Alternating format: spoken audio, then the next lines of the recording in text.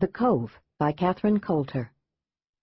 To my creative and talented sister, Diane Coulter, who said to me, "Let me tell you about this little town on the coast of Oregon called the Cove," and thus the Cove was born. To my assistant, Karen Evans, who snits without fear of death and with charm. And finally, to my husband, Anton, partner and confidant, who manages to keep everything in proper perspective. Chapter 1. Someone was watching her.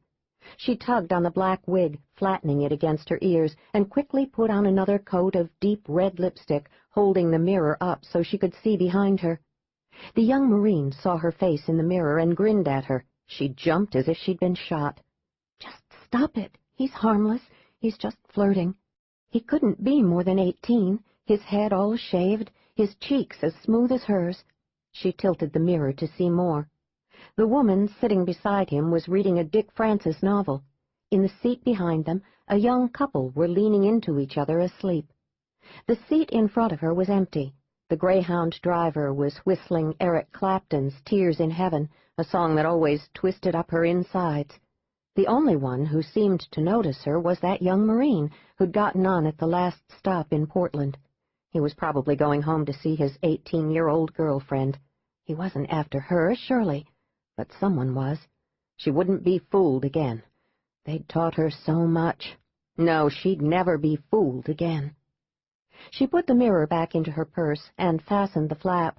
She stared at her fingers, at the white line where the wedding ring had been until 3 days ago. She'd tried to pull it off for the past 6 months, but hadn't managed to do it. She had been too out of it, even to fasten the Velcro on her sneakers, when they allowed her sneakers, much less work off a tight ring. Soon, she thought, soon she would be safe. Her mother would be safe, too. Oh, God, Noelle! Sobbing in the middle of the night when she didn't know anyone could hear her. But without her there, they couldn't do a thing to Noelle. Odd how she rarely thought of Noelle as her mother anymore. Not like she had 10 years before, when Noelle had listened to all her teenage problems, taken her shopping, driven her to her soccer games. So much they'd done together. Before. Yes, before that night when she'd seen her father slam his fist into her mother's chest, and she'd heard the cracking of ribs. She'd run in screaming at him to leave her mother alone, and jumped on his back. He was so surprised, so shocked, that he didn't strike her. He shook her off, turned, and shouted down at her, "Mind your own business, Susan. This doesn't concern you." She stared at him, all the fear and hatred she felt for him at that moment clear on her face. "Doesn't concern me? She's my mother, you bastard! Don't you dare hit her again!" He looked calm, but she wasn't fooled. She saw the pulse pounding madly in his neck. "It was her fault, Susan. Mind your own damn business. Do you hear me? It was her fault." He took a step toward her mother, his fist raised. She picked up the Waterford carafe off his desk, yelling, "Touch her, and I'll bash your head in!" He was panting now, turning swiftly to face her again, no more calm expression to fool her. His face was distorted with rage. "Bitch! Damned interfering little bitch! I'll make you pay for this, Susan. No one goes against me, particularly a spoiled little girl who's never done a thing in her life except spend her father's money." He didn't hit Noelle again. He looked at both of them with naked fury, then strode out of the house, slamming the door behind him. "Yeah, right," she said, and very carefully and slowly set the Waterford carafe down before she dropped it. She wanted to call an ambulance, but her mother wouldn't allow it. "You can't," she said, her voice as cracked as her ribs. "You can't, Sally. Your father would be ruined if anyone believed us. I can't allow that to happen." "He deserves to be ruined," Sally said, but she obeyed. She was only 16 years old, home for the weekend from her private girls' school in Laurelburg, Virginia. Why wouldn't they be believed? "No, dearest," her mother whispered, the pain bowing her in on herself. "No. Get me that blue bottle of pills in the medicine cabinet. Hurry, Sally. The blue bottle." As she watched her mother swallow 3 of the pills, groaning as she did so, she realized the pills were there because her father had struck her mother before. Deep down, Sally knew it. She hated herself because she'd never asked, never said a word. That night, her mother became Noelle, and the next week Sally left her girls' school and moved back to her parents' home in Washington, D.C., in hopes of protecting her mother. She read everything she could find on abuse, not that it helped. That was 10 years ago, though sometimes it seemed like last week. Noelle had stayed with her husband, refusing to seek counseling, refusing to read any of the books Sally brought her. It made no sense to Sally, but she'd stayed as close as possible, until she'd met Scott Brainerd at the Whistler exhibition at the National Gallery of Art, and married him 2 months later. She didn't want to think about Scott or about her father now. Despite her vigilance, she knew her father had hit Noelle whenever she happened to be gone from the house. She'd seen the bruises her mother had tried to hide from her, seen her walking carefully like an old woman. Once he broke her mother's arm, but Noelle refused to go to the hospital, to the doctor, and ordered Susan to keep quiet. Her father just looked at her, daring her, and she did nothing. Nothing. Her fingers rubbed unconsciously over the white line where the ring had been. She could remember the past so clearly. Her first day at school, when she was on the seesaw, and a little boy pointed, laughing that he saw her panties. It was just the past week that was a near blank in her mind, the week her father had been killed. The whole week was like a very long dream that had almost dissolved into nothing more than an occasional wisp of memory with the coming of the morning. Sally knew she'd been at her parents' house that night, but she couldn't remember anything more, at least nothing she could grasp, just vague shadows that blurred, then faded in and out. But they didn't know that. They wanted her badly. She'd realized that soon enough. If they couldn't use her to prove that Noelle had killed her husband, why, then they'd take her and prove that she'd killed her father. Why not? Other children had murdered their fathers. Although there were plenty of times she'd wanted to, she didn't believe she'd killed him. On the other hand, she just didn't know. It was all a blank, locked tightly away in her brain. She knew she was capable of killing that bastard, but had she? There were many people who could have wanted her father dead. Perhaps they'd found out she'd been there after all. Yes, that was it. She'd been a witness, and they knew it. She probably had been. She just didn't remember.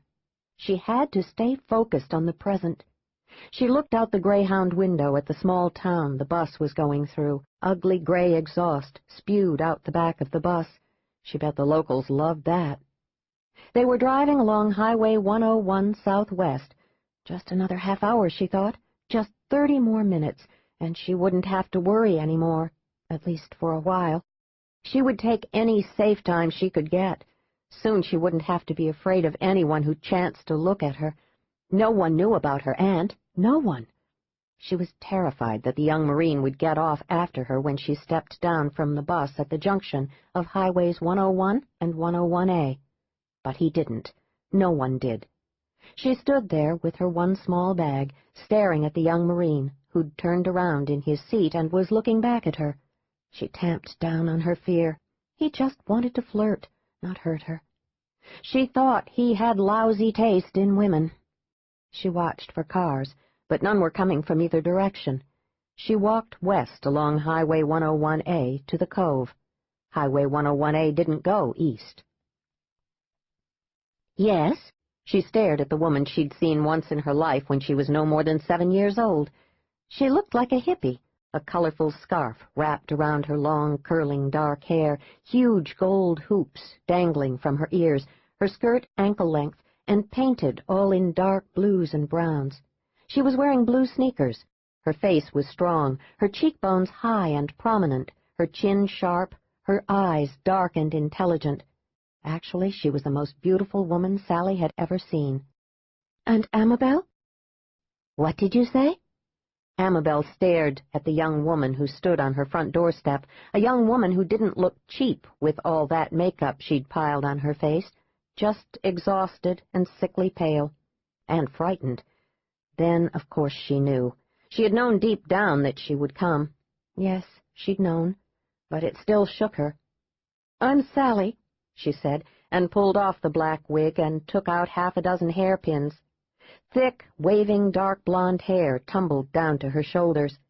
"Maybe you called me Susan? Not many people do anymore."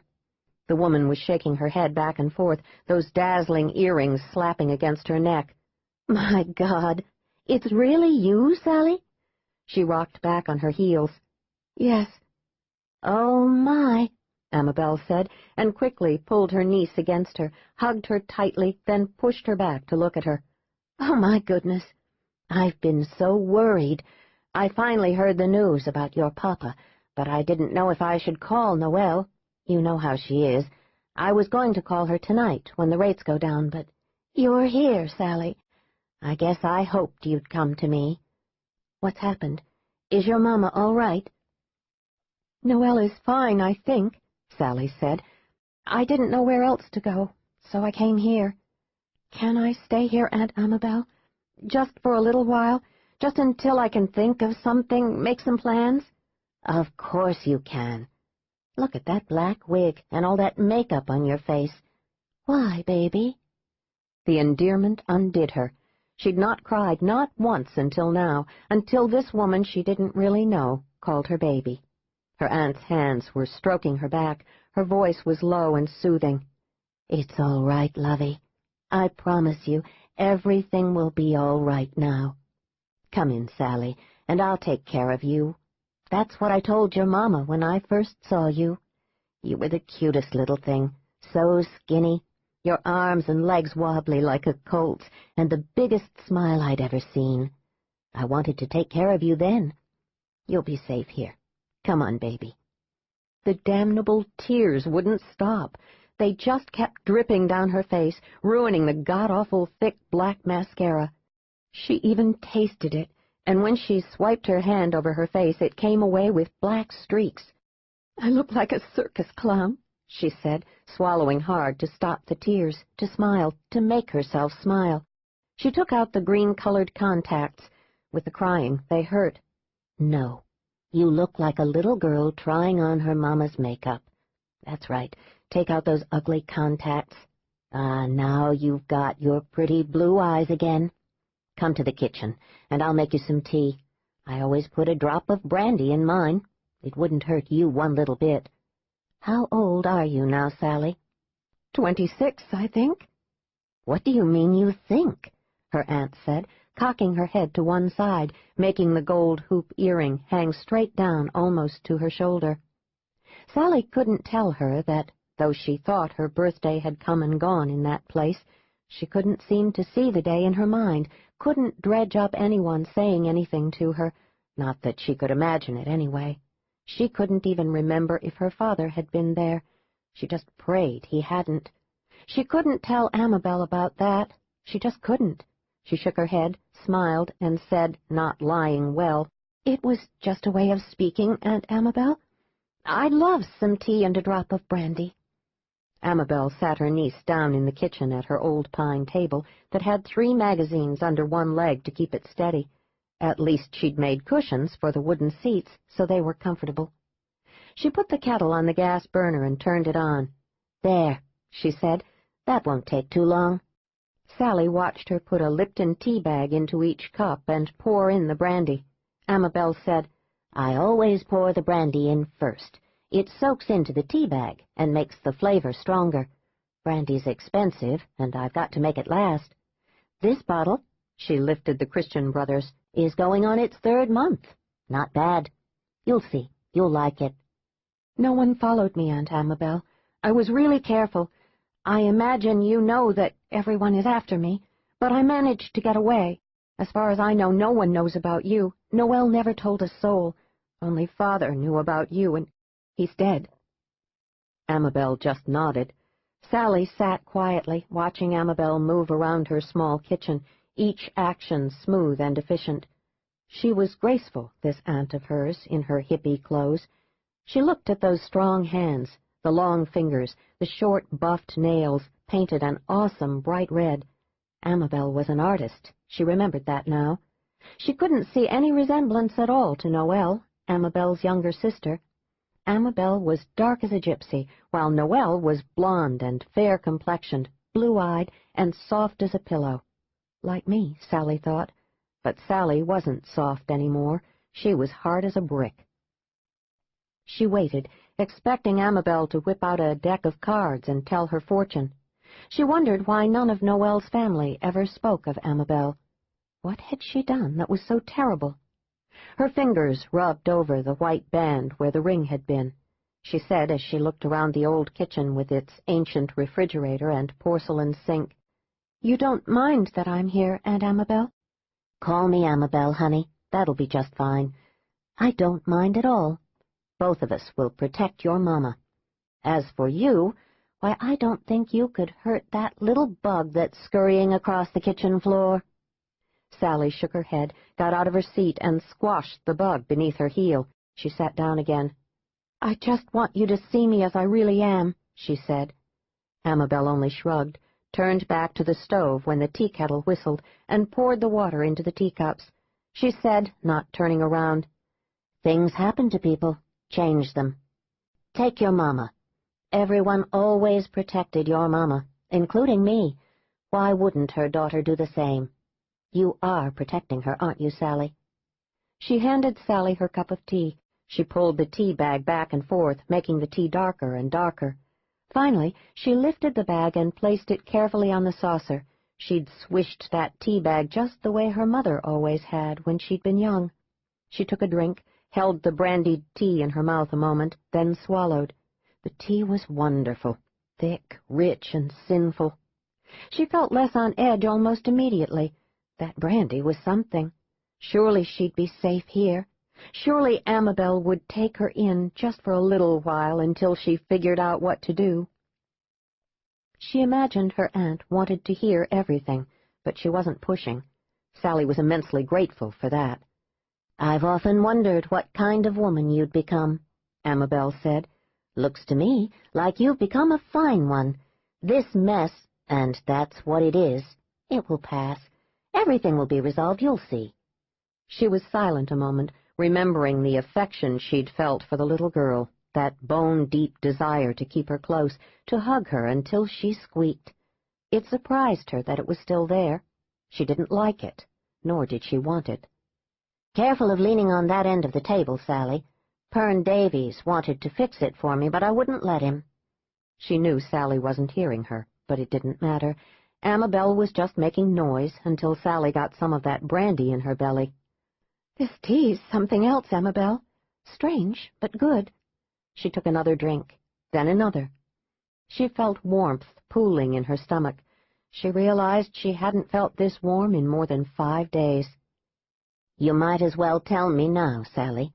You came here so you could protect your mama, didn't you, baby?" Sally took another big drink of the tea. What could she say? She said nothing. "Did your mama kill your papa?" Sally set down her cup and stared into it, wishing she knew the truth of things, but that night was as murky in her mind as the tea in the bottom of her cup. "I don't know," she said finally. "I just don't know. But they think I do.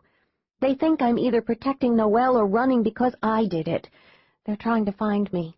I didn't want to take a chance, so that's why I'm here." Was she lying? Amabel didn't say anything. She merely smiled at her niece, who looked exhausted, her face white and pinched, her lovely blue eyes as faded and worn as an old dress. She was too thin. Her sweater and slacks hung on her. In that moment her niece looked very old, as if she had seen too much of the wicked side of life. Well, it was too bad, but there was more wickedness in the world than anyone cared to admit. She said quietly as she stared down into her teacup, "If your mama did kill her husband, I'll bet the bastard deserved it." Chapter 2. Sally nearly dropped her cup. She set it carefully down.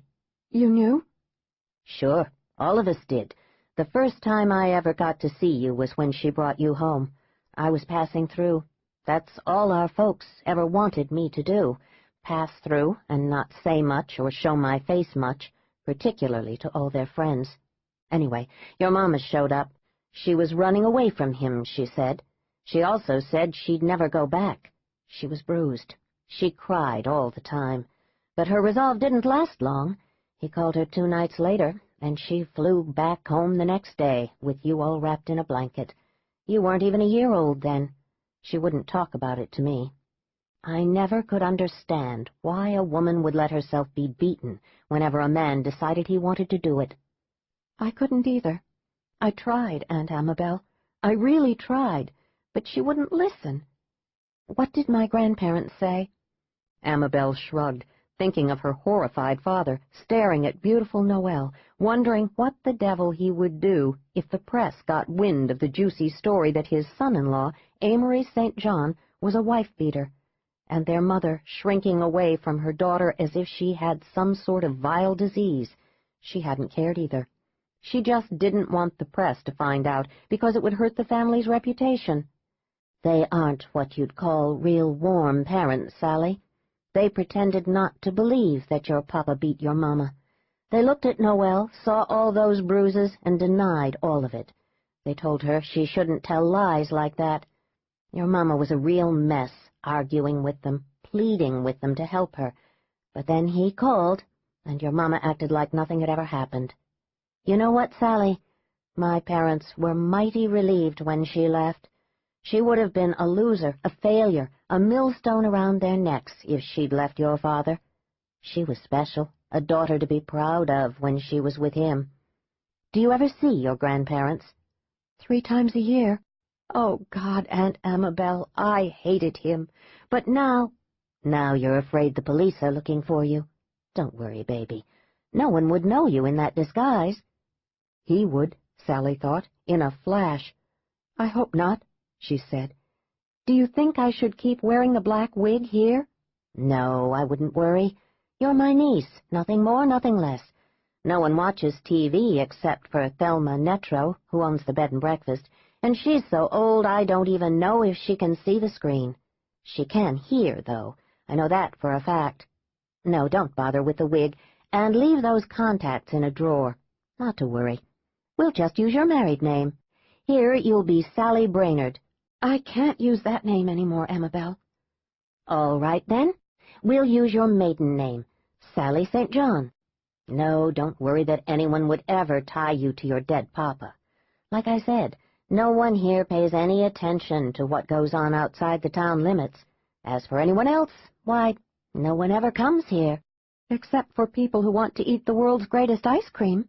I like the sign out at the junction with that huge chocolate ice cream cone painted on it.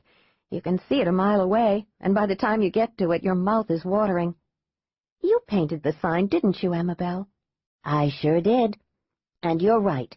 People tell us they see that sign, and by the time they get to the junction, their car just turns toward the Cove.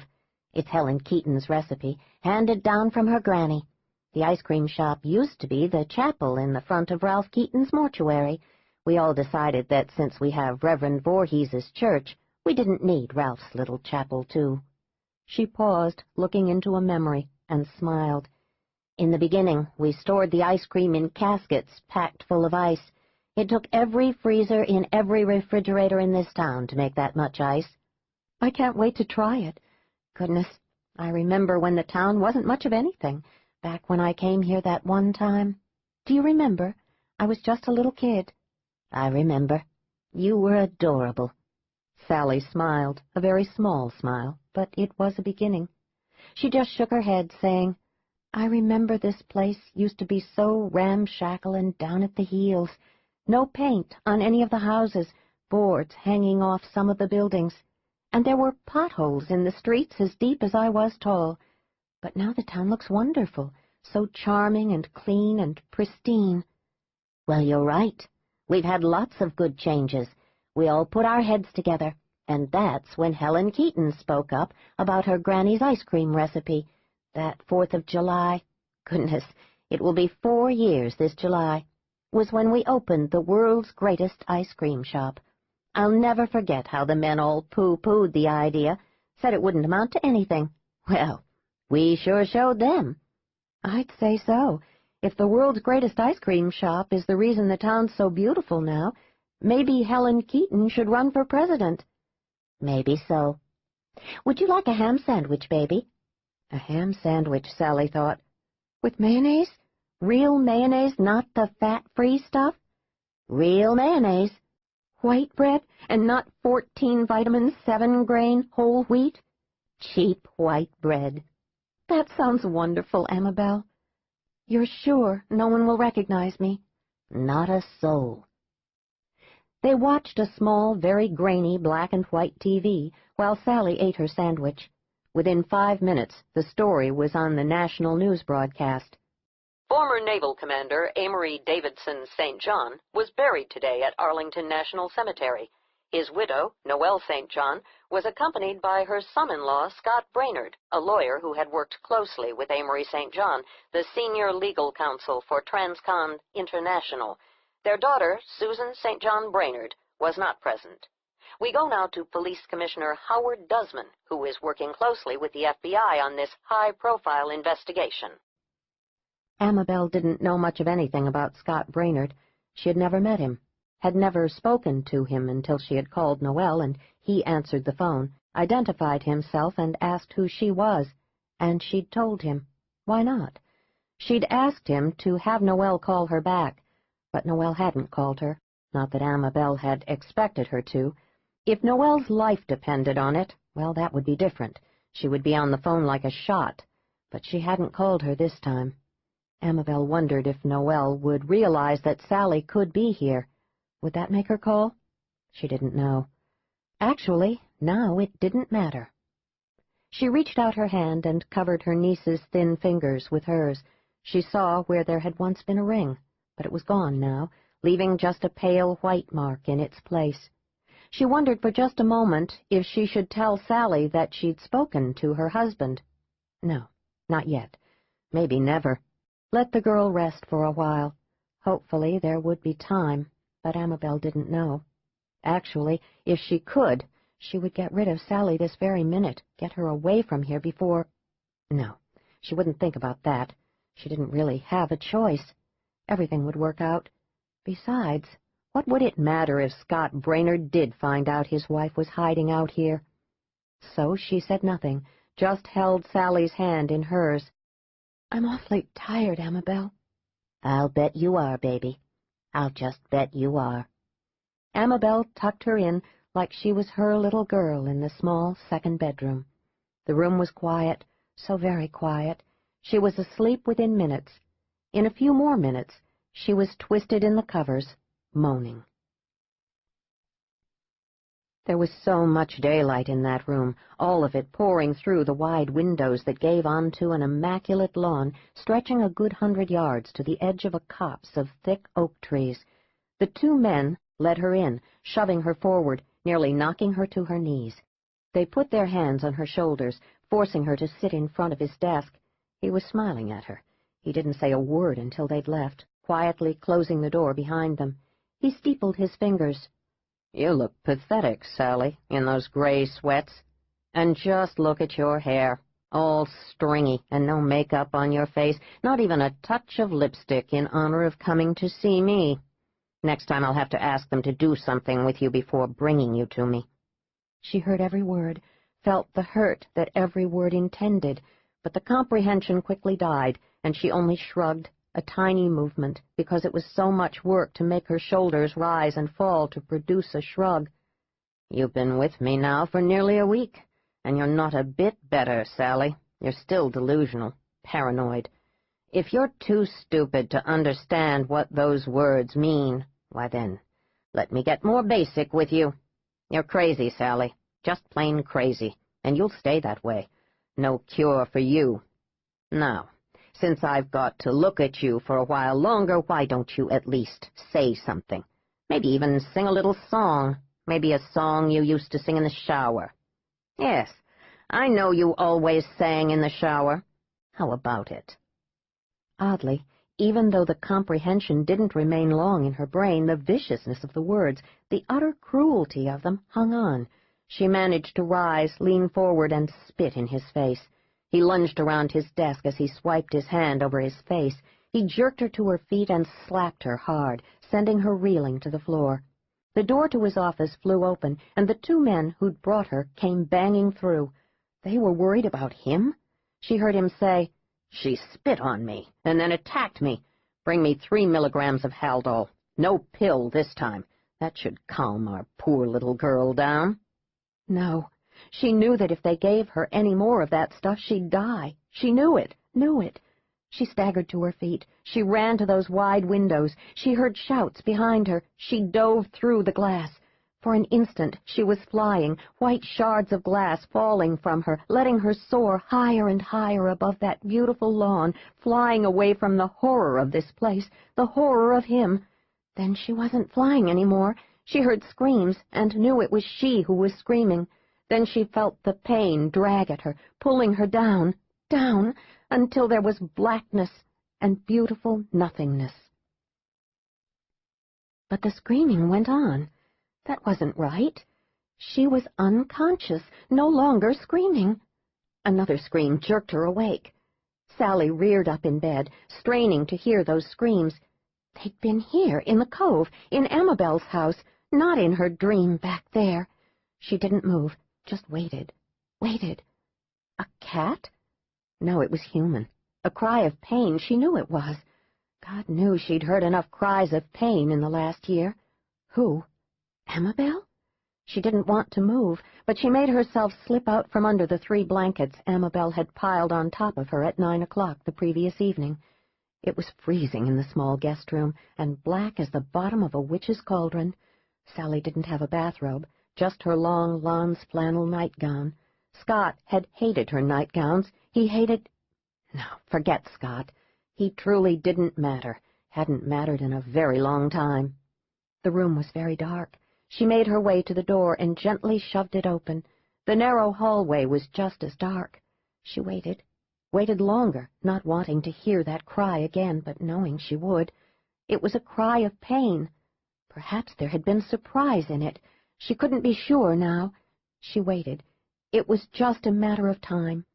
She walked in her sock feet toward Amabel's bedroom. She stumbled when she heard another cry, her hip hitting a table. This cry came from outside. She was sure of it. It wasn't Amabel, thank God. She was safe. Amabel would know what to do. What was it? She rubbed her hip as she set the table against the wall again. Suddenly Amabel's bedroom door flew open. "What's going on? Is that you, Sally?" "Yes, Amabel," she whispered. "I heard someone cry out and thought it was you. What is it?" "I didn't hear a thing," Amabel said. "Go back to bed, dear. You're exhausted. It's probably the leftovers of a bad dream. Just look at you. You're white as the woodwork. You did have a nightmare, didn't you?" Sally nodded, because it was the truth, but those screams had lasted, had gone on and on. They'd not been part of the dream that was a memory she hated, but that always came in her sleep when she was helpless against it. "Go to bed. You poor baby, you're shivering like a leaf. Go back to bed. Hurry now." "But I heard it twice, Amabel. I thought it was you, but it's not. It's coming from outside the house." "No, baby, there's nothing out there. You're so tired. So much has happened in the past few days, I'm surprised you haven't heard the Rolling Stones bawling at the top of their lungs. There's nothing, Sally. It was a nightmare, nothing more. Don't forget, this is the Cove, dear. Nothing ever happens here. If you did hear something, why, it was only the wind. The wind off the ocean can whine just like a person. You'll learn that soon enough. You didn't hear anything, trust me. Go back to bed." Sally went back to bed. She lay stiff and waiting, so cold she wondered whether the tears would freeze on her face if she cried. She could have sworn that she heard a door quietly open and close, but she didn't have the guts to go see. She would relax, then stiffen again, waiting to hear that awful cry. But there weren't any more cries. Maybe Amabel was right. She was exhausted. She had been dreaming, and it had been hideous and so very real. Maybe she was paranoid or psychotic or schizophrenic. They had called her all those things for 6 months. She wondered, if she saw the person actually cry out, would that be a delusion? Just a fabrication of her mind? Probably. No, she wouldn't think about that time. It made her hurt too much. She fell asleep again, near dawn. It was a dreamless sleep this time. Chapter 3. James Rayleigh Quinlan had more energy than he'd had just 20 minutes before. His body was humming with it. That was because she was here. He was sure of it now. He could feel her here. He'd always had these feelings, more than intuition. The feelings just came to him suddenly, and he had always followed them, ever since he was a kid. The time or two he hadn't, he'd gotten himself into deep shit. Now he was out on a very long limb, and if he was wrong, he'd pay for it. But he wasn't wrong. He could feel her presence in this very charming and well-manicured little town. Dreadful little place, he thought. So perfect, like a Hollywood set, just like Teresa's hometown. He remembered having the same reaction, feeling the same vague distaste when he'd traveled to that small town in Ohio to marry Teresa Raglan, daughter of the local judge. He pulled his gray Buick Regal into a well-marked parking place in front of the world's greatest ice cream shop. There were 2 large plate-glass windows, painted all around with bright blue trim. He could see small, circular tables inside, with old-fashioned white wrought-iron chairs. Behind the counter, an older woman was talking to a man while she scooped chocolate ice cream out of a carton set down into the counter. The front of the shop was painted a pristine white. It was a quaint little place, just like the rest of the town, but for some reason he didn't like the looks of it. He stepped out of the sedan and looked around. Next to the ice cream shop was a small general store with a sign out front in ornate type that could have come straight out of Victorian times. Pern Davies, you want it? I sell it. On the other side of the ice cream shop was a small clothing store that looked elegant and expensive, with that peculiar Carmel-like look that the rest of the buildings had. It was called Intimate Deceptions, a name that for James conjured up images of black lace against a white sheet or white skin. The sidewalks looked brand new, and the road was nicely blacktopped. No ruts anywhere to hold rain puddles. All the parking spots were marked with thick white lines, not a faded line in the bunch. He'd seen newer houses on the drive-in, apparently all built very recently. In town, there was a hardware store, a small Safeway, barely large enough to support the sign, a dry cleaner's, a one-hour photo place, a McDonald's with a very discreet golden arch. A prosperous, quaint little town that was perfect. He slipped his keys into his jacket pocket. First thing he needed was a place to stay. He spotted a sign reading Thelma's Bed and Breakfast right across the street. Nothing fancy about that sign or title. He pulled his black travel bag out of the back seat and walked over to Thelma's big white Victorian gingerbread house with its deep porch that encircled the entire house. He hoped he could get a room up in one of those circular towers. For an old house, it was in immaculate shape.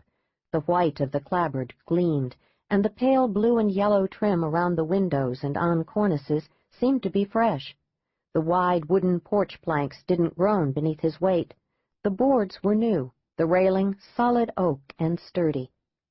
He announced himself as James Quinlan to a smiling lady in her late 50s whom he found standing behind the antique walnut counter in the front hall. She was wearing an apron that had lots of flour on it. He explained he was looking for a room, preferably one in the tower. At the sound of an ancient cackle, he turned and saw a robust old lady rocking back and forth in an antique chair in the doorway of the huge living room.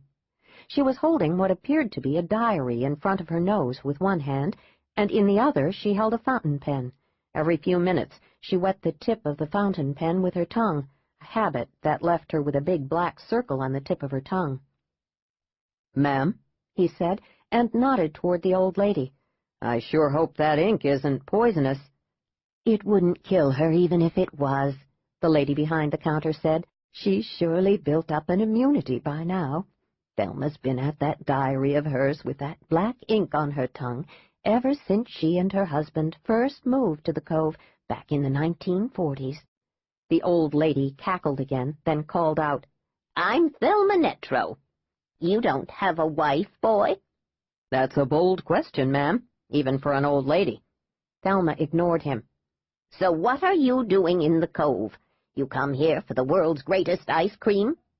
"I saw that sign. I'll be sure to try it later." "Have the peach. Helen just made it up last week. It's dandy. So, if you aren't here for ice cream, then why are you here?" Here goes, he thought.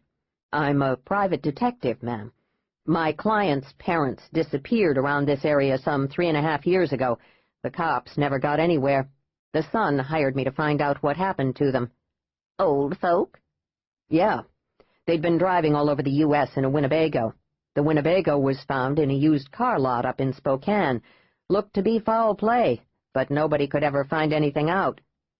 "So why are you here in the Cove? Nothing ever happens here. Nothing at all. I remember telling my husband, Bobby, he died of pneumonia just after Eisenhower was re-elected in 1956, that this little town had never known a heyday, but it just kept going anyhow.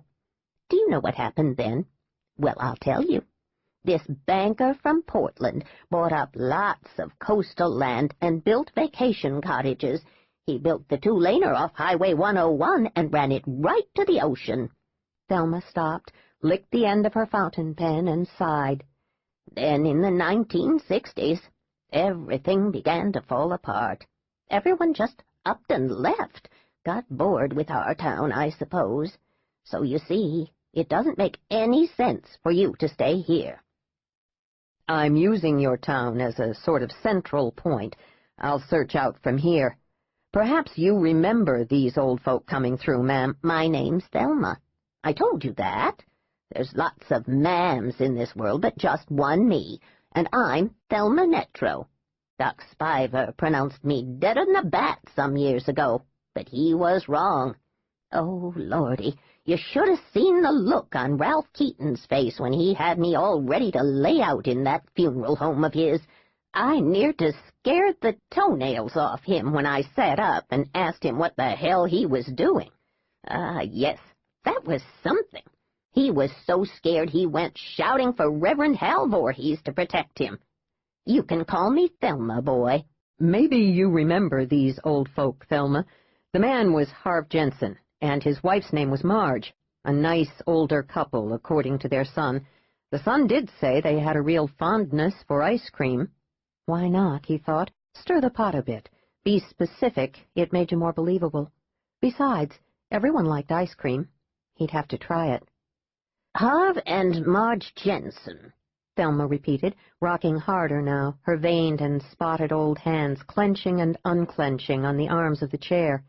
"Can't say I remember any old folk like that. Driving a Winnebago, you say? You go over and try one of Helen's peach ice cream cones." "Soon I will. I like the sign out there at the junction of 101 and 101A. The artist really got that brown color to look just like rich chocolate ice cream. Yeah, they were driving a Winnebago." "It's brought us lots of folk, that sign. The state bureaucrats wanted us to take it down, but one of our locals, Gus Eisner, knew the governor's cousin, and he fixed it. We pay the state $300 a year to keep the sign there. Amabel repaints it every year in July, sort of an anniversary, since that's when we first opened. Pern Davies told her the chocolate paint she used for the ice cream was too dark, but we all ignored him. He wanted to marry Amabel after her husband died, but she wouldn't have anything to do with him. He still isn't over it. Pretty tacky, huh?" "I'd say so," Quinlan said. "You tell Amabel that you think her chocolate is perfect. That'll please her." Amabel, he thought. Amabel Purdy. She was her aunt. The stocky, gray-haired woman behind the counter cleared her throat. She smiled at him when he turned back to her. "What did you say, Martha? Speak up! You know I can't hear you." Like hell, James thought. The old relic probably heard everything within 3 miles of town. "And stop fiddling with those pearls. You've already broken them more times than I can count." Martha's pearls did look a bit ratty, he thought.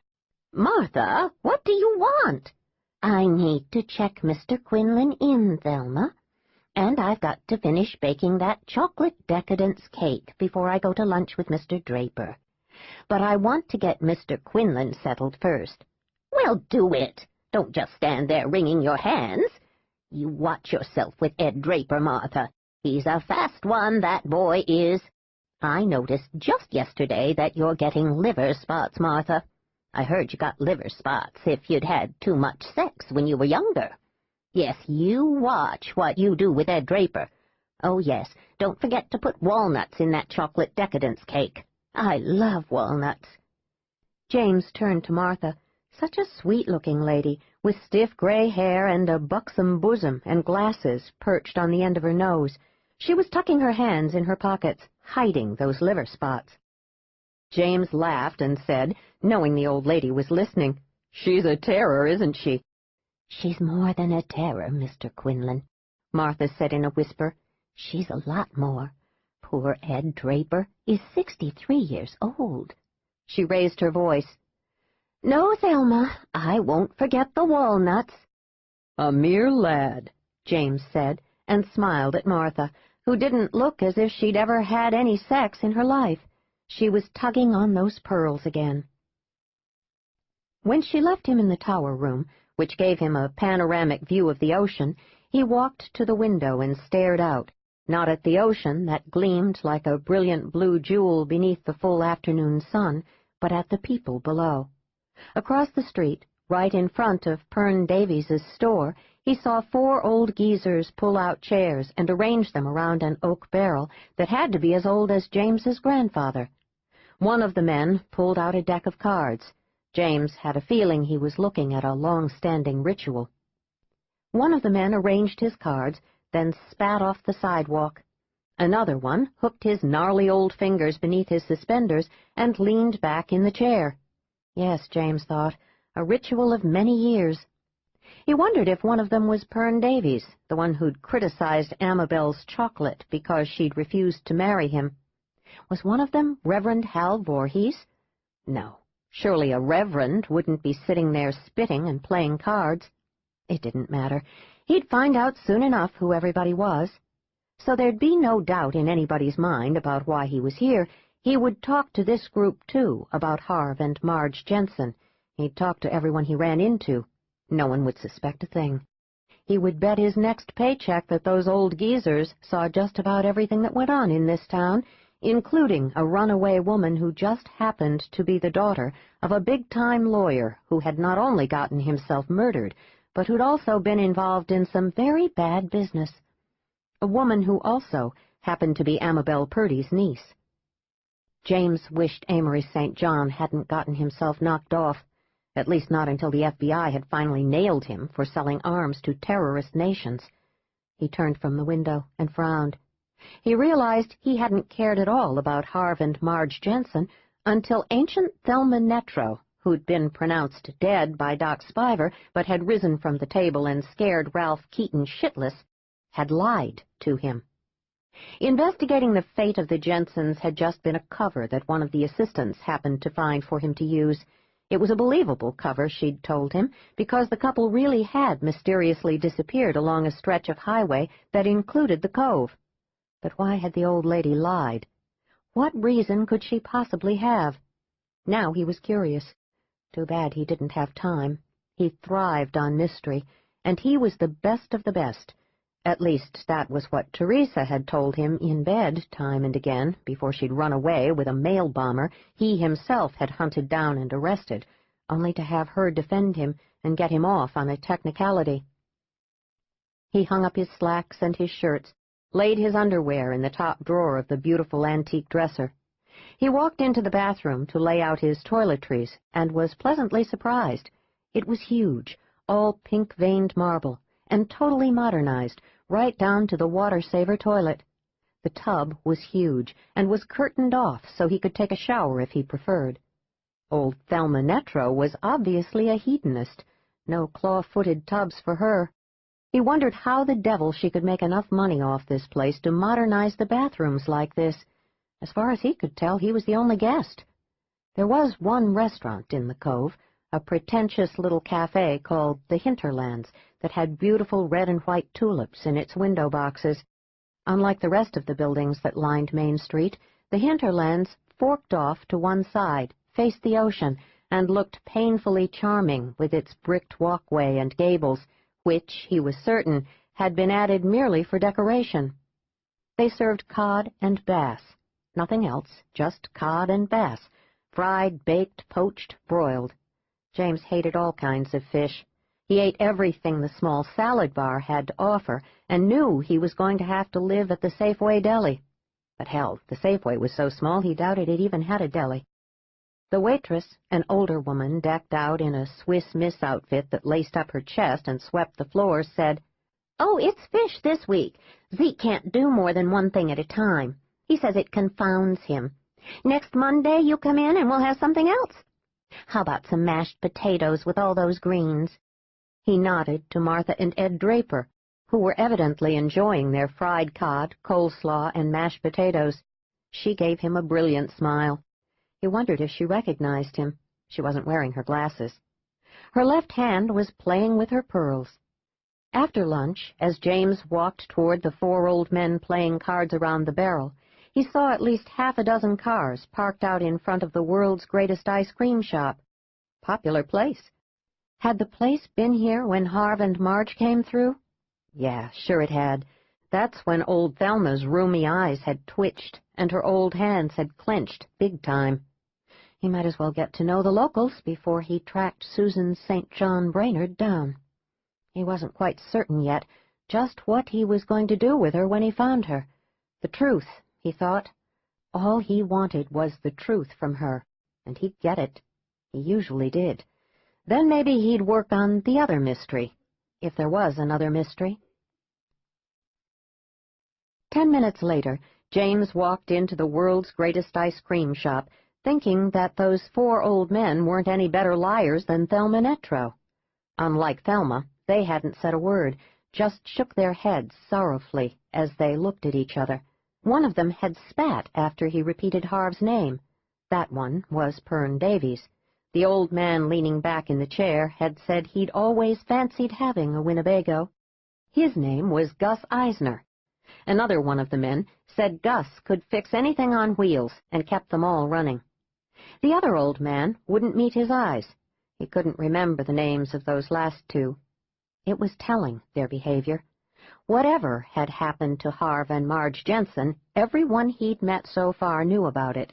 He was looking forward to trying the world's greatest ice cream. The same older woman he'd seen upon his arrival was scooping up what looked to be peach ice cream for a family of tourists who'd probably seen that sign on the road and come west. The kids were jumping and yelling. The boy wanted Cove chocolate, and the girl wanted Basque vanilla. "You've just got the 6 flavors?" the woman asked. "Yes, just 6. We vary them according to the season. We don't mass-produce anything." The boy whined that now he wanted blueberry ice cream. The chocolate looked too dark. The older woman behind the counter just smiled down at him and said, "You can't have it.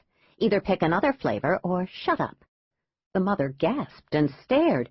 "You can't act like that toward our son. Why, he's—" The older woman smiled back, straightened her lacy white cap, and said, "He's what, ma'am?" "He's a brat," the husband said. He turned to his son. "What do you want, Mickey? You see the 6 flavors. Pick one now or don't have any." "I want Basque vanilla," the girl said. "He can have worms." "Now, Julie," the mother said, then licked the ice cream cone the woman handed her. "Oh, goodness, it's wonderful. Fresh peaches, Rick, fresh peaches. It's great." The woman behind the counter just smiled. The boy took a chocolate triple-dip cone. James watched the family finally leave. "Yes, can I help you?" "I'd like a peach cone, please, ma'am." "You're new to town," she said as she pulled the scoop through the big tub of ice cream. "You just traveling through?" "No," James said, taking the cone. "I'll be here for a while. I'm trying to find Marge and Harv Jensen." "Never heard of them." James took a lick. He felt as though sweet peaches were sliding down his throat. The woman was a good liar. "The lady was right. This is delicious." "Thank you." This, Marge and Harv."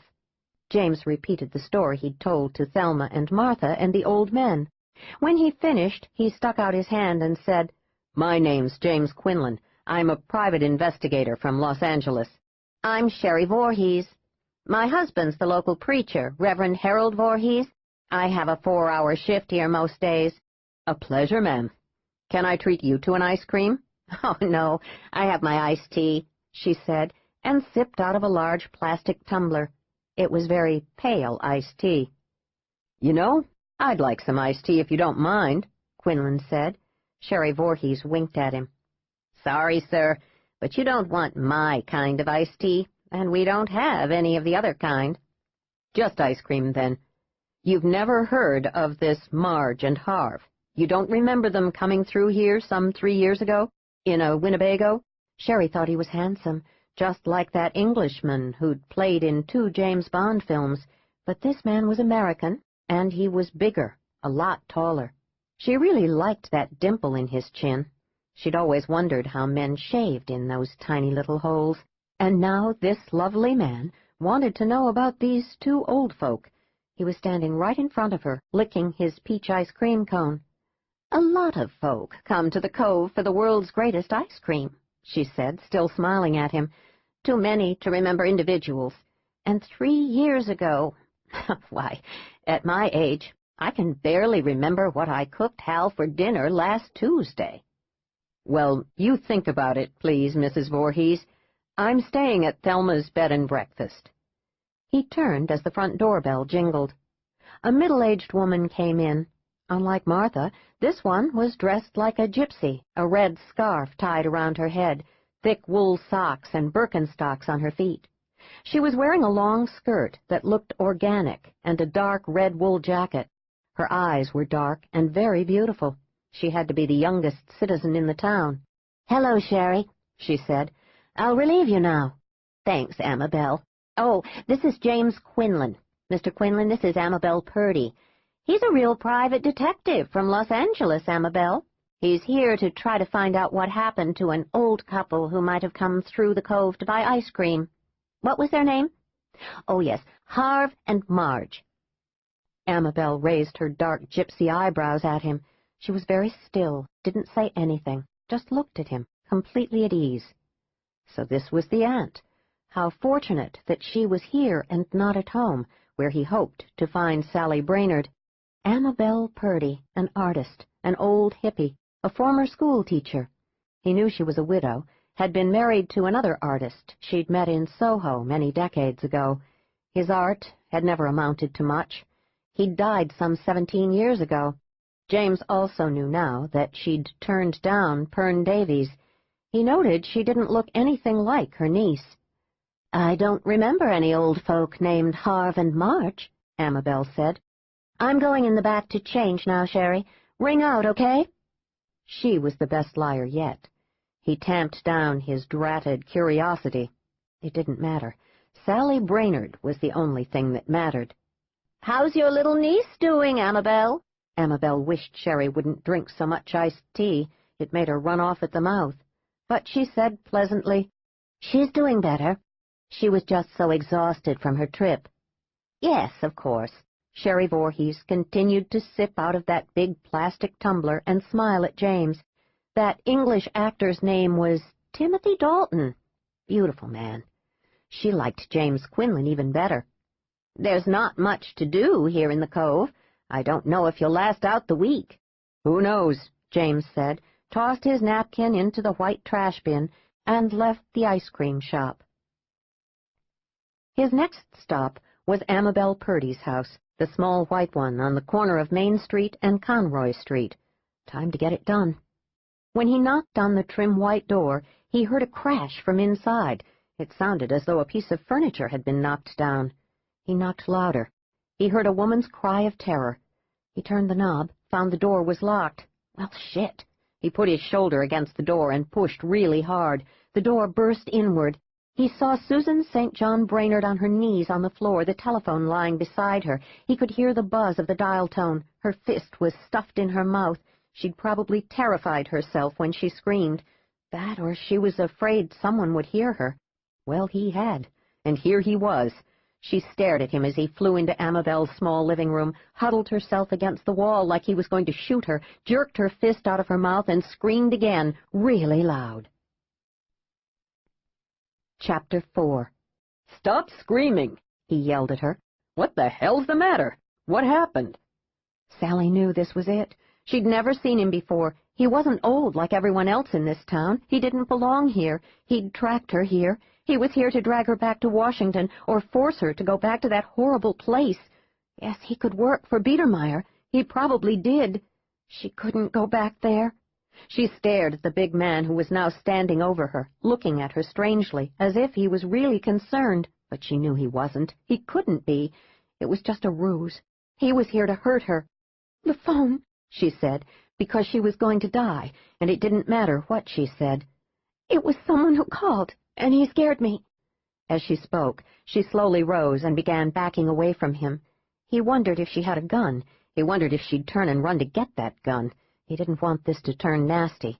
He lunged for her, grabbed her left arm as she cried out, twisted about, and tried to jerk away from him. "I'm not going to hurt you, damn it!" "Go away! I won't go with you! I won't! Go away!" She was sobbing and panting, fighting him hard now, and he was impressed with the way she jabbed him with her knuckles just below his ribs, where it hurt really good, then raised her leg to knee him. He jerked her back against him, then wrapped his arms around her, holding her until she quieted. She had no leverage now, no chance to hurt him. She was a lightweight, but the place where she'd gotten him below his ribs really hurt. "I'm not going to hurt you," he said again, his voice calm and low. He was one of the best interviewers in the FBI because he could modulate his voice just right, make it gentle and soothing, mean and vicious, whatever was necessary to get what he needed. He said now, in his easy and soft tone, "I heard you cry out and thought someone was in here with you, attacking you. I was just trying to be a hero." She stilled, just stood there, her back pressed against his chest. The only sound breaking the silence was the dial tone from the telephone. "A hero?" "Yeah, a hero. You okay now?" She nodded. "You're really not here to hurt me?" "Nope. I was just passing by when I heard you scream." She sagged with relief. She believed him. What the hell should she do now? He let her go and took a quick step back. He leaned down and picked up the telephone, dropped the receiver into the cradle, and set it back on the table. "I'm sorry," she said, her arms wrapped around herself. She looked as white as a cleric's collar. "Who are you? Did you come to see Amabel?" "No." "Who was on the phone? Was it an obscene caller?" "It was my father." He tried not to stare at her, not to start laughing at what she'd said. Her father? Jesus, lady, he thought. They buried him 2 days ago, and it was very well attended. If the FBI weren't investigating him, even the president would have been there. He made a decision and acted on it. "I take it that he's not a nice guy, your father." "No, he's not. But that's not important. He's dead." James Quinlan knew her file inside out. All he needed was to have her flip out on him. He'd found her. He had her now, but she was obviously close to the edge. He didn't want a fruitcake on his hands. He needed her to be sane. He said, very gently, his voice, his body movements all calm, unhurried. "That's impossible, you know." "Yes, I know, but it was still his voice." She was rubbing her hands over her arms. She was staring at that phone, waiting for her dead father to call again. She looked terrified, but more than that, she looked just plain confused. "What did he say, this man who sounded like your dead father?" "It was my father. I'd know that voice anywhere." She was rubbing harder.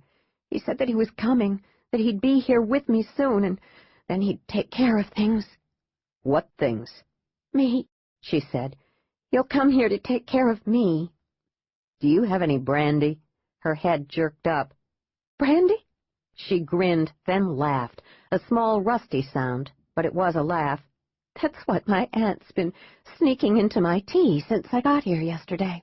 Sure, I've got brandy, but I promise you, even without the brandy, I won't get my broomstick out of the closet and fly out of here." He thrust out his hand. That's good enough for me. My name's James Quinlan." She looked at that hand, a strong hand, one with fine black hairs on the back of it, long fingers, well-cared-for nails, buffed and neat. Not an artist's hands, not like Amabel's, but capable hands, not like Scott's hands either. Still, she didn't want to shake James Quinlan's hand. She didn't want him to see hers and know what a mess she was, but there was no choice. She shook his hand and immediately withdrew hers. "My name's Sally St. John. I'm in the Cove to visit my aunt, Amabel Purdy." St. John. She'd only gone back to her maiden name. "Yes, I met her in the world's greatest ice cream shop. I would have thought she lived in a caravan and sat by a campfire at night reading fortunes and dancing with veils." She made a stab at a laugh again. "That's what I thought, too, when I first got here. I hadn't seen her since I was 7 years old. I expected her to whip out some tarot cards, but I was very glad she didn't." "Why? Maybe she's good at tarot cards. Uncertainty's a bitch." But she was shaking her head. "I'd rather have uncertainty than certainty. I don't want to know what's going to happen. It can't be good." No, he wasn't going to tell her who he was. He wasn't going to tell her that she was perfectly right, that what would happen to her would suck. He wondered if she'd killed her father, if she hadn't run to this town that was on the backside of the earth to protect her mother. Others in the Bureau believed it was a deal gone sour, that Amory St. John had finally screwed over the wrong people, but he didn't believe that for a minute. Never had, which was why he was here, and no other agents were. "You know, I'd sure like some brandy." "Who are you?" he said easily. "I'm a private investigator from Los Angeles. A man hired me to find his parents, who disappeared from around here some 3 years ago." She was weighing his words, and he knew she was trying to determine if he was lying to her. His cover was excellent, because it was true, but even that didn't matter. He was a good liar. He could tell his voice was working on her. She was so thin. Her face still had that bloodless look, the color leached out by the terror of that phone call. Her father? He was coming to take care of her? This was nuts. He could handle sane people. He didn't know what he'd do if she flipped out. "All right," she said finally. "Come this way, into the kitchen." He followed her to a kitchen that was straight out of the 1940s, the brownish linoleum floor with stains older than he was. It was clean, but peeling up badly near the sink area. All the appliances were as old as the floor, and just as clean. He sat down at the table as she said, "Don't lean on it. One of the legs is uneven. See, Aunt Amabel has magazines under it to make it steady." He wondered how long the table had been like that. What an easy thing to fix. He watched Susan St. John Brainerd pour him some brandy in a water glass. He watched her pause and frown. He realized she didn't know how much to pour. "That's just right," he said easily. "Thank you." He waited until she'd poured herself a bit, then gave her a salute. "I need this. You scared the bejesus out of me." "Nice to meet you, Susan St. John." "And you, Mr. Quinlan? Please, call me Sally." "All right, Sally. After all our screams and shouts, why not call me James?" "I don't know you, even if I did scream at you." "The way you gouged me in the ribs, I'd give up before I'd let you attack me like that again. Where'd you learn to do that?" "A girl at boarding school taught me. She said her brother was the meanest guy in junior high, and he didn't want a wuss for a sister, so he taught her all sorts of self-defense tricks." He found himself looking down at her hands. They were as thin and pale as the rest of her. She said, "I never tried it before. Seriously, I mean." "Well, I did. Several times, but I didn't have a chance. There were too many of them." What the hell was she talking about? He said, "It worked. I wanted to die. In fact, I'll be hobbled over for the next couple of days. I'm glad you missed my groin." He sipped his brandy, watching her. What to do? It had seemed so simple, so straightforward before, but now, sitting here facing her, seeing her in the flesh as a person, and not just as his key to the murder of Amory St. John, things weren't so clear anymore. He hated it when things weren't clear. "Tell me about your father." She didn't say anything, just shook her head. Listen to me, Sally. He's dead. Your damned father is dead. That couldn't have been him on the phone. That means that it must have been either a recording of his voice or a person who could mimic him very well. Yes, she said, still staring into the brandy. Obviously someone knows you're here. Someone wants to frighten you. She looked up at him then, and remarkably, she smiled.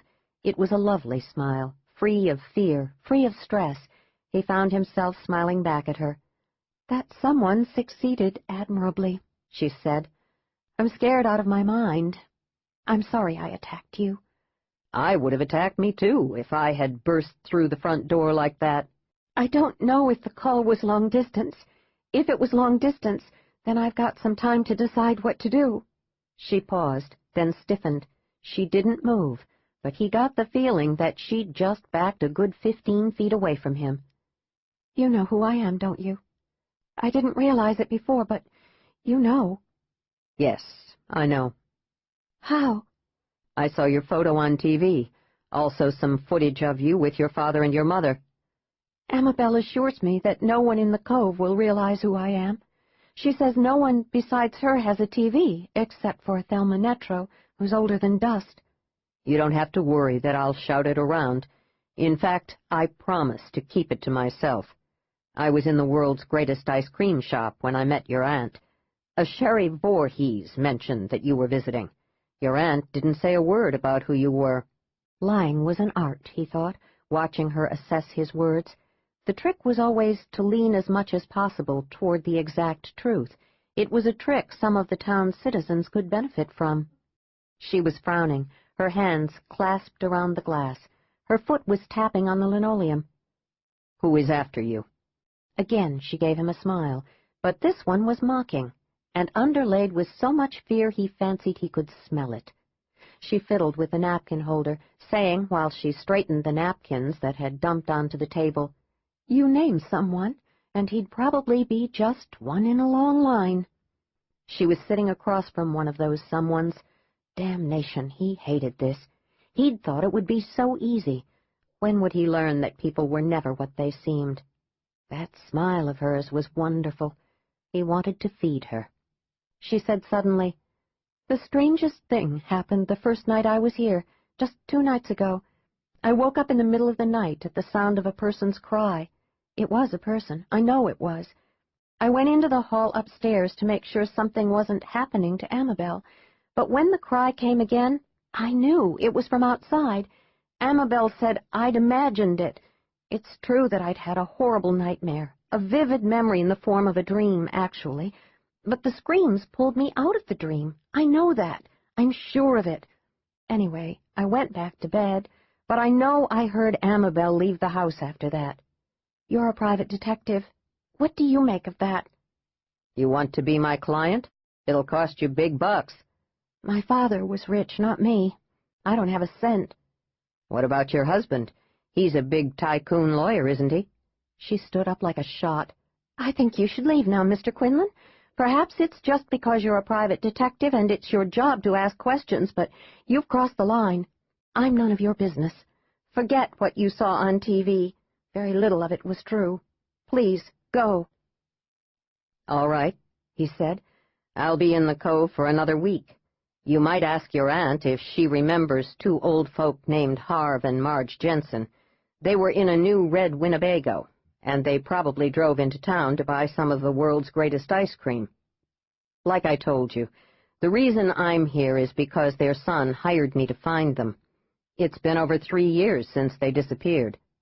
Although he'd already asked Amabel himself, he wanted Sally to ask her as well. He'd be interested to see if she thought her aunt was lying. "I'll ask her. Goodbye, Mr. Quinlan." She dogged him to the front door, which, thankfully, was still attached to its ancient hinges. "I'll see you again, Sally," he said, gave her a small salute, and walked up the well-maintained sidewalk. The temperature had dropped. A storm was blowing in. He had a lot to do before it hit. He quickened his step. So her husband was off limits. Was she scared of him? She wasn't wearing a wedding band, but the evidence of one had been in that thick white line on her finger. He'd really blundered. That wasn't like him. Usually he was very cautious, very careful, particularly with someone like her, someone fragile, someone who was teetering right on the brink. Nothing seemed straightforward now that he'd met Susan St. John, that thin young woman who was terrified of a dead man who had called her on the phone. He wondered how long it would be before Susan St. John discovered he'd lied through his teeth. It was possible she would never find out. Just about everything he knew was in the file the FBI had assembled on her. If she found out he knew more than had ever been dished out to the public, would she take off? He hoped not. He was curious now about those human cries she'd heard in the middle of the night. Maybe her aunt had been right, and she had dreamed it. Being in a new place, she had every reason to be jumpy. And she had admitted to having a nightmare. Who the hell knew? He looked around at the beautiful small houses on either side of the street. There were flowers and low shrubs planted just about everywhere, all protected from the ocean winds with high-sided wooden slats on the western side. He imagined that storms off the ocean could devastate just about any plant alive. The people were trying. He still didn't like the town, but it didn't seem so much like a Hollywood set anymore. Actually, it didn't look at all like Teresa's hometown in Ohio. There was an air of complacency about it that didn't put him off. He had a sense that everyone who lived here knew their town was neat and lovely and quaint. The townspeople had thought about what they wanted to do, and they'd done it. The town had genuine charm and vitality, he'd admit that, even though he hadn't seen a single child or young person since he'd driven in some 3 hours before. It was late at night when the storm blew in. The wind howled, rattling the windows. Sally shivered beneath the mound of blankets, listening to the rain slam nearly straight down, pounding the shingled roof. She prayed there were no holes in the roof, even though Amabel had said earlier, "Oh, no, baby. It's a new roof. Had it put on just last year."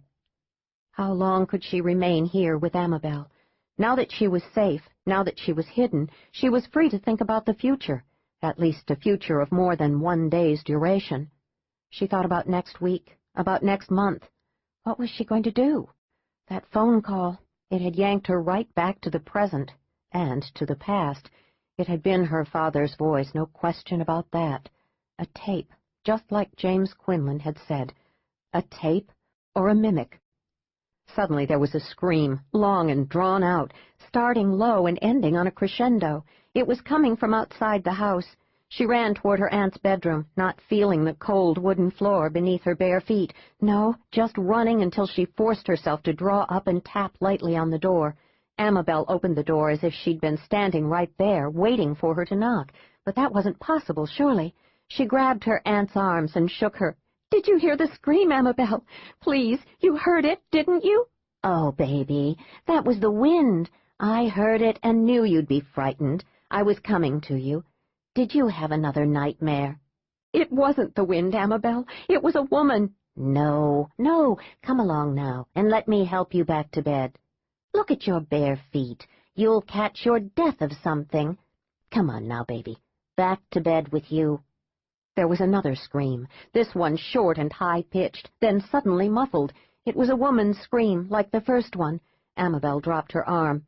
"Now do you believe me, Amabel?" "I suppose I'll just have to call one of the men to come and check it out. The problem is, they're all so old that if they go out in this weather, they'll probably catch pneumonia. Maybe it was the wind. What woman would be screaming outside? Yes, it's this bloody wind. It's impossible, Sally. Let's just forget it." "No, I can't. It's a woman, Amabel, and someone is hurting her. I can't just go back to bed and forget it." "Why not?" Sally just stared at her. "You mean when your papa hit your mama, you tried to protect her?" "Yes." Amabel sighed. "I'm sorry, baby. You did hear the wind this time, not your mama being punched by your papa." "Can I borrow your raincoat, Amabel?" Amabel sighed, hugged Sally close, and said, "All right. I'll call Reverend Voorhees. He's not as rickety as the others, and he's strong. He'll check it out." When Reverend Hal Voorhees arrived at Amabel's house, he had 3 other men with him. This is Gus Eisner, Susan. A fellow who can fix anything with wheels and a motor. Mr. Eisner, Sally said, I heard a woman scream, twice. It was an awful scream. Someone was hurting her. Gus Eisner looked as if he would have spat if there'd been a cuspidor in the corner. The wind, ma'am, he said, nodding. It was just the wind. I've heard it all my life, all 74 years, and it makes noises that sometimes have made my teeth ache. Just the wind. But we'll look around anyway, Hal Voorhees said. This here is Pern Davies, who owns the general store, and Hunker Dawson, who's a World War II vet and our flower expert. Sally nodded, and the Reverend patted her shoulder, nodded to Amabel, and followed the other men out the front door. You ladies stay safe inside now. Don't let anyone in unless it's us. The little females, Sally said. I feel like I should be barefoot and pregnant, making coffee in the kitchen. They're old, baby. They're just old. That generation gave their wives an allowance. Gus's wife, Velma, wouldn't know a bank statement if it bit her ankle. But things balance out, you know. Old Gus is night blind. Without Velma, he'd be helpless after dark. Don't mind their words. They care. And that's a good feeling, isn't it? Just as she opened her mouth to reply, there was a third scream, this one fast and loud, and then it ended, cut off abruptly. It was distant, hidden, and now it was over. Sally knew deep down that there wouldn't be another scream, ever again. She also knew it wasn't the damned wind. She looked at her aunt, who was straightening a modern painting over the sofa, a small picture painted in patternless swirls of ochre, orange, and purple. It was an unsettling painting, dark and violent. "The wind," Sally said slowly. "Yes, no more than the wind." She wanted to ask Amabel if Gus were night-blind. What good would he be out searching for a victim in the dark? The next morning dawned cool and clear, the sky as blue in March as it would be in August. Sally walked to Thelma's bed and breakfast. Mr. Quinlan, Martha told her, was having his breakfast. He was seated in isolated splendor amid the heavy Victorian furnishings in Miss Thelma's front room. On the linen-covered table was a breakfast more suited to 3 kings than just one man. She walked straight to him, waited until he looked up from his newspaper, and said, "Who are you?" Chapter 5. It had never occurred to him that she would confront him, not after he'd seen her huddled on the floor when he burst into her aunt's living room, but she had tried to knee him, and she'd also punched him just below the ribs. She had fought back, and here she was today, looking ready to spit on him. For some obscure reason that pleased him. Perhaps it was because he didn't want his prey to be stupid or cowardly. He wanted a chase that would challenge him. How could she have found out so quickly? It didn't make sense. "I'm James Quinlan," he said. "Most people call me Quinlan. You can call me whatever you want to. Won't you sit down, Sally? I assure you there's enough food, though when I finish one plate, Martha just brings in another one. Does she do the cooking?" "I don't know. Who are you?" "Sit down and we'll talk. Or would you like a section of the newspaper? It's the Oregonian, a very good paper. There's a long article in here about your father." She sat down. "Who are you, Mr. Quinlan?" "That didn't last long. It was James yesterday." "I have a feeling that nothing lasts very long with you." She was right about that, he thought, as he had a fleeting image of Teresa laughing when he'd whispered to her as he'd come inside her that if she ever had another man, she would find out what it meant to be half-empty. "What other feelings do you have, Sally?" "That you love problems. That you get a problem in your hands and shape and mold and twist and do whatever you have to do to solve that problem. Then you lose interest. You look for another problem." He stared at her and said aloud, though he didn't realize he was doing so, "How the hell do you know that?" "Mr. Quinlan, how did you know my husband is a lawyer? That wasn't on TV. There was no reason for it to be. Or if he had been shown, they certainly would have had no reason to discuss his profession or anything else about him." "Ah, you remembered that, did you?" "Delaying tactics don't become you. What if I told you I have a Colt .45 revolver in my purse, and I'll shoot you if you don't tell me the truth right now? I'd probably believe you. Keep your gun in your purse. It was on TV. Your good old husband escorting your mother to your dad's funeral. You just didn't see it. Thank God he'd heard Thelma and Martha discussing it yesterday. Thank God they hadn't really been interested. Washington, D.C. was light years from their world. If you think there's anything private about you now, forget it. You're an open book. She had seen it. She'd forgotten, just plain forgotten. She'd made a mistake, and she couldn't afford to make any more. She remembered eating that wonderful ham sandwich the first day she'd arrived, sitting with Amabel, watching her black and white set, listening and watching, and knowing that Scott was with her mother. She hadn't watched TV before or since. She prayed she wasn't an open book. She prayed no one in the Cove would ever realize who she was. "I forgot," she said, and picked up a slice of unbuttered toast. She bit into it, chewed slowly, then swallowed. "I shouldn't have, but I did." "Tell me about him." She took another bite of toast. "I can't afford you, remember, James?" "I sometimes do pro bono." "I don't think so. Have you discovered anything about the old couple?" "Yes, I have. Everyone I've spoken to is lying through their collective dentures. Marge and Harv were here, probably at the world's greatest ice cream shop. Why doesn't anyone want to admit it? What's to hide? So they had ice cream. Who cares?" He pulled up short, staring at the pale young woman sitting across from him. She took another bite of the dry toast. He lifted the dish of homemade strawberry jam and handed it to her. She shook her head. He'd never in his life told anyone about his business. Of course, old Marge and Harv weren't really his business. Not really. But then again, why the hell had everyone lied to him? More to the point, why had he said anything about that case to her? She was a damned criminal, or at least she knew who had offed her father.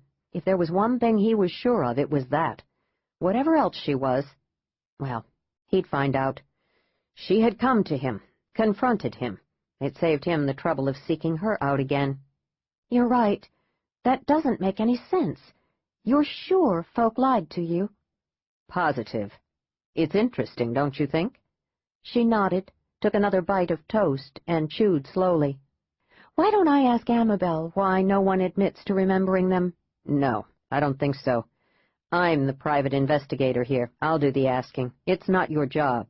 She just shrugged. "It's too early for the world's greatest ice cream," he said. "Maybe you'd like to go for a walk on the cliffs? You look pale. A walk would put some color in your cheeks." She gave it a lot of thought. He said nothing more, just watched her eat the rest of that dry toast that had to be cold as a stone. She stood, brushed the crumbs from the legs of her brown corduroy slacks, and said, "I need to put on my sneakers. I'll meet you in front of Amabel's house in 10 minutes. "Excellent," he said, and meant it. Now he was getting somewhere. He'd open her up soon enough, just like a clam. Soon she would tell him all about her husband, her mother, her dead father, who hadn't called her on the phone. Now that was impossible. She also seemed perfectly normal, and that bothered him as well. When he'd found her hysterical and frightened yesterday, it had been what he'd expected. But this calm, this open smile that to his critical eye held no malice or guile, made him feel he'd missed the last train to Saginaw. When he met her in front of her aunt's house, she smiled at him. Where the hell was her guile? 15 minutes later, she was talking as if there wasn't a single black cloud in her world. "Amabel told me that the Cove was nothing until a developer from Portland bought up all the land and built vacation cottages. Everything went smoothly until the 60s. Then everyone just forgot about the town."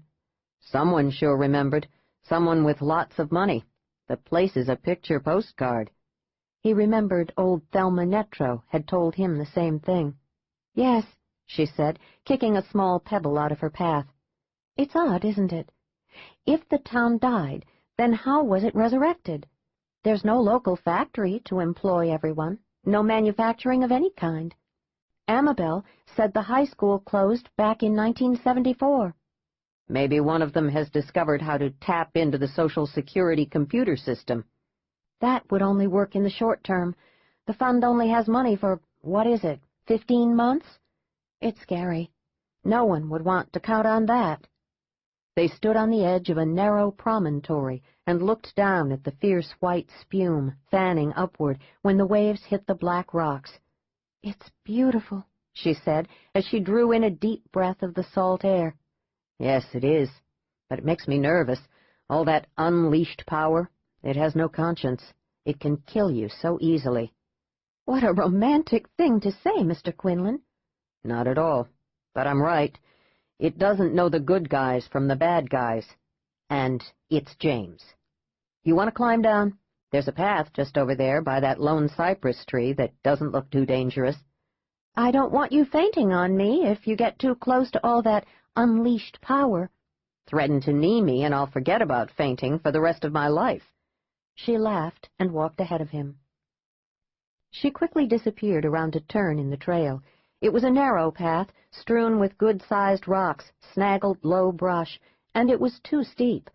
She slipped, gasped aloud, and grabbed at a root. "Be careful!" "Yes, I will be. No, don't say it. I don't want to go back. We'll both be very careful. Just another 50 feet. The trail just stopped. From the settled look of all the brush and rocks, there'd been an avalanche some years before. They could probably climb over the rocks, but Quinlan didn't want to take the chance. "This is far enough," he said, grabbing her hand when she took another step. "Nope, Sally, this is it. Let's sit here and commune with all that unleashed power." There was no beach below, just pile upon pile of rocks, forming strange shapes as richly imagined as the cloud formations overhead. One even made a bridge from one pile to another, with water flowing beneath. It was breathtaking, and James was right, it was a bit frightening. Seagulls whirled and dove overhead, squawking and calling to each other. "It isn't particularly cold today." "No," she said, "not like last night." "I'm in the west tower room at Thelma's bed and breakfast. The windows shuttered the whole night." Suddenly she stood up, her eyes fixed on something just off to the right. She shook her head, whispering, "No, it can't be." He was on his feet in an instant, his hand on her shoulder. "What is it?" She pointed. "Oh, my God," he said. "Stay here, Sally. Just stay here and I'll check it out." "No, I won't stay put." But he just shook his head at her. He set her aside and made his way carefully through the rocks until he was standing just 5 feet above the body of a woman, the waves washing her against the rocks, then tugging her back and forth. There was no blood in the water. "Oh, no," he said aloud. She was at his side, staring down at the woman. "I knew it," she said.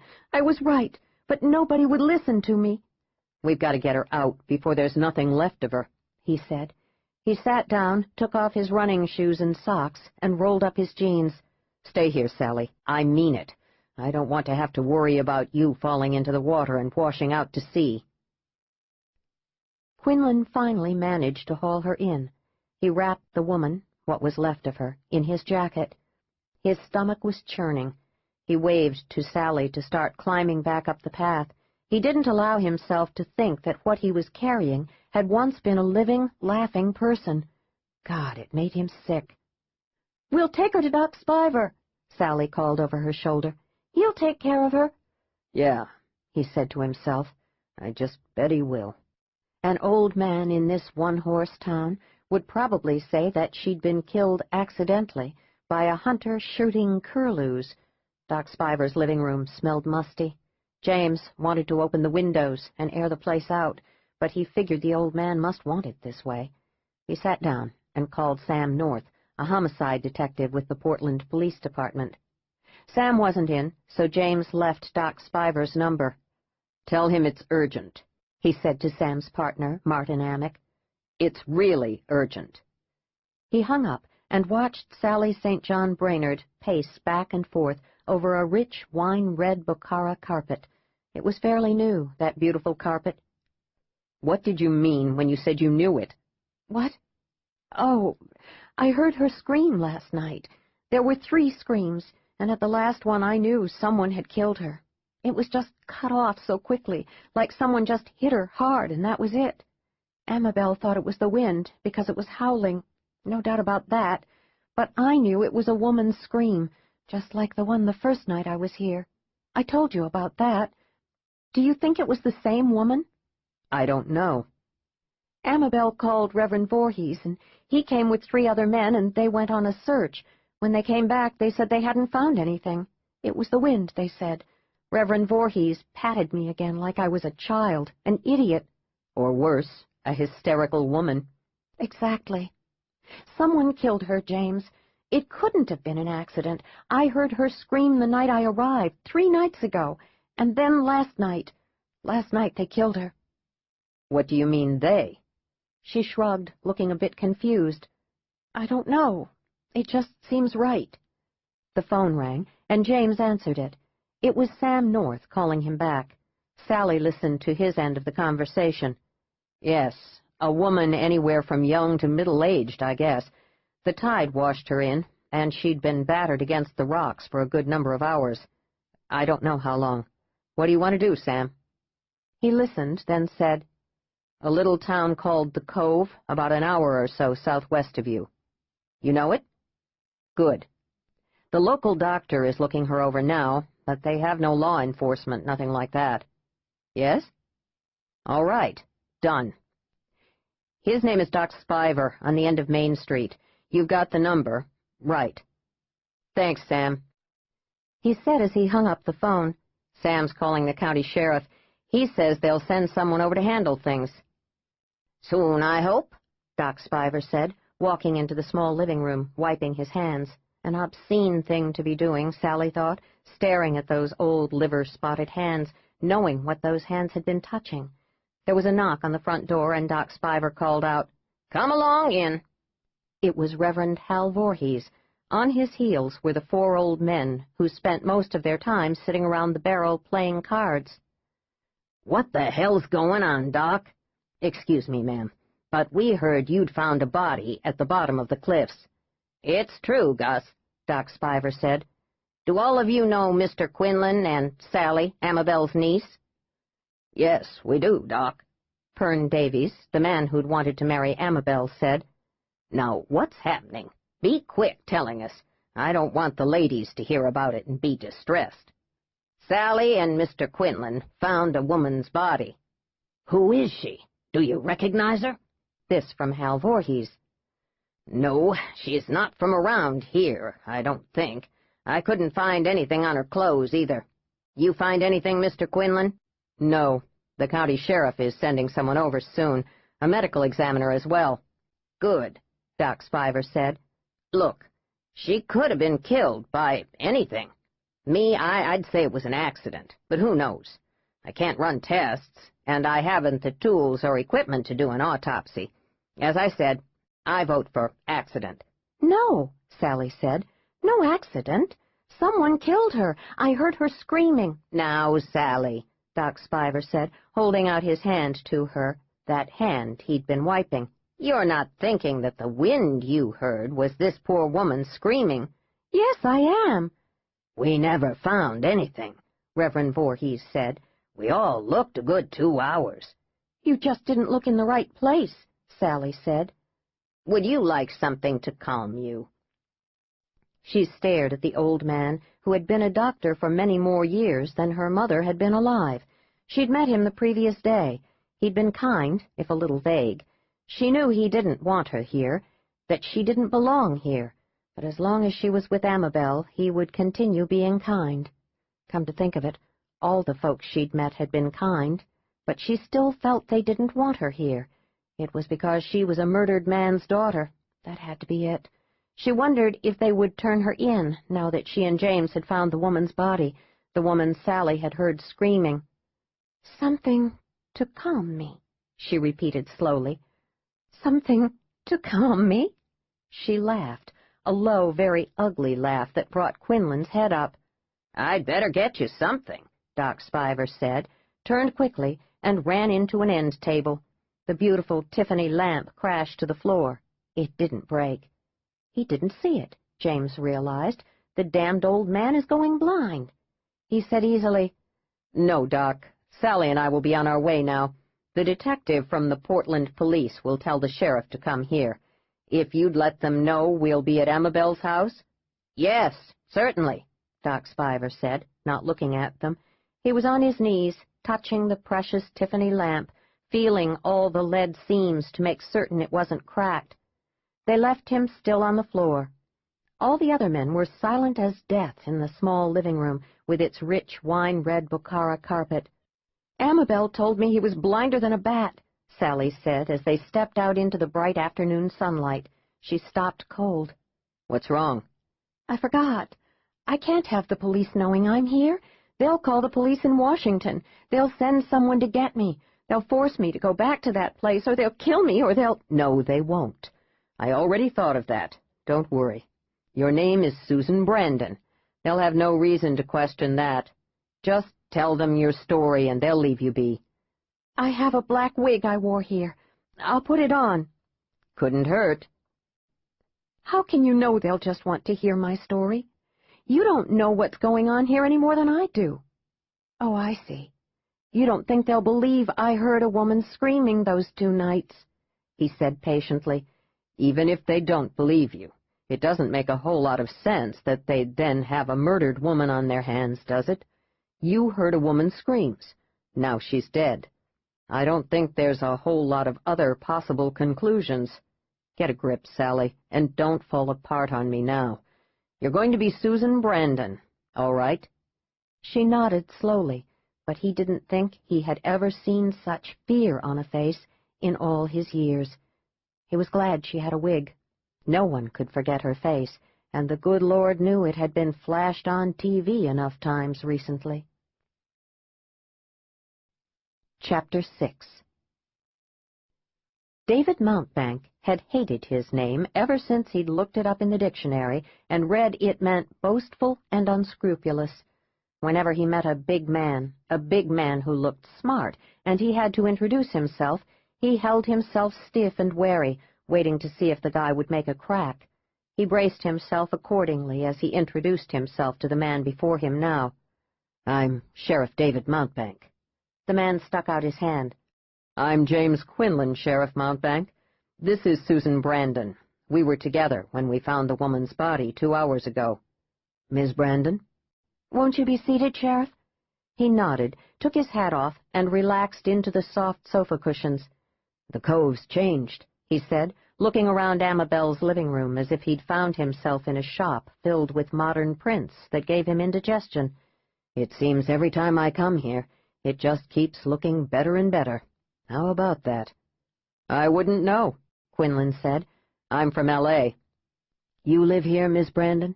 If you do, you've got to be the youngest sprout within the town limits, although there's something of a subdivision growing over near the highway. Don't know why folks would want to live near the highway. They don't come into the Cove except for ice cream. Leastwise, that's what I hear." "No, Sheriff. I'm visiting my aunt. Just a short vacation. I'm from Missouri." Sheriff Mountbank wrote that down in his book, then sat back, scratched his knees, and said, "The medical examiner's over at Doc Spiver's house, checking out the dead woman. She'd been in the water a good while, at least 8 hours, I'd say." "I know when she died," Sally said. The sheriff merely smiled at her and waited. It was a habit of his, just waiting. And sure enough, everything he ever wanted to hear would pop out of a person's mouth, just to fill in the silence. He didn't have to wait long this time, because Susan Brandon couldn't wait to tell him about the screams, about how her aunt had convinced her it was just the wind that first night. But last night she'd known, just known, it was a woman screaming, a woman in pain. And then, that last scream, well, someone had killed her.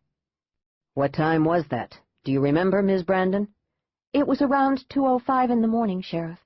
That's when my aunt went along with me and called Reverend Voorhees." "She called Hal Voorhees?" "Yes. She said he was just about the youngest man and the most physically able. He brought over 3 elderly men with him. They searched, but couldn't find anything." "That was probably the same group that's over at Doc Spiver's. They were all just sitting around looking at each other. This kind of thing hits a small town like the Cove real hard." David Mountbank took down their names. He said without preamble, without softening, "Why are you wearing a black wig, Miss Brandon?" Without a pause, she said, "I'm having chemotherapy, Sheriff. I'm nearly bald." "I'm sorry." "That's all right." At that moment, Quinlan knew he would never again underestimate Sally Brainerd. He wasn't particularly surprised that the sheriff could tell it was a wig. She was frankly ludicrous in that black-as-sin wig that made her look like Elvira, Mistress of the Dark. No, she was even paler than Elvira. He was impressed that the sheriff had asked her about the wig. Just maybe there'd be a prayer of finding out who the woman was and who had killed her. He could see that David Mountbank wasn't stupid. "Doc Spiver thinks this is all a tragic accident," the sheriff said, writing with his pencil on his pad even as he spoke. James said, "The good doctor is nearly blind. He could have just as easily been examining the table leg and not the dead woman." Well, it appears the doctor admitted that readily enough. He said he just couldn't imagine who could have killed her, not unless it was someone from the outside. That means beyond Highway 101A. The 4 other fellows there didn't know a blessed thing. I guess they were there for moral support. Now, Mr. Quinlan, you're here on business. Quinlan told him about the old couple he was looking for. He didn't say anything about the townspeople lying to him. "Over 3 years ago," the sheriff said, looking at one of Amabel's paintings over Sally's head, this one all pale yellows and creams, and nearly blueless blues, no shape or reason to any of it, but it was nice. "Yeah, probably too long a time to turn anything up, but the son wanted to try again. I'm using the Cove as my headquarters, checking here first, then fanning out. Tell you what, Mr. Quinlan, when I get back to my office, I'll do some checking. I've been sheriff only 2 years. I'll see what the former sheriff had to say about it." "I'd appreciate that." There was a knock at the front door. Then it opened, and a small, slender man came into the living room. He was wearing wire-rimmed glasses and a fedora. He took off his hat, nodded to the sheriff, and bowed to Sally. "Sheriff, ma'am?" He then looked at Quinlan, just looked at him, like a little dog ready to go after the mastodon if his master gave the command. Quinlan stuck out his hand. "Quinlan." "I'm the medical examiner. We're removing the body now, Sheriff. I just wanted to give you a preliminary report." He paused, a dramatic pause, Quinlan knew, and grinned. He'd seen it many times before. Medical examiners hardly ever had the limelight. It was their only chance to shine, and this man was trying his best to light up the room. "Yes, Ponser, get on with it." That wasn't as good a name as Mountbank, but it was close. Quinlan looked over at Sally, but she was staring at her shoes. She was listening, though. He could see the tension in her body, practically see the air quiver around her. "Someone strangled her," Ponser said cheerfully. "It's pretty obvious, but I can't say for sure until I've done the autopsy. Perhaps the killer believed it wouldn't be evident after she'd been in the water, but he was wrong. On the other hand, if the tide hadn't washed her in, then her body would never have been found, and it would have been academic." "That's what they wanted," Sally said. "They didn't want her found. Even with the tide washing her up, how many people ever go down there? They're all old. It's dangerous. James and I finding her, that was just plain bad luck for them." "Yes, it certainly was," the sheriff said. He rose. "Miss Brandon, could you try to pinpoint the direction and the distance of those screams you heard? Were they from the same direction and distance both nights?" "That's an awfully good question," Sally said slowly. "It would help. Yes, it would. Both nights the screams were close. That or she really screamed loudly. I think they came both times from across the way. It was close, so very close. At least I think it was." "Ah, there's a nice long row of neat little cottages lining the street across from this house. Surely someone must have heard something. If you remember anything else, here's my card. Call me any time." He shook Quinlan's hand. "You know, what I can't figure out is why someone was holding the woman prisoner." "Prisoner?" Sally said, just staring at the sheriff. "Naturally, ma'am. If she wasn't being held against her will, Then why would you have heard the screams 2 different nights? The killer was holding her for some reason, a reason so powerful he only killed her that second night when she got loose and screamed again. But I've got to ask myself, why keep someone prisoner if you're not planning on doing away with her anyway? Or maybe he was thinking of ransom, and that's why he kept her alive. Maybe he was planning on killing her all along. Maybe he's a real psycho. I don't know, but I'll find out. I haven't heard a thing about anyone missing. Questions. I'm filled with them. As soon as we can get a photograph of the woman, then my deputies will be crawling all over the subdivision like army ants. I hope she's local, I really do. It would make your job a whole lot easier, Quinlan said. Give me a relative or a husband any day, and I'll find you a dozen motives. Yes, Mr. Quinlan, that's surely the truth. Nothing like a good mystery to stir a man's blood. I prefer mine to yours, Mr. Quinlan. Finding 2 missing people after 3 years isn't likely. Well, I'll be on my way now. A pleasure to meet you, Miss Brandon, he said to Quinlan as they walked to the door. Now, this murdered woman. I'll find out who was holding her, and then we'll see what kind of motive we've got for a brutal murder. I wonder why they threw her body over the cliff. Instead of burying her? Yeah. You know what I think now? I think someone was furious that she got loose and made a racket. I think someone was so furious he killed her and just threw her away like so much trash. I want to catch him badly. I would too, Sheriff. I think you might just be right. You in town long, Mr. Quinlan? Another week or so. And Miss Brandon? I don't know, Sheriff. A shame about the cancer. Yes, a real shame. She gonna be all right? That's what her doctors believe. Sheriff David Mountbank shook Quinlan's hand, nodded back at Sally, who'd heard everything they said, even though they'd been speaking low, and took his leave. Sally wondered why her aunt had left before the sheriff came. Amabel had said only, "Why would a sheriff want to talk to me? I don't know anything." "But you heard the screams, Amabel." "No, baby, you did. I never did think they were screams. You don't want me calling you a liar in front of the law, do you?" And with that, she took off. Sally said now to Quinlan, "The sheriff isn't dumb." No, he isn't. But you got him, Sally, with that chemo business. Where is your aunt? "I don't know. She left." But she knew the sheriff would be here. "Yes, but she said she didn't know anything. She said she didn't hear any screams and didn't want to make me look bad if she had to tell him that." You mean like a hysterical girl or a liar? "That's about it. When she does talk to him, she'll probably lie. She loves me. She wouldn't want to hurt me. But she hadn't loved her enough to lie for her this time, Quinlan thought. Strange family. Any more phone calls? Sally shook her head, her eyes going automatically to the telephone, sitting next to a lamp on an end table. But someone knows you're here. Yes, someone. He dropped it. He didn't want to push any more, at least not right now. She'd been through quite enough for one day. But she hadn't lost it. She'd hung in there. I'm proud of you, he said without thinking. She blinked as she looked up at him.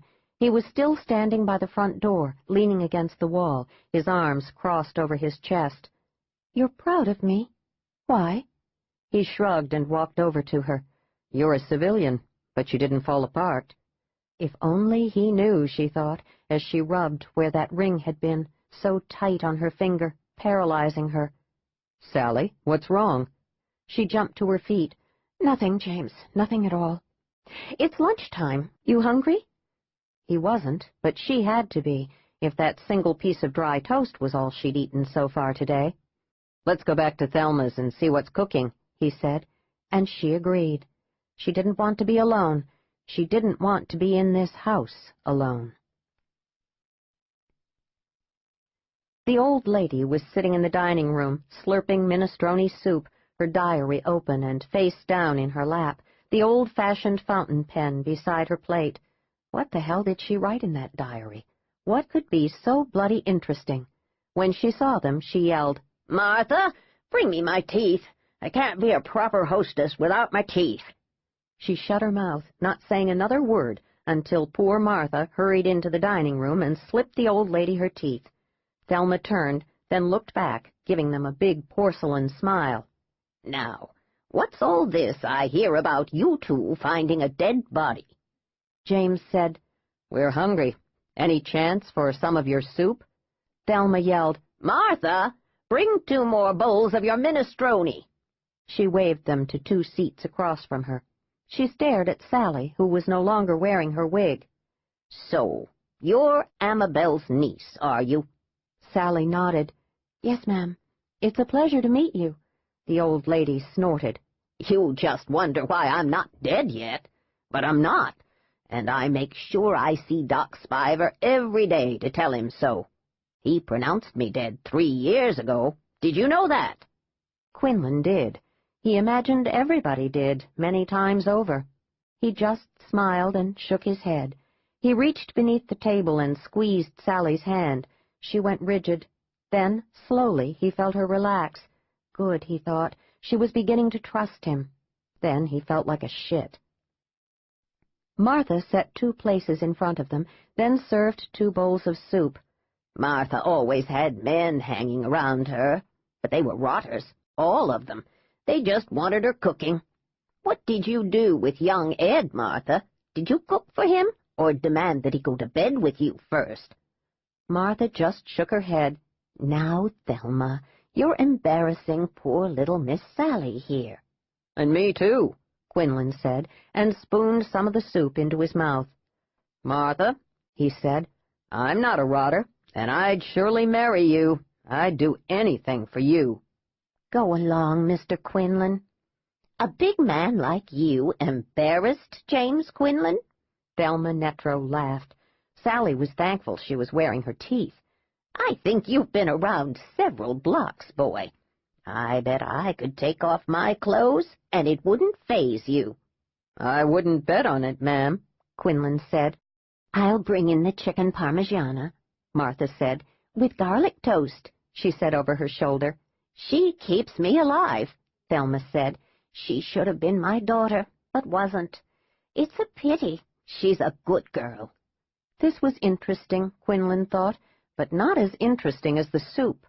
They all gave single-minded concentration to the minestrone until Martha reappeared with a huge tray covered with dishes. The smells nearly put Quinlan under the table. He wondered how long he'd have a hard stomach if Martha cooked all his meals. Thelma took a big bite of chicken parmigiana, chewed like it was her last bite on earth, sighed, then said, "Did I tell you that my husband Bobby invented a new, improved gyro pilot and sold it to a huge conglomerate in San Diego? They were hot for it, it being the war and all. Yep, that's what happened. I know it made airplanes fly even more evenly at the same height on a set course than before. With that money, Bobby and I moved here to the Cove. Our kids were grown and gone by then." She shook her head, smiled, and said, "I'll bet that body was a real mess when you found it." "Yes," Sally managed to say, reeling just a bit. The poor woman had been thrown over the cliff. Evidently she was caught in the tide. "So who is she?" "No one knows yet," Quinlan said. "Sheriff Mountbank will find out. Did you hear a woman screaming, Miss Netro?" "You can call me Thelma, boy. My sweet Bobby died in the winter of 1956, just after Eisenhower was elected. He called me Hell's Bells, but he always smiled when he said it, so I didn't ever get mad at him. A woman screaming? Not likely. I like my TV loud." "It was in the middle of the night," Sally said. "You would have been in bed." "My hair curlers are so tight I can't hear a thing. Ask Martha. If she's not trying to find herself a man, she's lying in bed thinking about it. Maybe she heard something." "All right," Quinlan said. He took a bite of garlic toast, shivered in ecstasy at the rich garlic and butter taste, and said, "The woman was screaming close by, perhaps just across the way from Amabel's house. She was someone's prisoner. Then that someone killed her. What do you think?" Thelma chewed another bite of chicken, a string of mozzarella cheese hanging off her chin. "I think, boy, that you and Sally here should go driving someplace and neck. I've never before seen a girl in such a twitter as poor Sally here. She's a mess. Amabel won't say anything except that you've had a rough time and you're trying to get over a bad marriage. She said none of us were to say a word to anybody, that you needed peace and quiet. You don't have to worry, Sally. No one from the Cove will call and tell on you." "Thank you, ma'am." "Call me Thelma, Sally. Now, how much does either of you know about that big-time murdered lawyer back in Washington?" James thought Sally would faint and fall into her chicken parmigiana. She looked whiter than death. He said easily, "No more than anybody else, I suspect. What do you know, Thelma?" "Since I'm the only one with a real working TV, I know a world more than anybody else in this town. Did you know the missing daughter's husband was on TV, pleading for her to come home? He said he was worried she wasn't well and didn't know what she was doing. He said she wasn't responsible, that she was sick. He said he was real concerned about her, that he wanted her back so he could take care of her. Did you know that? Isn't that something?" She wouldn't faint into the parmigiana now. Quinlan felt her turn into stone. "Where did you hear that, Thelma?" he asked mildly, even as he doubted he ever wanted another bite of chicken parmigiana in his life. "It was on Fox. You can find out everything on Fox." "Do you remember anything else he said?" "That was about it. He pleads real well, looked very sincere. A handsome man, but there's something too slick about him. From what I could tell, he's got a weak chin. What do you two think about that?" "Not a thing," Sally said, and James was pleased that her voice didn't sound scared, though he knew she had to be. Thelma didn't seem to realize that her audience had stopped eating. She cackled, saying, "I like James. He's not all soft and smooth like that poor girl's husband. No, James doesn't put all that mousse in his hair. I bet that poor girl's husband wouldn't use that nice big gun James has under his coat. No, he'd have one of those prissy little derringers. No, he's too slick for my tastes. Now that James is here, Sally, I recommend that you use him. That's what my husband always said to me. 'Thelma,' he'd say, 'men love to be used. Use me.' I still miss Bobby. He caught pneumonia, you know, back in 1956. Killed him in 4 days. A pity." She sighed and took another bite of chicken parmigiana.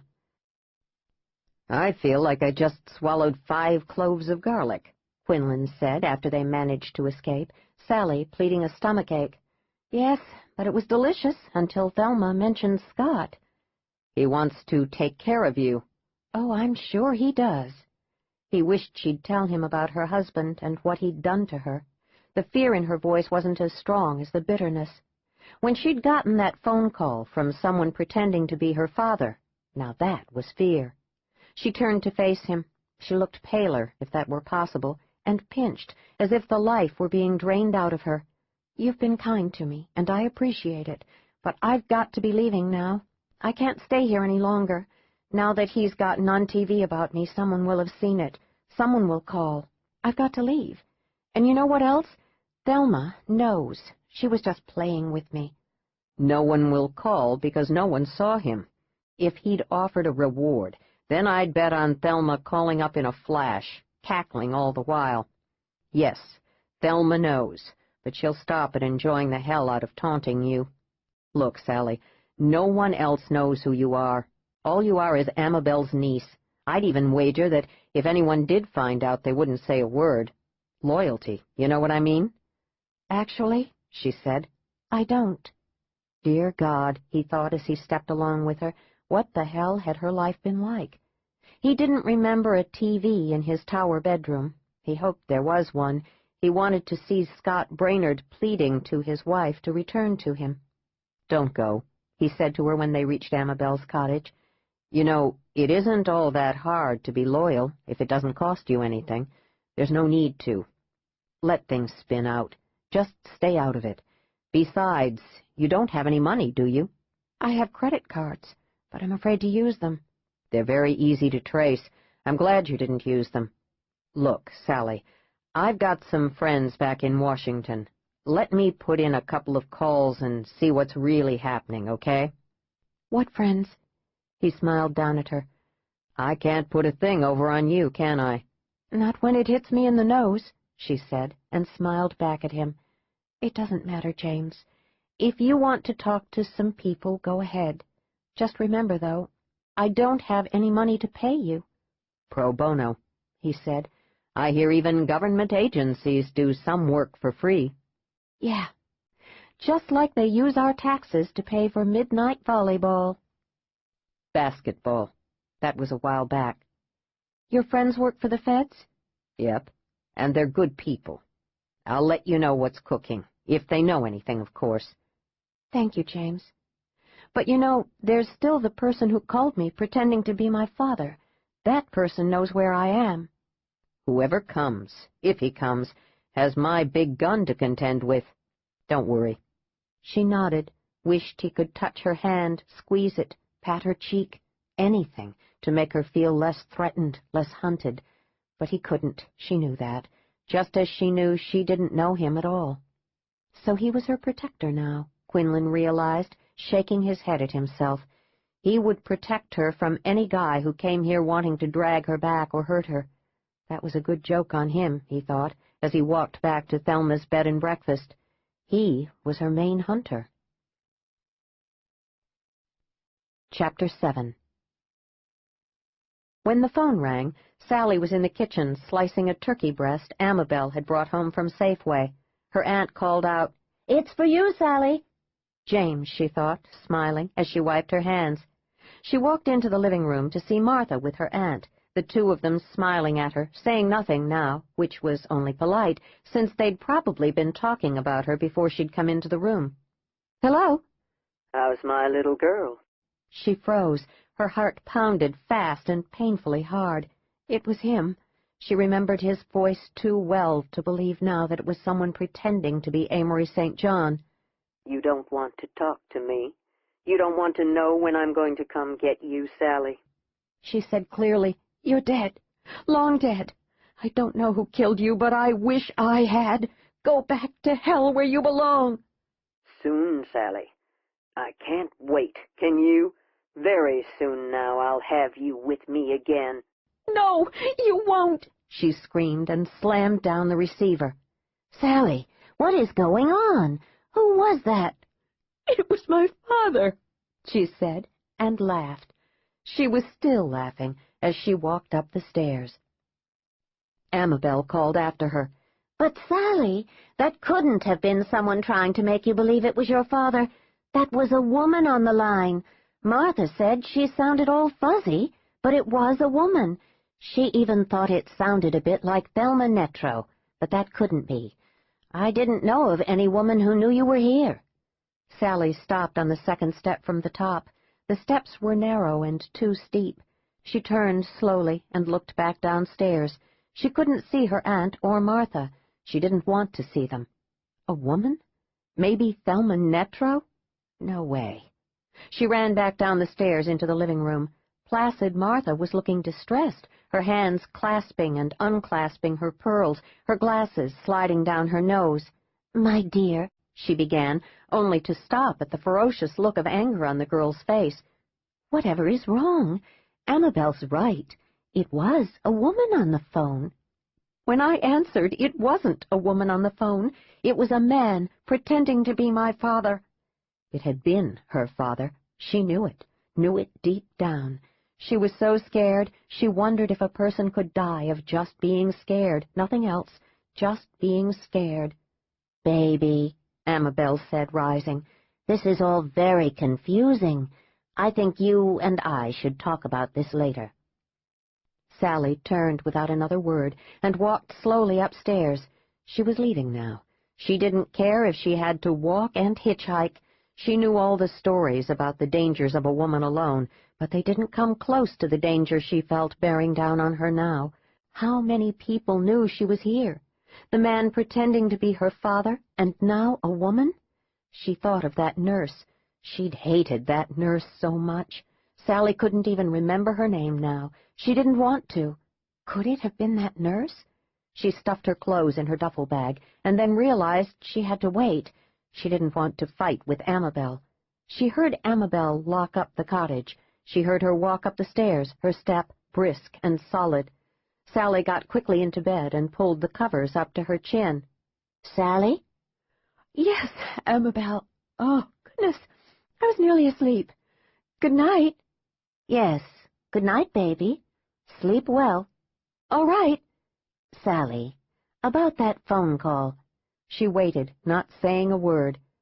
"Martha could have been mistaken. It's quite possible. Her hearing isn't all that good anymore. She's getting old. It could even have been a man disguising his voice like a woman's, just in case you didn't answer the phone. I can't imagine that it could have been Thelma. Baby, nobody knows who you are. Nobody." Amabel paused. Sally could see her silhouetted in the doorway from the dim light in the corridor. "You know, baby, you've been through a lot. Too much. You're frightened. I would be too. Your mind can do funny things to you when you're frightened. You know that, don't you?"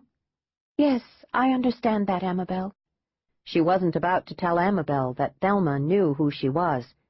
"Good. You try to sleep, baby." She didn't come in to kiss her good night, for which Sally was grateful. She lay there, waiting, waiting. Finally, she slipped out of bed, pulled on her sneakers, picked up her duffel bag, and tiptoed to the window. It slid up easily. She poked her head out and scanned the ground as she'd done earlier. This was the way out. It wasn't far to the ground, and she knew there was no way she could get down those stairs without Amabel hearing her. No, she'd be just fine. She climbed out the window and sat on the narrow ledge. She dropped the duffel bag and watched it bounce off the squat, thick bushes below. She drew a deep breath and jumped. She landed on James Quinlan. They both went down, James rolling, holding her tight against him. When they came to a stop, Sally reared up on her hands and stared down at him. There was a half-moon, more than enough light to see his face clearly. "What are you doing here?" "I knew you'd run after that telephone call." She rolled off him and rose, only to collapse again. She'd sprained her damned ankle. She cursed. He laughed. "That's not good enough for a girl who didn't go to finishing school in Switzerland. Don't you know some down-and-dirty street curses?" "Go to hell. I sprained my damned ankle, and it's all your fault. Why couldn't you just mind your own damned business?" "I didn't want you out on the road hitchhiking with some lowlife who could rape you and cut your throat." "I thought of that. I'd rather take that risk than stay here." "He knows I'm here, James. You know that. I can't just stay here and wait for him to come and take me. That's what he said. He said soon he'd be here for me." "I was reading a newspaper when Martha came in all worried and told Thelma about a woman calling you, a woman you said wasn't a woman but your father. She said you were really distressed. She didn't understand why you'd be so upset to hear from your father. I knew you'd probably try to run. That's why I'm here, having you crush me into the ground." She sat there on the ground next to him, rubbing her ankle, just shaking her head. "I'm not crazy." "I know that," he said patiently. "There's an explanation. That's why you're not going to run away. Now that's crazy." She came up on her knees, leaning toward him, her hands grasping his jacket lapels. "Listen to me, James. It was my father. No fake, no imitation. It was my father. Amabel said it could have been a man disguising his voice as a woman's if I wasn't the one to answer the phone. Then she turned around and told me how much strain I've been under. In other words, I'm crazy." He took her hands in his, just held them, saying nothing. Then he spoke. "As I said, there's always an explanation. It probably was a man. We'll find out. If it wasn't, if it truly was a woman who asked for you, then we'll deal with that, too. Trust me, Sally." She sat back. Her ankle had stopped throbbing. Maybe it wasn't sprained after all. "Tell me something." "Yes?" "Do you think someone could be trying to gaslight you?" What did he know? She searched his face for the lie, for knowledge, but saw none of it. Is it possible? Could someone be trying to make you crazy, make you doubt your sanity? She looked down at her clasped hands, at her fingernails. She realized that she hadn't chewed her nails since she'd been in the Cove, not since she'd met him. They didn't look so ragged. She said, finally, not looking at him, because it was awful what she was, what she had been, perhaps what she still was today, right now. Why? I'd have to say that someone's afraid of you, afraid of what you might possibly know. This someone wants to eliminate you from the game, so to speak. He paused, looking toward the ocean, fancying he could hear the crashing waves, but he couldn't. Amabel's cottage was just a bit too far for that. The question is, why this someone would go this route? You're about the sanest person I know, Sally. Who could possibly think he could make you believe you were nuts? She loved him for that. Loved him without reservation, without any question. She gave him a big grin. It came from the deepest part of her, a place that had been empty for so long she'd forgotten that it was possible to feel this good, this confident in herself and in someone else. I was nuts, she said, still grinning, feeling the incredible relief of telling someone the truth, of telling him.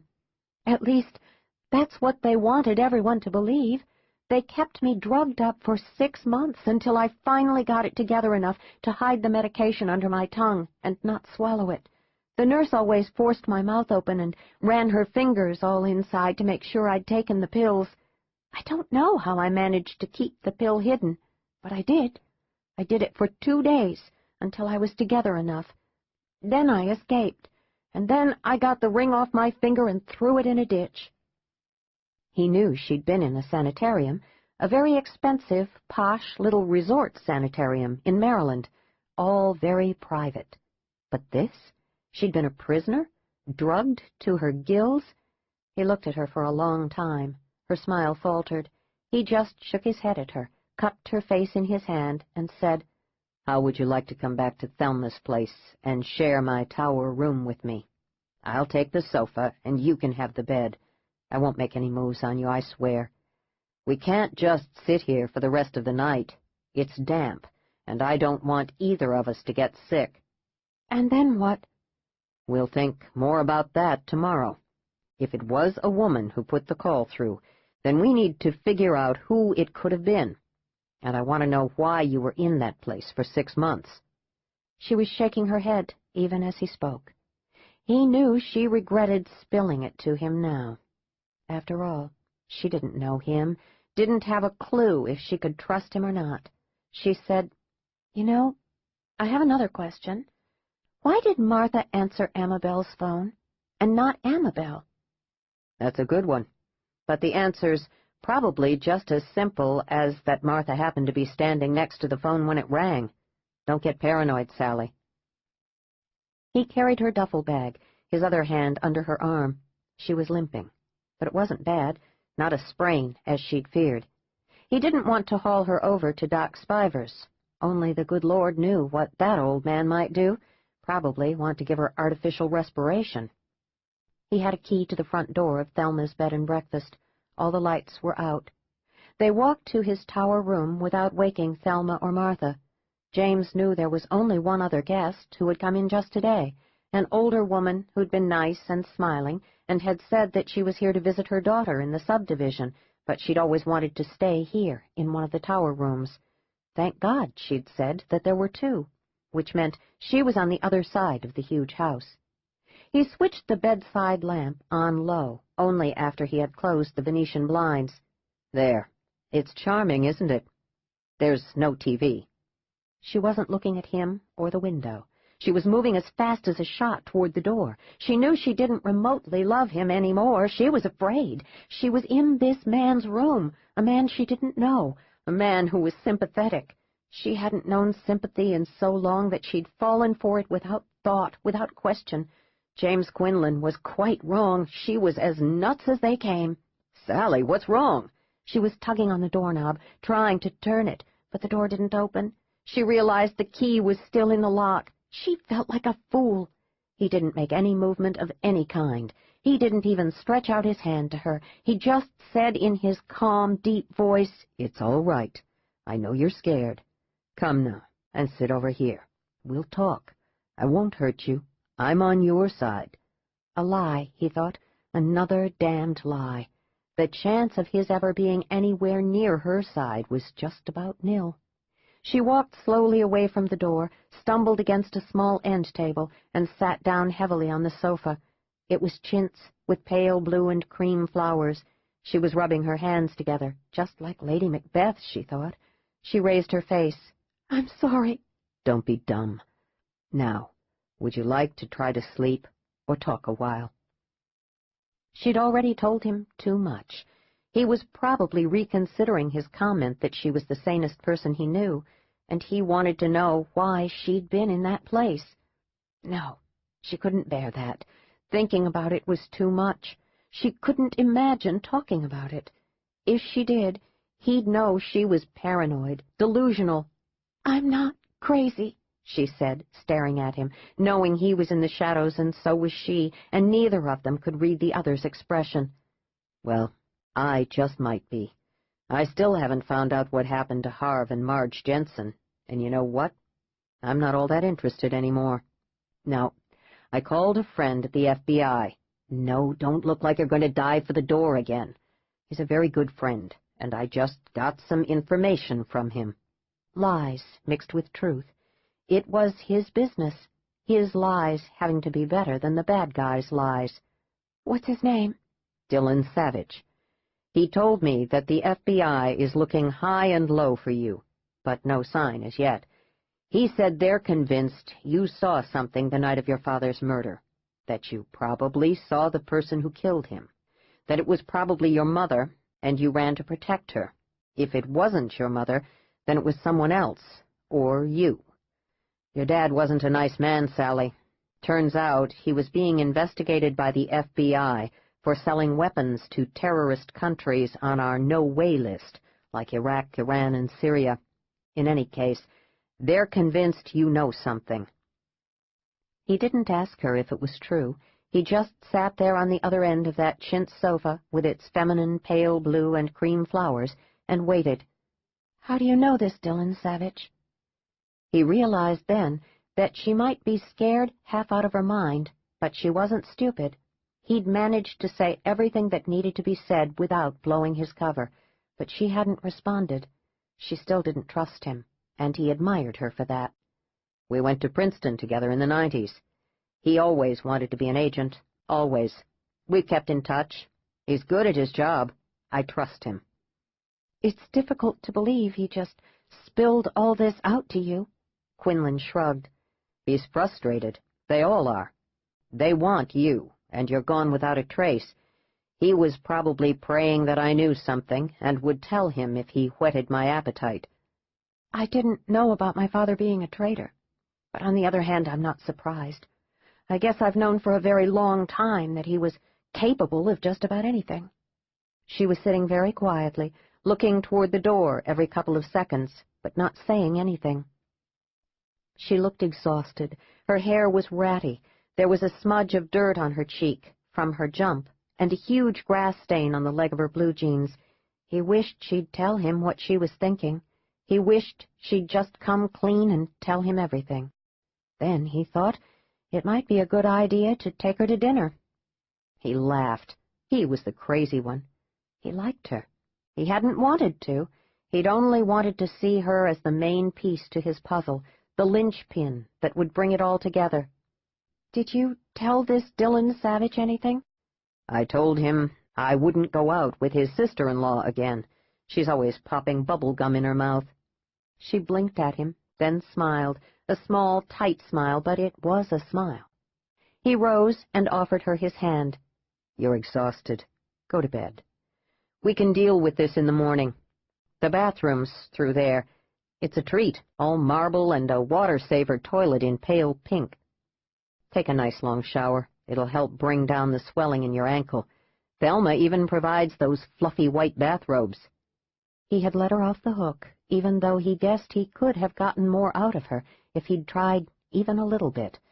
But she was near the edge, and not just with that damned phone call. Who the hell was the dead woman they'd found being pulled in and out by the tide at the base of the cliff? Chapter 8. They were eating breakfast the next morning, alone in the large dining room. The woman who'd checked in the day before wasn't down yet, nor was Thelma Netro. Martha had said as she took their order, "Thelma sometimes likes to watch the early talk shows in bed. She also writes in that diary of hers. Goodness, she's kept a diary for as long as I can remember." "What does she write in it?" Sally asked. Martha shrugged. "I guess just the little things that happen every day. What else would she write?" "Eat," Quinlan told Sally when Martha placed a plate stacked with blueberry pancakes in front of her. He watched her butter them, then pour Martha's homemade syrup over the top. She took one bite, chewed it slowly, then carefully laid her fork on the edge of the plate. Her fork was still there when Sheriff David Mountbank walked in, Martha at his heels, offering him food and coffee. He took one look at Sally's pancakes and Quinlan's English muffin with strawberry jam and said yes to everything. They made room for him. He looked at them closely, not saying anything, just looking from one to the other. Finally he said, "You're a fast worker, Mr. Quinlan." "I beg your pardon?" "You and Miss Brandon are already involved? Sleeping together?" "It's a long story, Sheriff," Quinlan said, then laughed, hoping it would make Sally realize how silly it was. "I think you're a damned pig, Sheriff," Sally said pleasantly. "I hope the pancakes give you stomach cramps." "All right, so I'm a jerk. But what the hell are you doing here? Amabel Purdy called my office real early and told me you'd disappeared. She was frantic. Incidentally, your hair sure grew back fast." "No black wig." Face him down, she thought. Just face him down. She said, "I was going to call her after breakfast. It's only 7 in the morning. I didn't want to wake her. Actually, I'm surprised Martha didn't call her to tell her I was here." "Martha must have assumed that Amabel already knew where you were. Now what's going on here?" "What did her aunt tell you, Sheriff?" David Mountbank recognized technique when he saw it. He didn't like to have it used on him, but for the moment he knew he should play along. For a simple P.I., this man was very good. "She just said you'd gotten an obscene phone call last night and panicked. She thought you must have run away. She was worried because you don't have a car or any money." "That's right, Sheriff. I'm sorry she worried you all for nothing." Quinlan said, "I rescued the damsel, Sheriff, and slept on the sofa. She liked the tower room. She ignored me. Have you found out anything about the murdered woman?" "Yes. Her name was Laura Strather. She lived in the subdivision with her husband and 3 kids. They thought she was visiting her sister up in Portland. That's why no missing person report was filed on her. The question is, why was she being held a prisoner over here in the Cove, and who the hell killed her? Have your people checked all the houses across from Amabel Purdy's cottage?" The sheriff nodded. "Depressing, Quinlan, depressing. No one knows a thing. No one heard a thing. Not a TV, not a telephone, not a car backfiring, not a woman screaming, not on either night, not a bloody thing." He looked over at Sally, but couldn't speak until Martha delivered his pancakes. She looked at each of them, then smiled and said, "I'll never forget my mama showing me an article in the Oregonian written by this man called Kumquat Jagger way back in the early 50s. The Cove sunsets are a dramatic sight as long as one has a martini in the right hand. I've long agreed with him on that," she added easily. "It's too early for a martini or a sunset. How about a Bloody Mary? All of you look on edge." "I'd love one," Sheriff Mountbank said, "but I can't." Quinlan and Sally shook their heads. "Thank you, though, Martha," Quinlan said. She checked to see that they had everything they could possibly want, then left the dining room. After David Mountbank had eaten half the pancakes, he looked at Sally again and said, "If you had called me about hearing that woman screaming, I'm not certain I would have believed you. I would have searched, naturally, but I'd probably have thought you'd had a nightmare. But then you and Quinlan found a woman's body. Was she the woman you heard screaming?" "Probably so. You were telling the truth, then, and all the old folk in this town are deaf. Either of you have any ideas? I didn't even think about calling a sheriff, Sally said, but I probably wouldn't have. My aunt wouldn't have wanted that. No, probably not. The folk in the Cove like to keep things to themselves. The sheriff grinned at her then. I don't know if you're my best witness in any case, Miss Brandon, since I find you've slept in Quinlan's tower room, and you lied to me about your hair. I have several wigs, Sheriff. I like wigs. I thought you were impertinent to ask me, so I said I had cancer to guilt you. David Mountbank sighed. Why did everybody have to lie? It was exhausting. He looked at her again. This time he frowned. You look familiar, he said slowly. James tells me I look like his former sister-in-law. Amabel thinks I look like Mary Lou Retton, although I'm nearly a foot taller. My mom said I was the image of her Venezuelan nanny. Don't tell me, Sheriff, that I remind you of your Pekingese. No, Miss Brandon. Be thankful you don't look like my dog. His name is Hugo, and he's a Rottweiler. Sally waited, trying not to clench her hands, trying to look amused, trying to look like she was all together and not ready to fall apart if he poked his finger at her and said he was taking her in. She watched his frown smooth away as he turned to James. I checked the files from the previous sheriff. Her name was Dorothy Willis, and she was very good. Her notes on those missing old folks were very thorough. I made copies and brought them to you. He reached in his pocket and pulled out a thick envelope. Thank you, Sheriff, Quinlan said, not knowing for several moments who the hell David Mountbank was talking about. Then he remembered Harve and Marge Jensen. I read over them last night. Everybody believed there was foul play, what with their Winnebago being found in a used car lot in Spokane. It's just that nobody knew anything. She wrote that she spoke to nearly everybody in the Cove, but came up with nothing. Nobody knew a thing. Nobody remembered the Jensens. She even sent off the particulars to the FBI, just in case something like this had happened elsewhere in the country. That's it, Quinlan. Sorry, but there's no more, no leads of any kind. He ate another helping of pancakes, drank his black coffee down, then shoved back his chair. Well, you're all right, Miss Brandon, so at least I don't have to worry about you. It's strange, you know. Nobody else heard that woman scream. Real strange. He shook his head and walked out of the dining room, saying over his shoulder, You look best with your own hair, Miss Brandon. Lose the wigs, trust me. My wife says I've got real good taste. Sheriff, what happened to Dorothy Willis? David Mountbank stopped then. A bad thing, a very bad thing. She was shot by a teenage boy who was robbing a local 7-Eleven. She died. When Thelma Netro made her appearance some 10 minutes later, looking for all the world like a relic from Victorian days, her teeth in her mouth, white lace at her parchment throat, the first words out of her mouth were, "Well, girl, is James here a decent lover?" "I don't know, ma'am.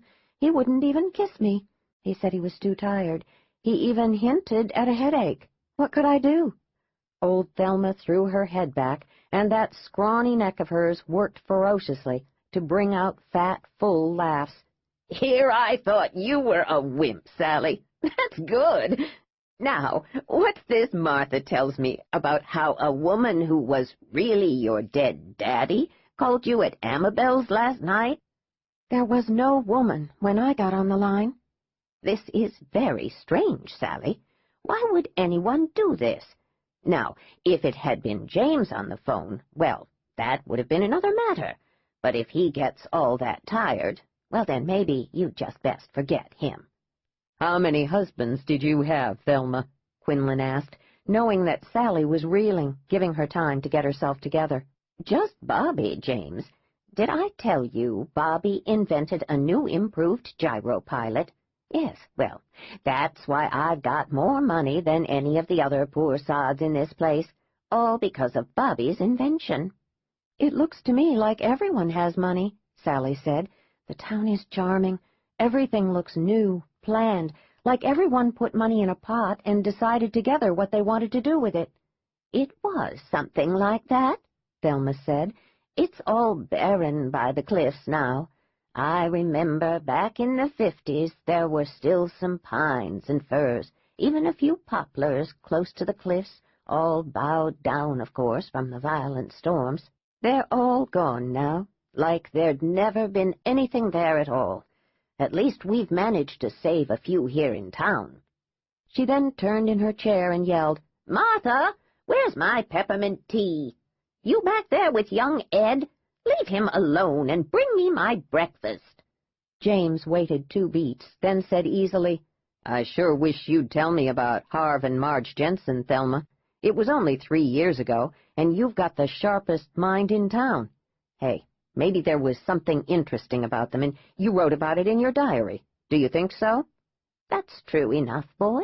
I'm sure smarter than poor Martha, who doesn't know her elbow from the tea kettle, and she just never leaves those pearls of hers alone. I've replaced them at least 3 times now. I even let her think for a while that I was the one who called Sally. I like to tease her. It makes life a bit more lively when she's twisting around like a sheet in a stiff wind. I'm sorry, but I don't remember any Harv or Marge." "You know," Sally said, "that phone call could have been local. The voice was so clear." "You think maybe I called you, girl, then pretended to be your daddy? I like it, but there's no way I could have gotten a tape of your daddy's voice. Who cares, anyway?" "So you admit you know who I am?" "Sure I do. It took you long enough to catch on. No need to worry, Sally. I won't tell a soul. No telling what some of these young nitwits around town would do if they found out you were that murdered big-shot lawyer's daughter. No, I won't tell anybody, not even Martha." Martha brought in the peppermint tea and a plate filled with fat, browned sausages, at least 6 of them. They were rolling on the plate in puddles of grease. Sally and Quinlan both stared at that plate. Thelma cackled. "I want the highest cholesterol in history when I croak. I made Duck Spiver promise that when I finally shuck off this mortal snakeskin, he'll check. I want to be in the Book of Records." "You must be well on your way," Quinlan said. "I don't think so," Martha said, hovering by Thelma's left hand. "She's been eating this for years now. Sherry Voorhees says she'll outlive us all. She says her husband, Reverend Hal, doesn't have a chance against Thelma. He's already wheezing around, and he's only 68, and he isn't fat. Strange, isn't it? Thelma wonders who's going to do her service if Reverend Hal isn't around." "What does Sherry know?" Thelma demanded, talking while she chewed on one of those fat sausages. "I think she'd be happier if Reverend Hal would pass on to his just reward, although I don't know how just he'd find it. He might find himself plunked down in hell and wonder how it could happen to him since he's so holy. He's reasonable most of the time, is Hal. It's just when he's near a woman alone that he goes off the deep end and starts mumbling about sin and hell and temptations of the flesh. It appears he believes sex is a sin and rarely touches his wife. No wonder they don't have any kids. Not a one ever. Fancy that! It's hard to believe, since he is a man, after all. But still, all poor Sherry does is drink her iced tea, fiddle with her chignon, and sell ice cream." "What's wrong with that?" Sally asked, thinking that the Mad Hatter's tea party couldn't have been weirder than Thelma Netro at breakfast. If she were unhappy, wouldn't she just leave? Yeah, like you did, but just not in time, she thought. Some of the grease around the sausages was beginning to congeal. "Her iced tea is that cheap white wine. I don't know how her liver is still holding up after all these years." Sally swallowed, looking away from those sausages. "Amabel told me that when you first opened the world's greatest ice cream shop, you stored the ice cream in Ralph Keaton's caskets." "That's right. It was Helen's idea. She's Ralph's wife and the one who had the recipe. It was her idea that we start the ice cream shop. She used to be a shy little thing, looked scared whenever she had to say anything. If Ralph said boo, she'd fade behind a piece of furniture. She's changed now, speaks right up, tells Ralph to put a sock in it whenever she doesn't like something he does, all because of that recipe. She's really blossomed with her ice cream success. Poor old Ralph. He needs business, but none of us will die for him. I think he's hoping the husband of that dead woman will ask him to lay her out. Sally couldn't stand it any more. She rose, tried to smile, and said, "Thank you for breakfast, Thelma. I've got to go home now. Amabel must be worried about me." Martha called her and told her you were here with James. She didn't have a word to say to that. "I'll thank Martha," Sally said politely. She waited for James to join her. It was raining outside, a dark, miserably gray day. "Well, damn," James said. He walked back into the foyer and fetched an umbrella from the stand. He said as they walked down the street, "I'll bet you the old men are playing cards in Pern Davies's store. I can't imagine them missing the ritual." "Sheriff Montbank will realize who I am, James. It's just a matter of time." "I don't think so. He probably saw your picture on TV, but that would have been last week at the latest. He won't make the connection." "I'm sure the authorities would have sent photos out to everyone." "This is a backwater, Sally. It costs too much to fax photos to every police and sheriff office in the country. Don't worry about it. The sheriff doesn't have a clue. The way you answered him polished it off." His eyes were as gray as the rain that was pouring down. He wasn't looking at her, but straight ahead, his hand cupping her elbow. "Watch the puddle." She took a quick step sideways. "The town doesn't look quite so charming in this rain, does it? Main Street looks like an old abandoned Hollywood set, all gray and forlorn, like no one's lived here forever." "Don't worry, Sally." "Maybe you're right." "Are you married, James?" "No. Watch your step here." "Okay. Have you ever been married?" "Once. It didn't work out." "I wonder if any marriages ever work out." "You an expert?" She was surprised at the sarcasm, but nodded, saying, "A bit. My parents didn't do well. Actually, no, never mind that. I didn't do well either. That's just about 100% of my world, and it's all bad." They were walking past Fern Davies's general store. Quinlan grinned and took her hand. "Let's go see what the old guys are up to. I'd like to ask them firsthand if it's true that nobody heard anything the night that poor woman was murdered." Pern Davies, Hunker Dawson, Gus Eisner, and Ralph Keaton were seated around the barrel, a game of gin-rummy underway. There was a fire in a wood-burning stove that looked to be more for show than for utility, a handsome antique piece. A bell over the door rang when Quinlan and Sally came through. "Wet out there," Quinlan said, shaking the umbrella. "How you all doing?" There were two grunts, one okay, and Pern Davies actually folded his cards face down and got up to greet them. "What can I do for you folks?" "You meet Amabel Purdy's niece, Sally St. John?" "Yep, but it weren't much of a meeting. How you doing, Miss Sally? Amabel all right?" She nodded. She just hoped she could keep her fake names straight. Brandon for Sheriff Montbank, and St. John for everyone else. There was more than polite interest in his question about Amabel, and it made Sally smile. "Amabel's just fine, Mr. Davies. We didn't have any leaks during the storm. The new roof's holding up really well." Hunker Dawson, who was sitting there pulling on his suspenders, said, "You had us all out looking for that poor woman who went and fell off that cliff. It was cold and windy that night. None of us liked going out. There weren't nothing to find anyway." Chapter 9. Sally's chin went up. "Yes, sir. I heard her scream, and of course I would alert you. I'm just sorry you didn't find her before she was murdered." "Murdered?" The front legs of Ralph Keaton's chair hit hard against the pine floor. "What the dickens do you mean, murdered? Doc said she must have fallen, said it was a tragic accident." Quinlan said mildly, "The medical examiner said she'd been strangled. Evidently, whoever killed her didn't count on her body washing back up to land. More than that, whoever killed her didn't even consider that if she did wash up, there would be anyone around down there to find her. The walk down that path is rather perilous." "You saying that we're too rickety to walk down that path, Mr. Quinlan?" "Well, it's a possibility, isn't it? You're certain none of you heard her scream during the night, cry out, call for help? Anything that wasn't just a regular night sound?" "It was around 2 o'clock in the morning," Sally said. "Look, Miss Sally," Ralph Keaton said, rising now, "we all know you're all upset about leaving your husband, but that don't matter. We all know you came here to rest, to get your bearings again, but, you know, that kind of thing can have some pretty big effects on a young lady like yourself, like screwing up how you see things, how you hear things." "I didn't imagine it, Mr. Keaton. I would think that I had if Mr. Quinlan and I hadn't found the woman's body the very next day." "There is that," Pern Davies said. "Could be a coincidence.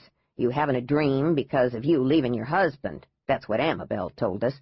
Or hearing the wind howling and the woman jumping off that cliff. Yeah, all a coincidence." Quinlan knew there was nothing more to be gained. They'd all dug in their heels. Both he and Sally were outsiders. They weren't welcome, just tolerated, barely. He thought it was interesting that Amabel Purdy seemed to have enough control over the townspeople, so none of them had revealed to the cops that Sally was here, no matter how much she was obviously upsetting them. He prayed that Amabel's hold on them would last. Maybe he should tone things down, just to be on the safe side. "Mr. Davies is right, Sally," Quinlan said easily. "Who knows? We sure don't. But, you know, I just wish you'd remember something about Harv and Marge Jensen." Hunker Dawson turned so fast he fell off his chair. There was pandemonium for a minute. Quinlan was beside him in an instant, making sure that he hadn't hurt himself. "I'm a clumsy old geek," Hunker said as Quinlan carefully helped him to his feet. "What the hell happened to you?" Ralph Keaton shouted at him, all red in the face. "I'm a clumsy old geek," Hunker said again. "I wish Arlene were still alive. She'd massage me and make me some chicken soup. My shoulder hurts." Quinlan patted his arm. "Sally and I will drop by Doc Spiver's house and tell him to come over here, all right? Take 2 aspirin. He shouldn't be long." "No, don't do that," Ralph Keaton said. "No problem. Hunker here is just whining." "It's no problem," Sally said. "We're going to walk by his house anyway." "Well, all right then," Hunker said, and let his friends lower him back into his chair. He was rubbing his shoulder. "Yes, we'll get Doc Spiver," Quinlan said. He shook open the umbrella and escorted Sally out of the general store. He paused when he heard the old men talking quietly. He heard Pern Davies say, "Why the hell shouldn't they go to Doc's house? You got a problem with that, Ralph. Hunker doesn't, and he's right. Listen to me, it don't matter." "Yeah," Gus Eisner said. "I don't think Hunker could make it over there now, could he?" "Probably wouldn't be smart," Pern Davies said slowly. "No, let Quinlan and Sally go. Yeah, that's best." The rain had become a miserable drizzle, chilling them to the bone. Quinlan said, "None of them is a very good liar. I wonder what all that talk of theirs meant." All that he was implying blossomed in her mind, and she felt more than the chill, damp air engulfing her. "I can't believe what you're suggesting, James." He shrugged. "I guess I shouldn't have said anything. Just forget it, Sally." She couldn't, of course. They're old. If they do remember the Jensens, it's just that they're afraid to admit it. As for the other, it was harmless. "Could be," James said. They walked in silence to Doc Spiver's house, and Quinlan knocked on the freshly painted white door. Even in the dull morning light, the house looked well cared for, just like all the other houses in this bloody little town. No answer. Quinlan knocked again, calling out, "Doc Spiver? It's Quinlan. It's about Hunker Dawson. He fell and hurt his shoulder." No answer. Sally felt something hard and dark creep over her. "He must be out with someone else," she said, but she was shivering. Quinlan turned the doorknob. To his surprise, it wasn't locked. "Let's see," he said, and pushed the door open. The house was warm, the furnace going full blast. There were no lights on, and there should have been, what with all the dull gray outside. It was just as gray inside the house, the corners just as shadowy as it was outdoors. "Doc Spiver?" Suddenly James turned, took her by the shoulders, and said, "I want you to stay here in the hallway, Sally. Don't budge." She just smiled up at him. "I'll look in the living room and dining room. Why don't you check upstairs? He's just not here, James." "Probably not." He turned and headed up the stairs. Sally felt the impact of the heat. It was hotter now, almost burning, making her mouth dry. She quickly switched on the hallway light. Odd, but it didn't help. It was still too dark in here. Everything was so still, so motionless. There didn't seem to be any air. She tried to draw in a deep breath, but couldn't. She looked at the arch that led into the living room. Suddenly, she didn't want to go in there, but she forced herself to take one step at a time. She wished James were right beside her, talking to her, dispelling the horrible stillness. For God's sake, the old man just wasn't here, that was all. She tried to take another deep breath. She took another step. She stood in the open archway. The living room was just as dim and gray as the hallway. She quickly switched on the overhead lights. She saw the rich Bokhara carpet, the Tiffany lamp that Doc Spiver had knocked over because he hadn't seen it. It wasn't broken or cracked, as far as she could tell. She took a step into the living room. "Doc Spiver? Are you here?" There was no answer. She looked around, not wanting to go farther, to take one more step into that room. She saw a blur, something moving quickly. She heard a loud thump on the hardwood floor, then the raucous sound of a rocking chair. There was a loud, indignant meow, and a huge gray cat leaped off the back of the sofa to land at her feet. Sally shrieked, then she laughed, a horrible laugh that made her sound crazy. "Good kitty," she said, her voice so thin she was surprised she could breathe. The cat skittered away. She heard the rocking chair moving, back and forth, creaking softly now. She stifled the scream in her throat. The cat had hit the rocking chair and made it move, nothing more. She drew a deep breath and walked quickly to the far side of the living room. The rocker was moving slowly, as if someone were putting pressure on it, somehow making it move. She walked around to the front of the chair.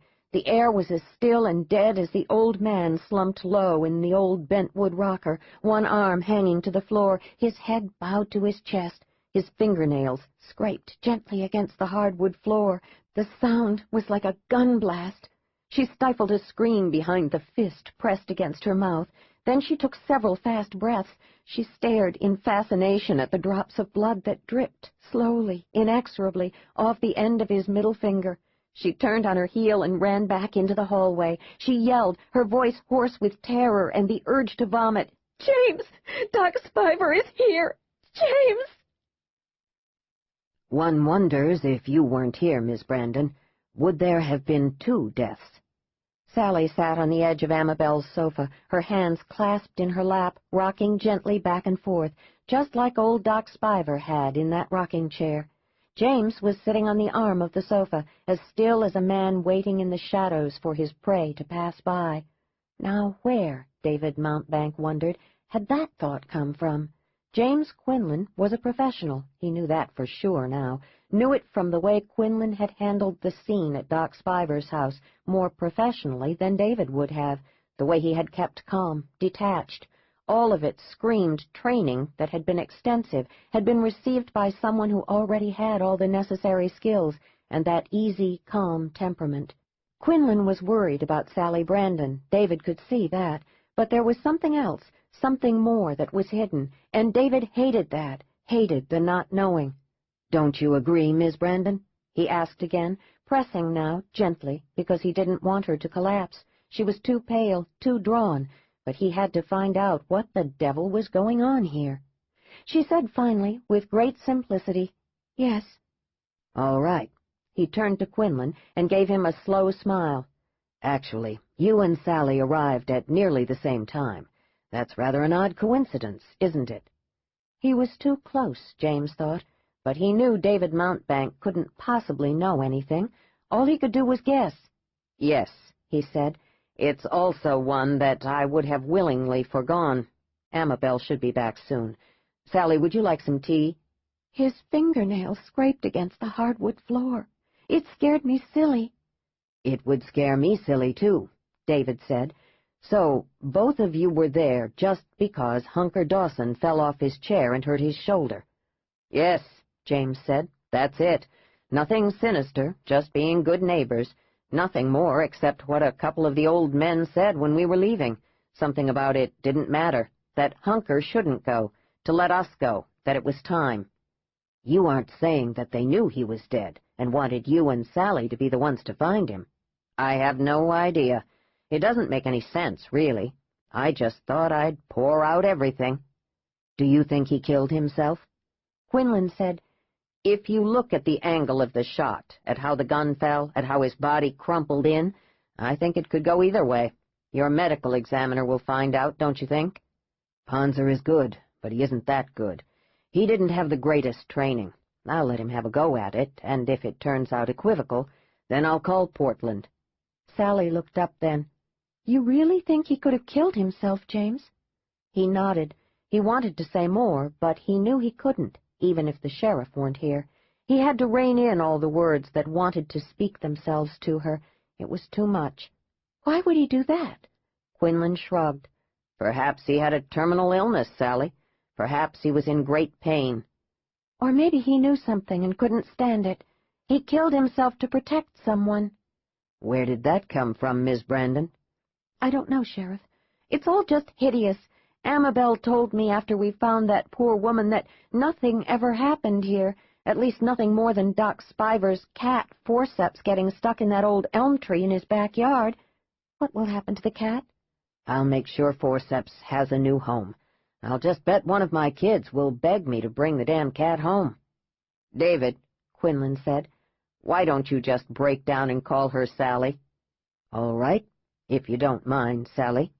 When she nodded, he was struck again at how familiar she looked to him, but he couldn't nail it down. More likely, she just looked like someone he'd known years ago, perhaps. Maybe James and I should leave, so nothing else will happen. Well, actually, ma'am, you can't leave the Cove. You found the second body. There are so many questions, and just not enough answers. Quinlan, why don't you and I make Sally some tea? Sally watched them walk out of the small living room. The sheriff stopped by one of Amabel's paintings, this one of oranges rotting in a bowl. Amabel had used globs of paint on those parts of the oranges that were rotting. It was a disturbing painting. She shivered. What did the sheriff want to talk to James about? David Mountbank watched Quinlan pour water into the old kettle and turn on the heat beneath it. "Who are you?" he asked. James stilled. Then he took down 3 cups and saucers from the cabinet. "You like sugar or milk, Sheriff?" "No." "How about brandy? That's what I'm putting in Sally's tea." "No, thank you." "Answer me, Quinlan. There's no way you're a P.I., no way in hell. You're too good. You've had the best training. You're experienced. You know how to do things that normal folk just wouldn't know." "Well, shit," James said. He pulled out his wallet and flipped it open. "Special Agent James Quinlan, Sheriff, FBI. A pleasure to meet you." "Hot damn," David said. "You're here undercover. What the hell is going on?" Chapter 10. James poured a finger of brandy into the cup of tea. He grinned when the sheriff held out his hand. "No, hold on a second. I want to give this to Sally. I want to make sure she's hanging in there. She's a civilian. This has been incredibly tough on her. Surely you can understand that." "Yes, I'll wait for you here, Quinlan." James returned after just a moment to see the sheriff staring out the kitchen window over the sink, his hands on the counter. He was a tall man, a runner, rangy and lean. He was probably only a few years older than James. He had a quality of utter concentration about him, something that made people want to talk to him. James admired that, but he wasn't about to talk. He was beginning to like David Mountbank, but he wasn't about to let that sway him either. Quinlan said quietly, not wanting to startle him, "She's asleep. I covered her with one of Amabel's Afghans. But let's keep it down, all right, Sheriff?" He turned slowly and gave Quinlan a glimpse of a smile. "Call me David. What the hell's going on? Why are you here?" Quinlan said calmly, "I'm not really here to find out about Marge and Harv Jensen. They're just my cover. But their disappearance remains a mystery, and it's not just them. You were right. The former sheriff sent everything off to the FBI, including reports on 2 more missing persons, a biker and his girlfriend. Other towns up and down the coast have done the same thing. There's a nice fat file now on folks who have simply disappeared around here. The Jensens were the first, evidently, so I'm just sticking to them. I've told everyone I'm a PI because I don't want to scare these old folks. They'd freak if they knew an FBI agent was in their midst doing God knows what. It's a good cover, since it's real. I don't suppose you'll tell me what's really going on. I can't, at least not right now. Can you be satisfied with that? I guess I'll just have to be. You discover anything yet about the Jensens? Yeah, all these respectable old folk are lying to me. Can you beat that? Your parents or grandparents lying through their teeth over something as innocuous as a pair of old people in a Winnebago, probably coming into town just to buy the world's greatest ice cream? Okay, then. They do remember Harv and Marge, but they're afraid to talk, afraid to get involved. Why didn't you come talk to me right away? Tell me who you were and that you were undercover. I wanted to keep things under wraps for as long as possible. It makes it easier. Quinlan shrugged. Hey, then if I didn't find anything, well, no harm done, and who knows? I just might discover something about all these old folks who have disappeared. You would have succeeded in keeping your cover from me if 2 people weren't dead. You're just too good, too well-trained. David Mountbank sighed, took a deep drink of the brandied tea James handed him, shuddered a bit, then grinned as he patted his belly. That'll put optimism back in your pecker. Yeah, Quinlan said. What are you doing with Sally Brandon? I just sort of hooked up with her the first day I was here. I like her. She doesn't deserve all this misery. More than misery. Seeing that poor woman's body banging up against the rocks at the base of those cliffs was enough to give a person nightmares for the rest of her life, but finding Doc Spiver with half his head blown off was even worse. David took another drink of his tea. I sure won't forget this remedy. You think that by any wild chance these 2 deaths are related in any way to the FBI missing persons files, to this Harv and Marge Jensen and all the others? That's far-fetched for even my devious brain, but it makes you wonder, doesn't it? He was doing it to him again, David thought, without rancor. He was smooth, he was polite. He wasn't about to spill anything he didn't want to spill. It would be impossible to rattle him. He wondered why the devil he was really here. Well, Quinlan would tell him when he was good and ready. David said slowly, I know you won't tell me why you're really here, but I've got enough on my plate right now, so I don't plan to stew about it. You keep doing what you're doing, and if you can help me at all, or I can help you, I'll be here. Thanks, David. I appreciate it. The Cove is an interesting little town, don't you think? It is now.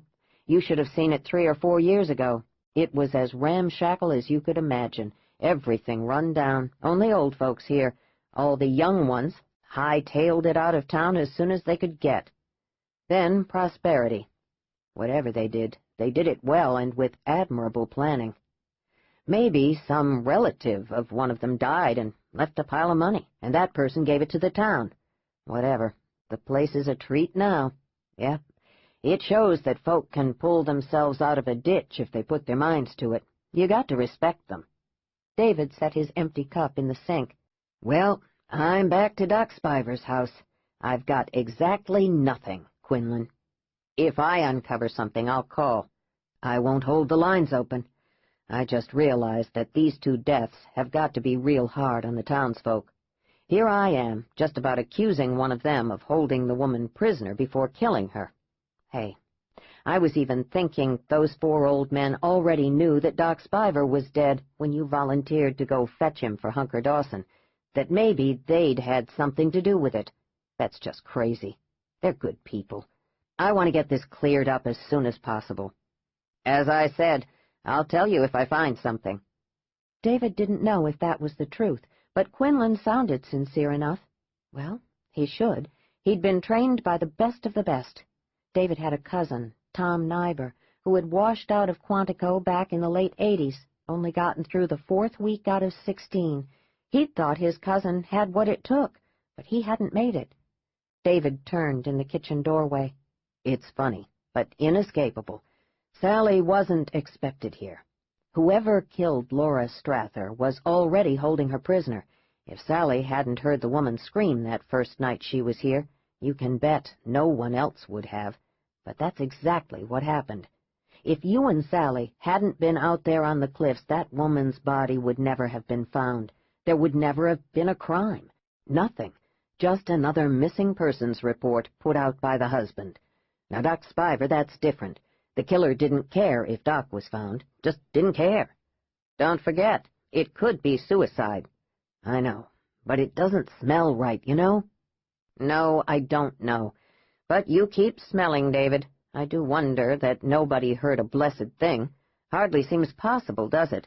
People are just too contrary to all agree with each other. Now that must smell big time to you. Yeah, it does. But I still think the old folk are just afraid. I'll be around, Quinlan. Take care of Sally. There's something about her that makes you want to put her under your coat and see that nothing happens to her. Maybe right now, but I imagine that usually if you tried that, she'd punch your lights out. I get the same feeling. Probably she would have some time ago, but not now. No, there's something wrong there. But I fancy you're not going to tell me what. I'll be talking to you, David. Good luck with that autopsy. Oh, yeah, I gotta call my wife. I think she can forget me being home for dinner. You married? You saw my wedding ring first thing, Quinlan. Don't be cute. I even mentioned one of my kids. I've got 3 little ones, all girls. When I come through the front door, 2 of them climb up my legs, and the 3rd one drags a chair over to jump into my arms. It's a race to see who gets her arms around my neck first. David gave him a lopsided grin, a small salute, and left.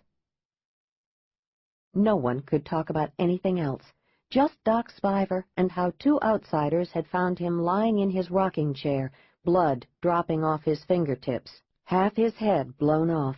He'd killed himself, everyone agreed to that. But why? Terminal cancer, Thelma Netro said. Her own grandpa had had cancer, and he would have killed himself if he hadn't died first. He was nearly blind, Ralph Keaton said.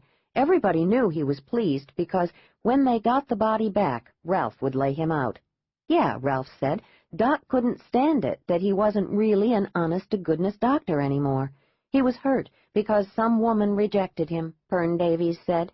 Everyone knew that Amabel had turned Pern down some years before, and he was still burning with resentment. He just got tired of life, Helen Keaton said, as she scooped out a triple-dip chocolate pecan cone for Sherry Voorhees. Lots of old people just got tired of living. He just did something about it, and didn't sit around whining for 10 years until the devil finally took him. Just maybe, Hunker Dawson said, just maybe Doc Spiver had something to do with that poor woman's death. It made sense he'd kill himself then, wouldn't it? The guilt would drive a fine man like Doc Spiver to shoot himself. There were no lawyers in town, but the sheriff found Doc Spiver's will soon enough. He had some $22,000 in a bank in South Bend. He left it all to what he called the town fund, headed by Reverend Hal Voorhees. Sheriff David Mountbank was surprised when he was told about the town fund. He'd never heard about such a thing. What effect would this town fund have had on people's motives? Of course, he didn't know yet if someone had put the .38 caliber pistol in Doc's mouth and pulled the trigger, then pressed the butt into Doc's hand. Premeditated murder, that was, or Doc Spiver had put the gun in his own mouth. Ponzer called David at 8 o'clock that evening. He'd finished the autopsy, and now he was equivocating, damn him. David pushed him, and he ended up saying it was suicide. No, Doc Spiver didn't have any terminal illness. At least, Ponzer hadn't seen anything. Amabel said to Sally that same evening, I'm thinking you and I should go to Mexico and lie on a beach. Sally smiled. She was still wearing Amabel's bathrobe because she just couldn't seem to get warm. James hadn't wanted to leave her, but then it seemed he remembered something that had made him go back to Thelma's. She'd wanted to ask him what it was, but she hadn't. I can't go to Mexico, Amabel. I don't have my passport. Alaska, then. We could lie around on the snowbanks. I could paint, and you could do—" "What, Sally? What did you do before your daddy got killed?" Sally got colder. She pulled the bathrobe tighter around her and moved closer to the heat register. "I was Senator Bainbridge's senior aide." "Didn't he retire?" "Yes, last year. I didn't do anything after that." "Why not?" Vivid, frenzied pictures went careening through her mind, shrieking as loudly as the wind outside.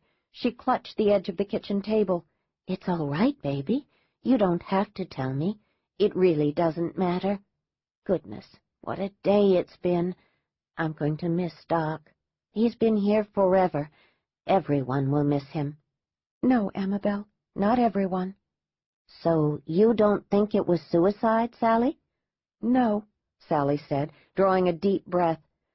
"I think there's a madness in this town." "What a thing to say! I've lived here for nearly 30 years. I'm not mad. None of my friends is mad. They're all down-to-earth folk who are friendly and care about each other and this town. Besides, if you were right, then the madness didn't begin until after you arrived. How do you explain that, Sally?" "That's what the sheriff said. Amabel, do you really believe that Laura Strather, the woman James and I found, was brought into town by a stranger and held somewhere before he murdered her?" "What I think, Sally, is that your brain is squirreling around, and it's just not healthy for you, not with everything else upside down in your life. Just don't think about it. Everything will be back to normal soon. It's got to be." That night, at exactly 3 o'clock in the morning, a blustery night with high winds but no rain, something brought Sally awake. She lay there a moment. Then she heard a soft tap on the window. At least it wasn't a woman screaming. A branch from a tree, she thought, turning over and pulling the blanket up to her nose. Just a tree branch. Tap. She gave up and slid out of bed. Tap. She didn't remember that there wasn't a tree high enough until she'd pulled back the curtain and stared into her father's ghastly white, grinning face. Amabel found her on her knees in the middle of the floor, her arms wrapped around herself, the window open, the curtains billowing outward, pulled by the wind, screaming and screaming until her throat closed and no sound came from her mouth. Quinlan made a decision, then and there. "I'm taking her back to Thelma's. She'll stay with me. If something else happens, I'll be there to deal with it." She'd called him 30 minutes before, gasping out her words, begging him to come and make her father leave her alone. He'd heard Amabel in the background telling her she was in no shape to be on the phone to anybody, much less to that man she didn't even know. To put down the phone. She was just excited. There hadn't been anyone there. It had just been her imagination. Just look at all she'd been through. And she was still saying it, ignoring Quinlan. "Baby, just think. You were sound asleep when you heard the wind making strange noises against the window. You were dreaming, just like those other times. I'll bet you weren't even awake when you pulled the curtains back." "I wasn't asleep," Sally said. "The wind had awakened me. I was lying there, and then came the tapping." "Baby." "It doesn't matter," Quinlan said, impatient now, knowing that Sally would soon think that she was crazy, that she'd imagined it all. He prayed to God that she hadn't, but she had been in that sanitarium for 6 months. She'd been paranoid, that's what was in the file. She'd also been depressed and suicidal. They'd been worried that she would harm herself. Her doctor hadn't wanted her released. Her husband had agreed. They wanted her back. Her husband was first in line. He wondered about the legalities of getting a person committed if that person didn't volunteer. Why hadn't Sally's parents done anything about it? Had they believed her to be nuts, too? But she was a person with legal rights. He had to check on how they'd gotten around it. He said now, "Amabel, could you please pack Sally's things? I'd like all of us to get some sleep before morning." Amabel pursed her lips. "She's a married woman. She shouldn't be going off with you." Sally started laughing, a low, hoarse, very ugly laugh. Amabel was so startled that she didn't say anything more. She went upstairs to pack the duffel bag. 30 minutes later, after 4 o'clock in the morning, Quinlan let Sally into his tower room. "Thank you, James," she said. "I'm so tired. Thank you for coming for me." He'd come for her all right. He'd been off like a shot to get her. Damnation! Why couldn't anything turn out the way it was supposed to, the way he'd planned?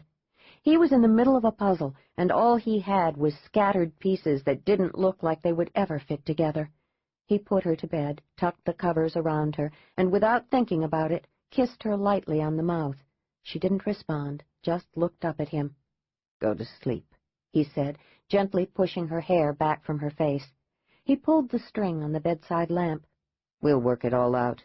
Just don't worry any more." That was a promise and a half. It scared the hell out of him. "That's what he said on the phone, that he was coming for me. Soon, he said, very soon. He didn't lie, did he? He's here, James." "Someone's here. We'll deal with it tomorrow. Go to sleep. I'm sure as hell here, and I won't leave you alone. Not any more." She was usually alone. At the beginning, some of the patients had tried to talk to her in their way, but she'd turned away from them. It didn't matter, really, because most of the time her brain was fuzzy, so completely disconnected from anything she could identify, either outside herself or inside, that she was as good as lost in a deep cave, or she was floating up in the ether. There was no reality here, no getting up at 6 in the morning to run up Exeter Street over to Concord Avenue, covering a good 2 miles, then run home, jump in the shower, and think about all she had to do that day while she washed her hair. Senator Bainbridge went to the White House at least twice a week. Many times she was with him, keeping together all his notes for the topics to be discussed. It was easy for her to do that, since she'd written most of the notes and knew more than he did about his stands on his committee projects.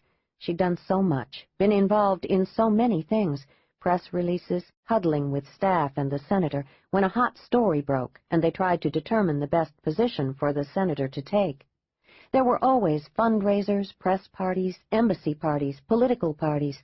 So much, and she'd loved it, even when she would fall exhausted into bed.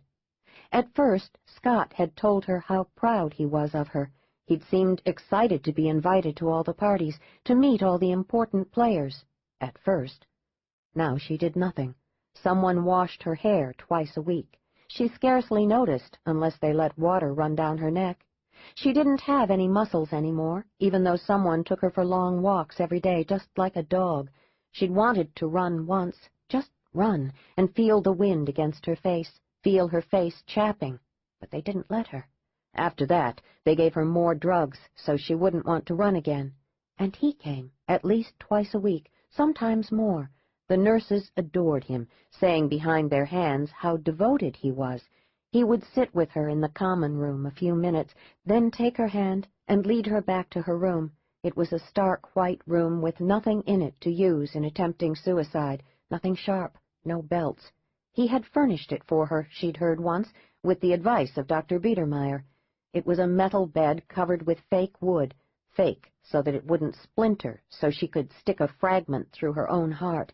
Not that such a thing would ever occur to her, but he talked about it and laughed, saying as he cupped her face in his hand that he would take care of her for a very long time. Then he'd strip off her clothes and make her lie on her back on the bed. He would walk around the bed looking at her, talking to her about his day, his work, about the woman he was currently sleeping with. Then he'd unzip his trousers and show her himself, tell her how lucky she was to get to see him, that he would let her touch him. But he didn't quite trust her yet. He'd touch her all over. He'd rub himself. Just before he came, he'd hit her at least once, usually in the ribs. Once, when his head was thrown back in his orgasm, she saw through the fog in her eyes that there were 2 people at the window opening in the door, staring at them, talking, even as they looked. She'd tried to push him away, but it hadn't worked. She had so little strength. He'd finished, then leaned down, seen the hatred in her eyes, and struck her face. It was the only time he had ever hit her in the face. She remembered once how he'd turned her onto her belly, pulling her back toward him, and how he'd said that maybe one day he'd let her have him, let her feel him going into her deep, and it would hurt because he was big, didn't she agree? But no, she didn't deserve him yet, and who cared? They had years ahead of them, years to do all sorts of things, and he'd told her about when he finally allowed his mistresses to have him and what they did to please him. She hadn't said anything. He'd struck her for that, with his belt on her buttocks. He hadn't stopped for a very long time. She remembered screaming, begging, screaming some more, trying to wriggle away from him, but he'd held her down. He hadn't stopped. It was 5 a.m. when Quinlan was jerked out of a deep sleep by her scream, loud, piercing, so filled with pain and helplessness that he couldn't bear it. He was at her side in an instant, pulling her against him, trying to soothe her, saying anything that came to mind, just talking and talking to bring her out of the dreadful nightmare. God, it hurt so much, but he didn't care.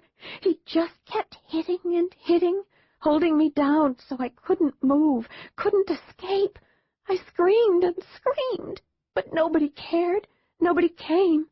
But I know those faces were looking in the window and they loved it. Oh, God, no, make it stop. Stop it. So it was a nightmare about her time in that sanitarium. At least that's what it sounded like. It sounded sadistic and sexual. What was going on here? His hand was busy in her hair, stroking up and down her back, talking to her, talking.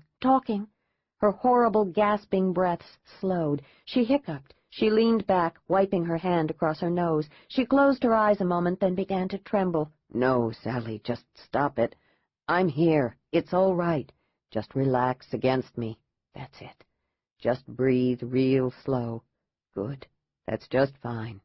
He stroked her back, felt the shivering slowly ease. God, what had she dreamed? A memory, distorted by the unconscious, could be hideous. "What did he do to you?" He spoke slowly, softly against her temple. "You can tell me. It'll make it go away faster if you talk about it." She whispered against his neck.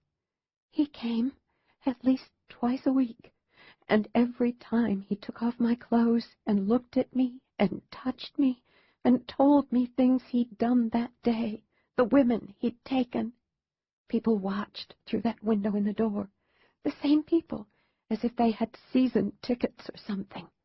It was horrible, but most of the time I just lay there because my brain wasn't working.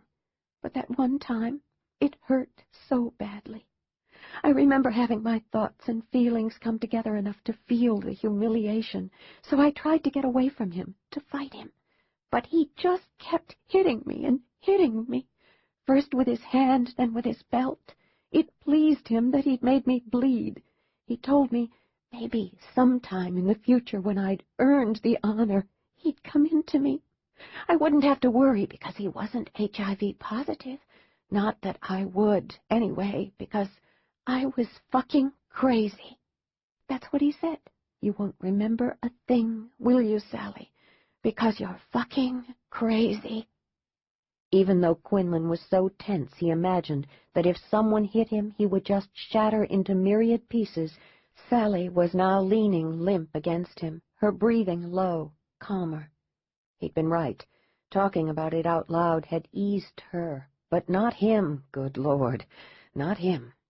Could she have imagined it all? For the longest time he couldn't speak. Finally he said, "Was it your husband who did this to you, Sally?" She was asleep, her breath even and slow against his chest. He realized then that he was wearing only shorts. Who the hell cared? He pushed her back and tried to pull away from her. To his pleasure and consternation, she clutched her arms around his back. "No, please, no," she said. She sounded asleep. He eased down beside her, lying on his back, pressing her face against his shoulder. He hadn't planned on this, he thought, staring up at the dark ceiling. She was breathing deeply, her leg across his belly now, her palm flat on his chest. Any lower with that hand, or any lower with her thigh, and he would be in big trouble. He was already in big trouble. He kissed her forehead, squeezed her more closely against him, and closed his eyes. At least the bastard hadn't raped her, but he'd beat her. Surprisingly, he fell asleep. Chapter 11. "Yeah, right," Quinlan said to himself as he got to his feet. There were 2 nice male footprints below Sally's bedroom window at Amabel's house, and more important, deep impressions where the feet of the latter had dug into the earth. There were small torn branches on the ground, ripped away by someone who had moved quickly, dragging that damned long ladder with him. He dropped to his haunches again and measured the footprints with his right hand, size 11 shoe, just about his own size. He took off his loafer and set it gently into the indentation, nearly a perfect fit. All right, then, an 11.5. The heels were pretty deep, which meant he wasn't a small man, perhaps about 6 feet and 180 pounds or so. Close enough. He looked more carefully, measuring the depth of the indentations with his fingers. One went deeper than the other, which was odd. A limp? He didn't know. Maybe it was just an aberration. "What have you got, Quinlan?" It was David Montbank. He was in his uniform, looking pressed and well-shaved, and surprisingly well-rested. It was only 6:30 in the morning. "You thinking about eloping with Sally Brandon?" Well, hell, Quinlan thought, rising slowly, as he said in an easy voice, "Actually, someone tried to get into the house last night and really scared Sally. And yes, if you're interested, she should still be sleeping in Thelma's tower room, my room." "Someone tried to break in?" "Yep, that's about it. Sally woke up and saw the man's face in the window. It scared the bejesus out of her. When she screamed, it must have scared the bejesus out of the guy as well, because he was out of here." David Montbank leaned against the side of Amabel's cottage. It looked like it had been freshly painted not 6 months ago. The dark green trim around the windows was very crisp. "What the hell's really going on, Quinlan?" He sighed. "I can't tell you. Call it national security, David." "I'd like to call that bullshit." "I can't tell you," Quinlan repeated. He met David's eye. He never flinched. David could have drawn a gun on him, and he wouldn't have flinched. "All right," David said finally. "Have it your way, at least for now. You promise me it doesn't have anything to do with the 2 murders?" "It doesn't. The more I mull it over, the more I think the woman's murder is somehow connected to Harv and Marge Jensen's disappearance 3 years ago, even though just yesterday I told you I couldn't imagine it. I don't know how or why, but you've got things that don't smell right. Well, I have things that just twist and turn in my gut. That's my intuition. I've learned over the years never to ignore it. Things are somehow connected. I just have no idea how or why, or if I'm just plain not thinking straight. As for Sally, just let it go, David. I'd consider that I owed you good if you'd just let it go." "It was 2 murders, Quinlan." "Doc Spiver?" "Yeah. I just got a call from the M.E. in Portland, a woman who was trained down in San Francisco and really knows her stuff. Would that there were M.E.s everywhere who knew what they were doing. I got his body to her late last night, and she agreed to do the autopsy immediately, bless her. She determined there was no way in hell he would have sat himself down in the rocking chair, put the gun in his mouth, and pulled the trigger." "That takes care of the theory that Doc Spiver murdered the woman and then felt so guilty that he killed himself." "Blows it straight to hell." "You know what it sounds like to me? Just maybe the person really believed everyone would think Doc Spiver killed himself. Maybe an older person who doesn't know all about things a good M.E. can determine. Your man Ponzer didn't know, after all. You could say you just lucked out because of how good the M.E. is in Portland." "That sounds right to me." He sighed. "What we've got is a killer loose, Quinlan, and I'm so stuck I don't know what to do. My men and I have been questioning every damned person in this beautiful little town, and just like with Laura Strather, no one knows a damn thing. I still can't buy it that one of the local folk is involved in this." "One of them is, David. No way around it." "You want me to take plaster casts of those footprints?" "No, don't bother. But take a look. One impression goes deeper than the other. You ever see anything like that?" David was down on his hands and knees, studying the footprints. He measured the depth with his pinky finger, just as Quinlan had done. "Strange," he said. "I don't have a clue." "I was thinking the guy had a limp, but it wouldn't look like that if he did. There'd be more of a rolling to one side, but there's not." "You got me, Quinlan." David stood up and looked toward the ocean. It's going to be a beautiful day. I used to bring my kids here at least twice a week for the world's greatest ice cream. I haven't wanted them to get near the Cove since that first murder. And Quinlan knew, besides that killer, there was another man here who was out to make Sally believe she was crazy. It had to be her husband, Scott Brainerd. He dusted his hands off on his dark brown corduroy pants. "Oh, David, which one got to you first?" "What?" "Which of your daughters got her arms around your neck first?" David laughed. "The littlest one. She climbed right up my leg like a monkey. Her name's Deirdre." James left David Mountbank and returned to Thelma's bed and breakfast. When he opened the door to his tower room, Sally was standing in the doorway of the bathroom. Her hair was wet and plastered to her head, strands falling to her shoulders. She had a towel in her left hand. She stared at him. She was stark naked. She was so damned thin and so damned perfect, and he realized it in just the split second before she pulled the towel in front of herself. "Where did you go?" she asked, still not moving, just standing there, wet and thin and perfect, and covered with a white towel. "He wears an 11.5 shoe." She tightened the towel, rolling it over above her breasts. She just stared at him. "The man pretending to be your father," he said, watching her closely. "You found him?" "Not yet, but I found his footprints beneath your bedroom window and the indentations of the ladder feet. Yeah, our man was there. What size shoe does your husband wear, Sally?" She was very pale. Now she was so colorless that he imagined even her hair was fading as he looked at her. "I don't know what size. I never asked. I never bought him shoes. My father wears an 11.5. "Sally, your father is dead. He was murdered more than 2 weeks ago. He was buried. The cops saw the body. It was your father. The man last night, it wasn't your father. If you can't think of any other man who's trying to drive you nuts, then it has to be your husband. Did you see him the night your father was murdered?"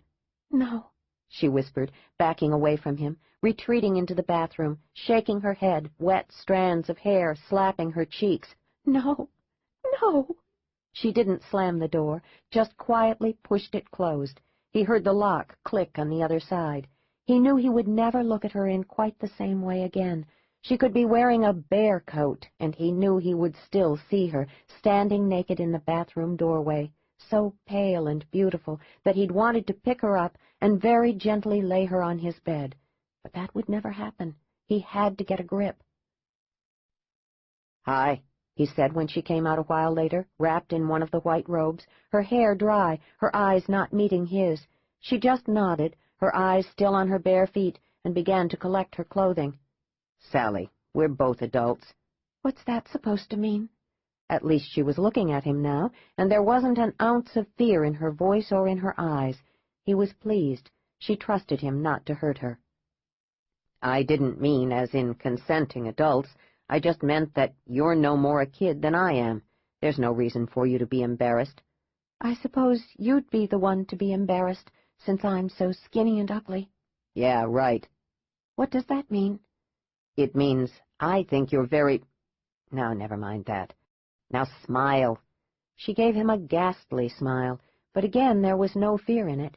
She did trust him not to rape her.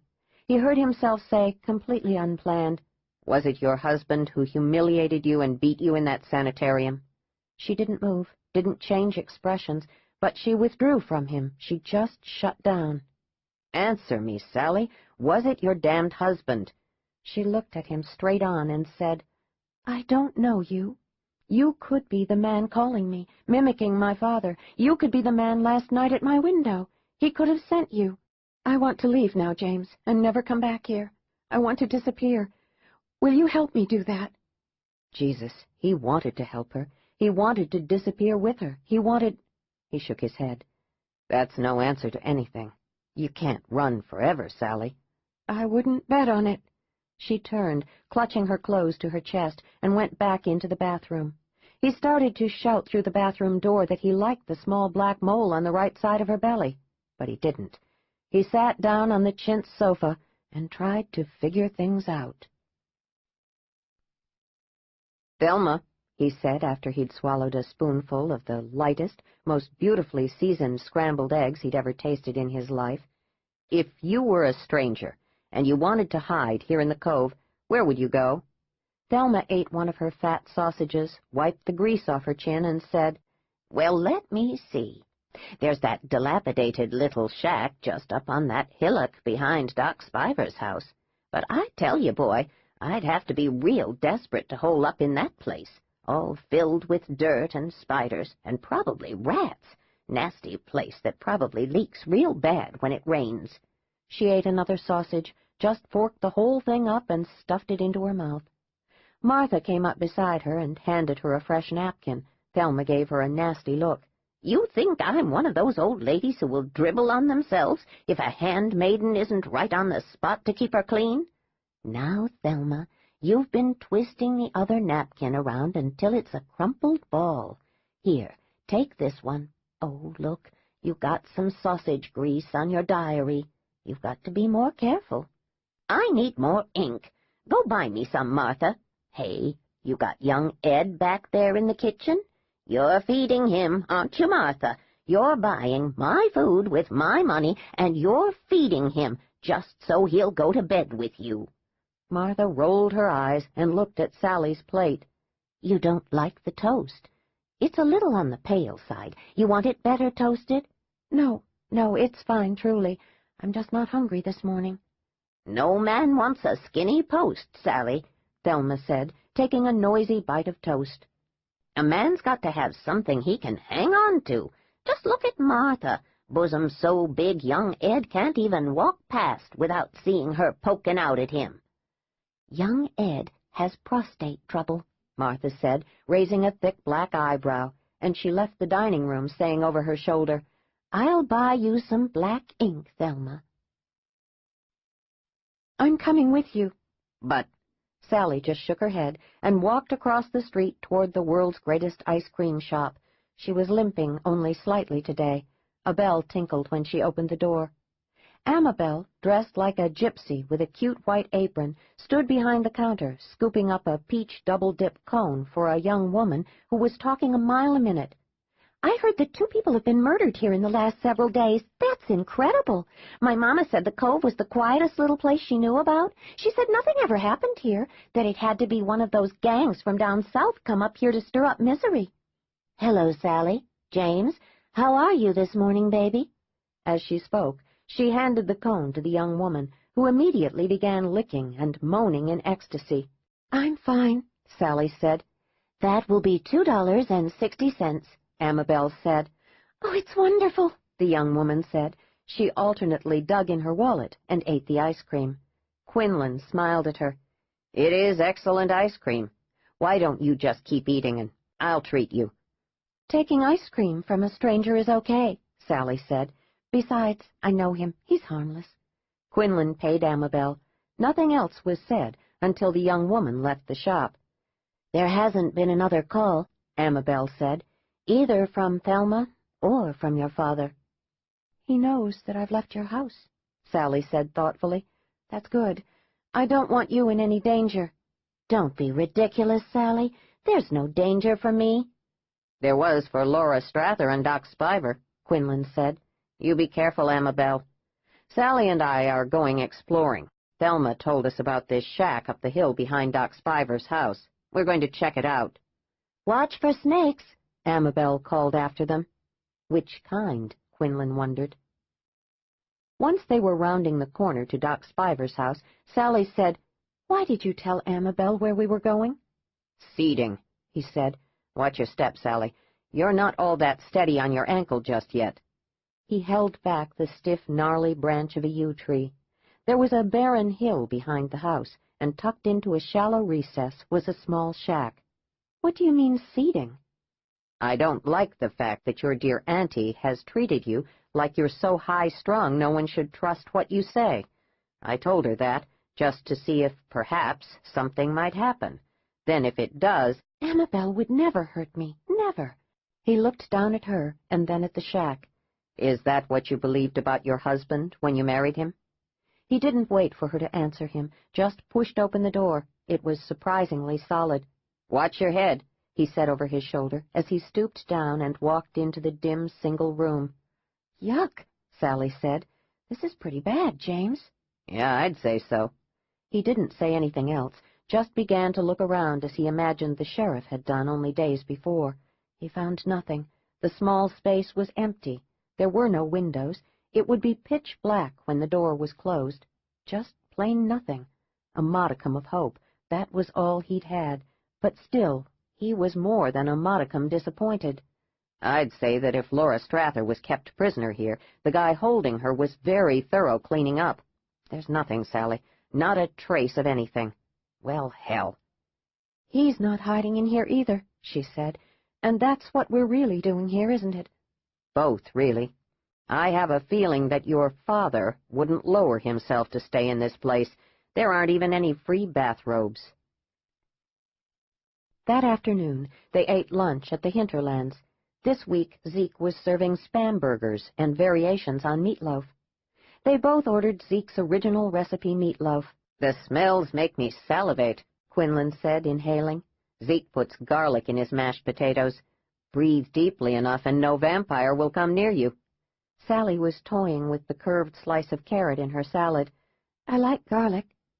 Tell me about that night, Sally. She'd picked up the carrot and was chewing on it. She dropped it. Then she picked it up again and slowly began eating. All right, she said finally. She smiled at him. I might as well trust you. If you're going to betray me, then I might as well hang it up. The cops are right. I was there that night, but they're wrong about everything else. I don't remember a thing, James. Not a blessed thing. Well, hell, he thought, but he knew she was telling him the truth. Do you think someone struck you? No, I don't think so. I've thought and thought about it, and all I can figure out is that I just don't want to remember. Can't bear to, I guess, so my brain just closed it down. I've heard about hysterical amnesia, and even seen it a couple of times. What usually happens is that you will remember, if not tomorrow, then next week. Your father wasn't killed in a horrific way. He was shot neatly through the heart, no muss, no fuss. So it would seem to me that the people involved in his death shook you so much. That's the reason you've blocked it all out. Yes, she said slowly, then turned around and saw the waitress bringing their plates. The smell of garlic, butter, roasted squash, and the rich aroma of the meatloaf filled the air around them. I couldn't live here and stay trim, James said. It smells delicious, Nelda. Ketchup for the meatloaf? Does a shark have a fin? Nelda, the waitress, laughed and set a Heinz bottle between them. Enjoy, she said. Nelda, how often do young Ed and Martha eat here? Oh, maybe twice a week, she said, looking a bit startled. Martha says she gets tired of her own cooking. Young Ed is my older brother. Poor man. Every time he wants to see Martha, he has to endure Thelma's jokes. Can you believe that old woman is still alive, writing in that diary of hers every day and eating that sausage? That's interesting, James said when Nelda left them. Eat, Sally. That's right. You're perfect, but I'd be worried for you in a strong wind. I used to run every day, she said. I used to be strong. You will be again. Just stick with me. I can't imagine running in Los Angeles. All I ever see is pictures of horrible fog and cars stacked up on the freeways. I live in a canyon. It's got healthy air, and I run there as well. Somehow I can't imagine you living in Southern California. You just don't seem the type. Does your ex-wife still live there? No, Teresa's back east. She married a crook, interestingly enough. I hope she doesn't have kids with the guy. Their genetic potential is hair-raising. She laughed, actually laughed. It felt as wonderful to her as it felt to James hearing it. You have any idea how beautiful you are, Sally? Her fork stilled over the meatloaf. You're into crazy freaks? If you ever say anything like that again, you'll piss me off. When I get pissed off, I do strange things, like take off all my clothes and chase ducks in the park. The tension fell away from her. He had no idea why he'd told her she was beautiful. It had just slipped out. Actually, she was more than beautiful. She was warm and caring, even while she was living this nightmare. He wished he knew what to do. You said you don't remember about that night your father was killed. Do you have other gaps in your memory? Yes. Sometimes when I think about that place, very sharp memories will come to me, but I couldn't swear if they're truly memories or just weird images stewed up by my brain. I remember everything very clearly until about 6 months ago. What happened 6 months ago? That's when everything went dim. What happened 6 months ago? Senator Bainbridge retired suddenly, and I was out of a job. I remember that I was going to interview with Senator Irwin, but I never got to his office. Why not? I don't know. I remember it was a sunny day. I was singing. The top was down on my Mustang. The air was sharp and warm. She paused, frowning, then shrugged. I always sang when the top was down. I don't remember anything else, but I know I never saw Senator Irwin. She said nothing more. She was eating her meatloaf. She probably didn't realize she was eating, but he wanted her to keep at it. He guessed he wanted her to eat more than he wanted her to talk, at least for now. What the hell had happened? James paid their bill and walked outside, while Sally went to the women's room. He wondered how he was going to keep his hands off her when they got back to his tower bedroom. Chapter 12. He heard a whisper of sound that didn't belong in that small, narrow space beside the hinterlands. He turned around, wondering if Sally had come out of the cafe without his seeing her. That was when he heard it again. There it was, just a whisper of sound. He pivoted quickly on his heel, his hand inside his jacket on the butt of his Sig Sauer, a 9mm semi-automatic pistol that fit his hand and his personality perfectly. He was at one with that pistol, as he'd never been with any other before in his professional life. He was pulling it out, smooth and quick, but still he was too late. The blow struck him just over his left ear. He went down without a sound. "James?" Sally stuck her head out the door of the cafe.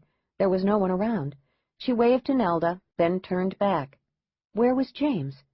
She frowned and stepped down. She heard a scraping sound. Then she knew she heard a whisper. A man's whisper? James? She wheeled around to look in that sliver of space beside the building. What she saw was James lying on his side on the ground, a trickle of blood trailing down his cheek toward his chin. She yelled his name and skidded onto her knees beside him, shaking him, then drawing back. She sucked in her breath. Gently she laid her fingers on the pulse in his throat. It was strong and slow. Thank God, he was all right. What was going on here? But then she knew. It was her father. He'd finally come to get her, just as he'd promised he would. He'd hurt James, probably because he'd been protecting her. She looked up for help, praying to see anyone. It didn't matter how old he was, just anyone. There was no one around, not a single soul. Oh, God, what should she do? She was leaning down to look at the wound when the blow crashed directly down on the back of her head, and she crumpled over James. She heard the sound. It came at short intervals. It was water, one drop after another, hitting metal. Plop. She opened her eyes, but couldn't seem to focus. Her brain felt loose, as if it were floating inside her head. She couldn't seem to think. She could only hear that plop. She knew something wasn't right. She tried to remember, but couldn't quite make her brain fasten onto something that would trigger a thought, anything that had happened to her before she was here, wherever here was. "You're awake. Good." A voice, a man's voice, his voice. She managed to follow the sound of his voice. It was Dr. Biedermeier, the man who had tormented her for 6 long months. Yes, she remembered that. Not all of it, but enough to have it burn through her sleep and terrify her over and over in nightmares that still brought vivid pain. Suddenly she remembered. She'd been with James. Yes, James Quinlan. He'd been struck on the head. He was lying unconscious on the ground in that small slice of land next to the hinterlands. "Nothing to say, Sally?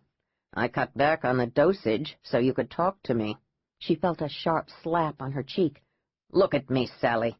Don't pretend you're off in outer space. I know this time you can't be." He slapped her again. He grabbed her shoulders and shook her hard. "Is James all right?" He stopped shaking her. "James?" He sounded surprised. "Oh, that man you were with in the Cove. Yes, he's fine. No one wanted to take the risk of killing him. Was he your lover, Sally? You had him less than a week. That's moving fast. He must have been desperate. Just look at you, all skinny and pathetic, your hair in strings, your clothes bagging around you. Come on, Sally. Tell me about James. Tell me what you told him." "I told him about you," she said. "I had a nightmare, and he helped me through it. I told him what a piece of slime you are." He slapped her again, not too hard, but hard enough to make her shrink away from him. "You're rude, Sally. And you're lying. You've never lied well, and I can always tell. You might have dreamed, but you didn't tell him about me. You want to know why? It's because you're crazy, and I'm so deep a part of you that if you were to tell anyone about me, why, you'd just collapse in on yourself and die. You can't exist without me, Sally. You were away from me for just 2 weeks, and look what happened. You're a mess. You tried to pretend you were normal. You lost all your manners. Your mother would be appalled. Your husband would back away from you in disgust. As for your father, well, I suppose it's not worth speculating, now that he's shuffled off his mortal coil." "Where am I?" "Ah, that's supposed to be the first thing out of your mouth, if books and TV stories are to be believed. You're back where you belong, Sally. Just look around you. You're back in your room, the very same one decorated especially for you by your dear father. I've kept you under for nearly a day and a half. I let up on the dosage about 4 hours ago. You took your time coming to the surface." "What do you want?" "I have what I want. At least I have the first installment of what I want, and that's you, my dear." "I'm thirsty." "I'll bet you are. Holland, where are you? Bring some water to our patient." She remembered Holland, a skinny, furtive little man who had been one of the 2 men to stare through the small square window while he was hitting her and caressing her, humiliating her. Holland had thinning brown hair and the deadest eyes she'd ever seen. He rarely said anything, at least to her. She said nothing more until he appeared at her side, a glass of water in his hand. "Here you are, Doctor," he said in that low, hoarse voice of his that lay like a covering of loose gravel in all those nightmares, making her want to be drugged so she wouldn't realize he was around her. He was standing behind Biedermeier, looking down at her, his eyes dead and hungry. She wanted to vomit. Dr. Biedermeier raised her and let her drink her fill. "Soon you'll want to go to the bathroom. Holland will help you with that, won't you, Holland?" Holland nodded, and she wanted to die. She fell back against the pillow, a hard institutional pillow, and closed her eyes. She knew deep down she couldn't keep herself intact in this place again. She also realized that she would never escape again. This time it was over for her. She kept her eyes closed, didn't turn toward him, just said, "I'm not crazy. I was never crazy. Why are you doing this? He's dead. What does it matter?" "You still don't know, do you? You still have no memory of any of it. I realized that almost immediately. Well, it isn't my place to tell you, my dear." She felt him pat her cheek. She flinched. Now, Sally, I'm not the one who tormented you, though I must admit that I enjoyed the one tape I saw, except you weren't even there. You were just flopping back, your eyes closed, letting him do whatever he wanted. You didn't have any fight in you. Why, you were so out of it, you barely flinched when he hit you. But even then you weren't afraid. I could tell. The contrast, at least, made for fascinating viewing. She felt gooseflesh rise on her arms as remnants of memories flooded her. The movement of his hands over her, the pushing and slapping, the caressing that turned to pain. She heard the bed ease up and knew that Dr. Biedermeier was standing beside her, looking down at her. She heard him say softly, "Holland, if she gets away again, I'll have to hurt you badly. Do you understand?" "Yes, Dr. Biedermeier." "It won't be like last time, Holland. I made a mistake on your punishment last time. You rather liked that little shock therapy, didn't you? It won't happen again, Dr. Biedermeier. Was there disappointment in that frightening little man's voice? Good. You know what happened to Nurse Kreider when she let her hide those pills under her tongue. Yes, of course you do. Be mindful, Holland. I must go now, Sally, but I'll be with you again this evening. We'll have to get you away from the sanitarium, probably tomorrow morning. The decision about what to do with you hasn't been made just yet, but you can't stay here. The FBI, this Quinlan fellow, he's got to know all about this place. I'm sure you did tell him some things about your past, and they'll come. But that isn't your problem. Now, let me give you a little shot of something that will make you drift and really feel quite good about things. Yes, Holland, hold her arm for me. Sally felt the chill of the needle, felt the brief sting. Within moments, she felt herself begin to drift out of her brain, to float in nothingness. She felt the part of her that was real, the part of her that wanted life. Such a small flicker, really, struggling briefly before it succumbed. She sighed deeply and was gone from herself. She felt hands on her taking off her clothes. She knew it was Holland. Probably Dr. Biedermeier was watching. She didn't struggle. There was nothing more to care about. Quinlan woke up with a roaring headache that beat any hangover he'd ever had in college. He cursed, held his head in his hands, and cursed some more. "You've got the mother of all headaches, right?" "David," he said, and even that one word hurt. "What the devil happened?" "Someone hit you good, just above your left ear. Our doctor put 3 stitches in your head. Hold still, and I'll get you a pill." Quinlan focused on that pill. It had to help. If it didn't, his brain would break out of his skull. "Here, Quinlan. It's strong stuff. You're supposed to have just 1 every 4 hours. Quinlan took it and downed the entire glass of water. He lay back, his eyes closed, and waited. Dr. Graft said it would kick in quickly. I sure hope so. Talk to me, David. Where's Sally? I'll tell you everything. Just lie still.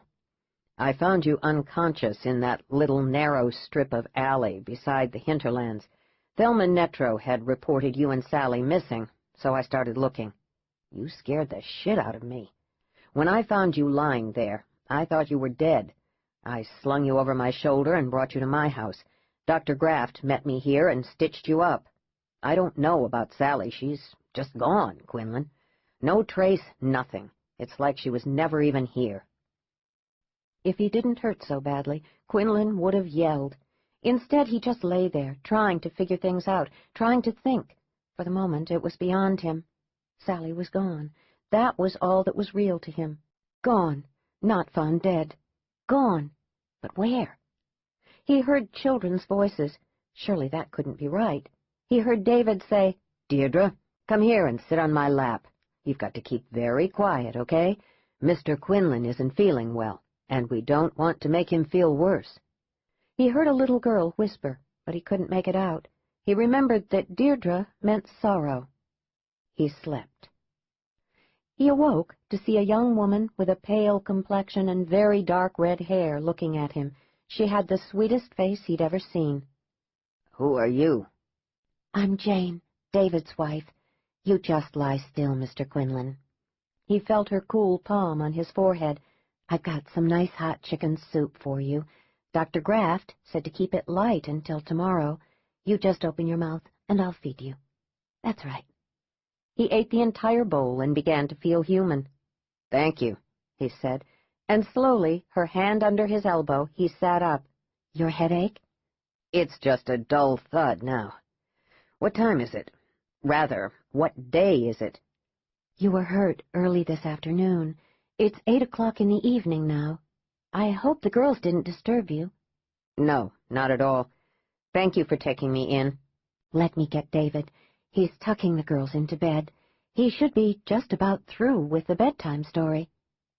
Quinlan sat there, his head back against the cushions of the sofa, a nice, comfortable sofa.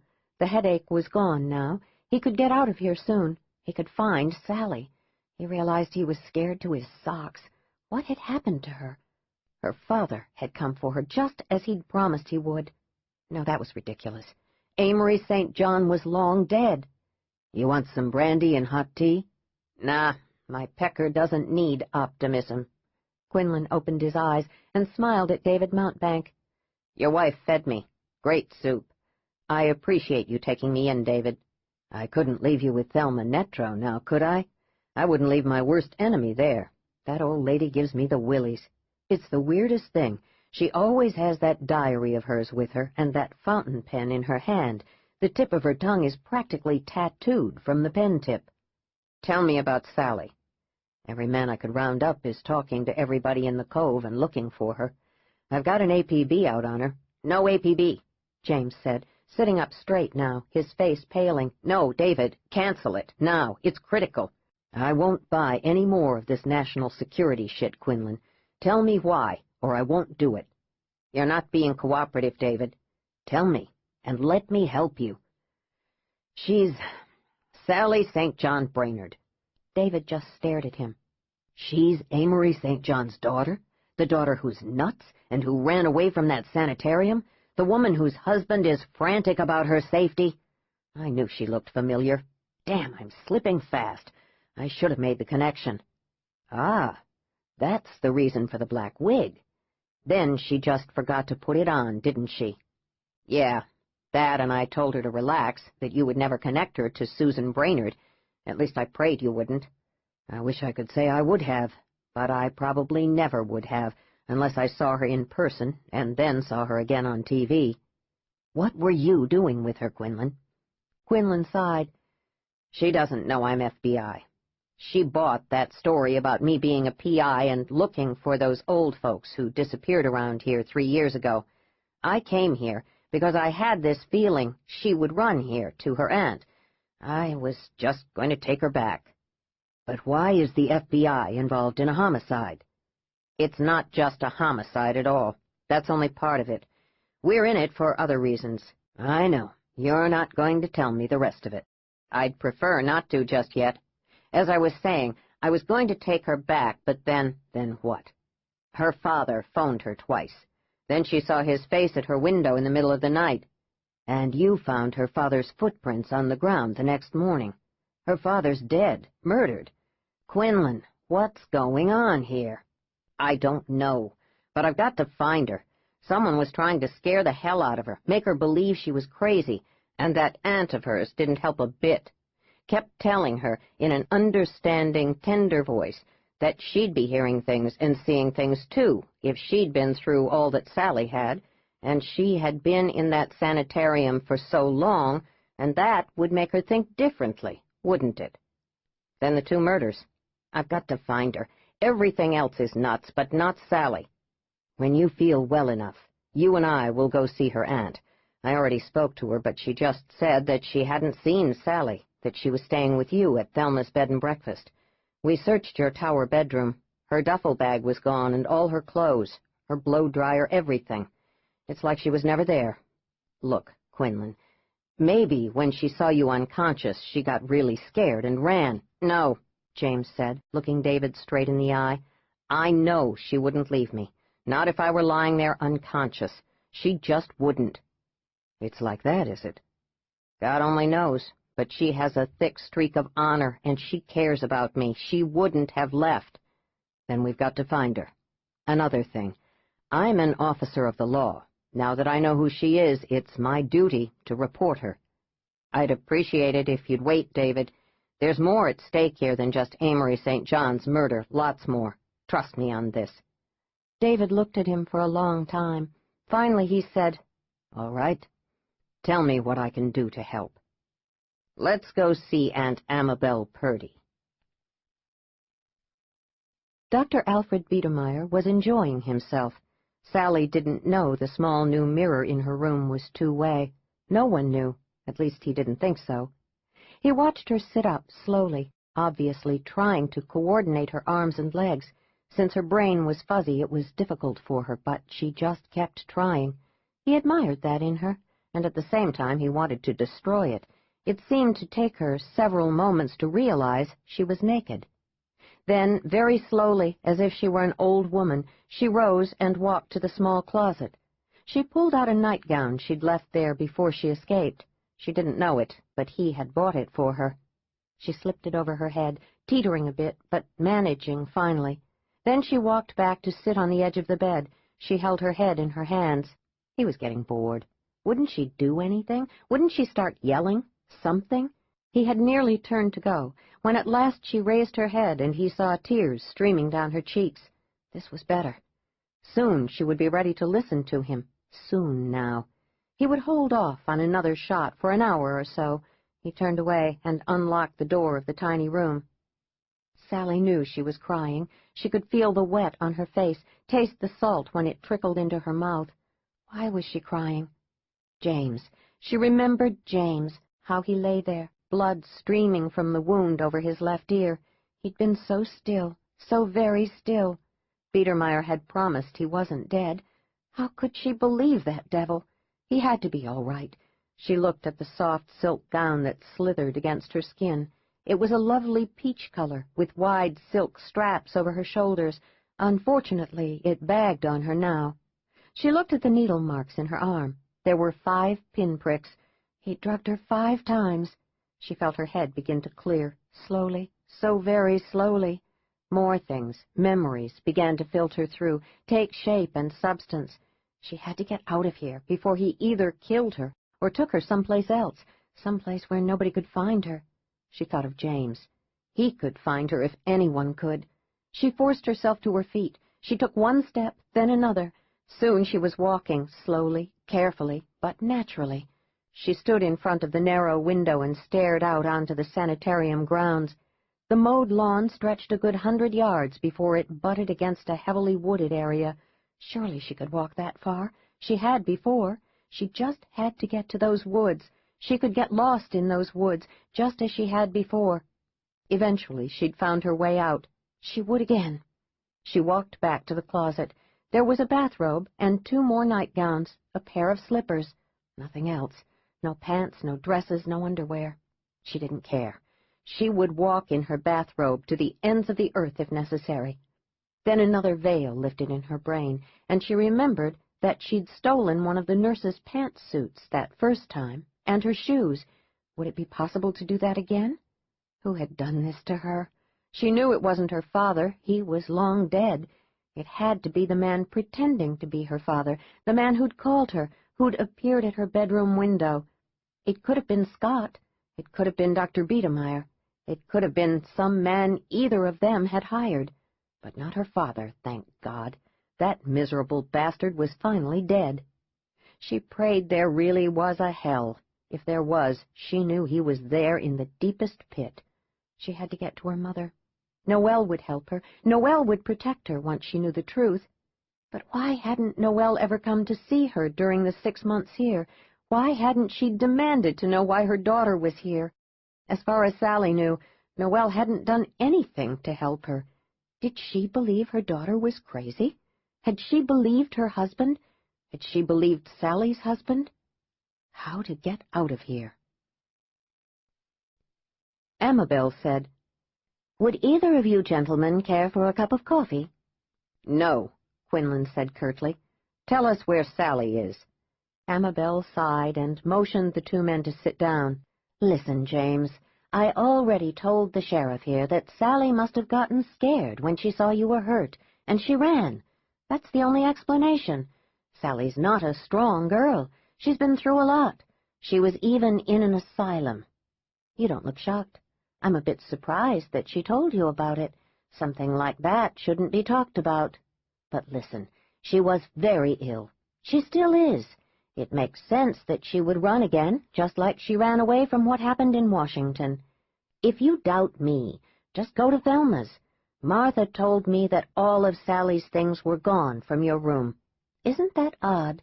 She left not even a memory of herself in that room. It was like she wanted to erase her very self." She paused a moment, then added in a faraway gypsy's voice, "It's almost as if she was never really there at all. As if we all just imagined she was here." Quinlan jumped to his feet and stood over her. He looked as menacing as hell. But David didn't say a word, just waited. Quinlan stuck his face very near hers and said slowly and very distinctly, "That's bullshit, Amabel. Sally wasn't an apparition, nor was she nuts, as you implied to her, like you're implying to us now. She didn't imagine hearing a woman scream those 2 nights. She didn't imagine seeing her father's face at her bedroom window in the middle of the night. You tried to make her doubt herself, didn't you, Amabel? You tried to make her think she was crazy." "That is ridiculous." Quinlan moved even closer, leaning over her now, forcing her to press her back against the chair. "Why did you do that, Amabel? You just said you knew she was in a sanitarium. You knew, didn't you, that someone put her there and kept her for 6 months, drugged to her eyebrows. You didn't try to assure her that she was as sane as anyone. No, you kept on with the innuendos. Don't deny it. I heard you do it. You tried to make Sally doubt herself, her reason. Why?" But Amabel just smiled sadly at him. She said to David, "Sheriff, I've been very patient. This man only knew Sally for a matter of days. I'm her aunt. I love her. There's no reason I would ever want to hurt her. I would always seek to protect her. I'm sorry, James, but she ran away. It's as simple as that. I pray the sheriff will find her. She's not strong. She needs to be taken care of." Quinlan was so angry he was afraid he'd pull her out of the chair and shake her like a rat. He backed off and began pacing around the small living room. David watched him for a moment, then said, "Mrs. Purdy, if Sally ran, can you guess where she would go?" "To Alaska. She said she wanted to go to Alaska. She said she preferred Mexico, but she didn't have her passport. That's all I can tell you, Sheriff. Of course, if I hear from her, I'll call you right away." Amabel rose. "I'm sorry, James. You know who Sally is. It's likely you've told Sheriff Mountebank her real name. There's a lot for her to face, and she'll have to face it eventually. As to her mental status, who's to say? All we can do is pray." James wanted to wrap his fingers around her gypsy neck and squeeze. She was lying, damn her, but she was doing it very well. Sally wouldn't have run away, not with him lying unconscious at her feet. She wouldn't. That meant that someone had her, and that someone was the person who had pretended to be her father. James would bet on it. Now he knew what to do. He even had a good idea where she was, and it curdled his blood to think about it. Chapter 13. It was a black midnight, not even a sliver of moon or a single star to cast a dim light through that cauldron sky. Roiling black clouds moved and shifted, but never revealed anything except more blackness. Sally stared out the window, drawing one deep breath after another. They would be here soon to give her another shot. No more pills, she'd heard Biedermeier say. She just might be able to hide them again in her mouth. He announced that he didn't want her hurt again, the bastard. There was a new nurse. Her name tag said Rosalie, and she was as blank-faced as Holland. She didn't speak to Sally except to tell her tersely what to do and when and how to do it. She watched Sally go to the bathroom, which Sally supposed was better than having Holland standing there. Dr. Biedermeier didn't want her hurt. That could only be because he himself wanted to be the one to hurt her. She'd seen no one except Biedermeier and Holland and Nurse Rosalie. They'd forced her to keep to her room. She had nothing to read, no TV to watch. She didn't know anything about her mother or about Scott. Most of the time she was so drugged she didn't care, didn't even know who she was. But now she knew. Now she could reason, and she was getting stronger by the minute. If only Biedermeier would wait just a few more minutes, maybe 15 minutes, then she'd be ready. But he didn't give her even 2 more minutes. She jumped when she heard him unlock the door. No time to get into position. She stood stiffly by the window in her peach silk nightgown. "Good evening, my dear Sally. You're looking chipper and really quite lovely in that nightgown. Would you like to take it off for me now?" "No." "Ah, so you've got your wits together, have you? Just as well. I'd like to have a conversation with you before I send you back into the ether. Do sit down, Sally." "No, I want to stay as far away from you as possible." "As you wish." He was wearing a dark blue crew sweater and black slacks. His black hair was slicked back as if he'd just had a shower.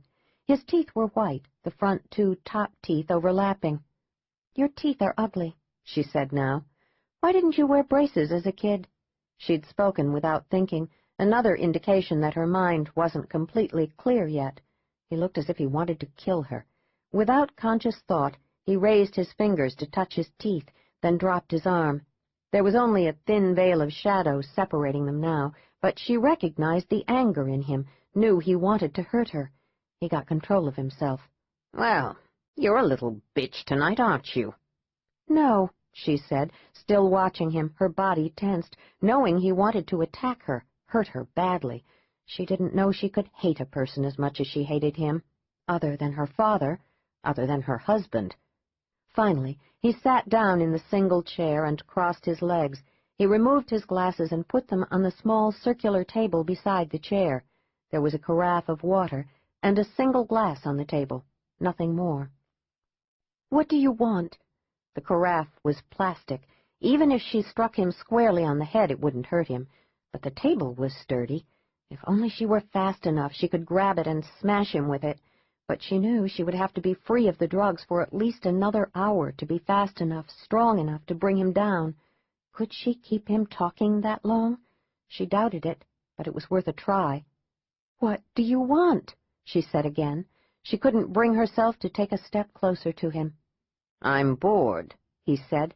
"I'm making so much money, but I'm never free to leave this place. I want to enjoy my money. What do you suggest?" "Let me go, and I'll see that you get even more money." "That would defeat the purpose, wouldn't it?"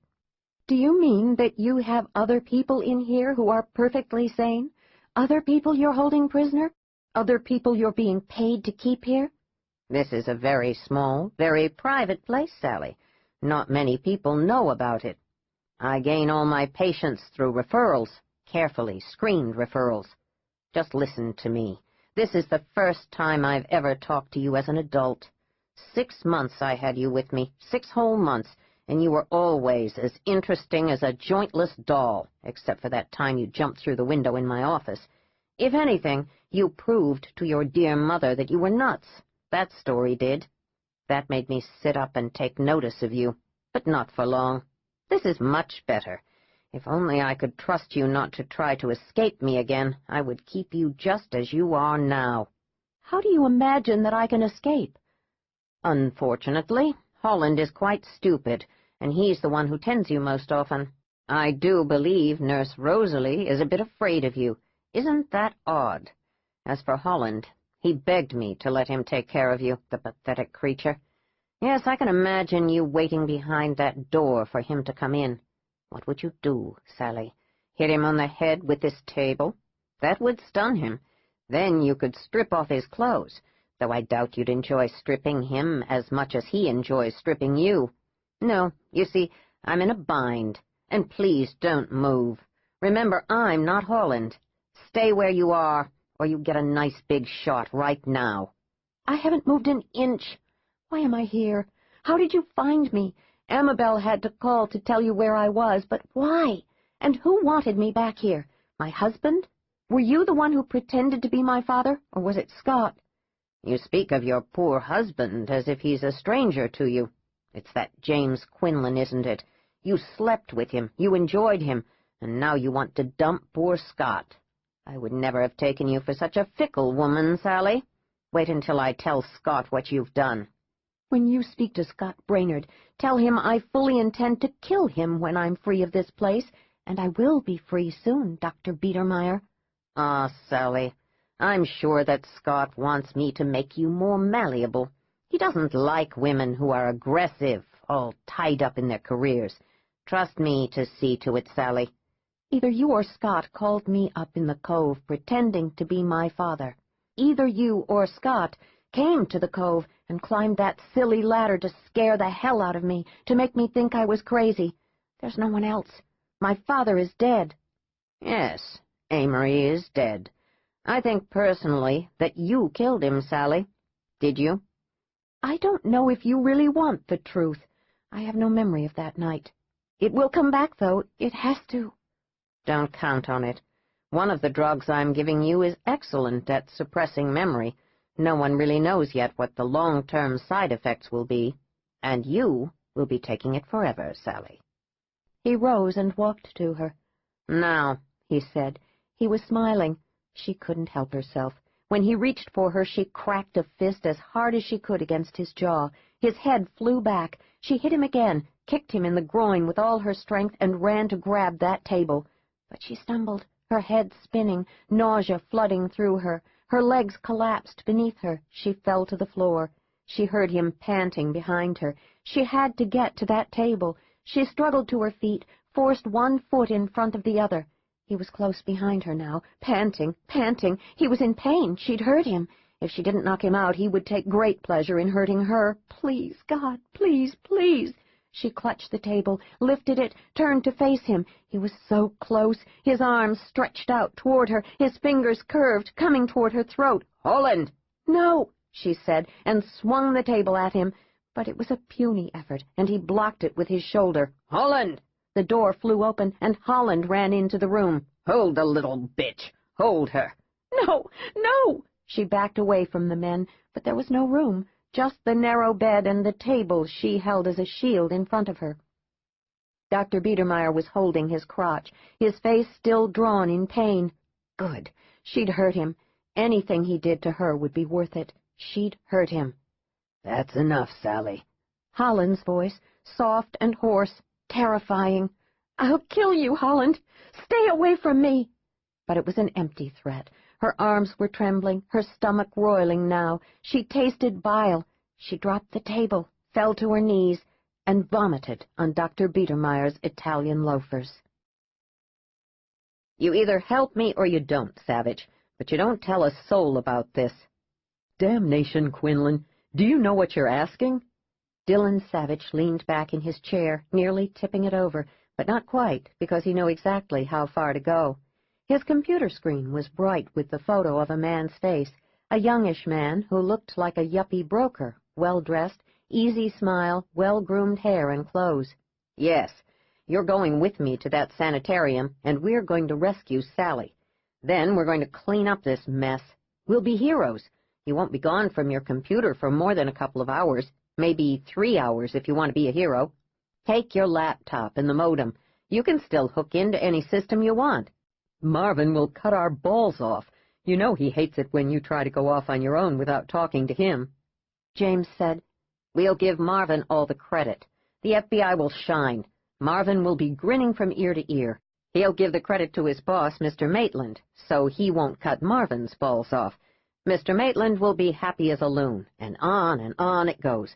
Sally will be safe, and we'll get this damned murder solved. Savage said, You still ignore the fact that she might have killed her father herself. It's a possibility. What's wrong with you? How can you ignore it? Yes, I do ignore it. I have to.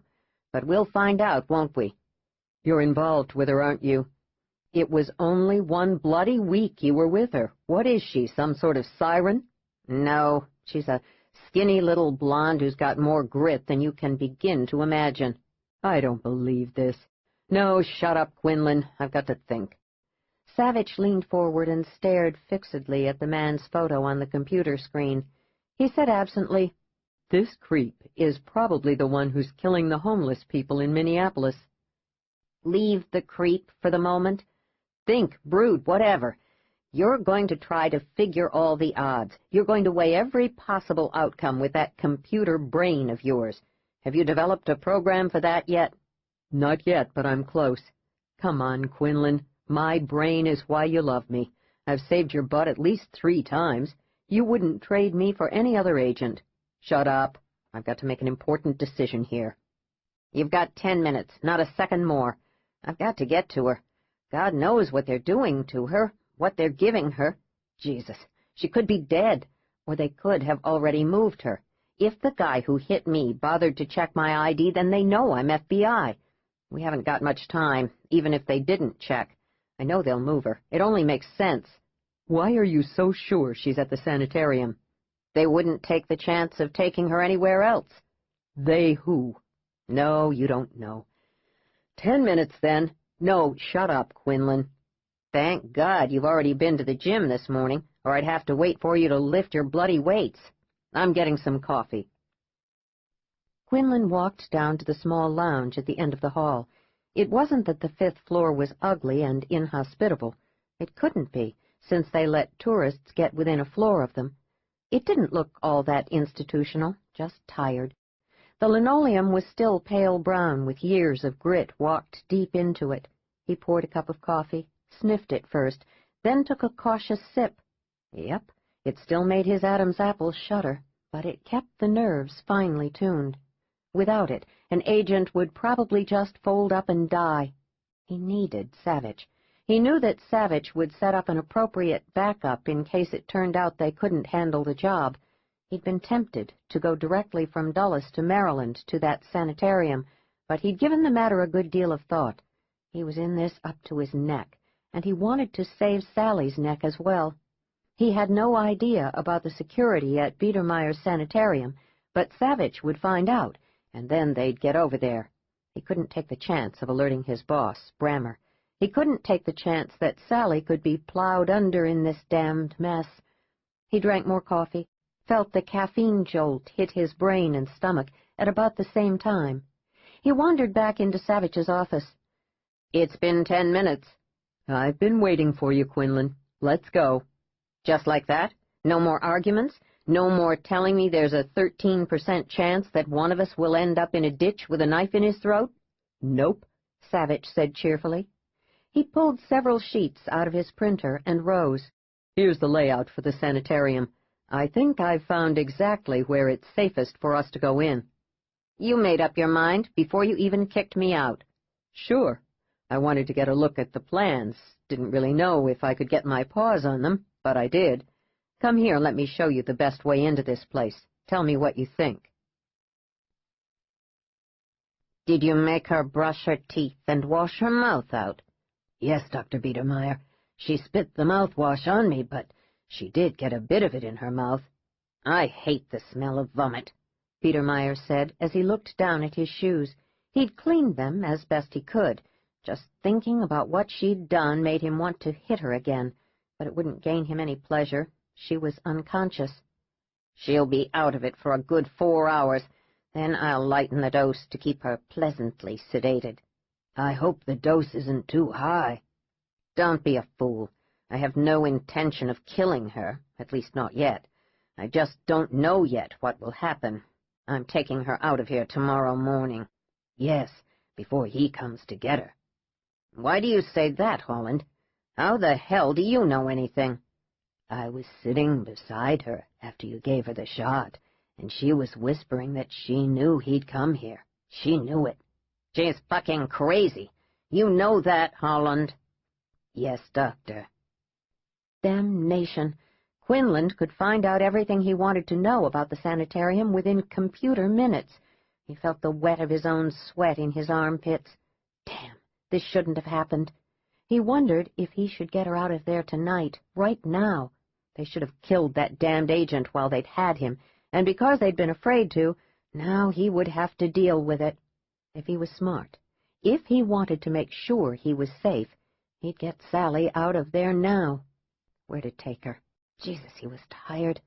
He rubbed the back of his neck as he walked back to his office. Mrs. Willard hadn't left any coffee for him, damn her. He sat down behind the mahogany desk that kept patients a good 3.5 feet from him and leaned back in his chair.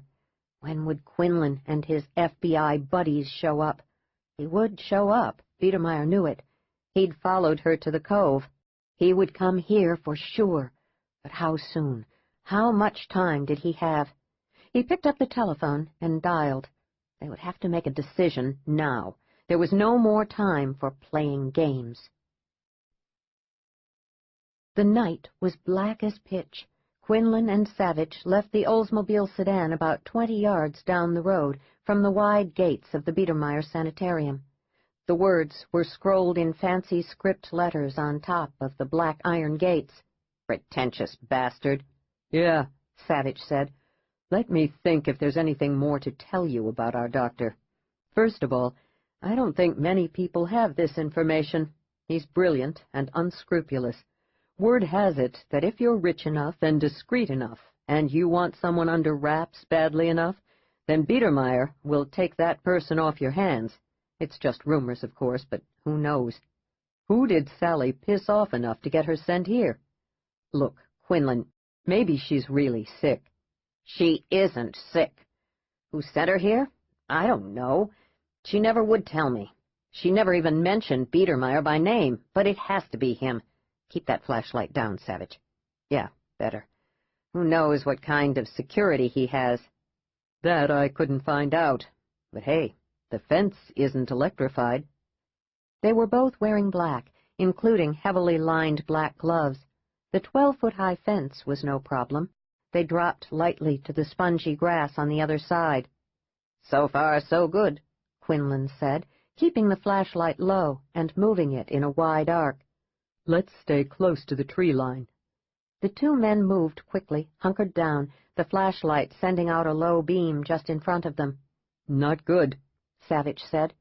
What? Oh, yeah. 2 German shepherds came galloping toward them. I don't want to kill them. You won't have to. Just stand still, Savage. What are you going... Savage watched Quinlan pull a plastic-wrapped package from inside his black jacket. He peeled it open to show 3 huge pieces of raw meat. The dogs were within 12 feet of them. Still, Quinlan held perfectly still, waiting. Just another second, he said, then threw 1 piece of raw steak in one direction and a second piece in the other direction. The dogs were on the meat in an instant. Let's get moving. I'm going to save this last piece as getaway meat. Not a bad security system, Savage said. They were running now, keeping low, the flashlight off them because there were a few lights on in the long, sprawling building in front of them, enough to light their way. You said the patient rooms are all in the left wing. Right. Biedermeier's office is in the far end of the right wing. If the bastard's still here, he's a good distance away. There should just be a small night shift complement. I hope. I didn't take the time to access their personnel and administration files. I don't know how many employees work the night shift. Damned useless machine. Savage laughed. Don't accuse me of being married to my computer when you're at your club most weekends wailing away on your sax. Whoa, Quinlan, stop. They froze in an instant, pressed against the brick building just behind 2 tall bushes. Someone was coming, walking briskly, a flashlight in his hand. He was whistling the theme from Gone with the Wind. A romantic security guard, Quinlan whispered. The man waved the flashlight to both sides and back again to the front. He never stopped whistling. The light flowed right over their bent heads, showing the guard only black shadows. I just hope she's here, Quinlan said. Biedermeier has to know I'll come here. If he's the one who hit me, then he would have checked my ID. What if they've already taken her away? She's here. Stop worrying. If she isn't, well, then we'll find her soon enough. Did I tell you I had a date tonight? I had a date, and look what I'm doing. Playing rescue squad with you. Stop worrying. You're smarter than Biedermeier. She's still here. I'll bet you on it. I get the feeling there's more arrogance in this Biedermeier than in most folk. I think he believes he's invincible. They were moving again, bent nearly double, no flashlight, just 2 black shadows skimming over the well-manicured lawn. We've got to get inside. Soon, Savage said. Just ahead. Then it's going to be tricky. Imagine seeing the 2 of us dressed like cat burglars roaming down the halls. We'll find a nurse soon enough. She'll tell us. We're nearly to the back emergency entrance. Yeah, here we are. Help me pull up the doors, Quinlan. Well-oiled, thank God, Quinlan thought, when they gently eased the doors back down. He turned on the flashlight. They were in an enclosed space that could hold at least 6 cars. There were 4 cars there. They made their way around them. Then Quinlan turned and trained his flashlight on the license plates. Look, Savage. Good guess, huh? The bastard would have a luxury plate. Biedermeier. So he's still here. I wouldn't mind running into him. Marvin would not be a happy camper. Quinlan laughed. Savage used one of his lockpicks to get into the door. It only took a moment. "You're getting good at this." "I practiced for at least 6 hours at Quantico. They have about 3 dozen kinds of locks. They use a stopwatch on you. I came in 6th. How many agents were entered? 7. Me and 6 women. I want to hear more about this later. They were in a long hallway, low lights giving off a dim, mellow glow. There were no names on the doors, just numbers. "We've got to get us a nurse," Savage said. They turned a corner to see a nurse's station just ahead. There was only one woman there, reading a novel. She looked up every once in a while at the TV screen in front of her. They were nearly upon her when she saw them. She gasped, her novel dropping to the linoleum floor as she tried to scoot off her chair and run. Quinlan grabbed her arm and gently pressed his hand over her mouth. "We won't hurt you. Just hold still. You got her chart, Savage?" "Yep, here it is. Room 222. "Sorry," Quinlan said quietly as he struck her in the jaw. She collapsed against him, and he lowered her to the floor, pushing her under the desk. "We passed 222. Quick, Savage. I've got a feeling that our charmed existence is about to be shot down in flames." They ran swiftly down the hallway, back the way they had come. "Here it is. No light. Good." Quinlan slowly pushed at the door. The damn thing was locked, just as he'd known it would be. He motioned Savage forward. Savage examined the lock, then pulled out a pick. He didn't say a word, just changed to another pick. After a good 3 minutes, the lock slid open. Quinlan pushed the door open. The soft light from the hallway beamed into the room, right on the face of a man who was seated on a narrow bed, leaning over a woman. He whipped around on the bed, half rising, his mouth open, to yell. Chapter 14. "I didn't know you could move that fast," Savage said in admiration, after Quinlan had leaped across to the bed and slammed his fist into the man's mouth before he could let out a single sound. He dumped him off the bed to the floor. "Is this Sally Brainerd?" Quinlan looked briefly at the small man whose nose was flooding blood, then up at the woman on the bed. "It's Sally," he said, such rage in his voice that Savage stared at him for a moment. "Let me get that door closed, and then we'll use our flashlights. Take the little guy and tie him up with something." Quinlan shone the flashlight in her face. He was shocked at her pallor and the slackness of her flesh. "Sally," he said, gently slapping her face. She didn't respond. "Sally," he said, shaking her this time. The covers slid down, and he saw that she was naked. He looked over at the slight man who was now tied up as well as unconscious. Had he been planning to rape her? She was deeply unconscious. He shone the light on her bare arms. There were 6 needle marks. The damned bastards. "Look, Savage. Just look what they've done to her." Savage ran his fingers lightly over the needle marks. "It looks like they gave her a real heavy dose this time," he said as he leaned down and pulled up her eyelids. "Real heavy dose. They'll pay. See what kind of clothes are in the closet." Quinlan noticed that her hair was neatly brushed and smoothed back from her forehead. That little man who'd been leaning over her, he'd done that. Quinlan knew it. He felt himself shiver. Jesus, what went on in this place? "Here's a nightgown and a robe and a pair of slippers. Nothing more." Quinlan got her into the gown and robe within minutes. It was difficult dressing an unconscious person, even a small one. Finally, he lifted her over his shoulder. "Let's get the hell out of here." They were through the back emergency door and nearly out of the garage when the sirens went off. "The nurse," Quinlan said. "We should have tied her up, damn it." "We've got time. We'll make it."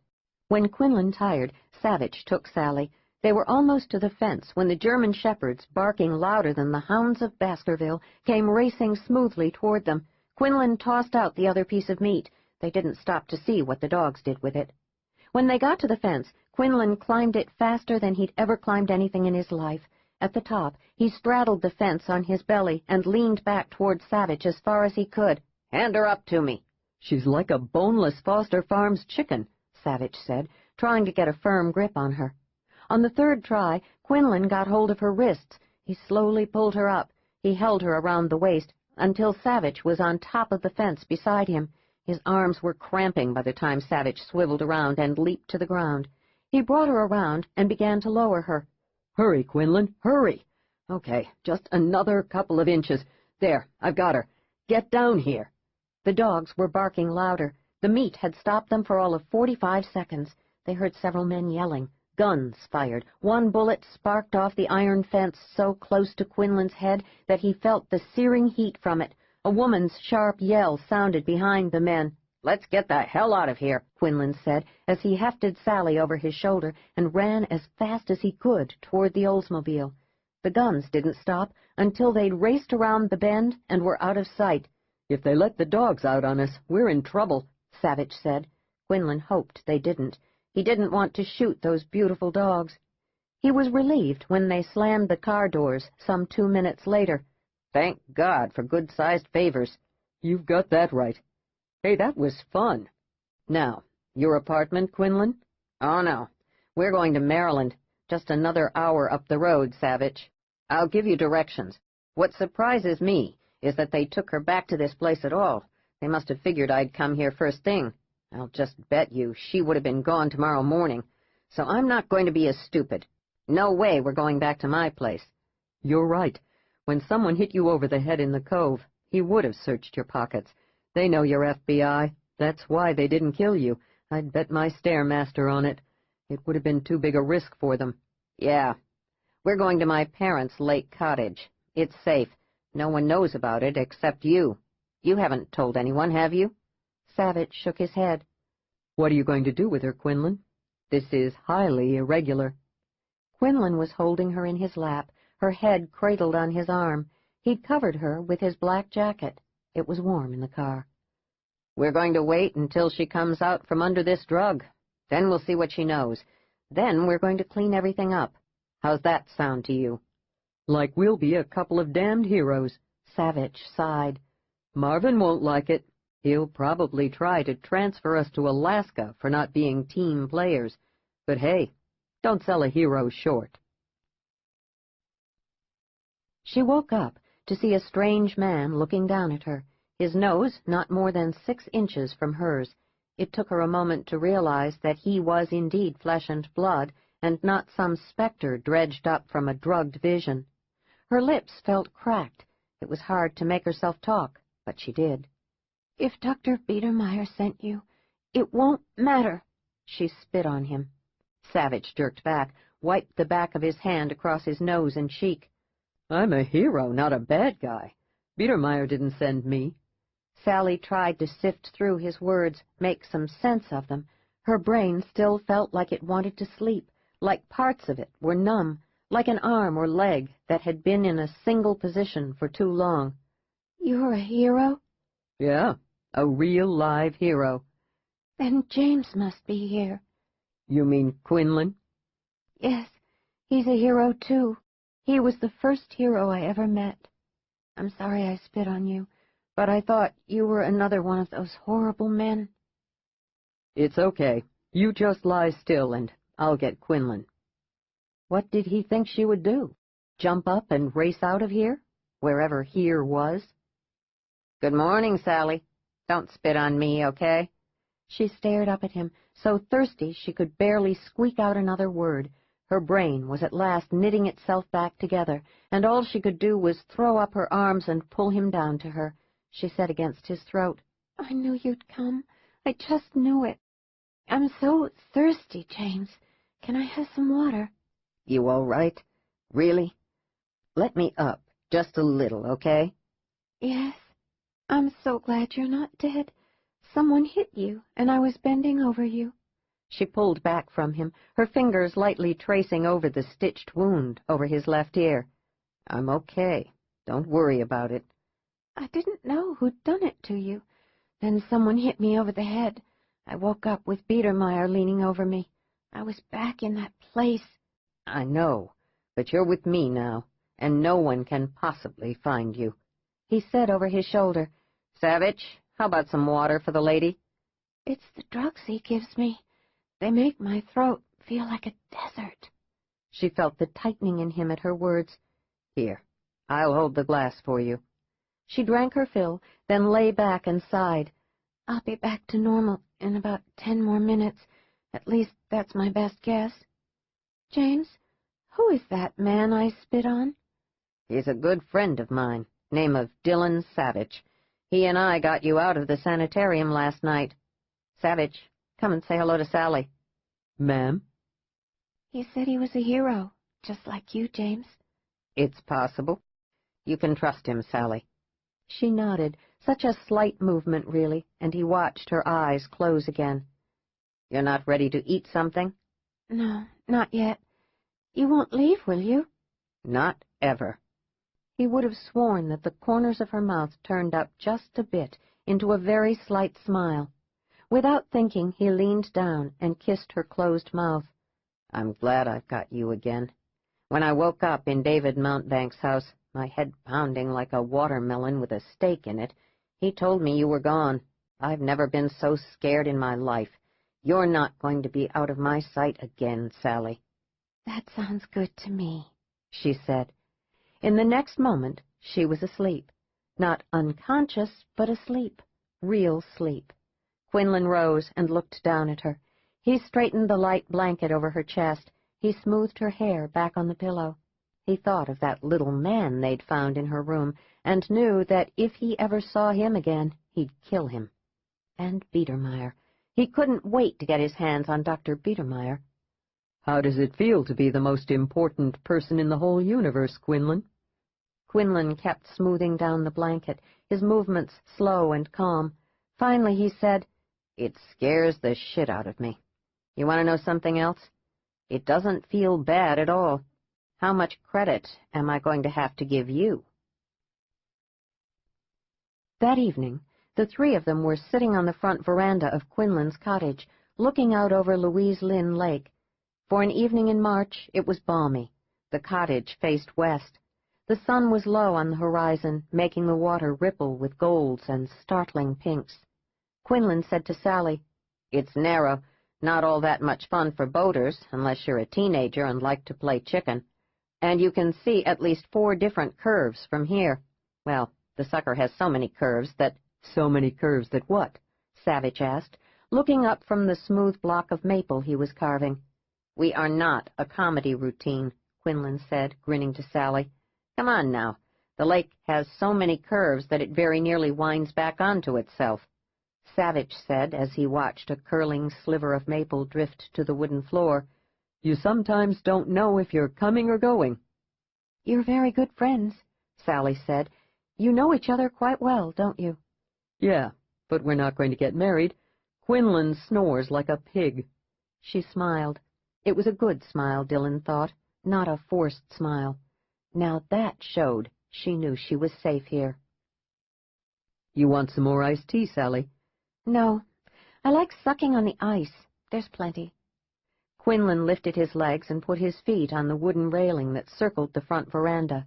He was wearing short, scuffed black boots, old faded blue jeans that looked quite lovely on him. It was surely a shock that she could even think of something like that, and a white shirt with the sleeves rolled up to the elbows. He was also wearing a shoulder holster, and there was a gun in it. She hadn't realized that all private investigators wore guns all the time. He was comfortable with it, like it was just another item of clothing. It looked part of him. He was long and solid and looked hard as nails. She remembered how she'd hauled his face down to hers when she'd come out of the drugged sleep, how he'd let her, how he'd kissed her when he thought she was asleep again. She'd never met a man like him before in her life, a man to trust, a man to believe, a man who cared what happened to her. Has your head cleared? Savage asked. She turned to see him gently rubbing his thumbs over the maple, over and over and over. Why are you doing that? What? Oh, it warms the wood and makes it shine. What are you carving? You, if you don't mind. She blinked at him, swallowed a piece of ice she was sucking, and promptly fell to coughing. James leaned over and lightly slapped her between the shoulder blades. When she got her breath, she said, Why ever would you want to immortalize me in any way? I'm nothing at all, nothing— Damn it, shut up, Sally. Why, James? Someone wants me out of the way, but that doesn't make me important. It just makes what I appear to know of interest to someone." "I guess maybe it's time we got to that," Savage said. He set down the piece of maple and turned to face Sally. "If we're to help you, you must tell us everything." She looked from Dylan Savage to James. She frowned down at her hands. She carefully set the glass down on the rattan table beside her. She looked at James again, nodding at his shoulder holster. "I was just thinking that I never realized that private investigators wore guns all the time. But you do, don't you? Another thing, it looks natural on you, like you were born wearing it. You're not a private investigator, are you, James?" "No." "Who are you?" He was very still. Then he looked at her straight in the face and said, "My name is James Quinlan, just as I told you. What I didn't tell you was that I'm Special Agent James Quinlan, FBI. Savage and I have worked together for 5 years. We're not really partners, since the FBI doesn't operate that way, but we're on a lot of cases together. I came to the Cove to find you." "You're with the FBI?" Just saying the words made gooseflesh ripple over her arms, made her feel numb and cold. "Yes.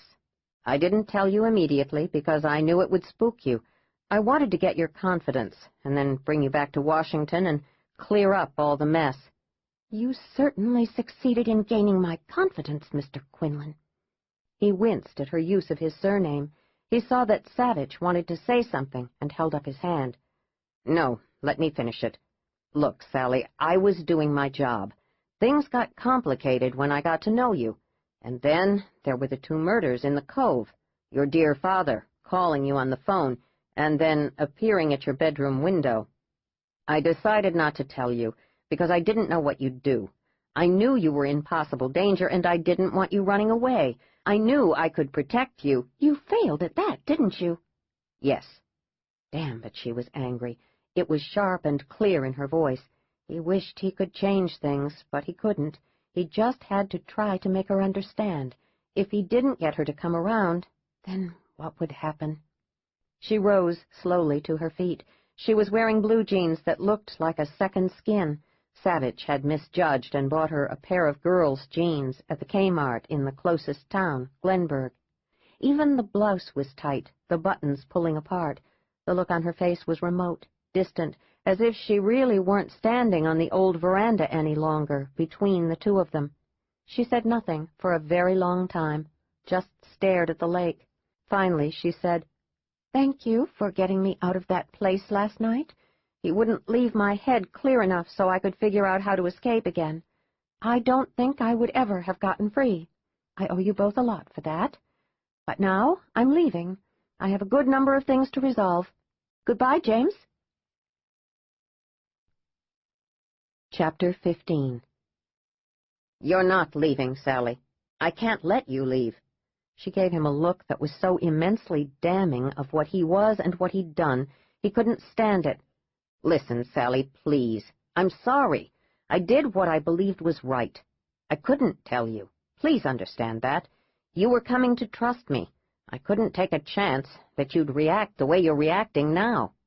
She laughed, just laughed. She said nothing at all.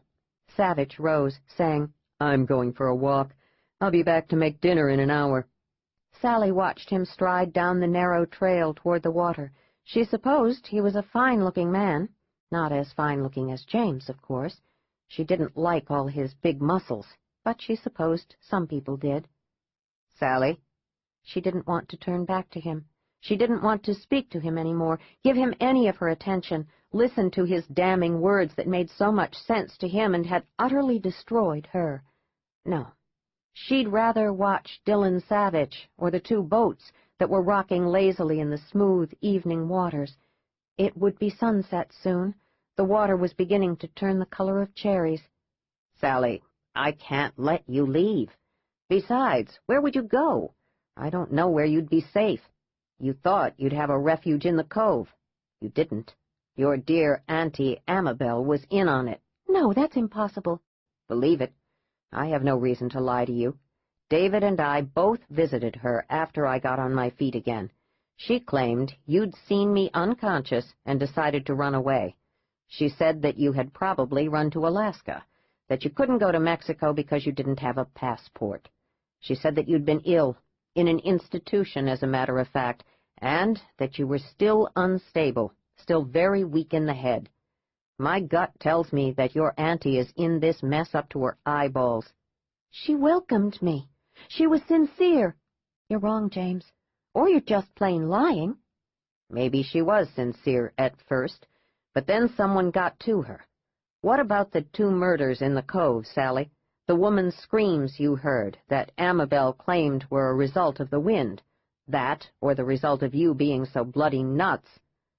So you used those old people, Marge and Harve, who drove to the Cove in their Winnebago and then disappeared, as your, what do you call it?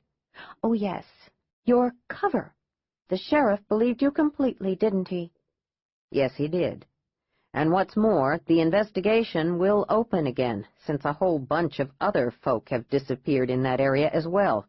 Being a PI hired by their son from L.A. was my cover. It worked. After the murders happened, I didn't know what to think. I knew it couldn't have anything to do with you directly. He stopped, plowing his fingers through his hair. Damn. We're getting off the subject, Sally. Forget about the Cove. Just forget Amabel. She and her town are 3,000 miles away. I want you to try to understand why I did what I did. I want you to understand why I had to keep silent about who I really am and why I was at the Cove.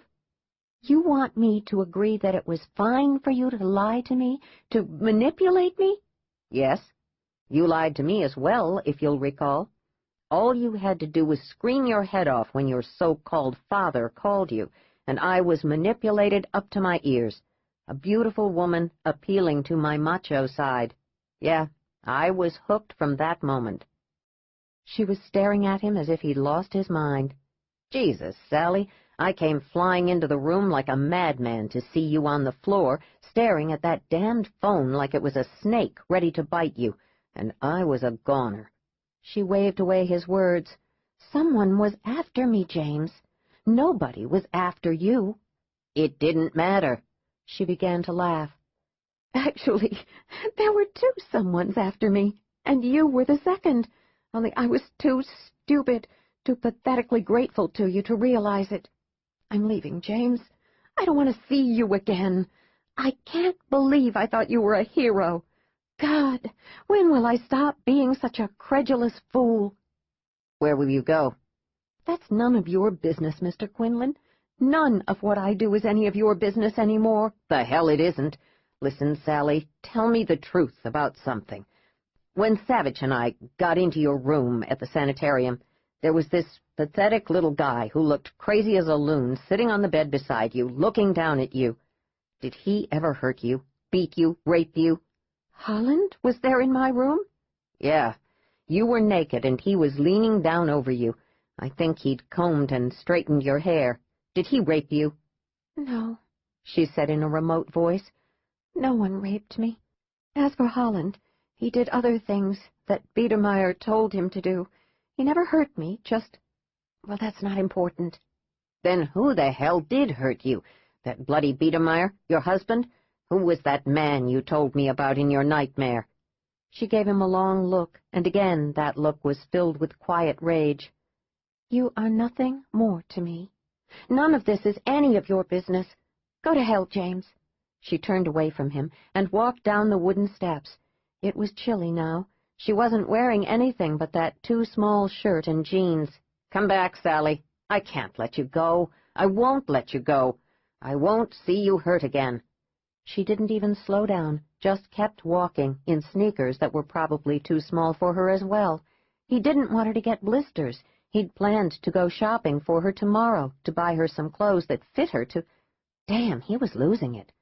He saw Savage standing near the waterline, unaware that she was walking away. Sally, you don't know where you are. You don't have any money. Then she did stop. She was smiling as she turned to face him. You're right, but it shouldn't be a problem for long. I really don't think I'm afraid of any man anymore. Don't worry. I'll get enough money to get back to Washington. It sent him right over the edge. He slammed his hand down on the railing and vaulted over it to land lightly only 3 feet away from her. "No one will ever hurt you again. You will not take the chance of some asshole raping you. You will stay with me until this is over. Then I'll let you go if you don't want to stay." She began to laugh. Her body shook with her laughter. She sank slowly to her knees, hugging herself, laughing and laughing. "Sally!" She stared up at him, her palms on her thighs. She laughed, then said, "Let me go. You'd keep me if I didn't want to leave, like some pathetic stray. That's good, James. I haven't known a single person for a very long time who cared one whit about anyone, including me. Not that it mattered. Please, no more lies. I'm a case for you, nothing more. If you solve it, just think of your reputation.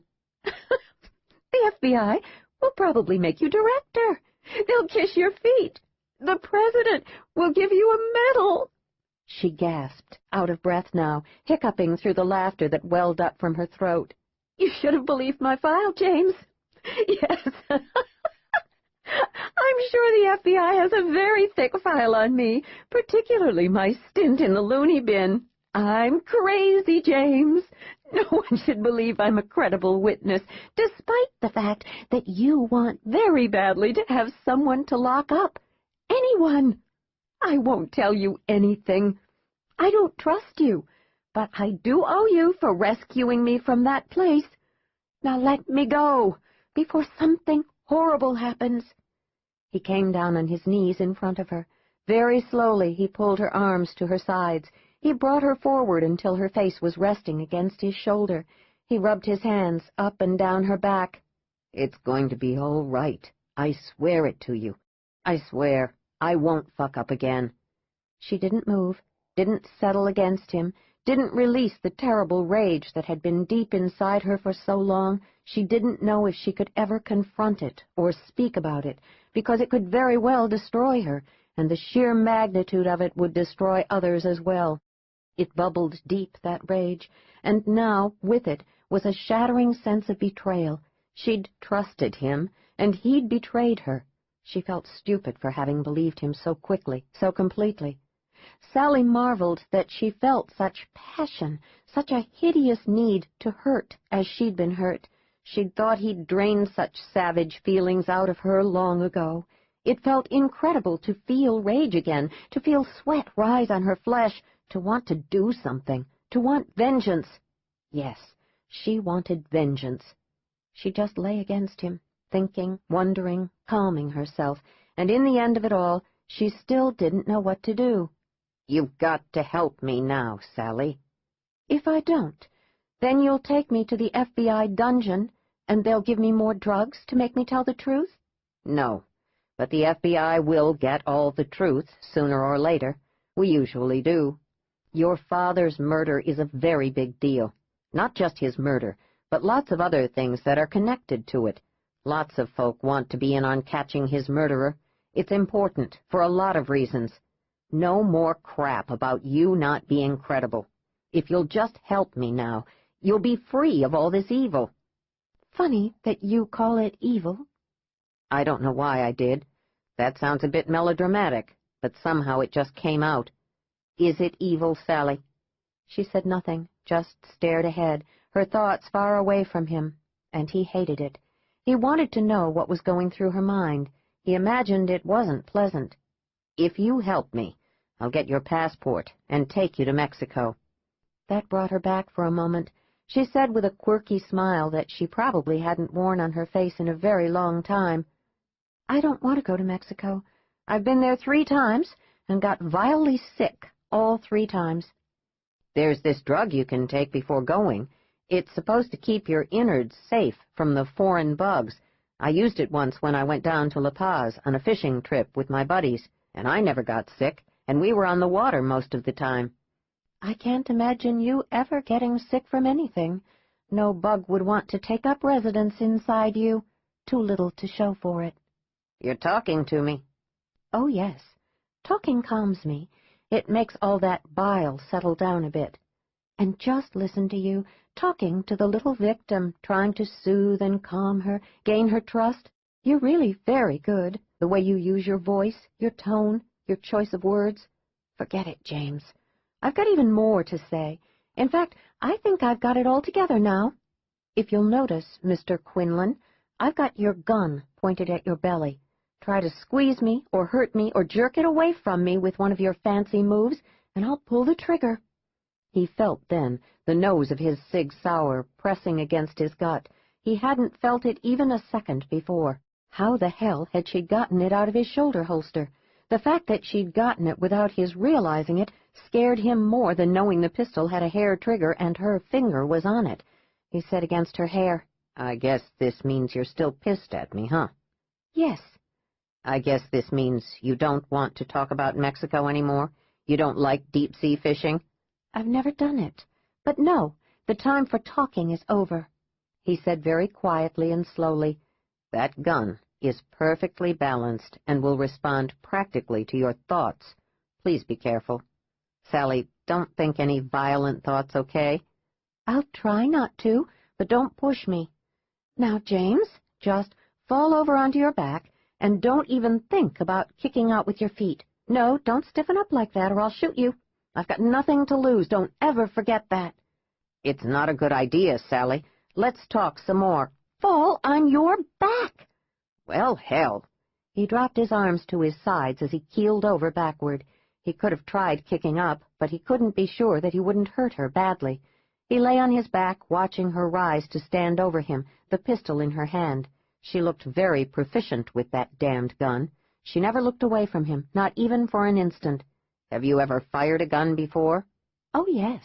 You needn't worry that I'll shoot myself in the foot. Now, James, don't even twitch." She backed away from him, up the steps to the veranda. She got his jacket, felt inside the breast pocket, and found his wallet. "I hope you've got enough money," she said. "I went to the cash machine just before coming to rescue you, damn it." "That was nice of you." "Don't worry, James." She gave him a small salute with his gun, then threw his jacket over her arm. "Your good buddy will be back soon to make your dinner. I think I heard him talking about some trout. The lake doesn't look polluted, so maybe it won't poison you. Did I ever tell you that my father headed up this citizens committee that was always haranguing against pollution? But who cares when it comes right down to it? No, don't say it. I'm talking. It feels rather good, actually. So you see, no matter what else the bastard did, he did accomplish some good. Oh, yeah, Mr. Quinlan, you wanted to know all the juicy details about who did what to me in the sanitarium. You're dying to know who did it, who put me there. Well, it wasn't Dr. Biedermeier or my husband. It was my father." And how, she wondered, could she ever get vengeance on a dead man? She was off in a flash, running faster than he'd thought she could, dust kicking up behind her sneakers. She was at the car when he jumped to his feet. He didn't think, just sprinted as fast as he could toward the Oldsmobile. He saw her stop by the driver's door and aim quickly. Then he felt the dirt spray his jeans leg as a bullet kicked up not a foot from his right boot. Then she was inside. The car engine revved. She was fast. He watched her throw the car in reverse, watched her back it out of the narrow driveway onto the small country road. She did it well, coming close to that elm tree, but not touching the paint job on the car, which was nice of her, because the government was never pleased when it had to repaint bureau cars. He was running after her again, knowing he had to do something, but not knowing what, just accepting that he was a fool and an incompetent ass, and running. Her father had beat her and fondled her and humiliated her in the sanitarium. He'd been the one to put her there in the first place. Why? It was nuts, the whole thing, and that's why she hadn't told him. Her father was dead, couldn't be grilled, and the whole thing did sound crazy. "Rein in, Quinlan," Savage shouted from behind him. "Come on back. She's well and truly gone." He turned to see Savage run up behind him. "Last time I checked your speed on the track, you couldn't beat an accelerating Olds." Yeah. Damn. It's all my fault. You don't have to say it." "There's hardly any need to say it. How did she get your gun?" Quinlan turned to his longtime friend, shoved his hands in the pockets of his jeans, and said in the most bewildered voice Savage had ever heard from him, "I was holding her against me, trying to make her understand that I did what I had to do, and I wasn't betraying her. Really, I wasn't. And I thought perhaps she was coming around. Looks like I really screwed up on this one. I never felt a thing. Nothing. Then she told me she was pointing the gun in my gut. She was. I don't think I like having a partner who's so besotted that he can't even keep his own gun in his holster. Is that some sort of weird sexual innuendo? Not at all. My cell phone's inside. I hope she didn't take it. She never went inside the cottage. Thank God for small favors. It's about time we got one. Quinlan said. Are your connections good enough to get us another one? If not, I'll call my Aunt Polly. Between her and Uncle Abe, they've got more connections than the Pope. Chapter 16. She knew James would come here, maybe not immediately, but soon enough. She also knew she had time. Too bad she hadn't thought to take their cell phones. That would have really slowed him up, but she had enough of a head start. She pulled the Oldsmobile into an empty parking spot just off Cooperton Street. She locked the door and walked slowly, wearing James's jacket, which should make her look very hip, toward number 337, the gracious Georgian red-brick home on Lark Street. Lights were on downstairs. She prayed Noel was there, and not the police or the FBI. She huddled low and ran along the tap line of shrubbery toward the downstairs library, her father's office, the room where she'd first seen her father strike her mother. That had been 10 years ago. 10 years. What had happened to those years? College, with nightly phone calls and more visits than she cared to make, even unexpected visits during the week to make sure her father wasn't beating her mother.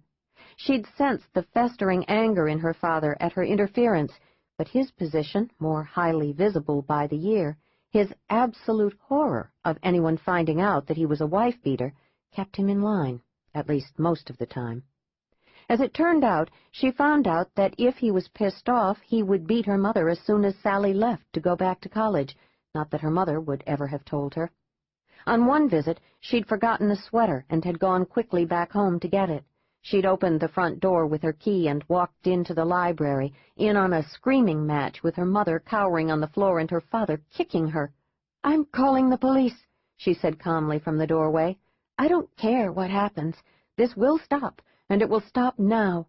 Her father froze, his leg in mid-kick, and stared at her in the doorway. "You damned little bitch! What the hell are you doing here?" "I'm calling the police now. It's over." She walked back into the foyer to the phone that sat on the small Louis XVI table beneath a beautiful gilt mirror. She'd dialed 9-1 when her hand was grabbed. It was her mother. It was Noel, and she was crying, begging her not to call the police, begging on her knees, begging and begging, tears streaming down her face. Sally stared down at the woman who was clutching at her knees, tears of pain grooving down her cheeks.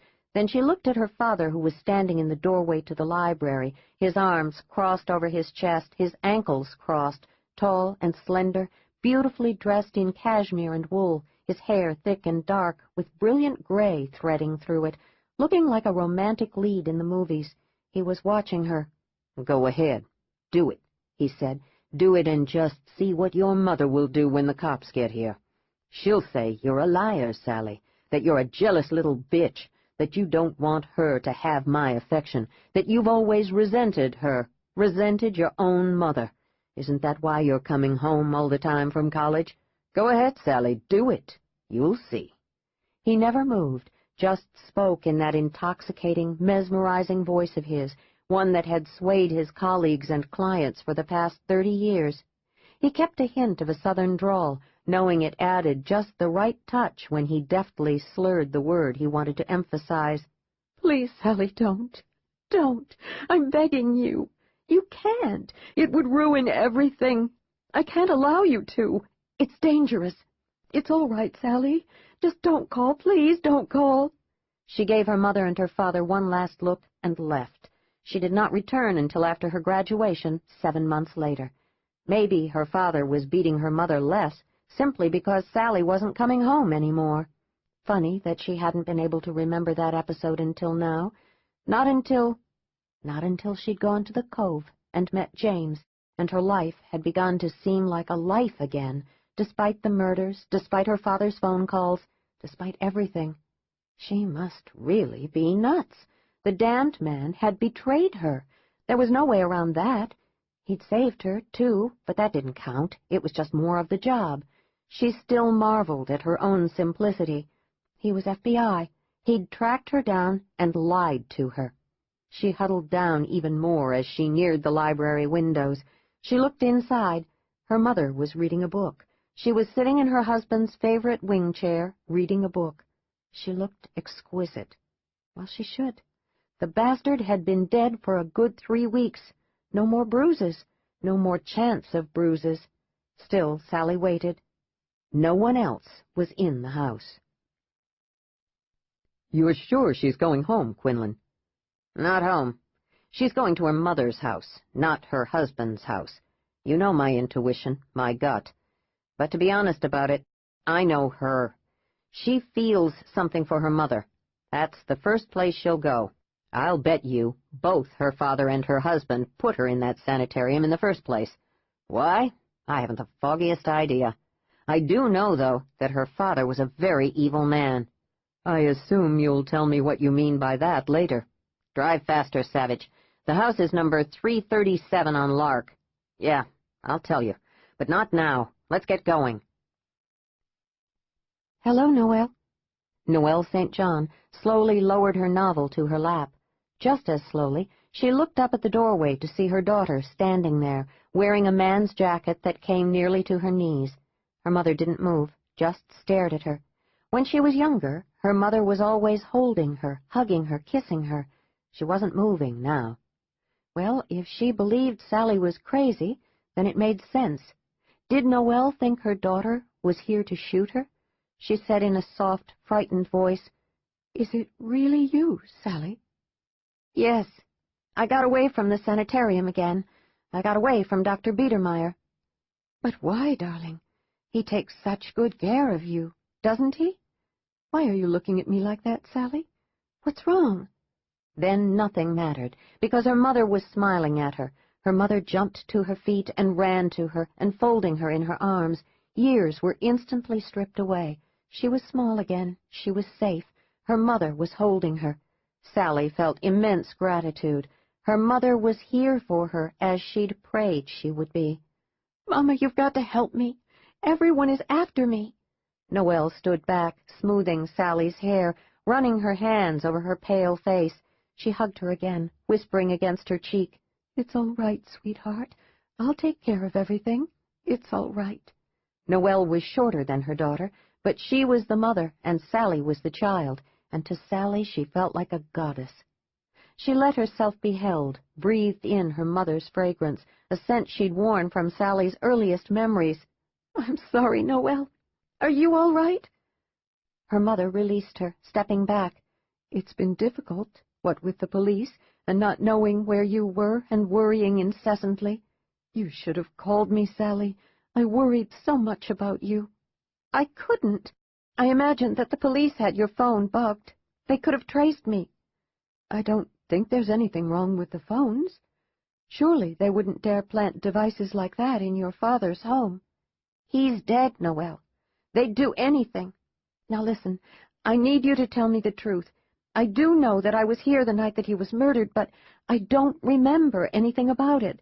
Just violent images, but no faces, just loud voices, but no person to go with the voices." "It's all right, love. I didn't murder your father. I know that's why you ran away. You ran away to protect me, just as you tried to protect me for all those years. Do you believe me? Why would you think I'd know anything about it? I wasn't here myself. I was with Scott, your husband. He's so worried about you. All he can talk about is you and how he prays you'll come home. Please tell me you believe me. I wouldn't kill your father." "Yes, Noelle, I believe you. Although, if you had shot him, I would have applauded you. But no, I never really believed that you did. But I can't remember. I just can't remember. And the police and the FBI, they all believe I know everything that happened that night. Won't you tell me what happened, Noelle?" "Are you well again, Sally?" She stared at her mother. She sounded vaguely frightened. Of her? Of her own daughter? Did she think she would murder her because she was insane? Sally shook her head. Noelle might look a bit frightened, but she also looked exquisite in vivid emerald lounging pajamas. Her light hair was pinned up with a gold clip. She wore 3 thin gold chains. She looked young and beautiful and vital. Perhaps there was some justice after all. "Listen to me, Noelle," Sally said, willing her mother to believe her. "I wasn't ever sick. Father put me in that place. It was all a plot. He wanted me out of the way. Why? I don't know. Maybe just plain revenge for the way I'd thwarted him for the past 10 years. Surely you must have guessed something, doubted him when he told you. You never came to see me, Mama. Never." "Your father told me, and you're right. I was suspicious, but then Scott broke down.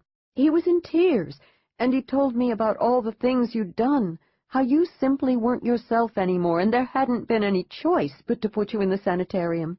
I met Dr. Biedermeier. He assured me you would be well cared for.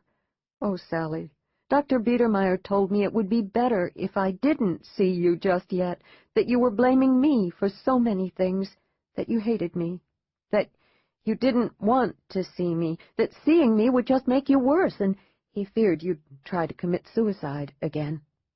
But Sally wasn't listening to her. She felt something prickle on her skin, and she knew he was close. She also knew that her mother wasn't telling her the truth about the night her father was murdered. Why? What had really happened that night? There just wasn't time now. Yes, James was close. There was no unnatural sound, no real warning, yet she knew. "Do you have any money, Noelle?" "Just a few dollars, Sally. But why? Why?" "Let me call Dr. Biedermeier. He's already called several times. I've got to protect you, Sally. Goodbye, Noelle.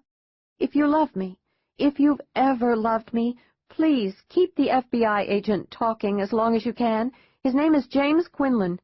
Please don't tell him I was here." "How do you know the name of an FBI agent?" "It's not important. Please don't tell him anything, Noelle." "Mrs. St. John, we saw the car parked on Cooperton. Sally was here. Is she still here? Are you hiding her?" Noelle St. John stared at his ID, then at Savage's. Finally, after an eternity, she looked up and said, "I haven't seen my daughter for nearly 7 months, Agent Quinlan. What car are you talking about?" "A car we know she was driving, Mrs. St. John," Savage said. "Why are you calling my daughter by her first name? Indeed, Sally is her nickname. Her real name is Susan. Where did you get her nickname?" "It doesn't matter," Quinlan said. "Please, Mrs. St. John, you must help us. Would you mind if we looked through your house? Her car is parked just down the street. She's probably hiding here in the house waiting for us to leave before she comes out." "That's ridiculous, gentlemen. But look to your heart's content. None of the help sleep here, so the house is empty. Don't worry about frightening anyone." She smiled at them and walked with her elegant stride back into the library. "Upstairs first," Quinlan said. They went methodically from room to room, Savage waiting in the corridor as Quinlan searched to ensure that Sally couldn't slip between adjoining rooms and elude them. When Quinlan opened the door to a bedroom at the far end of the hall, he knew immediately that it had been hers. He switched on the light. It wasn't a frilly room with a pink or white canopied bed and posters of rock stars plastering the walls. No, 3 of the walls were filled with bookshelves, all of them stuffed with books. On the 4th wall were framed awards, writing awards, beginning with ones for papers she'd written in junior high school on the U.S. dependence on foreign oil and the gasoline crisis, on the hostages in Iran, on the countries that became communist during Carter's administration, and why. There was a paper that had won the Heidelberg Award and appeared in the New York Times on the U.S. hockey win against the Russians at Lake Placid at the 1980 Olympics. The high school awards were for papers that ran more toward literary themes. Then they stopped. Somewhere around the end of high school, no more awards, no more recognition for excellent short stories or essays, at least no more here in this bedroom. She'd gone to Georgetown University, majored in English. Again, no more sign that she'd ever written another word or won another prize. Quinlan, for God's sake, what are you doing? Is she in there or not?" He was shaking his head when he rejoined Savage. He said, "Sally isn't here. Sure, she was here, but she's long gone. Somehow she knew we were close. How, I don't know, but she knew. Let's go, Savage." "You don't think her mother would have any idea, do you?" "Get real." But they asked Mrs. St. John anyway. She gave them a blank smile and sent them on their way. "What now, Quinlan?" "Let me think." Quinlan hunched over the steering wheel, wishing he had a cup of coffee. Not good coffee, but the rot-gut stuff at the bureau. He drove to FBI headquarters at 10th and Pennsylvania, the ugliest building ever constructed in the nation's capital. 10 minutes later, he was sipping on the stuff that could be used to plug a hole in a dike. He took Savage a cup and set it near the mouse pad at his right hand. "Okay, she's got the Oldsmobile." "No APB, Savage." Savage swiveled around in his chair, the computer screen glowing behind his head. "You can't just keep this a two-man hunt, Quinlan. We lost her. You and I, my friend, lost a rank amateur. Don't you think it's time to spread the net?" "Not yet. She's also got my wallet. See what you can do with that." "If she keeps purchases below $50, chances are no one will check. Still, if someone does check, we'll have her almost instantly. Hold on a minute and let me set that up." Savage had big hands, long, blunt fingers. Quinlan watched those unlikely fingers race over the computer keys. Savage hit a final key and nodded in satisfaction. "There's just something about computers," he said over his shoulder to Quinlan. "They never give you trouble. They never contradict you. You tell them what to do in simple language and they do it. They don't love you either." "In their way they do. They're so clean, Quinlan. Now, if she uses one of your credit cards and there's no check, then I've got her within 18 hours. It's not the best, but it'll have to do." "She might have to use a credit card, but she'll keep it below $50. She's not stupid. Did you know she won a statewide contest for a paper she wrote about how much credit card crooks cost the American public?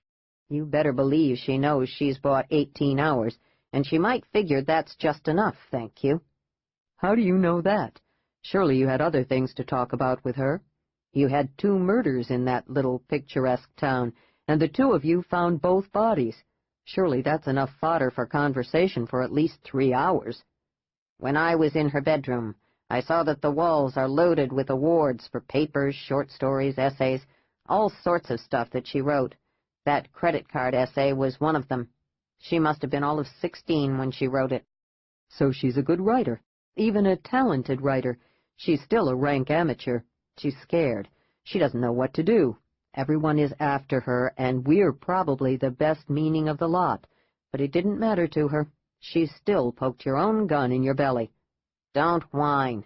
She has around $300 in cash. That's not going to take her far. On the other hand, she got all the way across the country on next to no money at all riding a Greyhound bus." "You don't keep your PIN number in your wallet, do you?" "No." "Good. Then she can't get out any more cash in your name." Quinlan sat down in a swivel chair beside Savage's. He steepled his fingers and tapped the fingertips together rhythmically. "There's something she said, Savage, something that nearly tore my guts apart. Something about no one she'd been around cared about anybody but himself. I think she trusted me so quickly because something inside her desperately needs to be reaffirmed." "You're sounding like a shrink." "No, listen. She's scared, just like you said, but she needs someone to believe her and care about what happens to her, someone to accept that she isn't crazy, someone simply to believe her without reservation, without hesitation. She thought I did. And she was right, only you know the answer to that. She was locked up in that place for 6 months. Everyone told her she was nuts. She needs trust, complete, unquestioning trust." "So who would give her unconditional trust? Her mother? I can't believe that, even though Sally went to see her first. There's something weird going on with Mrs. St. John. Sure as hell not her husband, Scott Brainerd, although I'd like to meet the guy, maybe rearrange his face a bit." Quinlan got out her file. "Let's see about friends." He read quietly for a very long time, while Savage put all systems in place to kick in whenever Sally used one of the credit cards. "Interesting," Quinlan said, leaning back and rubbing his eyes. "She had several very good women friends, most of them associated with Congress. Then, after she married Scott Brainerd, the friends seemed to fade away over the period before Daddy committed her to Biedermeier's charming resort." "That cuts things down, but it doesn't help us. You don't think she'd go to her husband, do you? I can't imagine it, but—" "No way in hell." There was a flash and a beep on the computer screen. "Well, I'll be swiggered," Savage said, rubbing his hands together. He punched in several numbers and added 2 more commands. "She used a credit card for gas. The amount is just $22.50, but it's their policy to check all credit cards, regardless of the amount. She's in Delaware, Quinlan, just outside of Wilmington. Hot damn." "Wilmington isn't that far from Philadelphia." "It isn't that far from anywhere except maybe Cleveland." "No, that's not what I meant. Her grandparents live on the main line just outside of Philadelphia. Real ritzy section. Street name's Fisher Road." "Fisher Road? Doesn't sound ritzy." "Don't let the name fool you. I have a feeling Fisher Road will wind up being one of those streets with big stone mansions set back a good 100 feet from the road. Gates, too, I'll bet." "We'll see soon enough. It's her mother's parents who live there. Their name is Harrison, Mr. and Mrs. Franklin Ogilvy Harrison." "Don't suppose Mrs. Harrison has a name?" "Nah, if the guy is rich and old, that's the way they do it. I've wondered sometimes if they just make up that highbrow middle name for effect." Chapter 17. "I meant to tell you why Sally used a credit card and not some of your $300. Savage was driving, handling his Porsche with the same ease and skill he used with computers. Quinlan was reading everything he had on the grandparents with a small pen light. He had to look up every few minutes so he wouldn't throw up. "I hate reading in a car. My sister used to read novels all the time, in the back seat. Never bothered her for an instant. I'd look at a picture and want to throw up. What did you say, Savage? Oh, yeah, why Sally used the credit card. While you were getting your coat, I checked the rest of the information they gave on the credit card check. The license plate number was different. She bought a clunker, probably used about every cent of that $300. Savage grunted. "Hand me the coffee. Another hour, and we'll be there." "It took time for her to sell the olds and buy the clunker. It cut down on her lead.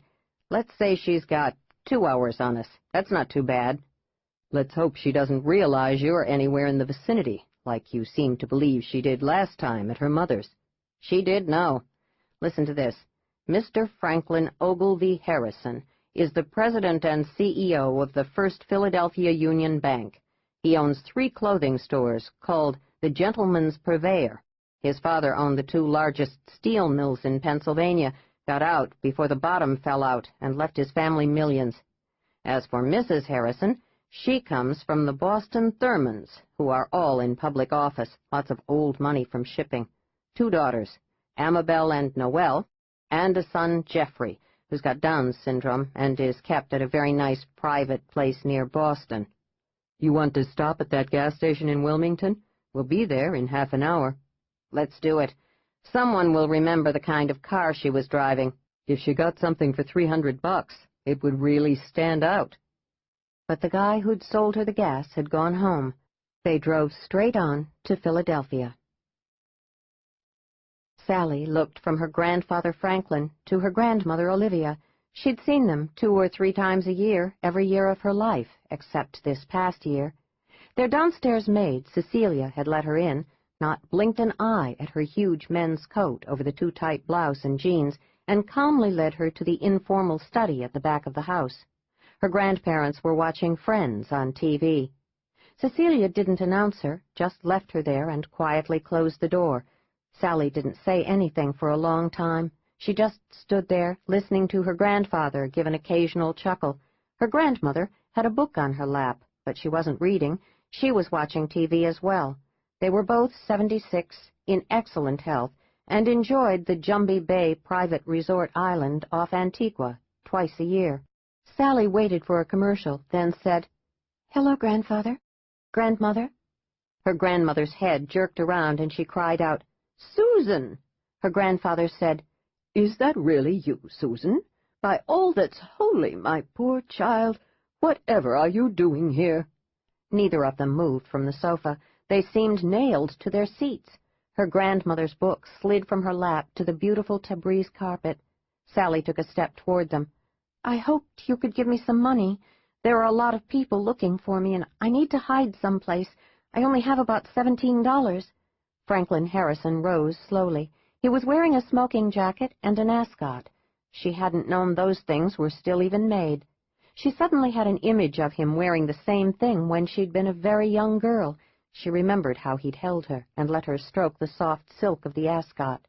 His white hair was thick and wavy, his eyes a dark blue, his cheekbones high, but his mouth was small and tight. It seemed smaller and tighter now. Olivia Harrison rose as well, straightening the silk dress she was wearing. She held out her hand. "Susan, dear, why aren't you with that lovely Dr. Biedermeier? You didn't escape again, did you? That's not a good thing for you, dear. Not good for you at all, particularly with all the scandal that your father's death has produced." He didn't just die, Grandmother. He was murdered. "Yes, we know.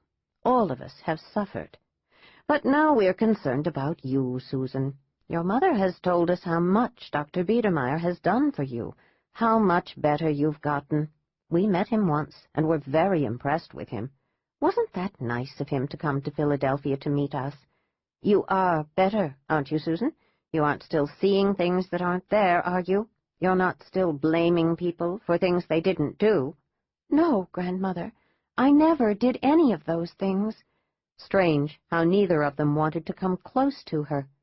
"You know, dear," her grandmother continued in that gentle voice of hers that masked pure iron, "your grandfather and I have discussed this, and we hate to say it, but it's possible that you're like your Uncle Geoffrey. Your illness is probably hereditary, and so it isn't really your fault. Let me call Dr. Biedermeier, dear." Sally could only stare at her grandmother. "Uncle Geoffrey was born with Down syndrome. It has nothing to do with mental illness." "Yes, but it perhaps shows that instability can be somewhat genetic, passed on from a mother or a father to the daughter. But that's not important. What's important is getting you back to that nice sanitarium so Dr. Biedermeier can treat you. Before your father died, he called us every week to tell us how much better you were getting. Well, there were weeks with setbacks, but he said that, in the main, you were improving with the new drug therapies." What could she say to that?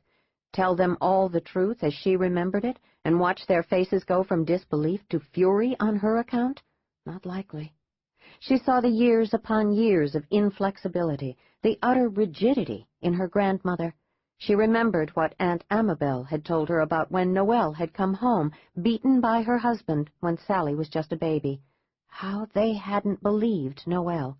It had always been there, of course, this rigidity, but since Sally had seen her grandmother so infrequently, she'd never had it turned on her. More clearly than ever, Sally could see now how her grandmother had treated her daughter Noelle when she'd come here, begging for help. She shuddered. "Well," her grandfather said, all hale and hearty, so good-natured, so weak, "it's good to see you, dear. I know you don't have time to stay, do you? Why not let us send you back to Washington? Like your grandmother said, this Biedermeier fellow seemed to be doing you a great deal of good." She looked from one to the other. Her grandfather, as tall as James, or at least he used to be, a man who had lived his life by a set of rules of his wife's making, or perhaps his father's, a man who didn't mind if someone strayed from the proper course, but who wouldn't defend that person if his wife was anywhere near. She'd always believed him so dear, so kind, but he wasn't coming anywhere near her either. She wondered what he really thought of her. She wondered why he had that tight, mean mouth. She said, "I was in the Cove. I stayed for a while with Aunt Amabel." "We don't speak of her," her grandmother said, taller now because her back had gotten stiffer. "She made her bed, and now she must—" "She's very happy." "She can't be. She disgraced herself and her family, marrying that absurd man who painted for a living. Painted pictures. Aunt Amabel is an excellent artist. Your aunt dabbled at many things, nothing more. If she were a good painter, then why haven't we heard of her? You see, no one has. She lives in this backwater town and exists on a shoestring. Forget about Amabel. Your grandfather and I are sorry you saw her. We can't give you money, Susan. I'm sure your grandfather would agree. Surely you understand why." She looked her grandmother right in the eye. "No, I don't understand. Tell me why you won't give me money." "Susan, dear," her grandmother said, her voice all low and soothing, "you are not well. We're sorry for it, and a bit stunned, since this sort of thing has never before been in the family, except, of course, for your Uncle Geoffrey. We can't give you money, because you could use it to hurt yourself even more. If you would just sit down here, even stay the night, we will call Dr. Biedermeier, and he can come and get you. Trust us, dear." "Yes, Susan, trust us. We've always loved you, always wanted the best for you." "You mean the way you sent your daughter, my mother, back to a man who beat her?" "Susan, it's true, and both of you know it. He beat the living shit out of her whenever he felt like it." "Don't use that kind of word in front of your grandmother, Susan," her grandfather said, and she saw that mouth of his go stern and tight. She just looked at him, wondering why she'd even come here. But still she had to try. She had to have money. "I tried to protect Noelle for years, but I couldn't save her because she let him do it. Do you hear me? Noelle let him beat her. She was just like all those pathetic women you hear about." "Don't be stupid, Susan," her grandmother said in a voice that could have crushed gravel. "Your grandfather and I have discussed this, and we know that battered wives are weak and stupid women. They're dependent. They have no motivation. They have no desire to better themselves. They aren't able to leave their situations because they've bred like rabbits, and the men they're married to drink and don't have any money. Your grandmother is perfectly correct, Susan. They aren't our kind at all. They are to be pitied, certainly, but don't ever put your dear mother in that class." "Amabel told me how Noelle came here once. It was early on in her marriage, and told you both what my father was doing. You didn't want to hear about it. You insisted she go back. You turned her away. You were horrified. Did you even think she was making it up?" Sally thought for a wild moment that this was surely the wrong way to go about getting money from them. She hadn't realized all this resentment toward them was bottled up inside her. "We will not speak of your mother to you, Susan," her grandmother said. She nodded slightly to her husband, but Susan saw it. He took a step toward her. She wondered if he would try to hold her down and tie her up and call Dr. Biedermeier. In that moment, she truly wanted him to try. She wouldn't mind hitting that tight, mean mouth of his that masked weakness and preached platitudes. She took a step back, her hands in front of her. "Listen, I need some money. Please, if you have any feeling for me at all, give me some money." "What are you wearing, Susan?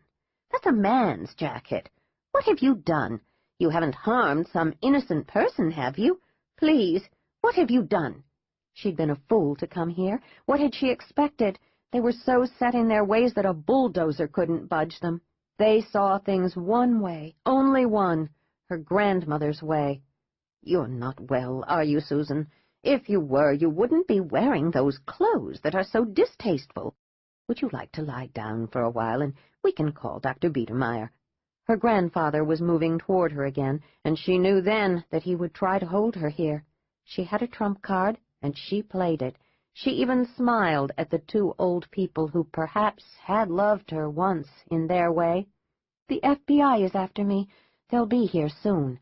You don't want the FBI to get me, do you, grandfather?" He stopped cold and looked at his wife, whose face had paled. She said, "How could they possibly know you were coming here?" "I know one of the agents. He's smarter than anyone has a right to be. He also has this gut instinct about things. I've seen him in action. Count on it. He'll be here soon now with his partner. If they find me here, they'll take me back. Then everything will come out. I'll tell the world how my father, that larger-than-life, very rich lawyer, beat my mother, and how you didn't care, how you ignored it, how you pretended everything was fine, happy to bask in the additional glory that such a successful son-in-law brought you. You're not a very nice girl, Susan, her grandmother said, 2 spots of bright red appearing on her very white cheeks. Anger, probably. It's because you're ill, you know. You didn't used to be this way. Give me money, and I'll be out of here in a flash. Keep talking, and the FBI will be here and haul me off. Her grandfather didn't look at his wife this time. He pulled out his wallet. He didn't count the money, just took out all the bills, folded them, and thrust them toward her. He didn't want to touch her. She wondered about that again. Was he afraid he'd go nuts if he did? "You should immediately drive back to Dr. Biedermeier," he said to her, speaking slowly, as if she were an idiot. "He'll protect you. He'll keep you safe from the police and the FBI. She stuffed the bills into her jeans pocket. It was a tight fit. Goodbye, and thank you for the money. She paused a moment, her hand on the doorknob. What does either of you know about Dr. Biedermeier? He came highly recommended, dear. Go back to him. Do as your grandfather says. Go back. He's a horrible man. He held me prisoner there. He did terrible things to me. But then again, so did my father. Of course you wouldn't believe that, would you? He's so wonderful. Rather, he was so wonderful. Doesn't it bother you that your son-in-law was murdered? That's rather low on the social ladder, isn't it? They just stared at her. Goodbye. But before she could leave the room, her grandmother called out, Why are you saying things like this, Susan? I can't believe that you're doing this, not just to us, but to your poor mother as well. And what about your dear husband? You're not telling lies about him, are you? Not a one, Sally said, and slipped out of the room, closing the door behind her. She grinned briefly. Cecilia was standing in the hall. She said, I didn't call the cops. No one else is here. You don't have to worry. But hurry, Miss Susan, hurry. Do I know you? No, but my mama always took care of you when your parents brought you here every year. She said you were the brightest little bean, and so sweet. She told me how you could write the greatest poems for birthday cards. I still have several cards she made me that have your poems on 'em. Good luck, Miss Susan. Thank you, Cecilia. "I'm Agent Quinlan, and this is Agent Savage. Are Mr. and Mrs. Harrison here?" Yes, sir. Come with me, please. Cecilia led them to the study, just as she'd led Sally Brainerd there 30 minutes before. She closed the door after they'd gone in. She thought the Harrisons were now watching the Home Shopping Network. Mr. Harrison liked to see how the clothes hawked there compared with his. She smiled. She wasn't about to tell them that Sally Brainerd now had money, although she didn't know how much she'd gotten from that niggardly old man. Only as much as Mrs. Harrison allowed him to give her. She wished Sally good luck. Sally stopped at an all-night convenience store and bought herself a ham sandwich and a Coke. She ate outside, well under the lights in front of the store. She waited until the last car had pulled out, then counted her money. She laughed and laughed. She had exactly $300. She was so tired she was weaving around like a drunk. The laughter was still bubbling out. She was getting hysterical. A motel, that was what she needed. A nice, cheap motel. She needed to sleep a good 8 hours, then she could go on. She found one outside Philadelphia, the Last Stop Motel. She paid cash and endured the look of the old man who really didn't want to let her stay, but couldn't bring himself to turn away the money she was holding in her hand. Tomorrow, she thought, she would have to buy some clothes. She'd do it on a credit card and only spend $49.99. $50 was the cutoff, wasn't it? She wondered, as she finally fell asleep on a bed that was wonderfully firm, where James was. "Where to now, Quinlan?"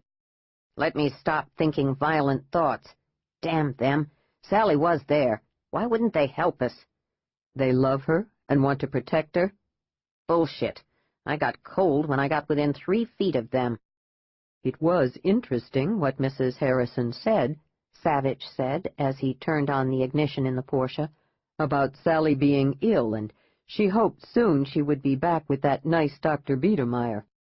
I'll bet you a week's salary that they called the good doctor the minute Sally was out of there. Wasn't it strange, the way Mrs. Harrison tried to make Mr. Harrison look like the strong, firm one? I'd hate to go toe-to-toe with that old battle-axe. She's the scary one in that family. I wonder if they gave her any money." "I hope so," James said.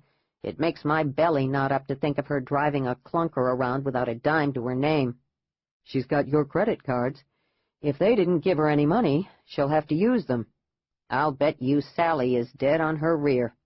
Let's find a motel, and then we can take turns calling all the motels in the area." They stayed at a Quality Inn, an approved lodging for FBI agents.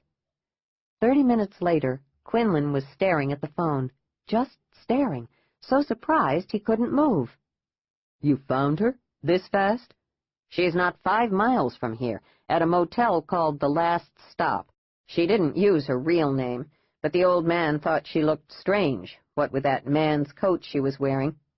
And those tight clothes, he said, made her look like a hooker, except he knew she wasn't, and that's why he let her stay. He said she looked scared and lost." "Glory be," Savage said. "I'm not all that tired anymore, Quinlan." "Let's go." Chapter 18. Sally took off her clothes, peeled the jeans off, truth be told, because they were so tight, and lay on the bed in the full-cut girl's cotton panties that Dylan Savage had bought for her. She didn't have a bra, which was why she had to keep James's coat on. The bra Savage had bought, a training bra, she could have used when she was 11 years old. The bed was wonderful, firm. Well, all right, hard as a rock, but that was better than falling into a trough. She closed her eyes. She opened her eyes and stared at the ceiling. Through the cheap drapes, she could see an all-night flashing neon sign. Hot Harvey's Topless Girls. Great part of town she'd chosen. She closed her eyes again, turned on her side, and wondered where James was. In Washington? She wondered what Noel had said to him. Why hadn't Noel told her the truth about that night? Maybe she would have, if there'd been more time. Maybe. Had Noel told her the truth that both her father and her husband had conspired to put her in Biedermeier Sanitarium? Both of them? And Noel had bought it? She wondered if her grandparents had called Dr. Biedermeier, and if the Nazi was on his way to Philadelphia. No, he'd wait. He wouldn't want to chase shadows, and that's exactly what she was and planned to be. No one could catch her now. The $300 would get her to Maine. She'd go to Bar Harbor, get a job, and survive. The tourists would flow in only 3 months. Then she would have more cover than she'd ever need. No one would find her there. She knew she was seeing Bar Harbor through a 7-year-old's eyes, but it had been so magical.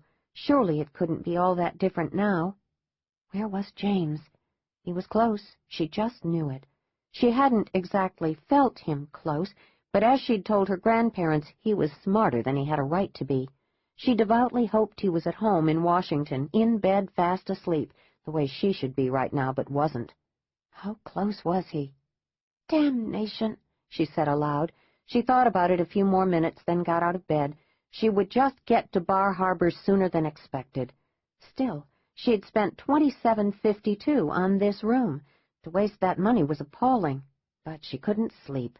She was out of the room within 5 minutes. She revved up her motorcycle and swung back onto the road, the garish lights from Hot Harvey's Topless Girls haloing around her helmeted head. It was odd, she thought, as she passed a Chevrolet. She could have sworn that James was nearby, but that wasn't possible. James was the navigator, and on the lookout for the Last Stop motel. When she pulled out not 50 feet ahead of them, at first he couldn't believe it. He shouted, "Good God! Wait, Savage! Stop!" "Why? What's wrong?" "My God, it's Sally!" "What Sally? Where?" "On the motorcycle. I'd recognize my coat anywhere. She didn't buy a clunker. She bought a motorcycle. Let's go. What if we'd been 30 seconds later?" "You're sure? That's Sally on that motorcycle?" "Yeah, you're right. That is your coat. It looks moth-eaten even from here. How do you want me to curb her in? It could be dangerous, what with her on that damned bike." Hang back for a while and let's think about this." Savage kept the Porsche a good 50 feet behind Sally. "That was a smart thing she did," Savage said, "buying a motorcycle. They're dangerous as hell. She could break her neck riding that thing." "Stop sounding like you're her husband, Quinlan." "You want me to break your upper lip? Hey, what's going on here?" 4 motorcycles passed the Porsche and accelerated toward the single motorcycle ahead. "This is all we need. A gang, you think?" "Why not? Our luck has sucked so far. How many rounds of ammunition do you have?" "Enough," Savage said briefly, his hands still loose and relaxed on the steering wheel, his eyes never leaving the road ahead. Traffic was very light going out of Philadelphia at this time of night. "You feeling like the Lone Ranger again?" "Why not?" The 4 motorcycles formed a phalanx around Sally. "Just don't panic, Sally," Quinlan said over and over to himself. "Just don't panic." She'd never been so scared in her life. She had to laugh at that. Well, to tell the truth, at least she hadn't been this scared in the last 5 hours. 4 of them, all guys, all riding gigantic Harleys, all of them in dark leather jackets. None of them was wearing a helmet. She should tell them they were stupid not to wear helmets. Maybe they didn't realize she was female. She felt her hair slapping against her shoulders. So much for that prayer. What to do? More to the point, what would James do? He'd say she was outnumbered and to get the hell out of there. She twisted the accelerator grip hard, but the 4 of them did the same, seemingly content for the moment just to keep their positions, hemming her in and scaring the hell out of her. She thought of her precious $270-something, all the money she had in the world. No, she wouldn't let them take that money. It was all she had. She shouted to the guy next to her, "What do you want? Go away!" The guy just laughed and called out, "Come with us. We got a place up ahead you'll like." She yelled, "No, go away!" Was the idiot serious? He wasn't a fat, revolting biker like the stereotype was usually painted. He was lean, his hair was cut short, and he was wearing glasses. He swerved his bike in closer, not a foot from her now. He called out, "Don't be afraid. Come with us. We're turning off at the next right. Al, the guy on your right, he's got a nice, cozy little place not 5 miles from here. You could spend some time with us, maybe sack out. We figure you must have rolled some guy for that coat. Whatever, it doesn't matter. Hey, we're good, solid citizens, we promise." "Yeah, right," she shouted, "just like the Pope. You want me to come with you so you can rob me and rape me and probably kill me. Go to hell, Buster." She sped up. The bike shot forward. She could have sworn she heard laughter behind her. She felt the gun in James's coat pocket. She leaned down close to the handlebars and prayed. "Let's go, Savage." Savage accelerated the Porsche and honked at the bikers, who swerved to the side of the highway. They heard curses and shouts behind them. Quinlan just grinned. "Let's just keep us between her and the bikers," Quinlan said. "What do you think? Are we going to have to follow her until she runs out of gas?" "I can get ahead of her, brake hard, and swing the car across the road in front of her." "Not with the bikers still back there, we can't. Just stay close." "In exactly 1 more minute, she's going to look back," Savage said. "She's never seen the Porsche." "Great. So she'll think not only some insane bikers are after her, but also a guy in a sexy red Porsche."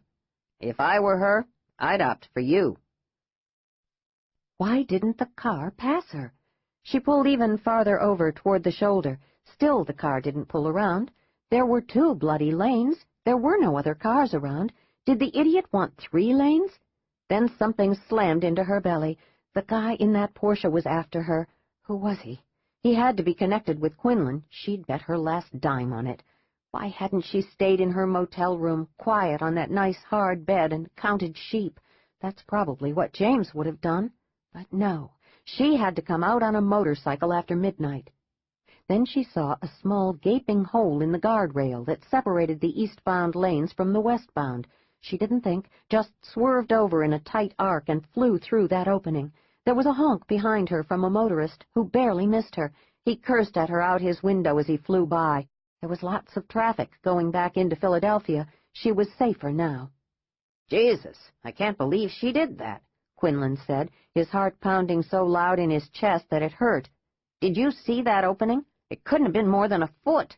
I'm going to have to yell at her when we catch her." "Well, she made it. Looked like a pro.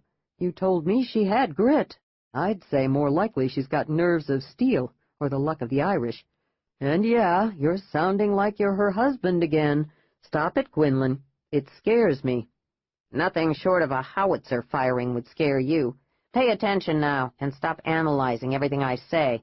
We'll get her, Savage. There's a cut-through just ahead." It took them some time to get her back in view. She was weaving in and out of the thicker traffic going back into the city. "Hellfire!" Quinlan said over and over, knowing that at any instant someone would cut her off. Someone else wouldn't see her and would change lanes and crush her between two cars. "At least she thinks she's lost us," Savage said. "I wonder who she thought we were." "I wouldn't be surprised if she guessed it was me." "Nah. How could that be possible?" "It's my gut talking to me again. Yeah, she probably knows, and that's why she's driving like a bat out of hell. Jesus, look out, Savage! Oh, my God! Hey, watch out, Bubba!" Quinlan rolled down the window and yelled at the man again. He turned back to Savage. "Damned Pennsylvania drivers! Now how are we going to get her?" "Let's just tail her until we get an opportunity." "I don't like it. Oh, shit. The bikers are back, all 4 of them." The 4 bikers fanned through the traffic, coming back together when there was a break, then fanning out again. Sally was feeling good. She was feeling smart. She'd gotten them, that jerk driving that Porsche and the 4 bikers. She'd gone through that opening without hesitation, and she'd done it without any problem. It was a good thing she hadn't had time to think about it. Otherwise, she would have wet her pants. She was grinning, the wind hitting hard against her teeth, making them tingle. However, she was going in the wrong direction. She looked at the upcoming road sign. There was a turn onto Ranker Road 1/2 mile ahead. She didn't know where Ranker Road went, but from what she could see, it wove back underneath the highway. That meant a way back east. She guided her bike over to the far right lane. A car honked, and she could have sworn she felt the heat of it as it roared past her. Never again, she thought, never again would she get on a motorcycle. Although why not? She was a pro. She'd driven a Honda 350 just like this one for 2 years, beginning when she was 16.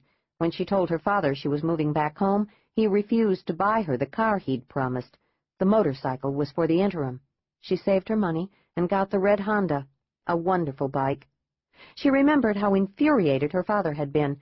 He'd even forbidden her to get near a motorcycle. She'd ignored him. He'd grounded her. She hadn't cared. She didn't want to leave her mother in any case. Then he'd just shut up about it. She had the sneaking suspicion that he wouldn't have cared if she'd killed herself on the thing. Not that it mattered. He'd gotten his revenge. She didn't want to think about that. She took the turn onto Ranker Road. Soon now she'd be going back in the other direction, and no one would be after her this time. The road was dark, no lights at all. It was windy. There were thick, tall bushes on both sides. There was no one on the road. What had she done? She smelled the fear on herself. Why the hell had she turned off? James wouldn't have turned off. She was a fool, an idiot, and she'd pay for it.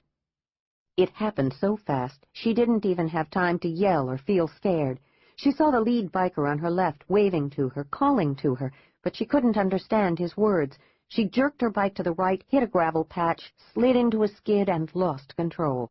She went flying over the top of the bike and landed on the side of the 2-lane road, not on the road, but in the bushes that lined the road. She felt like a meteor had hit her, a circle of blinding lights and a whoosh of pain, then darkness blacker than her father's soul. Quinlan didn't want to believe what he'd just seen. "Savage, she's hurt. Hurry, damn it, hurry!" The Porsche screeched to a halt not 6 feet from where the 4 bikers were standing over Sally. One of them, tall, lanky, short hair, was bending over her. "Okay, guys," Quinlan said. "Back off, now."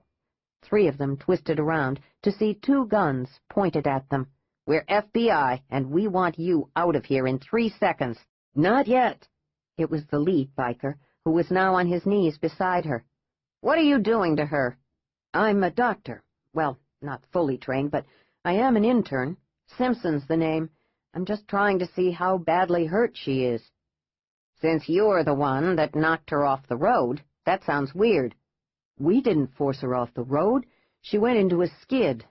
Actually, we followed because we saw you go back after her. Hey, man, we just want to help her. As I said, we're FBI, Quinlan repeated, looking at the man. Listen, she's a criminal, a big-time counterfeiter. Is she going to be all right? Can you tell if she broke anything? Savage, keep an eye on these bozos. Quinlan dropped to his knees. Can I take off her helmet? No, let me. I guess maybe we should wear helmets. If she hadn't had one on, she might have scrambled her brains, and not necessarily left them inside her head. You're really FBI? She's really a criminal? Of course she is. What are you doing? Okay, you're seeing if her arms are broken. She'd better be all right, or I'll have to flatten you. You scared the shit out of her. Yeah, she's your typical criminal type. Why isn't she conscious yet? At that moment, Sally moaned and opened her eyes. It was dark. She heard men's voices, lots of them. Then she heard James. "No," she said. "No, it's not possible you caught me. I didn't think it could be you. I was wrong again." He leaned down over her and said 1 inch from her nose, "I caught you all right, and this is the last time I'm going to do it. Now just be quiet and lie still." "I wouldn't have guessed she was a criminal," Simpson said. "She looks as innocent and sweet as my kid sister." "Yeah, well, you never know. It's taken us a long time to catch up with her. We didn't know she'd gotten a hold of a bike. She was in a car 6 hours ago." "All right, Sally. Are you all right? Anything hurt? Nothing's broken, right? Can't you take off her helmet now?" "Okay, but let's do it real carefully." Once the helmet was off, she breathed a sigh of relief. "My head hurts," she said. "Nothing else does, except my shoulder. Is it broken?" The biker felt it very gently. "No, not even dislocated. You probably landed on it. It'll be sore for a while. I think you should go to the hospital and make sure there are no internal injuries." "No," she said. "I want to get on my bike and get out of here. I've got to get away from this man. He betrayed me." "What do you mean he betrayed you?" "He drew me in and made me trust him. I even slept with him one night, but that was in Oregon. Then he had the gall to tell me he'd lied to me. He was an FBI agent. He told me that here, not in Oregon." "You're sure her brains aren't scrambled?" Savage asked, pressing a bit closer. "She made perfectly good sense," Quinlan said. "If you can't add anything sensible, Savage, just keep quiet." Quinlan touched the biker's arm. "Thanks for your help. The 4 of you can go now." "Can I see identification?" Quinlan smiled through his teeth. "Sure thing. Savage, show the man our ID again. He didn't get a good enough look the first time." The biker studied it closely, then nodded. He looked back down at Sally, who'd propped herself up on her elbows. "I still can't believe she's a crook." "You should see her grandmother. A glacier, that old lady. She's the head of the counterfeiting ring, leads her husband around by the ear. She's a terror. And this one is going to be just like her." Once the bikers had roared off, Quinlan said to Sally, "We're going to take you to the hospital now." "No." "Don't be an idiot. You could have hurt your innards." "If you force me to a hospital, I'll announce to the world who I am and who you are."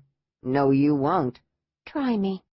He realized he was being blackmailed, but not for anything he had done. She would be the only one to be hurt if she did as she promised. He believed her. "How are you, Sally?"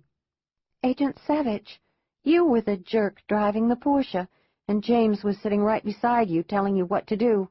I should have known. Well, I did know, deep down." "Yeah," Savage said, wondering why it didn't occur to her to give him any of the credit. "Let me help you up. You don't look half bad in Quinlan's coat. A little long, but other than that, it's a perfect fit.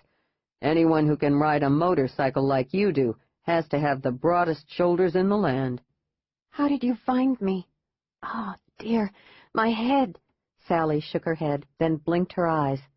"It's just a bit of a headache. My shoulder hurts a little, but that's all.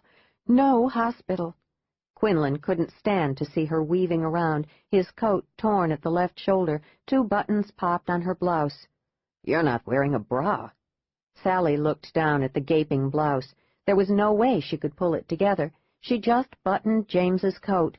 This blind man here got me a training bra when he went out and bought all these charming duds that are 3 sizes too small. I couldn't even get the thing fastened. Well, I didn't know what size. Sorry it didn't get the job done. She kicked him in the shin. I didn't mean it like that, damn it, Savage said, rubbing his leg. I'll think of something and tell you later. You'd better not. Quinlan took her arm and gently pulled her toward him. It's all right now, Sally. It's all right. He pulled her against him. Are you sure you don't want to have a doctor check you out? No, doctor. I hate doctors. That made sense to him. He didn't point out that a doctor wasn't the same as a shrink. He wondered in that moment if Biedermeier even was a doctor. He said to Savage, "When you get a minute, do some checking on Biedermeier. I'm beginning to wonder if he's just a ruthless crook." To Sally, he said, "All right, but you need to rest. Let's find a place to stay the night." "How did you find me?" "We just missed you at your grandparents' house, just as we did at your mother's. We figured you had to be as tired as we were, so we called all the motels in this area. It was easy. You've got a lot to learn about running, Sally." She realized then that she'd really lost, and it had been so easy for them. If they hadn't tracked her down on the highway, then James would have just come into her motel room. Easy, too easy. She was a turkey. She looked down at her dead Honda 350, at its twisted frame and blown-back tire. "My bike is ruined. I just bought it. I was just getting it broken in." "It's all right. It doesn't matter." "That bike cost me nearly all my money." "Since it was my $300, I'm willing to write it off." Everything had turned upside down. Nothing was as it should be. She eased her hand into the coat and pulled out his gun. She pressed it against his lower ribs. Chapter 19. "Not again, Sally," he said, but still he was careful not to move. "She's got your gun on you again, Quinlan?" "Yes, but it's okay. I think she's learned a bit more since the last time she did it. Sally, it's over now. Come on, sweetheart, pull that sucker back. Whatever you do, don't forget that hair trigger. Damn, I think I'll have it modified a bit next time I'm at Quantico. Actually, if you could slip it back into my shoulder holster once we're in the car, I'd appreciate it. My shoulder holster's been empty since you stole my gun. I feel half-dressed." "I don't want to shoot you, James, but I do want to get away from you. You did betray me. You know I can't trust you. Let me go, please." "Nope, not ever again. You know you can trust me. It pisses me off that you're even questioning that. Listen up, Sally. You're with me now until all this is over. Would you rather trust your mother or your grandparents? Oh, yeah, your sweet little granny is a piece of work." "No, I don't trust any of them. Well, I do trust Noelle, that she's all confused and doesn't know what to believe, whether I'm a lunatic or not. I'd bet that all of them have called Biedermeier, even Noelle. If she called him, it wasn't to turn me in, it was to get some answers. Oh, God, do you think Biedermeier would hurt her?" Quinlan didn't think he would hurt her unless her own skin was in really deep trouble, which it would be shortly, but not just yet. But he said, "I don't know. Biedermeier could do anything if he felt threatened, which he probably does, since we busted you out of his sanitarium. Hey, did you know I even threw meat to those dogs to save you?" She looked up at him in the darkness. "What dogs?" Savage said, "There were guard dogs at the sanitarium, Sally. James tossed meat to them so they wouldn't tear our throats out. One of the dogs was leaping up, trying to get James's ankle when he was carrying you up that fence." She could see the shadows and blurred lines of his face. "Well," she said at last, aware that she couldn't hold that gun up for much longer because her shoulder hurt like the very devil. "Shit." "That's what we've been thinking for the past 6 hours, Savage said. "Come on, Sally, give it up. Quinlan's determined to help you. He's determined to protect you. Let him be possessive. I've never before seen him like this. It's a real treat. Now come on, you guys. Let's get out of here before some motorists come by and stop, or worse, Someone calls the local cops." Quinlan didn't even think about it. He just scooped her up in his arms and carried her to the Porsche. "You're no he-man," she said in the bitterest voice he'd ever heard. "It was just a 6-foot walk. A nerd could have carried me that far." "It's my gun," he said, leaning down and lightly kissing her ear. "It's heavy."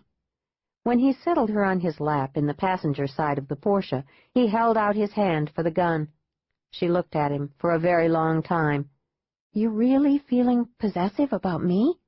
"You stole my money, my credit cards, my car, and the photos of my nieces and nephews. I had to catch you so I could get that stuff back." "Bastard." She gave him the gun. "Yeah, that's me," he said.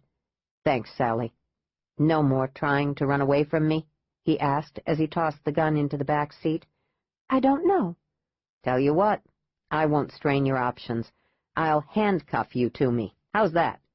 She didn't answer, her head pressed against his shoulder. She hurt, he realized, and here he'd been teasing her. "Just rest," he said. He looked at Savage. "How about finding us a nice motel?" "Contradiction in terms. Are you paying, or is the FBI? Hell, I'm rich now that I've got my credit cards back. It's on me, all except your room. Tomorrow we'll buy you some clothes that fit." She was standing there, staring at the large motel room. There was a sitting area and a TV and a king-size bed. She turned to look at him. "It's payback time?" He cocked his head to one side. "What do you mean?" She nodded toward the bed. "I gather I'm to sleep with you in that bed." "I was going to ask that you take the sofa. It's too short for me." She gave him a baffled look, then walked to the bathroom, saying over her shoulder, "I don't understand you. Why aren't you furious with me? Why aren't you yelling?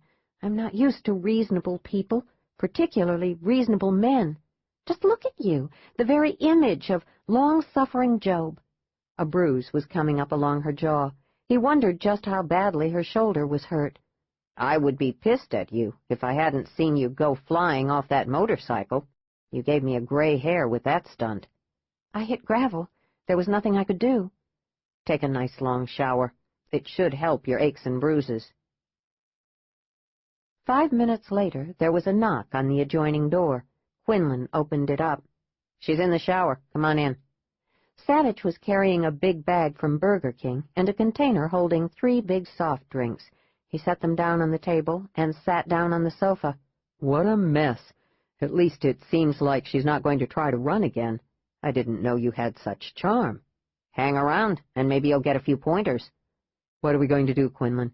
We've got to call Brammer. We don't even know what's going on with the rest of the investigation." "It just occurred to me that it's the weekend. This is Friday night. Well, actually Saturday morning. We're sort of off duty. We've got until Monday before we have to be the good guys again, right?" Savage was leaning back against the sofa, his eyes closed. "Brammer will have our balls for breakfast."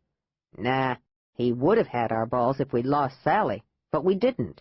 Everything will be fine now." "I can't believe your wild-eyed optimism," Savage said, opening his eyes and sitting up when he heard the shower turn off. "They have all sorts of those little shampoos and conditioners and stuff in the bathrooms." "Your point?" The blow-dryer went on. "No point, really. Let's eat," Savage said. He took the beef patty out of his hamburger bun, took a big bite, and said with his mouth full, "I'm stressed. I need to work out. Thank God tomorrow's Saturday. But damn, the gym will be crowded." It was nearly 3 o'clock in the morning. It was quiet and dark in the room. He knew she was still awake. It was driving him nuts. "Sally," he said finally. "what's wrong?"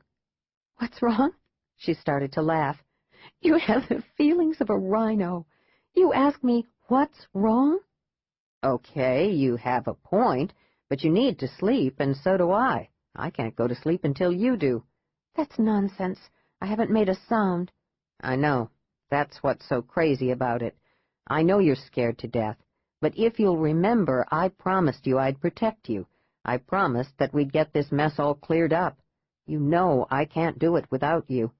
"I told you, James, I don't remember that night. Not a single thing. There are just images and sounds." but nothing solid. I don't know who killed my father. He may not even have been killed when I was there. On the other hand, I could have shot him. I hated him more than you can begin to imagine. Noelle swore to me she didn't kill him. There was more, but she didn't have time to tell me. If, that is, she would have told me in any case. You know you were there when he was shot. You know very well you didn't shoot him. But we'll get back to that later. I think my mother didn't tell me the truth, because she knows I did shoot him. She's trying to protect me, not the other way around. No, you didn't shoot him. Maybe it was because she didn't have time since we showed up, or maybe it was because she's protecting somebody else. We'll find out everything, trust me. She told the cops and us that she'd been out all evening alone at a movie. Well, she told me she'd been with Scott, which means she had a witness to prove she didn't kill my father. Scott? Your husband? Don't be cute. You know he's my husband, but for only a very short time longer. All right. We'll take care of things. Now it's late. We've got to get some sleep. I just wanted to tell you that you ran a good race, Sally. Real good. When I just happened to spot you leaving the motel on that motorcycle, I nearly dropped my teeth. That was really smart of you to ditch the car and buy a bike. It took us totally by surprise. Yes, but it didn't matter when it came right down to it, did it? No, thank God. Savage and I are good. That, and lucky as dogs on the loose in an Alpo factory. Where were you going? To Bar Harbor. My grandfather gave me $300. It was all he had in his wallet. When I counted it, I became aware of a certain irony. You're kidding. 300 exactly? Right on the button. I didn't particularly care for your grandparents. The maid showed us into this back study. They were watching some home shopping show. I've got to say, that was a surprise. Mr. Franklin Ogilvy Harrison and wife watching that plebeian show. That would have surprised me, too. Sally, would you like to come here to the big bed? No, don't freeze up on me. I can see you freezing from here. I'll bet your shoulder aches too, doesn't it? Just a little bit. More sore than aches. I was very lucky. You're right about that. Come on now. I promise not to attack you. Remember how well we both slept in the Cove in my tower bedroom? It can't have bothered you all that much since you were willing to tell the bikers about it quick enough. The silence lasted for a full minute. She said, "Yes, I remember. I don't know why I opened my mouth and blabbed it to total strangers. I had that horrible nightmare." No, you remembered what had happened to you. It was a nightmare, but it was real. It was your father. At least you finally told me that. Come here, Sally. I'm exhausted, and even you, super female, have got to be teetering on the edge just a bit. To his relief and pleased surprise, she was standing beside the bed in the next moment, looking down at him. She was wearing one of his white undershirts. He pulled the cover back. She slipped in and lay on her back. He lay on his back 4 inches away from her. Give me your hand. She did. He squeezed her fingers. Let's get some sleep. Surprisingly, they did. When Quinlan awoke early the following morning, she was sprawled on top of him, her arms wrapped around his neck, her legs parted, lying directly on top of his. The undershirt had ridden up to her waist. Oh, damn, he thought, trying not to move, trying to tell himself that this was just something else a professionally trained FBI agent had to learn how to deal with. So it hadn't been covered in the 16-week training course at Quantico. No big deal. He had experience. He wasn't 16. He breathed through his teeth. Yes, he would handle this situation with poise and composure. He felt the heat of her through his boxer shorts. He was just a smidgen of material away from her, that was all, and he knew that composure was a big thing at this point. Sally? He was harder than his Uncle Alex's divining rod. No way he was going to scare her. As gently as he could, he pushed her off him onto her back. The only thing was that she didn't let go of him. He had no choice but to come down over her. Now Uncle Alex's divining rod was between her legs, just where it belonged. What the hell was poise, anyway? It didn't seem too important right at that moment. Sally, I'm in a bad way. Let me go, okay? Her arms eased around his neck, but she kept her fingers laced. He could have easily pulled away from her, but he couldn't bring himself to do it. She was slight and warm, and he thought where he was and where she was a very nice thing. He loved the feel of her arms tight about his neck. He liked her warm breath against his neck. He thought having her here beneath him until he croaked would be a very nice thing. He was staring down at her. He opened his mouth and said, "Sally, would you marry me?" Her eyes came open in a flash. "What did you say?" "I asked you to marry me." "I don't know, James. I'm already married." "I forgot that. Sally, please don't move. Do you want to take your arms off my neck?" "No, not really. You're warm, James, and I like your weight on me. I feel safe and like everything just might be all right. Somebody would have to go through you to get to me. They'd never make it. You're too solid, too strong. Please don't roll off me." Solid and strong, was he? He turned even harder. "You're sure you're not afraid? After what happened to you at the sanitarium, I don't want to scare you." She frowned, even as she tightened her arms around his neck. "It's odd, but you never scared me, except when you came roaring through Amabel's door like a bull that day when my father called me for the first time. But after that, not at all. Not even when you walked in on me, and I'd just come out of the shower." "You were so beautiful. I thought I'd lose it for sure." "Me? Beautiful?" She snorted, and he was charmed. "I'm a stick, but you're nice to say it." "But it's true. I looked at you and thought, she's perfect.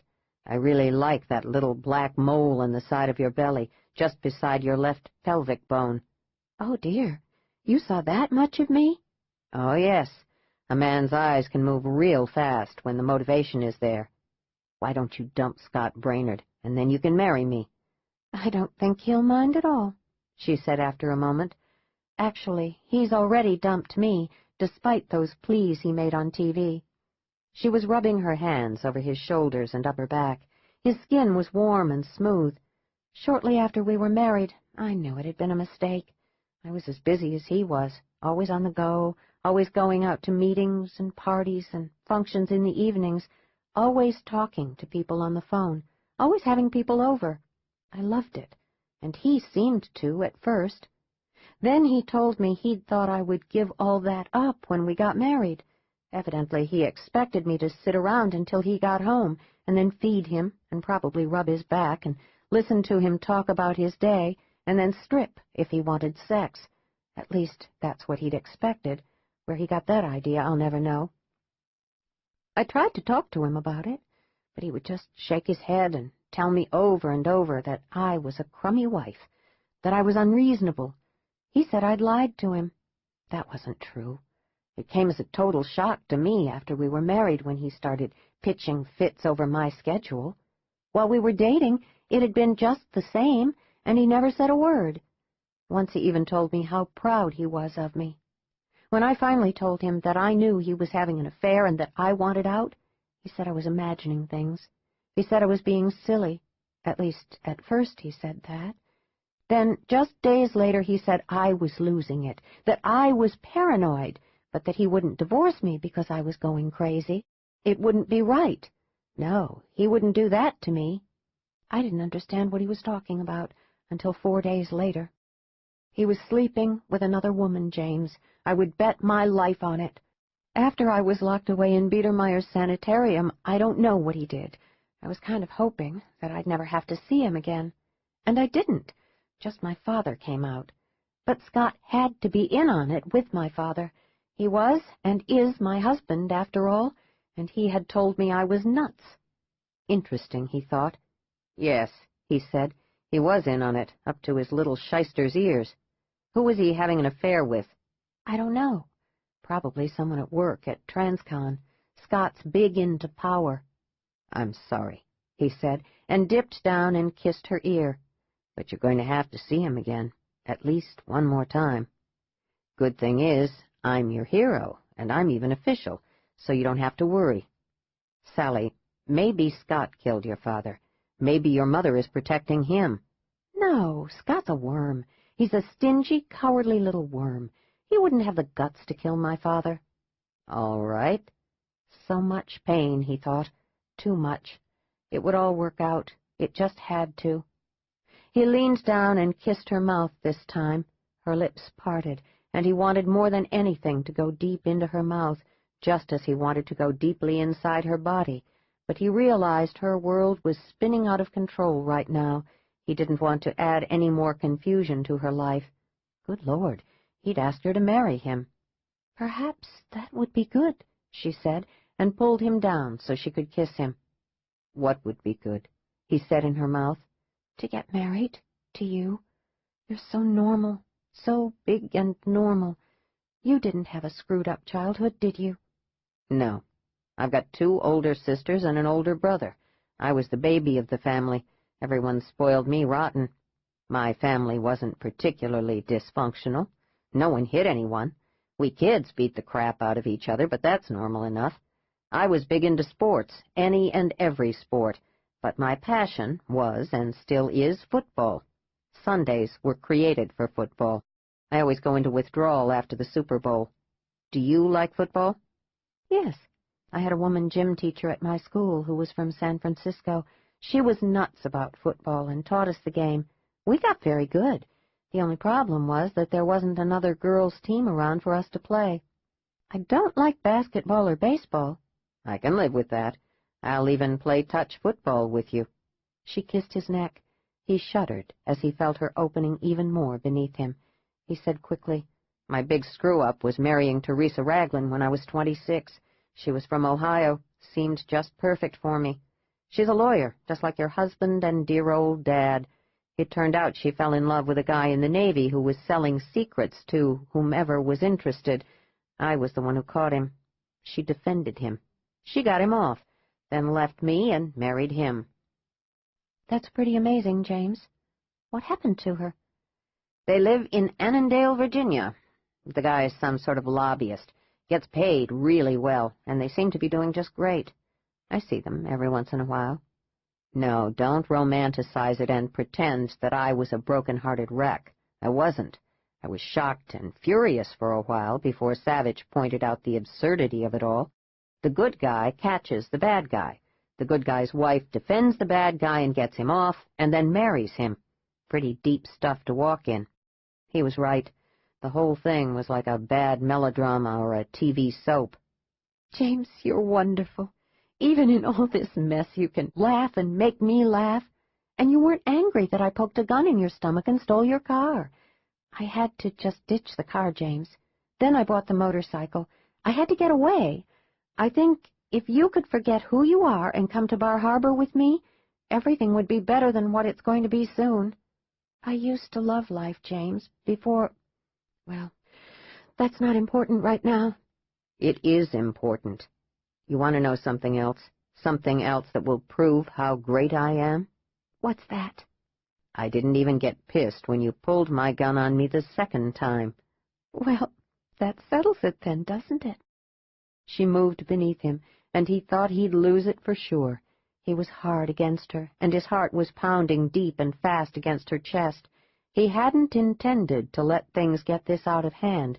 At least he hadn't before she shifted beneath him, her legs wide now, his legs between hers. He kissed her, then said into her mouth, You're beautiful, and you can feel how much I want you, but we can't let this happen. I don't have any condoms. The last thing you need is to get pregnant. He heard Savage moving about in the adjoining room. Besides, Savage is awake and up. It's nearly 7 o'clock. We need to get back home. She turned her face away from him.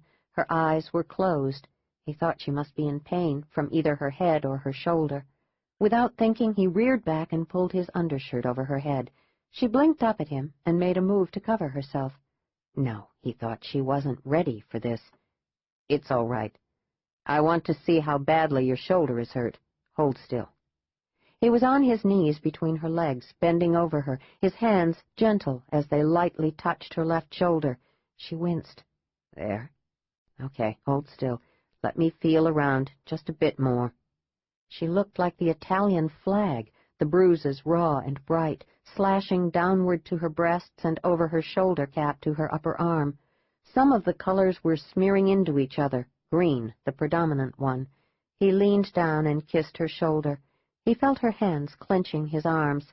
"I'm sorry you got hurt." He kissed her again, on her left breast this time.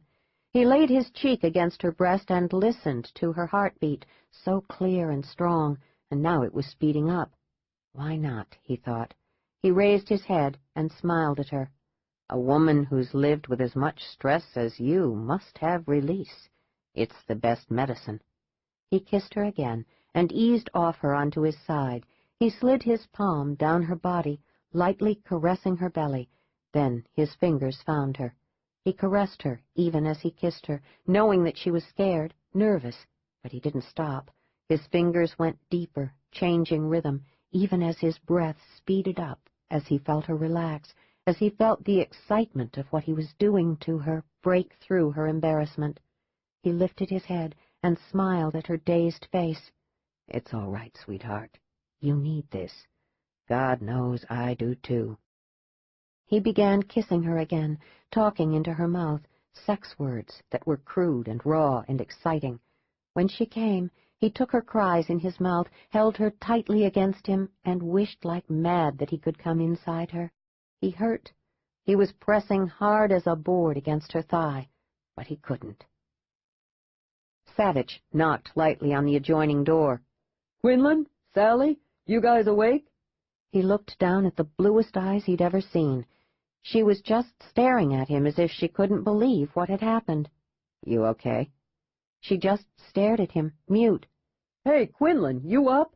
Come on, you guys. We've got miles to go." "That's the guy who owns the Porsche," Quinlan said. "We've got to hang on to him." He kissed the tip of her nose and forced himself to leave her. Chapter 20. "I like your apartment." He grinned at the back of her head. "Easy for you to say, since it's got more character than that motel room." She turned to face him, no longer dressed in the too-tight jeans, his coat that had hung halfway down her legs, and the blouse that had gaped open over her breasts. They'd stopped at the Macy's in Montgomery Plaza on the way back to Washington. Savage had bowed out, heading for the computer software store in the mall. James and Sally had enjoyed themselves immensely, arguing over everything from the color of her nightgown to the style of her shoes. She left wearing dark brown corduroy slacks that fit her very nicely, a cream pullover wool sweater over a brown turtleneck, and neat brown leather half boots. He was carrying his own coat, the one she'd taken, over his arm. He doubted the dry cleaners would be able to get out the grease stains from her motorcycle accident. "I've heard that men living alone usually live in a dump. You know, empty pizza cartons all over everywhere, including the bathroom, dead plants, and horrible furniture they got from their mother's attic." "I like to live well," he said, and realized it was true. He didn't like mess or second-hand furniture, and he loved plants and impressionist paintings. He was lucky to have Mrs. Mulgravy live next to him. She saw to everything when he was gone, particularly his precious African violets. "You do very well with plants." "I think the secret is that I play my sax to them. Most of them prefer blues." "I don't think I like the blues," she said, still looking at him intently. "Have you ever listened to Dexter Gordon, John Coltrane? Gordon's album, Blue Notes, rings your withers." "I've heard of Gatto Barbieri." "He's great, too. I learned a lot from him and Phil Woods. There's hope for you yet, Sally. You'll get an earful tonight. You've got to give the wailing and the rhythm a chance." "That's your hobby, James?" He looked just a bit embarrassed. "Yeah, I play the saxophone at the Bonhomie Club on Friday and Saturday nights, except when I'm not in town, like last night." "Are you playing tonight?"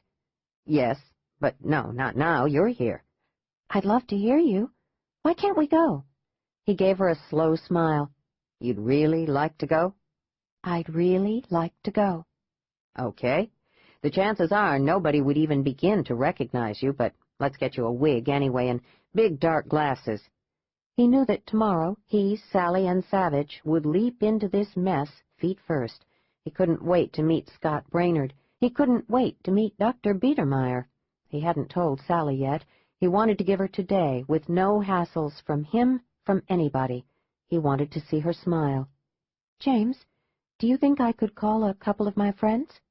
Who are they? Women who work on the Hill. I haven't spoken to them since more than 6 months ago. Well, I did call one of them just before I left Washington to go to the Cove. Her name is Jill Hughes. I asked her for a loan. She agreed very quickly and wanted to meet me. There was something about how she acted. I didn't go. I'd like to call Monica Freeman. She was my very best friend. She was out of town before. I want to see how she acts, what she has to say to me. Perhaps I'm paranoid, but I just want to know who's there for me. She didn't sound the least bit sorry for herself. Still, he felt a knife twist in his gut. "Yeah," he said easily. "Let's give Monica a call and see if someone's gotten to her as well." She called Monica Freeman, a powerhouse administrator in HUD. She was embarrassed because she had to call information for the number. She'd known it as well as her own before Scott. The phone rang twice, 3 times, then, Hello? "Monica, it's Sally." James was bent over, writing something. There was a long pause. Sally? Sally Brainerd? "Yes. How are you, Monica?" Sally, where are you? What's going on? James slid a sheet of paper under her hand. Sally read it, nodded slowly, then said, "I'm in trouble, Monica. Can you help me? Can you loan me some money?" There was another long pause. Sally, listen. Tell me where you are. "No, Monica, I can't do that." Let me call Scott. He can come and get you. Where are you, Sally? "You never called him Scott before, Monica. You didn't like him, remember? You used to call him a jerk when you knew I was listening. You wanted to protect me from him. You used to tell me he was into power and that he was trying to separate me from all my friends. Don't you remember how you'd call after Scott and I were first married and ask me first thing if Scott was gone so we could really talk? You didn't like him, Monica. Once you told me I should kick him in the balls." There was utter silence. Then, I was wrong about him. He's been very concerned about you, Sally. He came to me, hoping you would call and that I would help him. Scott's a good man, Sally. Let me call him for you. He and I can meet you someplace. Sally very gently punched the off button on the portable phone. To her surprise, James was grinning. "Hey, just maybe we've got your husband's lover. Am I jumping too fast here?" "Yeah, probably. But what do you think? Maybe he's a real stud. Maybe he's got both Jill and Monica. Could he do it, do you think?" She'd been thinking that hell couldn't feel worse than she felt right now, but he'd put a ridiculous twist on it, like the best of the spin doctors. "I don't know. She's certainly changed her tune, just like Jill." "Too? I doubt it, James. He was always so busy. I think his deals were more exhilarating to him than mere sex." "What kind of deals?"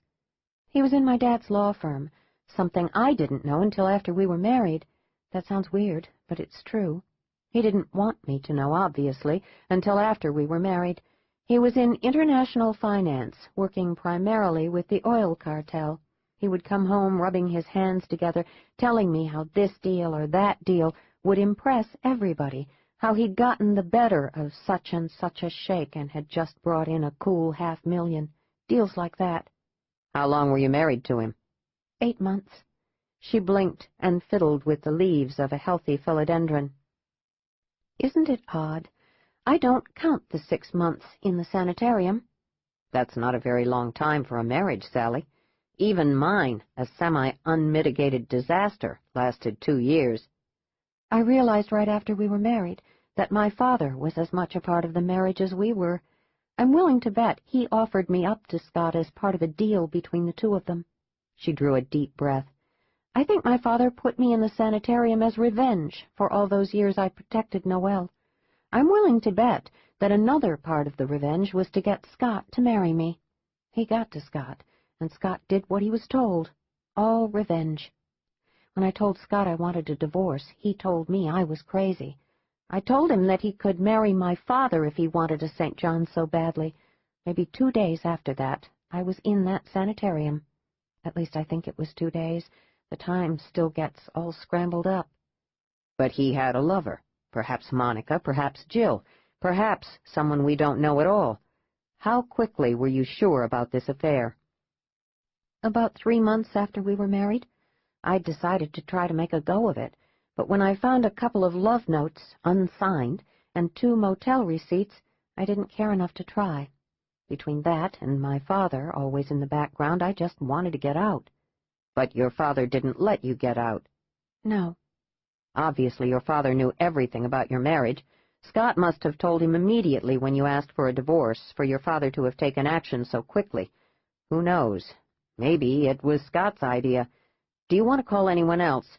No. That just leaves Rita. I don't think I could take it if Rita started on me about calling Scott. This was enough. Much too much, as a matter of fact. Okay. No more work today. All right? That was work? Certainly. We just filled in another piece of the puzzle. James, who knocked both of us out in the Cove and brought me back to Dr. Biedermeier's? Biedermeier or a henchman. Probably not Scott. It was probably the guy who played the role of your father that night in your bedroom window. But now that you've got me, you don't have to be depressed at the number of bad people in the world. They all seem to have congregated around me, except Noelle. He wanted to ask her to go over everything with him, from the day she met Scott Brainerd to now, but he didn't. Give her the day off, make her smile. Maybe they could make love in front of the fireplace. He wanted to make love to her very much. His fingers itched, remembering the feel of her, the way she moved against his fingers, the softness of her flesh. He tried to focus on his African violets. That evening, she pulled her hair back tight, securing it with a clip at the nape of her neck. She put on a big pair of dark sunglasses. "No one would recognize you," Quinlan said, coming up behind her and putting his hands lightly on her shoulders. "But let's get you a wig anyway. You know something? Your father was killed, 3 weeks ago or so? It was splashed all over TV, all over every tabloid, every newspaper. You, the missing daughter, got the same treatment. Why take the chance on someone recognizing you? I have to tell you, I like you in those sunglasses. You look mysterious. Are you really the same woman who's agreed to marry me? The same woman who woke me up this morning lying on top of me?" "I'm the same woman, James. Really, the other... I thought that was just a glitch on your part. You really mean it?" "Nah, I just wanted to get you in bed and make you come." She hit him in the stomach. "Yeah, Sally, I really meant it." The Bonamy Club on Houghton Street was in an old brick building set in the middle of what they called a border neighborhood. It was accepted wisdom to take a cab to and from the club, or else take a huge risk of losing your entire car, not just the hubcaps. James had never really thought about the possible dangers in this area until he handed Sally out of the cab. He looked around at the street lights. Many of them shot out. There was litter on the sidewalks, none in front of the club, because Miss Lily didn't like trash, real trash, white trash, any kind of trash. "Like I told you, boy," she'd said when she hired him some 4 years before. "I like the look of you. No earrings, no tattoos, no bad teeth, and no paunch. You'll have to watch the gals. Now, they're a horny bunch, and one look at you, and they're going to have visions of sugar cocks dancing in their heads." And she howled at her own humor, while James, an experienced agent, a man who'd heard just about every possible combination of crude words, just stood there, embarrassed to his toes. She tweaked his earlobe between 2 fingers with inch-long bright pink fingernails and laughed some more. "You're going to do just fine, boy, just fine." And he had. At first, the customers, a loyal bunch, the large majority of them black, had looked at him like he was something escaped from the zoo, but Lily had introduced him, made 3 off-color jokes about his sax playing, his sex playing, and his Red Sox playing. She was one of his best friends. She'd even given him a raise in January. "You'll like Miss Lily," Quinlan said to Sally as he shoved open the heavy oak door of the club. "I'm her token white." Marvin, the bouncer, was just inside, a heavy scowl on his ugly face, until he saw it was Quinlan. "Hello, Quinlan," he said. "Who's the chickie?" "The chickie is Sally. You can call her Sally, Marvin." "Hello, Marvin." But Marvin wasn't up for names. He just nodded. "Miss Lily is back in her office playing poker with the mayor and some of his lame-ass cronies." No, James, there ain't no drugs. You know Miss Lily, she'd shoot anybody before she'd let 'em take a snort. She'll be out before it's time for you to play. As for you, Chickie, you just stay in my eyesight once James is up there wailing his heart out on the stage, all right? She's a cute little chickie, Quinlan. I'll take care of her. I appreciate it, Marvin. She is cute, and a lot of bad people are chasing her. If you could keep an eye on her, I can wail on my sax without worry. Miss Lily is going to try and feed her, Quinlan. She doesn't look like she's had a good meal in a month. You hungry, Chickie? Not yet, but thank you, Marvin. A chickie with real good manners. It warms a man's heart, Quinlan. Amazing, Sally said, and nothing more, but she was smiling. She gave Marvin a small wave.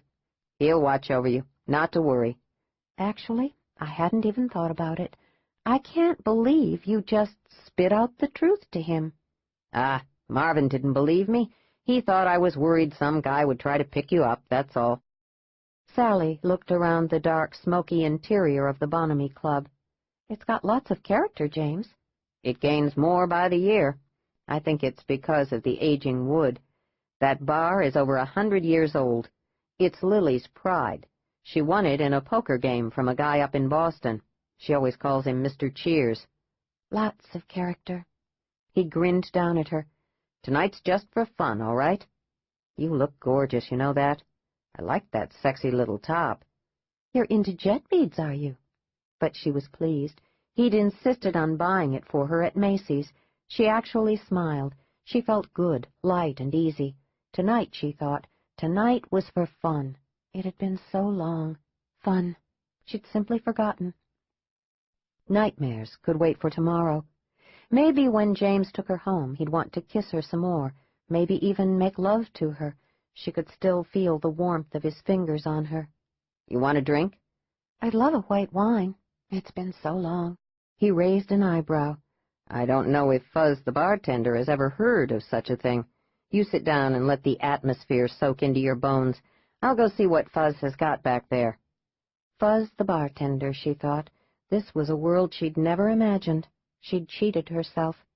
She looked up to see James gesturing back at her, and an immense black man with a bald head, shiny as a cue ball, grinning at her, waving a dusty wine bottle.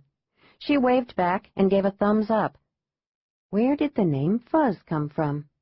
There were only about half a dozen whites in the club, 4 men and 2 women, but no one seemed to care what color anyone was. An Asian woman with long, board-straight black hair to her waist was playing the flute on the small wooden stage. The song was haunting and soft. The conversation was a steady hum, never seeming to rise or fall. James put a glass of white wine in front of her. Fuzz said he got the wine a couple of years ago from this guy who wanted whiskey but was broke. Fuzz got this bottle of wine in trade. She sipped it and gulped. It was awful, and she wouldn't have traded it for a glass of Balin Craig. "It's wonderful," she called out to Fuzz the bartender. James sat beside her, a beer in his hand. The wig's not bad either. A little too red for my taste, a little too curly, but it'll do for tonight. "It's hot," she said. If you can just hold out, I'll try to think of something indecent to do with that thing when we get home. At nearly 9 o'clock, he kissed her mouth, tasted the white wine, and grimaced. "That's rotgut." "It's wonderful, rotgut. Don't say anything to Mr. Fuzz." James laughed, swung his saxophone case off the other chair, and wove his way through the tables to the stage. She couldn't take her eyes off him. He hugged the flautist, then pulled a lower stool forward to the microphone. He took his saxophone out of the case, polished it a bit with a soft cloth, checked the reed. Then he began to warm up. She didn't know what she'd expected, but the sound coming out of his instrument would make the devil weep. He played scales, bits and pieces of old songs, skipped from high notes to low ones, testing, soft, then loud. "So you're the little white girl that's hooked my Quinlan, are you?" Chapter 21. "I won't be so little in another 6 months."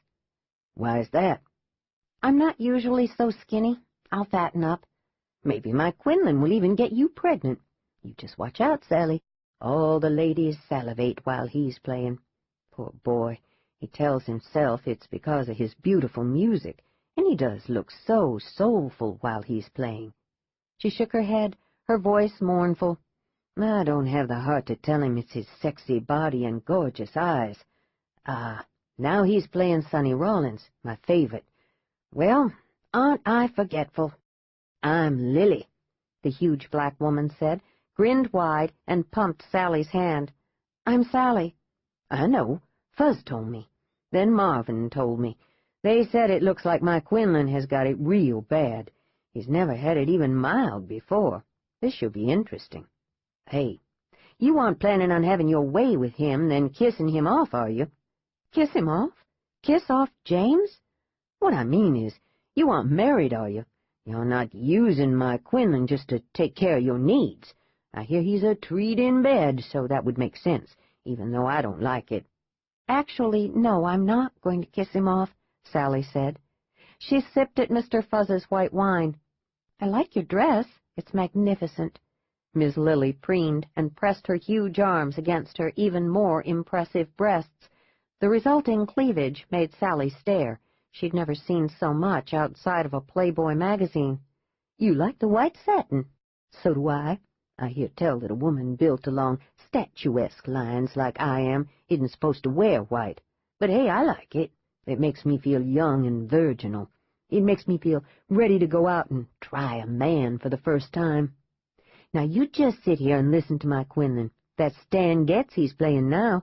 He makes old Stan sound like a sinful angel. Quinlan's good. You really listen now, and don't just think about having your way with him." "I'll listen good." Miss Lily patted her on the back, nearly sending her face into the glass of wine, and moved away like a ship under sail to a booth that was very near the stage. Quinlan began to play a sexy, weeping, slow blues song. It sounded like John Coltrane, but she couldn't be completely sure. It was still so new to her. She noticed for the first time that no one was talking. There was total quiet in the club. Everyone was focused on James. She watched at least 4 women get up and move closer to the stage. God, he played beautifully.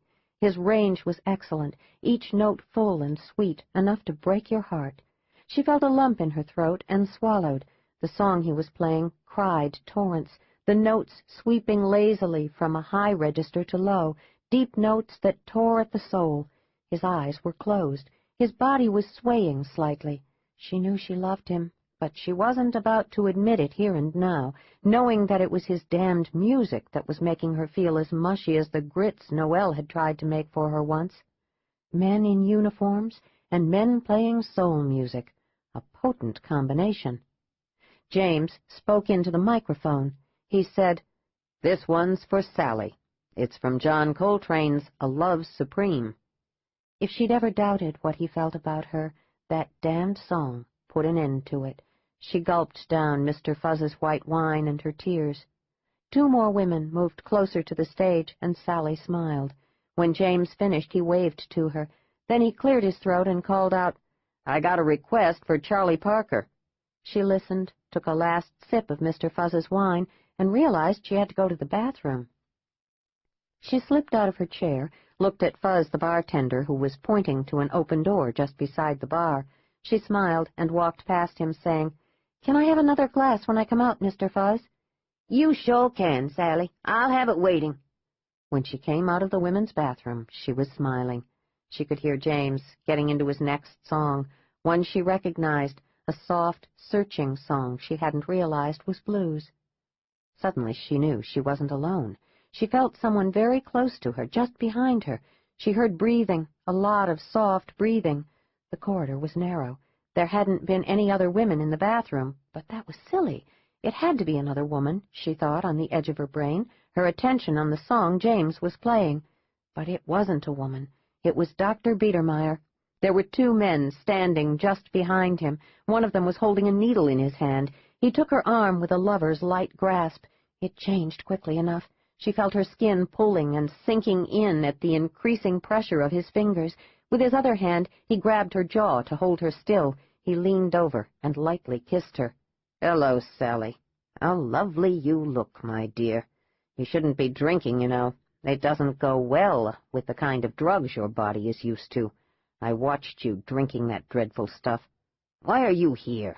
I assume that man up there making a fool of himself in this backwater hole-in-the-wall is James Quinlan, that FBI agent you were with in the Cove. He's not bad-looking, Sally. Now, I know he's your lover. A man like that wouldn't stay with a woman unless she delivered. How desolate poor Scott will be when he finds out. Let's go now, my dear girl. It's time you came back to your little nest. A different nest. This time that bastard won't come to get you. It couldn't be him, but it was. Her father was dead. Why did he still want her so badly?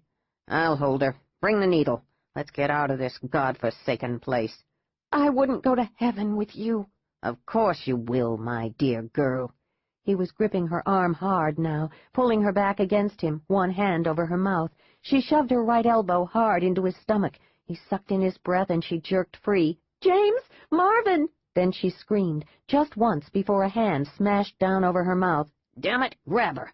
Gag her. Give her the shot. She grabbed the edge of a small table below the public telephone and gave it a shove, sending it crashing over, knocking against one of the men with Biedermeier. She screamed once more, just a whisper of sound this time because the man's hand was hard over her mouth, covering her nose as well, and she couldn't breathe. She was jerking, kicking back with her heels, feeling flesh, but still the man held her. She felt fingers fumbling around her arm. A needle! He was going to shove a needle into her arm. He was going to make her into a zombie again. She kicked back as hard as she could.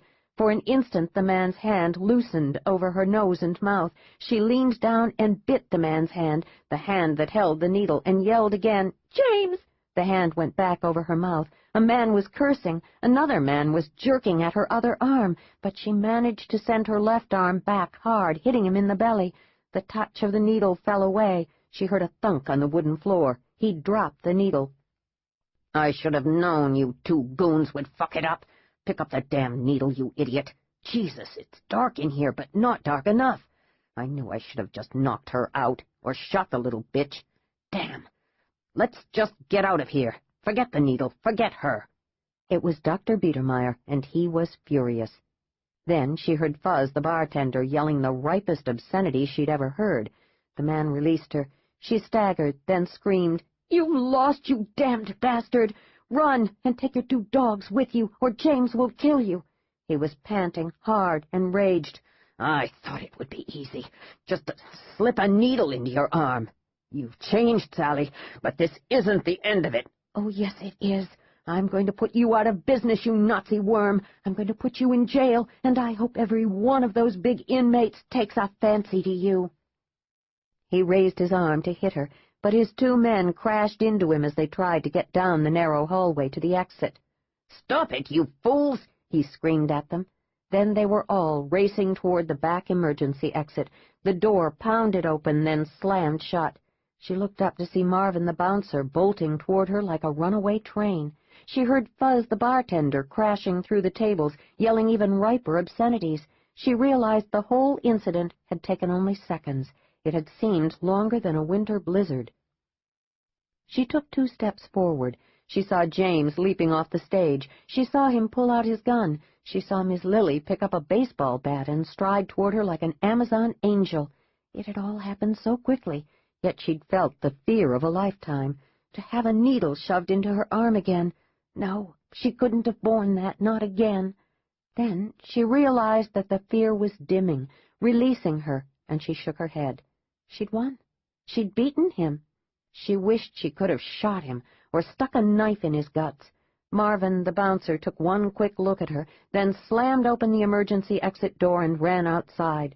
Fuzz, the bartender, streaked past her and out the door behind Marvin. She heard pounding footsteps, lots of them. She prayed they'd catch Biedermeier. She suddenly felt so weak she couldn't hold herself up. She sank to her knees and leaned against the wall. She wrapped her arms around her bent knees and leaned her face against her legs. "Sally, hang on. I'll be right back." It was James, running after Marvin and Fuzz. "Well, my girl, Marvin told me that James said you had bad guys after you. I don't mind this, even though it did interrupt one of my favorite songs. What fools those guys were to try to get you here. They must have really been desperate. Either that or stupid. I'll bet stupid. Miss Lily shook her head, the thick black coils of hair never budging. "You ready to get up now, Sally?" "Is the little chickie all right?" "Yes, Marvin. She's just catching her breath. I think she did a good job on those guys. I don't suppose you nabbed the jerks?" "No, Miss Lily. We got close, but they pulled away in this big car. Quinlan put a bullet through the back window, but then he stopped. He said he knew who it was, and he was going to get the bastard tomorrow. Then he laughed and rubbed his hands together. It was hard, because he was still holding that cannon of his." Marvin the bouncer turned. "Ain't that right, Quinlan?" It was Biedermeier, wasn't it, Sally? She raised her head. She wasn't hyperventilating anymore. She was feeling just fine, thank you. Miss Lily grabbed her arm and pulled her to her feet. "There you go. Fuzz, get Sally some more of that wonderful white wine you got stashed." Yes, it was Biedermeier, with 2 goons and a needle. I think the needle's still over there on the floor. I managed to knock it away. Marvin gave her an approving nod. "I knew you was skinny, but not helpless. That was good, chickie." Thank you, Marvin. Thank all of you. "You're welcome," Miss Lily said. She turned and shouted, "Okay, everyone back to their tables. Everything's okay now. This will teach any of you who want to screw around with Marvin that it isn't smart. They beat the shit out of the guys who were trying to mug Sally. It's all over now. Quinlan, get your very nice butt back up there on the stage and play me my Dexter Gordon. What do you think I pay you for, anyway?" "My music," James said. "Sally, I want you right next to the stage, all right?" But before he left, he picked up the needle, wrapped it in a napkin, and put it in his shirt pocket. "I want to know what the bastard was going to give you. We'll take this to the FBI lab tomorrow. Come on, Sally." "I'll bring the wine," Fuzz said. He paced from one end of the living room to the other, back and forth. Savage was sitting comfortably in a big overstuffed chair, hunched over the keyboard of his laptop, Max. Sally wasn't doing anything except watching James. "I guess I've had enough," she said finally. Both men looked at her. She smiled. "I don't want to wait until tomorrow. I want to get it over with tonight. Let's go see my mother. She knows what happened that night my father was murdered. At least she knows a lot more than she's told you or the police or me. I'd like to know the truth." "Better yet," Savage said, looking back down at his computer screen. "Let's get all 3 of them together. Your mother, your husband, and Dr. Biedermeier. You think the time is right, Quinlan?" "I don't know," Quinlan said. "Maybe it's too soon." He gave Sally a worried look. "You really sure about this, Sally?" She looked strong, her thin shoulders back, those soft blue eyes of hers hard and steady. She looked ready to take on a grizzly. "I'm sure." It was all he needed. Yeah, it was time to find out the truth. He nodded. "Maybe they'll be tired," Savage said. "Hot damn. Finally, I've found it." He gave them a big grin. "I'm good," he said, rubbing his hands together. "Real good." "What are you talking about?" Quinlan said, striding over to Savage. He leaned down to look at the screen. "Everything we ever wanted to know about Dr. Alfred Biedermeier. His real name is Norman Lipsey, and he's Canadian. He did go to medical school, McGill in Montreal. My, he has a specialty in plastic surgery, and there's lots more. Sorry it took me so long. I just never considered that he'd be Canadian, not with a name like Biedermeier. I wasn't getting into the right databases." He rubbed his hands together. "I found him on a cosmetic surgeon's roster, along with a photo. Said he graduated from McGill." "This is incredible," Quinlan said. "Excellent, Savage." "Now, before we're off, let me try just a couple more things on Scott Brainerd. Where'd he get his law degree, Sally?" "Harvard." "Yeah, it does show him graduating Harvard in 1992, with honors. Too bad. I was hoping maybe he'd lied about that."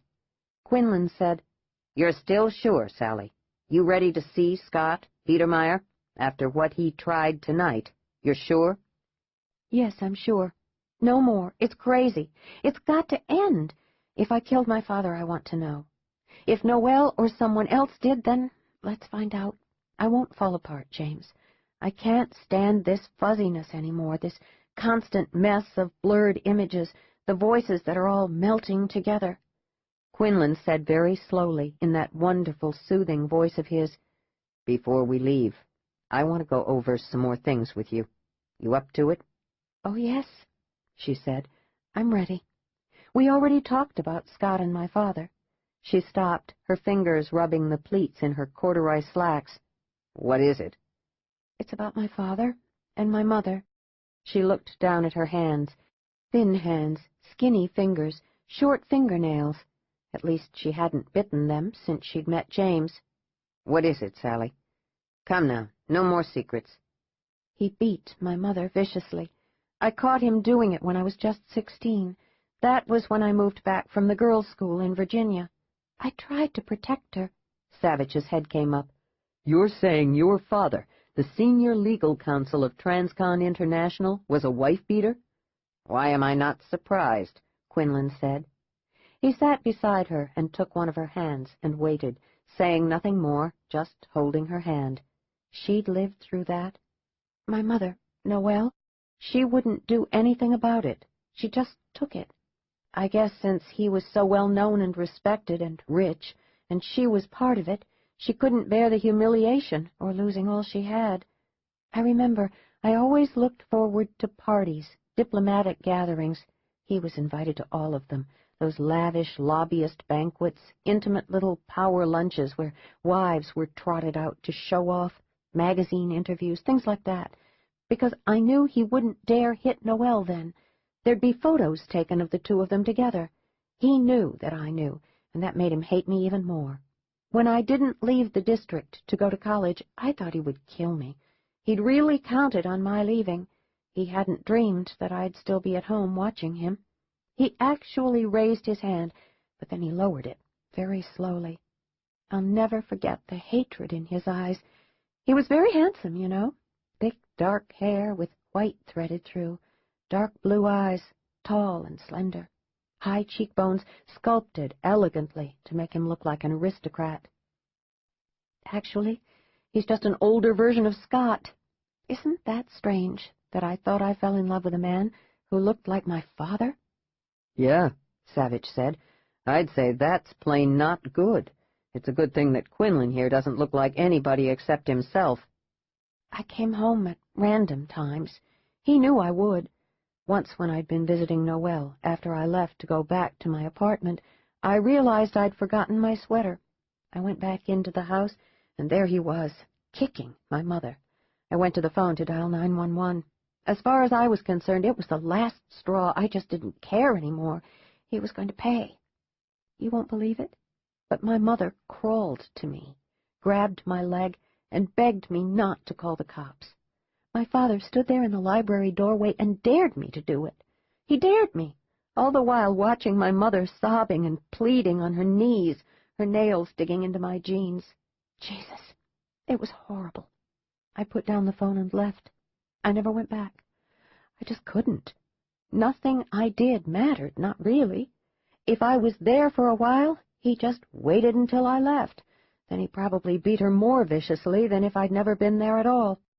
I remember I wondered if he'd broken her ribs that time, but I never asked. What good would it have done? "But he didn't take his revenge until 6 months ago," Savage said. "He waited, what, some 5 years before he went after you?" That's not quite true. He started his revenge with Scott. I'm convinced of that now. Yes, he was behind my marriage to Scott. There weren't any men in my life before that. I worked for Senator Bainbridge right out of college. I was happy. I never saw my parents. I had friends. I'd see my father every once in a while by accident, and I could tell that he still hated my guts. I remember once at a party, I ran into my mother in the women's room. She was combing her hair, and her long sleeve had fallen away. There was a horrible purple bruise on her arm. I remember just looking at it and saying, "What kind of monster in you allows you to let that bastard beat you?" She slapped me. I guess I deserved it. I didn't see her again until that night I went to her for money when I was running away from you.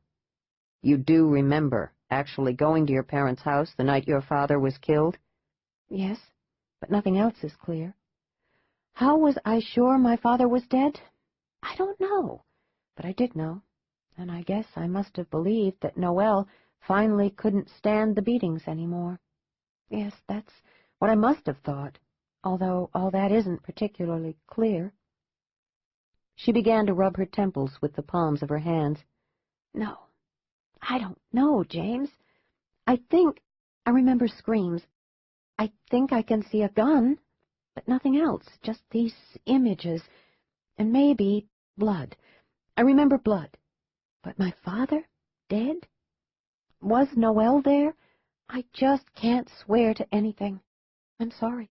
I'm no help at all. But Quinlan wasn't worried. He looked over at Savage, whose fingers were tap-dancing on his laptop, nary a furrow of worry on his brow. He knew that Savage was hearing everything they said. He also knew that Savage wasn't worried either. Quinlan had pulled this off before. They had lots to work with. Sally was ready. He said slowly, more to himself, really, so she would get calm again. "So your father bided his time?" Yes. It wasn't until after we were married that I found out my father was Scott's boss. He'd never told me what firm he was with. He was vague, and I didn't really pay attention. It was all downhill from there once I found out. Quinlan paced his living room, not nervous pacing, just rhythmic strides. Savage worked Max's keyboard. Sally rubbed the dust off the small rubber tree that sat in a beautiful oriental pot next to the sofa. Quinlan stopped. He smiled at Sally. "I think it's time you made some phone calls, Sally. I think it's time we get the gang together and do some rattling. We'll see what falls out." He handed her the phone. Mom, then Scott, then Biedermeier. Chapter 22. "You want to know what's driving me crazy?" Savage said, looking up from the keyboard and stretching his muscles. "I want to know why Biedermeier is still after you. It was your father who had you put away there. He's dead. Why the hell would Biedermeier care anymore? Who's following in your old man's footsteps? You said Scott had to be in on it. But why would he care now? Wouldn't he just want that divorce so he could get on with his life? You sure you're up for this, Sally?" Yes, I'm up for it. In fact, I can't wait. I want to spit in Biedermeier's face. As for why they took me again, I've thought and thought, but I can't think of a decent reason. Now, let me make those calls. She took the phone and dialed. There wasn't any wait at all. Mom, it's me, Sally. I wondered if I could come over. I need to talk to you, Mom. Yes, right now. Is that all right? Slowly, she pressed the off button. She started to dial Scott's number. Quinlan lightly touched his hand to hers and shook his head. "No, I think your mom just might get the other players there." "He's right," Savage said.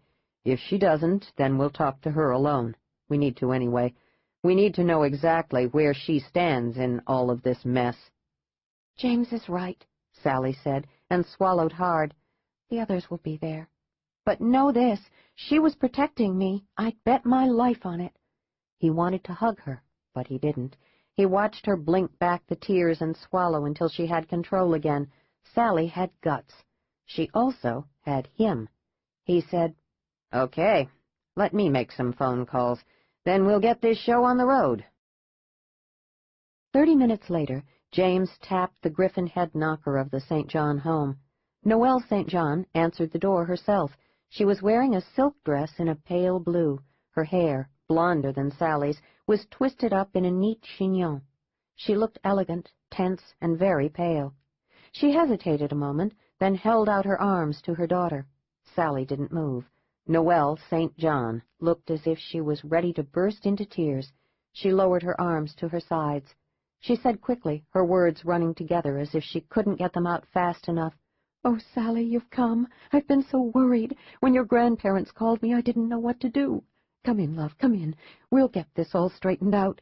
Then she saw Quinlan in the shadows. "You." "Yes, ma'am. May I come in as well?" "No, you may not. Sally, what's going on here?" "Sorry. No me, then no Sally." She looked from Sally to Quinlan, shaking her head. She looked confused. "Noelle, it's all right. Let us in." She was shaking her head back and forth. "But he's FBI, Sally. I don't want him here.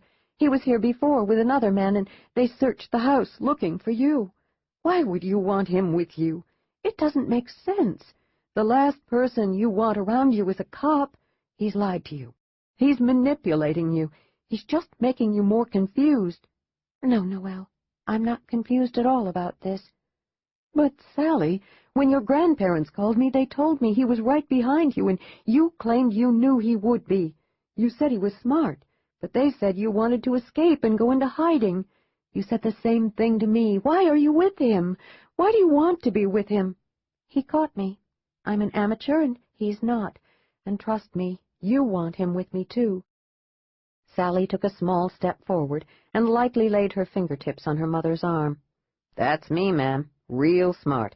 Special Agent James Quinlan. I'm pleased you remember me." "I wish I didn't remember, sir," Noelle said. She looked back over her shoulder. James smiled, knowing now that there was someone else in the living room. Scott Brainerd, Dr. Biedermeier, or both of them. He sure as hell hoped both of them were. "Both of us or neither of us," he said. "It's chilly out here. Make up your mind, ma'am." "All right, but I don't know why you're with her. You've no right, none at all. Sally's my daughter. She's ill. The FBI can't hold her since she's mentally unstable, nor can the police. She's my responsibility. I'm her guardian, and I say she's going back to the sanitarium. It's the only way she can be protected." "All that?" James said, looking amazed. Noelle looked at him as if she'd like to smack his face. "She doesn't look unstable to me. I'll bet she could withstand being beaten with rubber hoses, even having her fingernails yanked out. There's not an unstable cell in Sally's brain." "She's been very ill for the past 6 months, Noelle said as she stood back. They walked past her into the foyer. There were fresh flowers on the beautiful antique table with the large gilded mirror hanging over it. There had always been fresh flowers in that hideous oriental vase, Sally thought, usually white and yellow chrysanthemums. "Come along into your father's study, Sally. Let's get this over with. Then I'll make certain you're safe again." "Safe again?" Sally whispered. "Is she nuts?" Quinlan hugged her quickly against him, and when she looked up at him, he winked at her. "Don't worry." "Well, well, what a surprise," he said when he saw Dr. Biedermeier standing by the fireplace. He'd studied the man's photo so many times, he felt as if he'd interviewed him, even though they'd never met in the flesh before. Was he the bastard who'd struck him on the head at the Cove? He'd find out soon enough. He turned to the other man. "And this, I take it, is your husband, Sally? That famous deal-maker Scott Brainerd, who worked for your father? Who probably married you because your father ordered him to?" "Her name's Susan," the man said. "Sally is a little girl's name. I never liked it. I call her Susan." He took a step forward, then stopped. "You're looking a bit on edge, Susan, and no wonder. What are you doing with him? Noelle just told me he's an FBI agent." "Special agent," Quinlan said, wanting to goad this damned man until he gnashed his teeth. "I've always been a special agent." "He caught up with her," Noelle said, "and he brought her back. I don't know why he's here, but we must convince him that since Sally isn't well, she wasn't responsible for killing her father. We can protect her. Dr. Biedermeier can take her back to the sanitarium and keep her safe." "Since Father's dead," Sally said, staring her mother right in the eye, "that raises a whole lot of questions. For example, since he's no longer with us, then who will come and beat me and fondle me and humiliate me every week?" Her mother stared at her, her mouth working, but no sound came out. Her face was leached of color. She looked sick now and uncertain. "Oh, God, no, Sally, that's not possible. Your father and Scott and Dr. Biedermeier, they all told me every week how well you were doing, what fine care you were getting. No, this can't be true." "She shouldn't speak of her dead father like that," Dr. Biedermeier said. "He's right. This just proves how ill she is," Scott said. "She's making this up. Amory beat his own daughter, fondled her. That's crazy. She's crazy. She just proved it." "It's classic," Dr. Biedermeier said from his staged pose by the fireplace. "Some patients fantasize so strongly that they begin to believe what their minds dredge up, It's usually things that they've always wanted, deep down. Your father was a handsome man, Sally. Girls have sexual feelings about their fathers. It's nothing to be ashamed of. The only reason you fantasize that he's coming to you is because you wanted it so badly. The beating part, the humiliating part, is just so you can forgive yourself for these feelings by making yourself helpless so that you couldn't prevent it. What a bunch of shit, Quinlan said. You're Dr. Biedermeier, I take it. Such a pleasure to finally meet you. Sorry I can't say the same about you. I'm here to take Sally back with me, and even though you're FBI, there's nothing you can do about it. Why did you try to kidnap her from the Bonamy Club 3 hours ago? Alfred? What's he talking about? A mere misunderstanding, my dear Noelle. I found out where Sally was. I thought I could simply take her with no fuss, no bother, but it didn't work out. It didn't work out, Sally repeated. You tried to kidnap me and shove a needle in my arm, and all you can say is it didn't work out? He merely smiled at her and shrugged again. He brought 2 goons with him, Noelle, Quinlan said. All 3 of them grabbed Sally when she came out of the bathroom and tried to give her a shot. He turned back to Biedermeier. He wanted very badly to wring the bastard's neck. We nearly got you, you miserable excuse for a human. At least you have to have your rear window replaced. No problem, Biedermeier said. It wasn't my car. What is going on here? Scott said. Noelle told me that Sally escaped. Now she's with an FBI agent. Dr. Biedermeier told me Sally met this man in this hick town in Oregon, and they're lovers. That's not possible. Sally, you're still my wife. What's going on here? Quinlan smiled benignly at all of them. Why don't you just consider me a sort of lawyer for her? I'm here to see that you don't run all over her, or that the good doctor here doesn't try to shove another needle into her. He eyed Scott Brainerd, tall, slim, beautifully dressed, but that handsome face of his looked haggard. There were dark circles beneath his eyes. He didn't look happy about any of this, and more, he looked scared. He should. Quinlan could tell that he wasn't carrying a gun. He was nervous, part of him always moving, his hands fidgeting. He pulled a pipe out of the pocket of his lovely English jacket. A shoulder holster would ruin the line of that jacket. The bastard.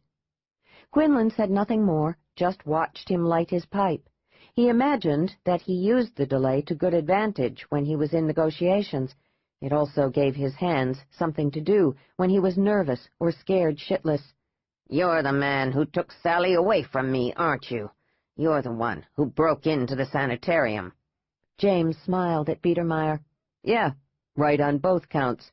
How are the German shepherds? They're fine dogs, both with a taste for good raw steak.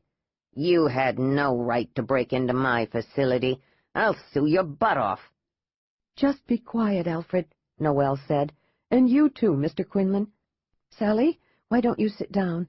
Would you like a cup of tea? You look exhausted. You need to rest. You're so thin. Sally looked at her mother and slowly shook her head. I'm sorry, Noelle, but I'm afraid you'd let Dr. Biedermeier drug the tea. The woman looked as if she'd been hit. She looked frantic. She took a step toward Sally, her hand out. Sally, no, I'm your mother. I wouldn't hurt you. Please don't do this. All I want is what's best for you. Sally was shaking. James took her arm in a firm grip and led her to a small settee. He stayed close to her, knowing it was important for her to feel him beside her, feel the warmth of him, the solidness of him. He put his hands behind his head and eyed them all from beneath his lowered lashes. He said to Scott Brainerd, who was now puffing furiously on his pipe, "Tell me about how you first met Sally." "Yes, Scott, do tell him," Sally said. "If I do, will you tell him to get the hell out of our lives?" "It's a possibility," Quinlan said. "Tell you what I can promise for sure. I won't throw Sally in the slammer." "Good," Noelle said. "She needs to be kept safe. Dr. Biedermeier will see to it. He's promised he would." Their litany, Quinlan thought, their damned litany. Was Noelle a part of this, or could she be this gullible? Couldn't she really see Sally? See that she was perfectly all right? Scott began to pace, looking at Noelle, who was staring intently at her daughter, as if to read her thoughts, then at Biedermeier, who was lounging in his large wing chair, trying to copy the damned agent. I met her at the Whistler exhibition at the National Gallery of Art. It was an exciting evening. They were displaying 16 of Whistler's Japanese paintings. Anyway, Sally was there partying with her friends, like she always did. One of the Smithsonian lawyers introduced us. We talked, then had coffee. I took her to dinner. That's how it began, nothing more, nothing less. We discovered we had a lot in common. We fell in love. We're married. Biedermeier rose and stretched. Vastly romantic, Scott. Now, it's late, and Sally needs her rest. It's time for us to leave, Sally. I don't think so, Sally said, her voice as calm as could be. James felt the shaking in her arm. I'm 26 years old. I'm perfectly sane. You can't make me go back with you. Incidentally, Scott, you didn't tell James why you neglected to mention that you worked for my father until after we were married. You never asked, did you, Sally? You were caught up with your own career, all your fancy parties and wild friends. You didn't really care what I did. You never asked, damn you. I asked, but you never came right out with it. You told me it was a law firm and left it at that. I remember asking you, but you wouldn't give much out, ever. Quinlan felt the ripple beneath the flesh of her hand. He squeezed slightly, but kept quiet. She was doing just fine. He was pleased and optimistic. He was fast getting the measure of all three people. Soon, he thought. Soon now. Sally paused just a moment, then said calmly, I certainly didn't care after I found out you were having an affair. That's a lie. I wasn't having an affair. I was faithful to you. I've always been faithful to you, even during these past 6 months. Noelle cleared her throat. This is leading nowhere. Sally, you're saying that you're sane, that indeed your father abused you in the sanitarium. So did Dr. Biedermeier. He had this creepy little attendant called Holland who liked to bathe me, strip me, fix my hair, and sit on the side of my bed just staring at me. Noelle turned to Biedermeier. Is this true? He shrugged. Just a bit of it. She did have an attendant named Holland. He's gone now. Perhaps once he might have been out of line. These things happen, Noelle, particularly when a patient is as sick as Sally is. As for the rest of it, it's just part of her illness, the delusions, the dark fantasies. Believe me, just as you believed your husband and Scott. Scott lived with her.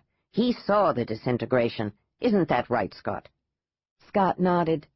It was frightening. We're not lying, Noelle. Noelle St. John did believe them. Quinlan saw it on her face, the look of new resolve, the new certainty, the profound pain she felt. She said to her daughter, Listen, Sally, I love you. I've loved you forever. You will get better. I don't care what it costs. You'll have the best care. If you don't like Dr. Biedermeier, then we'll find you another doctor. But for now, please, go back with him to the sanitarium so you can be protected. You were judged mentally incompetent by Judge Harkin. You don't even remember the hearing, do you? Well, no wonder.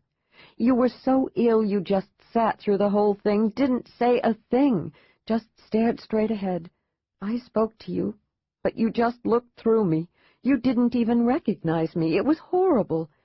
I'm your guardian now that your father is dead. Both Scott and I are, as a matter of fact. Please trust me, Sally. I only want what's best for you. I love you. Scott said, Mr. Quinlan, you could hold her for a day, maybe, but that's all.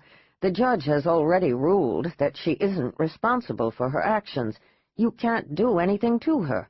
No one would consider having her stand trial for the murder of her father. She kept her head, though Quinlan knew that shook her. This was some group. He still couldn't make up his mind about her mother. She seemed so sincere, so caring, but now they seemed certain she'd murdered her father. It was almost time for him to intervene, but not just yet. Sally said, raising her hand to stem her mother's words, Noelle, did you know that Dr. Biedermeier kept me drugged all the time? That's why I don't remember the hearing. I told you that my father came and beat me twice a week, but did you know that Dr. Biedermeier watched? Oh, yes, Doctor. I know about that two-way mirror. I also know you let others look through the door window when my father was fondling himself while I was lying naked on the bed. She jumped to her feet, and Quinlan was sure she was going to attack Biedermeier. He lightly touched her arm. Her muscles were frozen. She yelled, "Did you enjoy it, you filthy slug?" She whirled around to face her mother. "I don't remember the hearing because he kept me drugged up so I wouldn't fight him or any of his keepers. Don't you understand? There was no way in hell they could let up on the drugs. I would have blown them out of the water. Did you also know that sometimes my father would have him lighten the dosage so I'd be more alert when he came to abuse me? That's right, Noelle. Believe it. My father, your husband. I'm not lying to you. I'm not making this up to defend my shattered ego. My father was a monster, Noelle. But you know that, don't you?" Her mother screamed at her. "No more of that, Sally. No more of your crazy lies. I can't stand it. I just can't." Scott Brainerd shouted, "That's right, Sally. That's more than enough. Apologize to your mother for those horrible things you're saying about her husband." "But they're all true, and you know they are, Scott. Father couldn't have had me committed without your being in on it. Why did you want me put away, Scott?" "It nearly killed me to have you committed," Scott said. "Nearly killed me. But we had to. You were going to harm yourself." To Quinlan's relief, Sally actually managed to laugh. "Oh, that's really good, Scott. You're a wretched liar." Now, Noelle, when my father was beating me or just holding me down while he stood over me, he'd laugh. Tell me how he finally had me right where he wanted me, where I deserved to be. Goodness, I remember it all now. He said it was his revenge for all the years I tried to protect you, Noelle. He said being in this nice place would keep my mouth shut about the other. But I don't know what he meant by that. "I do," Quinlan said. "We'll get to that later." She smiled at him and nodded, then turned back to her mother. "Did he tell you how much he hated me? But I guess locking me away wasn't enough for him.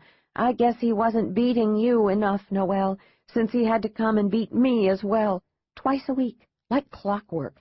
He was a man of disciplined habits. I was so drugged I sometimes didn't even know, but Holland, that pathetic little creep, he would say, 'Yep, every Tuesday and Friday, the old guy's here to knock you around and beat off.' Of course, I do remember many of the times, particularly when they lightened the drugs. It pleased him to know I knew it was him and I was helpless to stop him doing anything he wanted to do." Noelle St. John turned on Dr. Biedermeier. "She is sick, isn't she, Alfred? This can't be true, can it? And not just Amory, but Scott, too. Why, he's sworn to me that she's very ill, just as you have." Biedermeier shrugged. It was the man's favorite response, Quinlan thought. "I think she believes what she's saying is true. Sally really is very ill. Because she believed he did this to her, she had to murder him to assuage her own guilt. I told you how she managed to hide the sedatives beneath her tongue and escape the sanitarium. She came straight here, like a homing pigeon, took her father's gun from his desk, and when he came in, she shot him. You heard the shot, Noelle. So did you, Scott. By the time I got here, she was standing over him, watching the blood leak out of his chest, and all of you were just staring at her. I tried to help her, but she turned that gun on me and escaped again." Quinlan sat forward on the sofa. Ah, now it would come out. It was time. None of this surprised him. In a few minutes, it wouldn't surprise Sally either. Biedermeier turned to Sally, and his voice was gentle as a soft rain on the window panes. "Come, my dear. I'll protect you from the police. I'll protect you from the FBI, from the press, from everyone. You must leave this man. You don't even know who he is." "Susan," Scott said, "I'm sorry for all this, but I know you couldn't help yourself. All those delusions, those dreams, those fantasies Dr. Biedermeier told us you had. You did shoot Amory. You had the gun in your hand. Noel and I saw you holding that gun, leaning down over him. We just want to help you, protect you. We didn't tell the police a thing. Dr. Biedermeier left before they even came. No one accused you. We've been protecting you all along." "I didn't kill my father." "But you told me you didn't remember anything," Noel said. "You told me you were afraid I'd done it, and that was why you ran away. To protect you, I made the police suspect me, acted as guilty as I could, even though I hadn't killed him. What saved me was that they couldn't ever find the gun.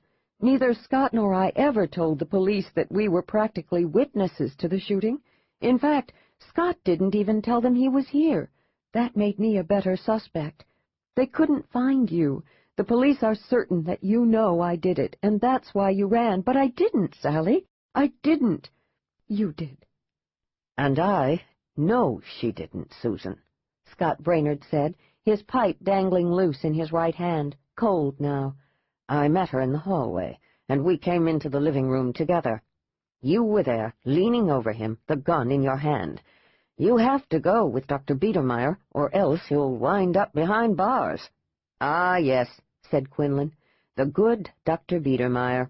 Or should I call you Norman Lipsey, from the fair nation of Canada to our north?"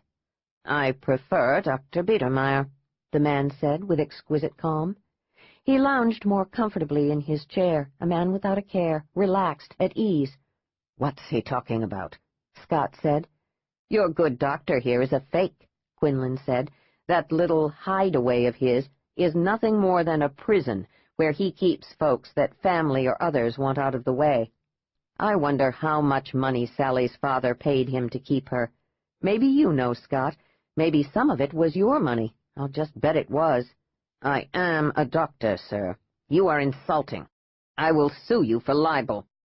"I have been to the sanitarium," Noel said. "It's a clean, modern facility. The people there couldn't have been nicer. I didn't get to see Sally, simply because she was so ill. What do you mean, people pay for Dr. Biedermeier to hold their enemies prisoner?" "It's true, Mrs. St. John, the simple truth. Your husband wanted Sally out of the way. Was it his final revenge against her for trying to protect you? I'll bet that's sure one part of it." Quinlan turned to Sally. "I think you might have wasted your time protecting your mom, Sally. It seems to me that she would just as soon throw you right back to the hounds." "That's not true," Noel said, twisting her hands now. "Don't believe him, Sally." Quinlan just smiled at her. "In any case, your husband, Mrs. St. John, paid Norman Lipsey here a ton of money every month to keep his daughter drugged to her ears, to let him come visit his little girl and abuse her. Oh, yes, he did abuse her, humiliate her, treat her like a little sex slave. We have a witness." Chapter 23. Dr. Biedermeier didn't change position or expression. Scott actually jumped. As for Noel, she turned as white as the walls. "No," she whispered. "A witness?" "Yes, ma'am. FBI agents picked up Holland. Just before we came here, they called. He's singing, Norman. His little lungs are near to bursting with all the songs pouring out of his mouth. It's not just Sally who was kept there. There's a senator's daughter. Her name is Patricia. Dr. Biedermeier gave her a lobotomy, and botched it, by the way." "That isn't true. None of it." "Now, Norman, the FBI will be at the sanitarium shortly with a search warrant, and they'll go through that office of yours like ants at a picnic lunch. All your dirty little secrets will be out. I have a friend at the Washington Post. All the world will soon know your secrets. All those poor people you've kept at your prison will be free again. Now, given all this, Noel, do you still want to put any stock in this guy's word?" Noel looked from Quinlan to Dr. Biedermeier. "How much did my husband pay you?" It was suddenly a new Noel, straight shoulders, no longer pale and fragile-looking, but a strong woman whose eyes were narrowed now, whose jaw was locked and hard. He saw rage in those soft blue eyes of hers. "It was just for her care, Noel, nothing more. Her case is complex. She's paranoid schizophrenic. She's been mentally ill for some time. We tried a number of drugs to relieve her symptoms, but we were never fully successful. This thing she dreamed up about her father. It gave her enough focus to escape and come to kill him. It's that simple and that complex. I did nothing wrong. This Holland, poor fellow, I took him in. He's very simple in the head. It's true, he attended Sally. He was very fond of her in his moronic way. Only a fool would believe anything he said. He'd say whatever anyone wanted him to say. They'll realize quickly enough that he'll say anything just to please them. For someone who's not a shrink, you're not bad, Norman, Quinlan said. What do you mean, he's not a shrink? Scott said. He's a plastic surgeon. He deals with the outside of the head, not the inside. He's a fake. He's a criminal. And he watched your husband hurt his own daughter. I have no reason to lie to you, Mrs. St. John. Bastard, Dr. Biedermeier said. All right, Noel, if you no longer believe me, no longer trust my word, then I won't take Sally back with me. I'll leave. I've got nothing more to say. The only reason I came here was to help Sally. He took a step forward, but Quinlan was up in an instant. 3 steps, and he had Biedermeier's tie in his fist. He said very softly, right in his face, "Who is paying you to hold Sally, now that her father is dead? Scott here? If so, why? Why was she put away? It wasn't just revenge, was it?" Quinlan knew, but he wanted to hear it out of Biedermeier's mouth. Noelle is paying me only for her regular treatment, the same as I've always received. Bullshit. Who's paying you? You still want to lie, do you? Well, I'll be able to tell you, Mrs. St. John, exactly the amount your dear husband was paying this little bastard, just as soon as the FBI finishes going through all his crooked little books. I'm calling my lawyer. You can't do this. I'll sue you, all of you. If Mrs. St. John was paying you just for Sally's care, then why did you come to the Cove, knock both Sally and me on the head, and haul her back to your sanitarium? Did you bill Noelle for the airfare? And your little excursion to the Bonhomie Club with those 2 Goombas, will you send Noelle a bill for their services? How about that rear window I shot out? Don't you bill for overtime, Norman? No comment this time? Don't you even want to insist that you're such a dedicated doctor that you'll do anything to help your poor patients? Quinlan turned to Noelle, who looked as if she'd love to have a knife. She was looking at Dr. Biedermeier with very new eyes. When I got to Sally in the sanitarium, she was so drugged it took more than a day to clear her out. That sounds like great treatment, doesn't it, Noelle? Oh, I believe you, Mr. Quinlan. I believe you now. Dr. Biedermeier just shrugged and looked down at his fingernails. Maybe, Quinlan said. It's Scott here who wants his wife kept under wraps. That's ridiculous, Scott Brainerd yelled. I never did anything. Just told her father how worried I was about her. Noelle said very calmly, No, Scott, that isn't true. You're lying as well. All of you lied to me. If it had been just Amory, I wouldn't have bought it for a minute. But no, all of you were just like this Greek chorus, telling me the same thing over and over until I believed you. God damn you, I believed you. I allowed you to put my little girl in that goddamn institution. Quinlan quickly stepped out of the way. When he saw her coming, she dashed to Biedermeier and slammed her fist into his jaw before he even had a chance to twitch. He reeled back against the mantelpiece. Noelle stepped back, panting. You bastard! She whirled around to face Scott.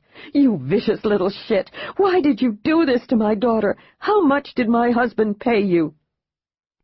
Sally rose from the sofa. She walked to her mother. She put her arms around her. Thank you, she said against her mother's hair. Thank you.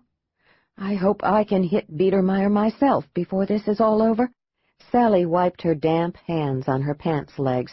She felt such a surge of relief that it made her mouth dry. She actually smiled as she said to Scott, I'm divorcing you. It shouldn't take long, since I don't even want my poor ivy plant that's probably already dead anyway. My lawyer will serve the papers on you as soon as I can arrange it. You're fucking crazy. No lawyer is going to do a thing you say. If you take another step toward her, Brainerd, I'll just have to kill you.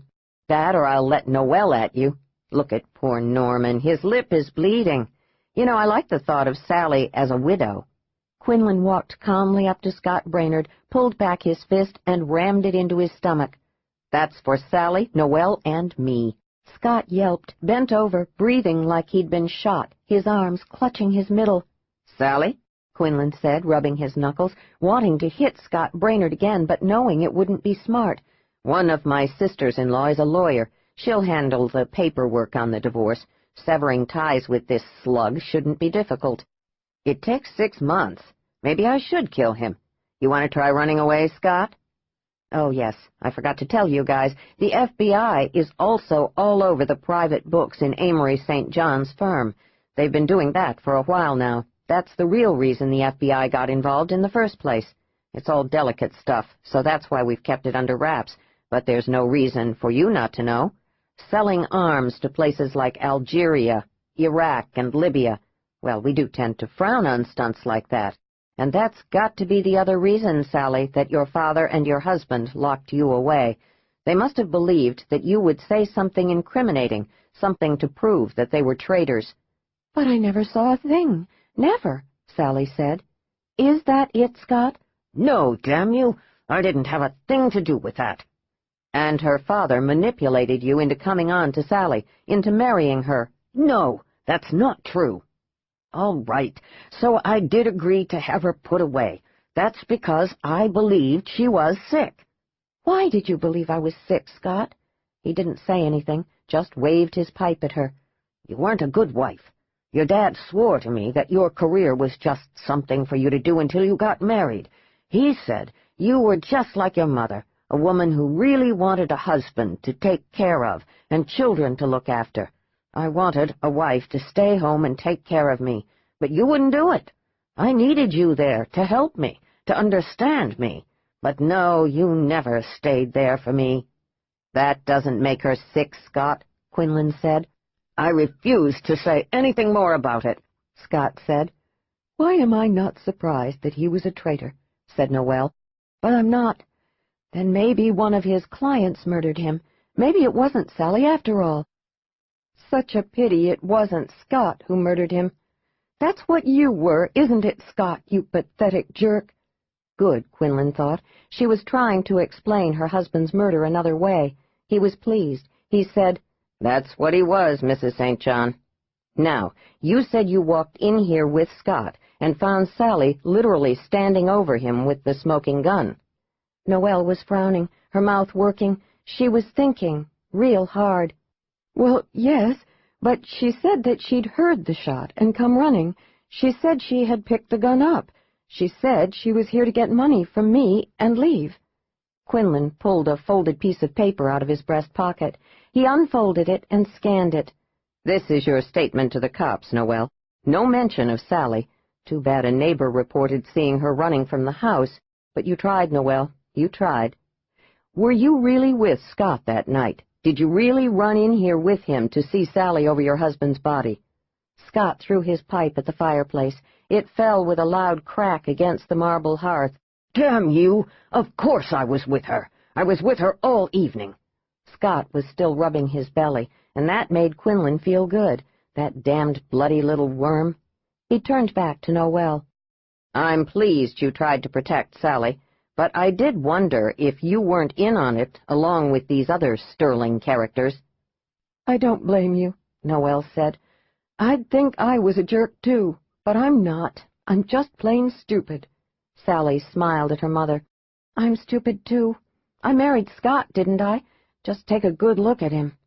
Quinlan said, Listen, Noelle, only a real bad person would turn on her daughter after what she tried to do for you since she was 16. She was just a girl, and yet she tried to protect you. I want you to tell me this isn't true. Tell me you didn't kill your husband. Tell me you didn't kill that monster who'd been abusing you. I didn't kill him. I didn't. Oh, God, you believe me, don't you, Sally? You don't believe I killed your father, do you? There was no hesitation. Sally took her mother in her arms. I believe you. But there's so much more, Sally, Quinlan said, his voice soft and smooth, the promise of truth in that voice. It's time now to get it all out. I want you to think back now.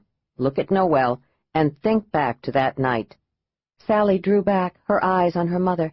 Then slowly she turned to Quinlan. "I now have a clear picture of my father, lying right over there, blood all over his chest. I'm sorry, James, but I don't remember anything else." "Your mother said you had a gun. You don't remember taking the gun with you, Sally?" She started to shake her head. Then she stared down at her brown boots. Quinlan said, "It was an antique Rothsteyr pistol your father probably bought off an old English soldier from World War I. It has a 10-round clip, ugly devil, about 9 inches long." "Yes," Sally said slowly, moving away from him, walking toward the spot on the floor where she'd found her father's body, right in front of his huge mahogany desk. "Yes, I remember that pistol. He was very proud of it. The English ambassador gave it to him back in the 1970s. He'd done him a big favor. Yes, now I can see it clearly. I remember picking it up now, holding it. I remember thinking it was heavy, that it weighed my hand down. I remember that it felt hot, like it had just been used." "It is heavy. The sucker weighs a bit more than 3 pounds. Are you looking at it, Sally?" She was standing there, apart from him, apart from all of them, and he knew she was remembering now, fitting all those jagged memory pieces together, slowly, but he'd known she could do it. "It's hot, Sally," he said. "It's burning your hand. What are you going to do with it?" "I remember that I was glad he was dead. He was wicked. He'd hurt Noelle all those years, and he'd never paid for it. He'd always done exactly what he'd wanted to do. He'd gotten me. There'd never been any justice until then. Yes, I remember that's what I was thinking. You're dead, you miserable bastard, and I'm glad. Everyone is free from you now. You're dead." "Do you remember Noelle coming in? Do you remember her screaming?" She was looking down at her hands, flexing her fingers. "The gun is so hot. I don't know what to do with it. I can see you now, Noelle, and yes, there's Scott behind you. But you have your coats on. You weren't here at the house. You'd been out. Just Father is here, no one else. You started screaming, Noelle. Scott, you didn't do a blessed thing. You looked at me like I was some sort of wild dog, like you wanted to put me down." "We thought you'd killed him," Scott said. "He wasn't even supposed to be home that night. He was supposed to be in New York, but he came back unexpectedly. You grabbed that gun and you shot him." But Sally was just shaking her head, looking not frightened, but thoughtful, her forehead furrowed. "No, I remember that when I got here I tried the front door. I didn't expect it to be unlocked, but it was. Just as I turned the knob I heard a shot. I ran into this room, and there he was, on the floor, his chest covered with blood. I remember—" She paused, frowning ferociously. Then she pressed her knuckles against her forehead. "It's so vague. So fuzzy, those damned drugs you gave me. God, I could kill you for that," Quinlan said. "He's in so much trouble now, Sally, that killing him would be letting him off lightly. I want to see him spend all his money on lawyers. Then I want to see him rot in prison for the rest of his miserable life. Don't worry about him. You can do this. It's all vague, but it's there. What do you see?" She was staring down at where his body had sprawled, arms flung out, his right palm up. So much blood. There had been so much blood.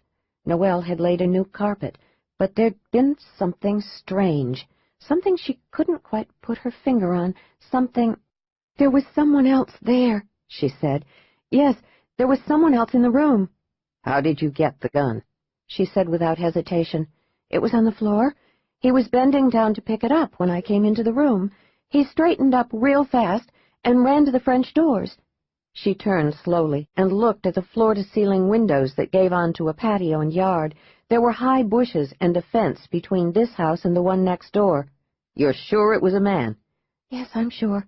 I can see his hand opening the handle on the French doors. He's wearing gloves, black leather gloves." "Did you see his face?" "No, he—" Her voice froze. She began to shake her head back and forth, back and forth. "No," she whispered, looking toward those French doors. "It's not possible. It's just not possible." "You see him now, Sally?" Quinlan's voice was steady and unhurried. She looked at James, then at her mother, at Scott, and finally at Dr. Biedermeier. She said, "Maybe they're right, James. Maybe I am crazy." Who was he, Sally? No, I'm crazy. I'm delusional." Who was he? She looked defeated, her shoulders bowed, her head lowered. She whispered, "He was my father." Ah, Quinlan said. Everything was falling neatly into place, though not yet for the others. Noelle whispered, "Your father? Oh, Sally, that's impossible. Your father was lying dead on the floor. I saw him. I went down on my knees beside him. I even shook him. It was your father.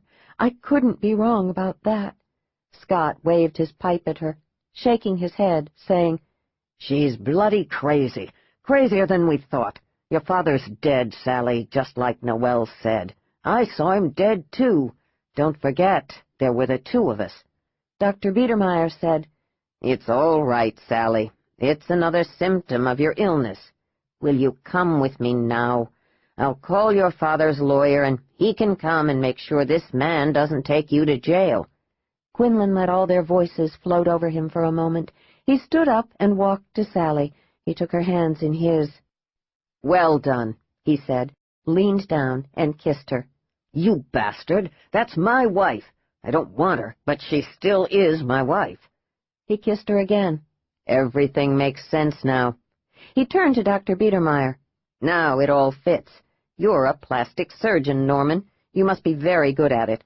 Where did you find the man whose face you reworked into Amory St. John's?" "You don't know what you're talking about.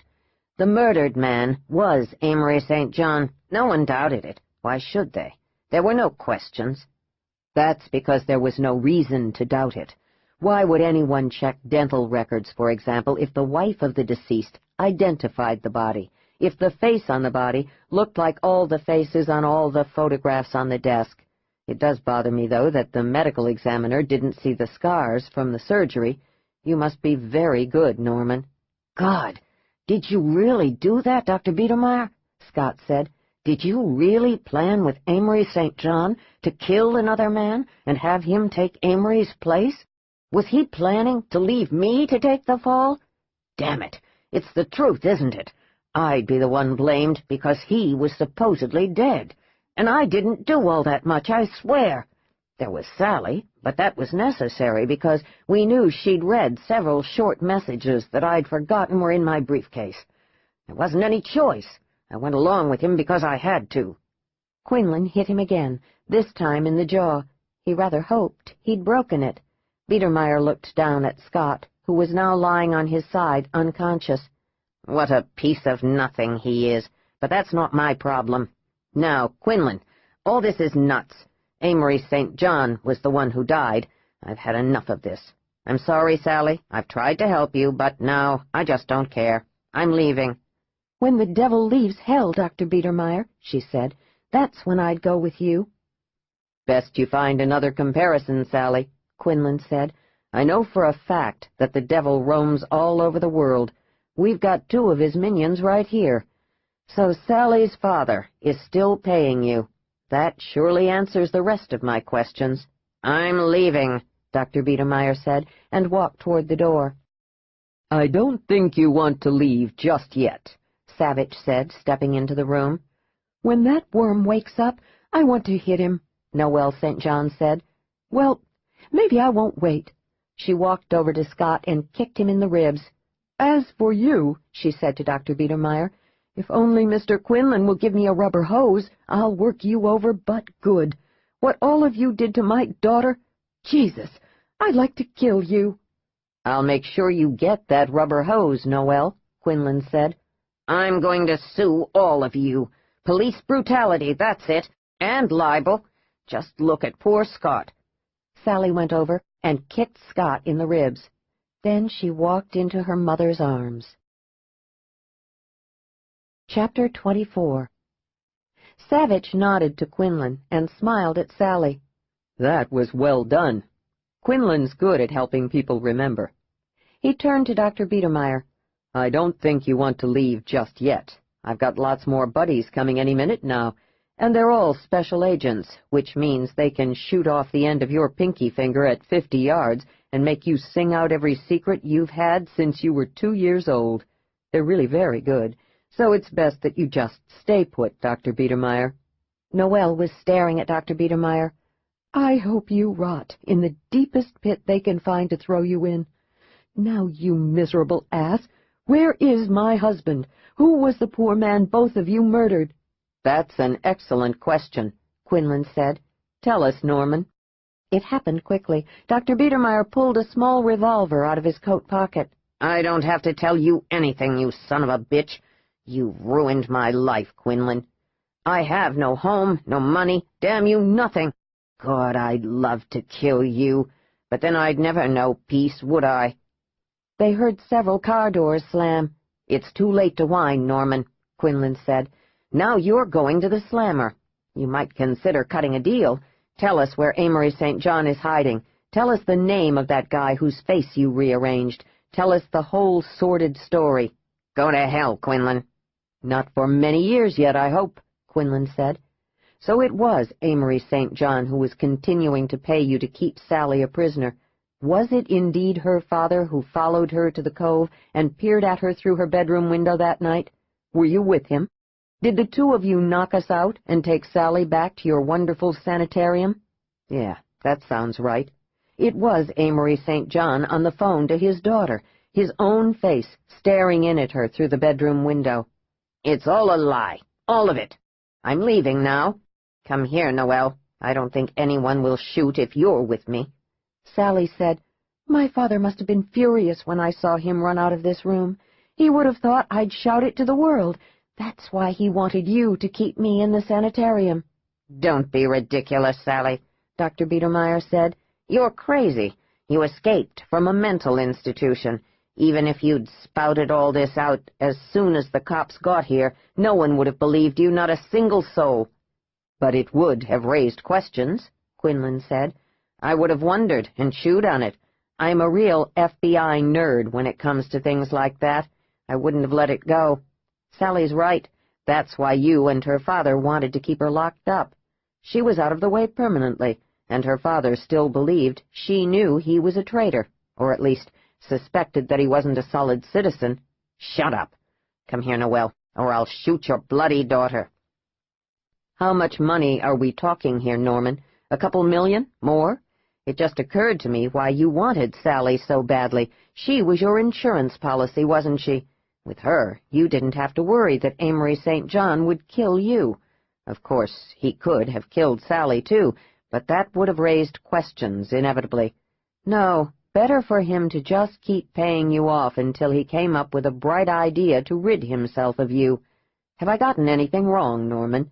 I love real-life wicked plots. Novels can't even come close."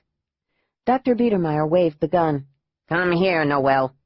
Scott stirred on the floor, shook his head, and slowly sat up. He moaned and rubbed his ribs. "What's going on here? What are you doing, Dr. Biedermeier?" "I'm leaving, Scott. If you want to come along, you can. We've got Noelle.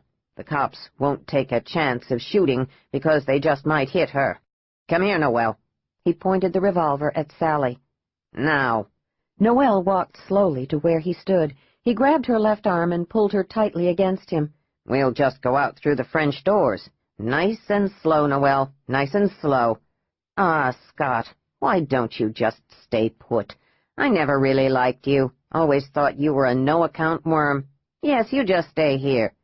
"What you're doing isn't smart, Norman," Quinlan said. "Believe me, it isn't smart at all." "Shut up, you bastard." He kicked open the French doors and pulled Noelle through them. Quinlan didn't move, just shook his head. Savage said, "You did warn him, Quinlan." There were voices, 2 shots, then dead silence. Savage ran outside. "Noelle!" Sally ran through the open French doors onto the patio, yelling her name over and over. They turned to see Noelle stumble toward her daughter. The women embraced. Quinlan said, "Now, Scott, why don't you tell us which woman is your lover, Jill or Monica?" "Neither, damn you. I'm gay." "Jesus, that's a kicker," Quinlan said. Savage came back in. There was a huge grin on his face. "Poor old Norman Lipsey just got a nick in the arm. He'll be just fine." "I'm glad about that," Quinlan said. Scott is gay, James? Sally stared at her husband. You're gay, and you married me? I had to, Scott said. Your father's ruthless. I'd done just a little fiddling with some clients' accounts, but he discovered it. That's when he got me into the arms deals and told me I had to marry you. He also paid me, but believe me, it wasn't enough to bear you for those 6 months. Quinlan laughed and pulled Sally against him. I hope this doesn't depress you too much. I think I'll kick up my heels.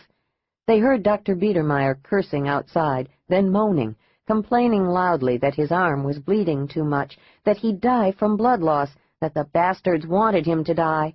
They heard Savage laugh and say loudly, "Justice. I do like to see justice done." Sally said, "There's no justice yet. James, where is my father?" He kissed her on the mouth and hugged her. "We'll check first to see if his passport is gone. If it isn't, we'll have him soon enough." "Another thing," Savage said. "Where is that bloody Rothsteyr pistol?" "I remember running after my father, out the French doors. I threw it in the bushes." "The cops would have found it. They didn't." "Then that means her father saw her throw it away and doubled back to get it," Quinlan said, and he smiled. "That pistol IDs him better than fingerprints." "That poor man Dr. Biedermeier operated on. I wonder who he was." "I don't think we'll ever know, Sally, unless Biedermeier talks. He was cremated. Damnation! All the clues were there, staring me right in the face. Your father had made out a new will about 8 months ago, specifying that he wanted to be cremated immediately. Norman Lipsey was a plastic surgeon. You were certain it was your father on the phone. I should have believed you, but I truly believed that what you heard was some sort of spliced tape recording of his voice. We'll get him, Sally, I promise." Quinlan took her home and made her promise to stay there. He had to go to the office and see how the investigation was going. "But it's after midnight." "This is a big deal. The FBI building will be lit up from top to bottom. Well, at least part of the 5th floor. "Can I go with you?" He pictured 30 men and women all talking at the same time, going over reams of paper, one group reviewing what they'd recovered from Amory St. John's office, another group delving into Dr. Biedermeier's papers. Then there was Dr. Biedermeier to interview. He wanted to get Norman in a room alone, just the two of them and a tape recorder, and go at it. He nearly rubbed his hands together. "Yes," he said, "you can come, but agents will latch onto you and question you until you want to curl up in the fetal position and sleep." "I'm ready to talk," she said, and grinned up at him. "Oh, James, I'm so relieved. Scott is gay, and my mother wasn't in on anything. There is someone here for me besides you." Marvin Brammer, assistant director and head of the Criminal Investigation Division, wanted her examined by FBI doctors and shrinks. Quinlan talked him out of it. Sally didn't get to see him do it, but she just bet he was very good. She ended up talking at length to Marvin Brammer. He, without realizing it, was positively courtly with her. By the end of the hour-long interview, he'd gotten even more details of that night from her. Brammer was one of the best interviewers in the FBI, an organization known for its excellent interview skills. Maybe he was even better than Quinlan, but she doubted if James would admit that. When she came out of Marvin Brammer's office, Brammer behind her with his hand lightly holding her elbow, there was Noelle sitting in the small waiting area, asleep. She looked young and very pretty. She looked, Sally thought, just like she should look, but she was worried about her father. What if he got to Noelle again? What if he got to her? She'd said all that to Mr. Brammer, but he'd reassured her again and again that they would have guards on the two of them. There was no chance Amory St. John would get near either of them. Besides, he couldn't imagine the man being that stupid. No, everything would be all right. "That's my mother," Sally said. "Isn't she beautiful? She's always loved me." She gave Brammer a smile that would have disarmed a rabid cynic. Brammer cleared his throat. He ran his fingers lightly through his thick white hair.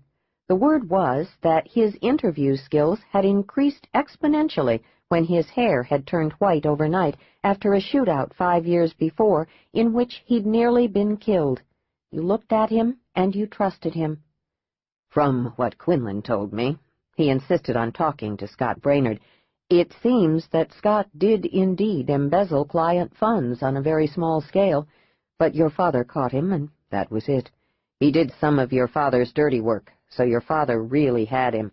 Ah, you were right. He did have a lover, a guy named Alan Fox in the British Embassy. I'm sorry. Actually, all of this comes as quite a relief. I'm not hurt, Mr. Brammer, she said, and it was true. I'm just surprised by all of it. I've really been used, haven't I? Yes, but a lot of people are used every day, not as grossly as you've been, but manipulated by those who are more powerful, those who are smarter, those who have more money. But as I said, that won't be a problem any more, Mrs. Brainerd. Call me Sally. After all this, I don't think I ever want to have the Brainerd name attached to me again. Sally, a nice name. Warm and funny and cozy. Quinlan likes your name. He said it was a name that made him feel good, made him feel like he'd always get a ready smile, and probably a good deal more, but he didn't add that. Sometimes Quinlan has discretion, at least when he's on the job, or rather when he's talking to me, his boss. She said nothing to that.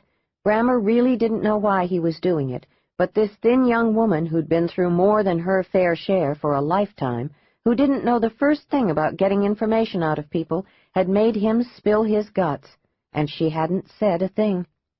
Actually, he wanted to take her home with him and feed her and tell her jokes until she was smiling and laughing all the time. He said, impelled by all the protective instincts she fostered in him, I've known Quinlan for 6 years. He's an excellent agent. He's smart and he's intuitive. He's got this sort of extra sense that many times puts him nearly in another person's head, or heart. Sometimes I'm not sure which. Sometimes I have to rein him in, yell at him, because he plays a lone hand, which we don't like to have happen. Bureau agents are trained to be team players, except for those in New York City, of course. And Quinlan down here at the Metro office. But I always know when he's doing it, even though he thinks he's fooling me. He also has this knack for making people remember things buried deep in their brains. He did that with you tonight, didn't he? Yes. But on the other hand, Mr. Brammer, you got even more out of me. Ah, but that's just because Quinlan opened the spigot, so to speak. Now, in addition to being one of the best agents in this office, he's a very talented man. He plays the saxophone. He's from a huge family sprawled out all over the East Coast. His father retired 2 years ago, a big-time investment banker. His first wife, Teresa, was a big mistake, but that's over with. He hunkered down for a while, rethought lots of things, and then he came out of hibernation and he got well. Now he's met you, and all he can do is smile and rub his hands together and talk about the future. Treat him well, Sally. As in, be gentle with him? Marvin Brammer laughed. Beat on him. Give him a run for his money. Don't let him pull any of his smart-ass pranks on you. Pranks? He gave her a surprised grin, then just shook his head. You haven't known him all that long. You'll see, once you're married, Sally. Maybe even before you're married.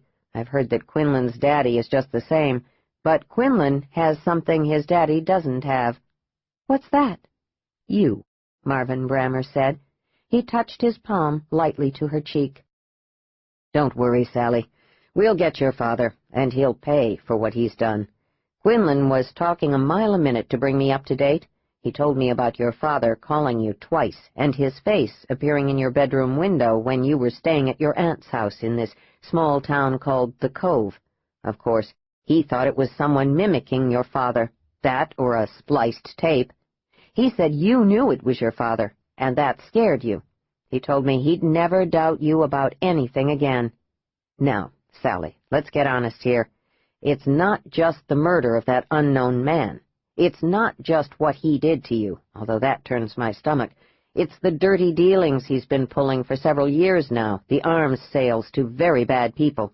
The feds will chew him up for that, and that, naturally, is why we got involved in the first place after his murder. I'm sorry he had to be your father. We believe that's another reason he locked you away in Biedermeier's sanitarium. He did believe, according to Scott Brainerd, that you had seen some compromising papers. You don't remember seeing any papers that could have implicated your father in the arms dealing? She shook her head. No, really, Mr. Brammer. But you do believe this was one of the reasons my father had me admitted to Dr. Biedermeier's sanitarium? It sounds probable. The other thing, the revenge angle, it seems reasonable, but frankly, I don't think it's enough of a motive in itself. No, I think it was a bunch of things, but primarily that he knew Scott was losing you, and thus he, Amory St. John, was losing control. And he believed you'd seen some incriminating papers about the arms deals. There's more than enough there, Sally. What was uppermost in your father's mind? I don't know. We'll never know. You don't know how much he hated me. I'll bet even my mother believes it's enough of a motive. We'll find out when we catch him, Marvin Brammer said. Then we'll make him pay. I'm sure sorry about all this, Sally. Not much of a decent childhood for you, but there's rottenness in some people, and that's just the way it is. What will happen to Dr. Biedermeier? Ah, Norman Lipsey. If only we'd thought to put Savage on him earlier. That man can make a computer tap dance. We all laugh that he's not a loner like Quinlan because he's always got his computer tucked under his arm, a modem wrapped around his neck like a stethoscope. He can get into any system on the planet. He's amazing. We kid him that he sleeps with the bloody thing. I think that even if someone gave him a turn-of-the-century telephone, he could invent a modem that would work. Agents in the Bureau don't have partners like cops do, but Quinlan and Savage, well, they always do well together. Good Lord, why'd I get off on that? You wanted to know about Norman Lipsey. He'll go to jail for a very long time. Don't spend any time worrying about him. He refused to say a thing. He said that Holland was a moron and a liar. But it doesn't matter, we've got the goods on him. She shivered, her arms wrapped around herself. He wanted to comfort her somehow, but he didn't know what to do. He said, "Believe me, Lipsey is going down hard. We don't, as yet, know all the people he's holding there against their will. Our people will interview each one, look at each one's file, speak to all the relatives. It'll shake out soon enough. I think when it's all over, lots of very rich, very famous folk aren't going to be happy. Also, Lipsey's an accessory to murder. He's gone for good, Sally. No need for you to worry about him." Jesus, what had that man done to her? He couldn't imagine. He really didn't want to be able to. When Quinlan walked up, his eyes alight with pleasure at the sight of Sally, all skinny and pale, her hair mussed, her own eyes bright with the sight of him, Marvin Brammer wandered back into his office, thinking that he couldn't remember the last time he'd talked so much. She would pry every secret out of Quinlan, and he wouldn't even know what she was doing. Better yet, she didn't even realize the effect she had on people. Good thing she wasn't a spy. They'd all be in deep shit. He was also mighty relieved that her mama hadn't been in on the nastiness. Chapter 25. Quinlan brought her home to his apartment, to his bedroom, to his bed, and now he was holding her, lightly stroking his hand up and down her back. She was so very thin. He could feel her pelvic bones, the thinness of her arms through her nightgown. He had the urge to phone out for Chinese food, lots of sugar in Szechuan beef and pot stickers, but he decided he'd rather be doing what he was doing. Besides, he'd already stuffed her to the gills with spaghetti, lots of Parmesan on top, and hot garlic bread that wasn't nearly as good as Martha's. "James?" "You're supposed to be asleep." "Mr. Brammer was very nice to me. He told me a thing or two about you, too." Quinlan stared at her. "You're kidding. Brammer is the biggest closed mouth in the FBI. If they gave awards for it, he'd win hands down." "Not tonight.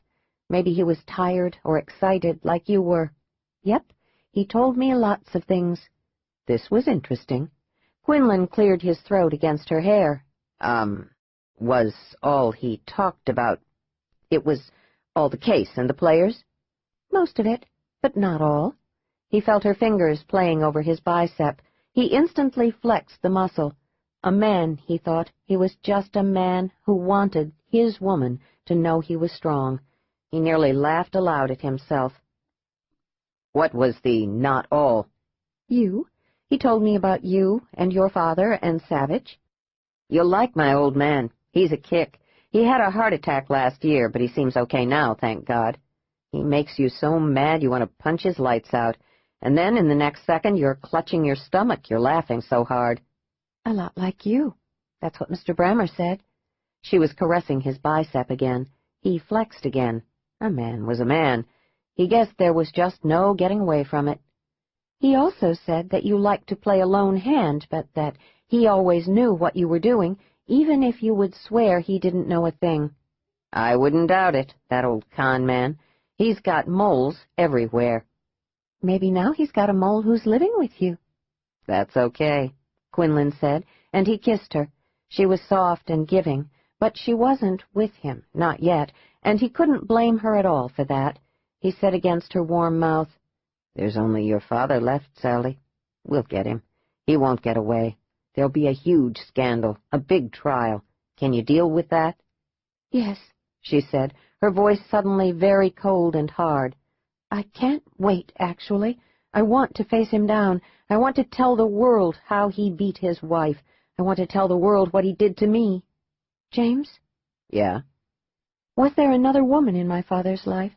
Someone he was going to leave the country with?" "Not that we know of, but that's a good thought. We'll have to keep an eye on it. It's early, very early. As I said, we have people going through every scrap of paper in your father's house and at his office. Everything will be scrutinized. You ain't seen scrutiny until you've seen the FBI do it. As for our Norman Lipsey, the plastic surgeon, he won't be going anywhere, even with the best lawyers he can buy. He'll be questioned by agents until at least next Wednesday. It doesn't mean a thing that he hasn't talked yet. He will. Already they've found more than enough evidence to convict him on innumerable counts. Kidnapping, collusion, conspiracy, that's just the beginning. Now, Sally, you're still withdrawn from me. What is it? What's going on?" "James, what if I was wrong? What if I was still drugged up so that I saw things that weren't really there? What if it wasn't my father running out those French doors? What if it was someone else? What if I didn't see anybody? What if I did shoot him, and all the rest? Well, it's games being played in my mind." "Nah," he said, and kissed her again. "Not in a million years. If there's one thing I know, it's crazy. You aren't crazy. I'll bet you don't even get PMS. She hit his arm, he flexed the muscle, and she giggled. Now that's a wonderful sound. Just forget all that crazy stuff, Sally. You saw your father. There's not one single doubt in my mind, or in Brammer's mind, or in Savage's, or I'll bet in Miss Lily's when we tell her. Your father must have stopped, seen you throw that prized pistol of his away, and gone back to get it. That in itself is convincing, don't you see? If he didn't go back for the gun, then where is it? When we find him, I'll bet you a Mexican meal at Taco Charlie's that he's got that Rothsteyer. She leaned up and kissed his mouth. Goodness, I hope so. You were so sure I'd remember. I prayed harder than I did when I was 17, and afraid Melinda Herndon might be pregnant. I'm so glad I didn't shoot him, regardless of the fact that I would have liked to. I wonder where he is. We'll find him. His passport's still here. The agents had Noel go through his safe at home and his safety deposit boxes. He could have had another passport made, but that's tough to do today. They found some bank books from the Caymans and Switzerland. We'll get him. It won't take long. She was quiet, utterly still against him. He liked to feel her push against him. He liked her touching him. He was still on an adrenaline high, but she had to be exhausted. She'd been through quite an experience. He sighed. He settled for a light kiss on her mouth. You ready to sleep now? I have this feeling, James, she said slowly, her breath warm against his neck. It's weird, and I can't explain it, but I just don't think he's gone anywhere. That is, I don't think he's left the country. He's here somewhere. I just can't imagine where. We don't have a beach house or a mountain cabin that I know of. That's interesting. We'll ask Noel tomorrow. Now come on, Sally. I'm supposed to be the one with the famous intuition, the hyper-gut instinct. You trying to show me up? Quinlan shifted his weight. He was still wearing his pants and shirt. He wished he wasn't wearing anything. Sally was in one of her new nightgowns, a cotton thing that came nearly up to her chin and went down to her ankles. He wished she wasn't wearing anything either. He sighed and kissed her right ear. He wished all the adrenaline in his body would clear out. He was high and horny. To distract himself, he said, "I forgot to tell you. I got a call from David Mountbank. You remember the sheriff, don't you?"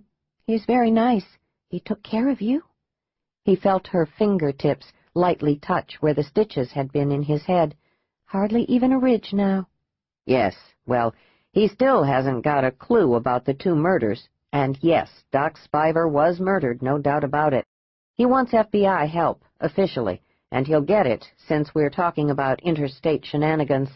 He's convinced everybody that the older couple, Harv and Marge Jensen, were killed around there, and that all the other missing folks are linked together as well.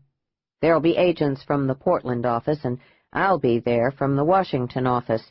They'll crawl all over that damned town." She was kissing his neck, her fingers lightly tugging on his chest hair. He said slowly, "I'm going, Sally. And yes, Brammer knows I'm going. He thinks it's a good idea. He wants me to talk to Amabel. We all want to know how she fits into all this. And believe me, she's got to fit in somewhere. I think you should consider coming with me, Sally." He had weighed the danger of her being in that small little town on the Oregon coast against the danger of her remaining here, without him, her father still at large.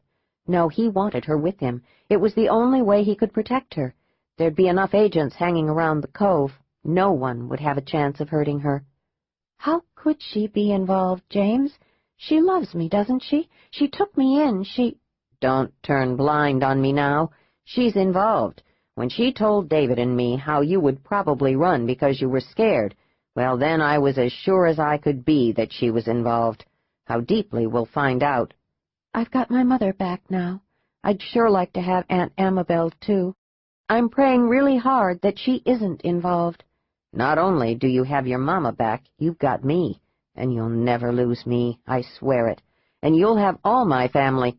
They're obnoxious, loving, pains in the butt, all in all, a great family.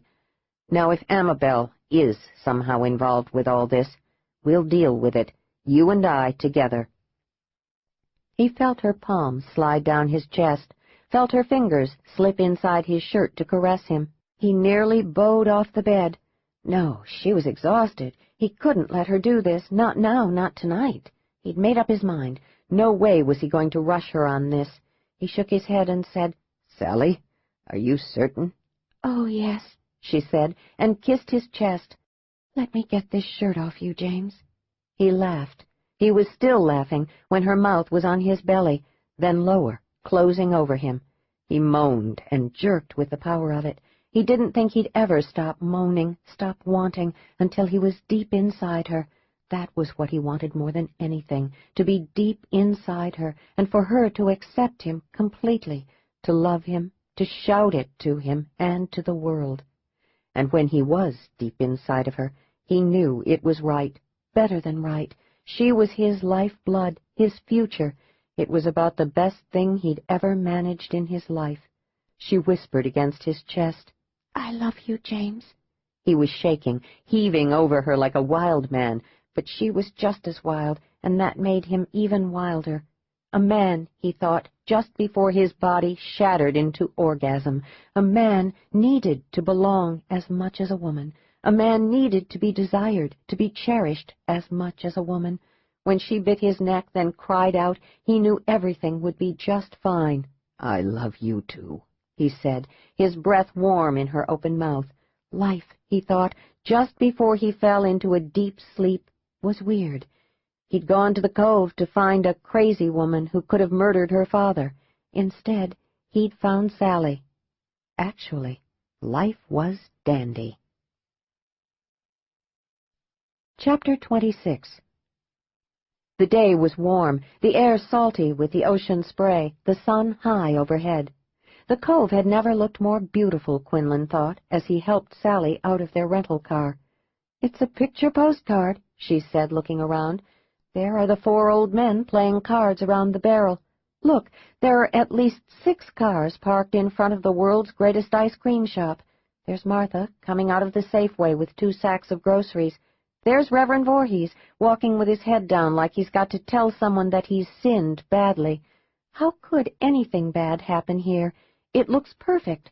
All calm, nobody running around waving an axe, yelling, no kids ruining buildings with graffiti. Yeah, Quinlan said. He was frowning. What's wrong? He just shook his head. His intuition. She poked him in the ribs. He grabbed her hand and said only, "It's too perfect." Why is that, I wonder? How did it get to be so perfect? Look at all that paint, Sally. It's fresh. Nothing's run down. Nothing's old. Everything is in tip-top shape. But enough of this postcard place. We're meeting David and 2 FBI agents from the Portland office over at Thelma's at 2 o'clock. It's just about 2 now. I'll meet them and then go to Amabel's house, all right? He looked worried, and she punched him again on his arm. Do you think she's going to lock me in a root cellar? Don't be silly, James. She's my aunt. Okay. I'll be along as soon as I can. Make sure Amabel knows that. David Mountbank looked tired. He looked harassed. When he introduced Quinlan to the man and woman agents, he didn't sound like a happy camper. He sounded like he was being bossed around, which occasionally did happen when the feds came in and treated the local law as yokels. It had happened a lot in the past, but not as much now. He sure hoped that wasn't the case here. In the 16-week training program at Quantico, agents were told never to usurp local prerogatives. Maybe he was wrong. Maybe David was just depressed about these killings. He knew he'd be as depressed as hell. New Jersey cheesecake, Martha? Quinlan asked as he kissed her cheek. It's better than any cheesecake from New York, she said, and gave Sally a brief hug. You folks just get on with your business. I'll be right back. How's Thelma doing, Martha? She's primping right now. Not for you, Sally, but for Mr. Quinlan. She even had me go out and buy her some pumpkin peach lipstick, if you can imagine. Martha tisked and left the large parlor. I'd like to get to work here, Thomas Schroeder said with just enough impatience in his voice to make Quinlan want to loll back, lock his arms behind his head, and take a snooze, just to aggravate him. Schroeder was about 30, tall and lanky and very intense, one of those men Quinlan tried to avoid like the plague. They made him nervous simply because they never laughed, wouldn't know a joke if it bit them, usually saw the forest, but never the individual trees. As for the woman, Special Agent Corey Harper, she hadn't said anything yet. She was tall, with light hair and very pretty blue-gray eyes. She also looked eager, sitting on the edge of the sofa, her notebook on her knee, her ballpoint pen poised above an open page.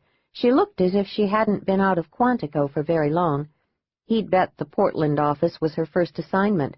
Corey told me all the excitement you had back in Washington, David Mountbank said, ignoring Thomas Schroeder.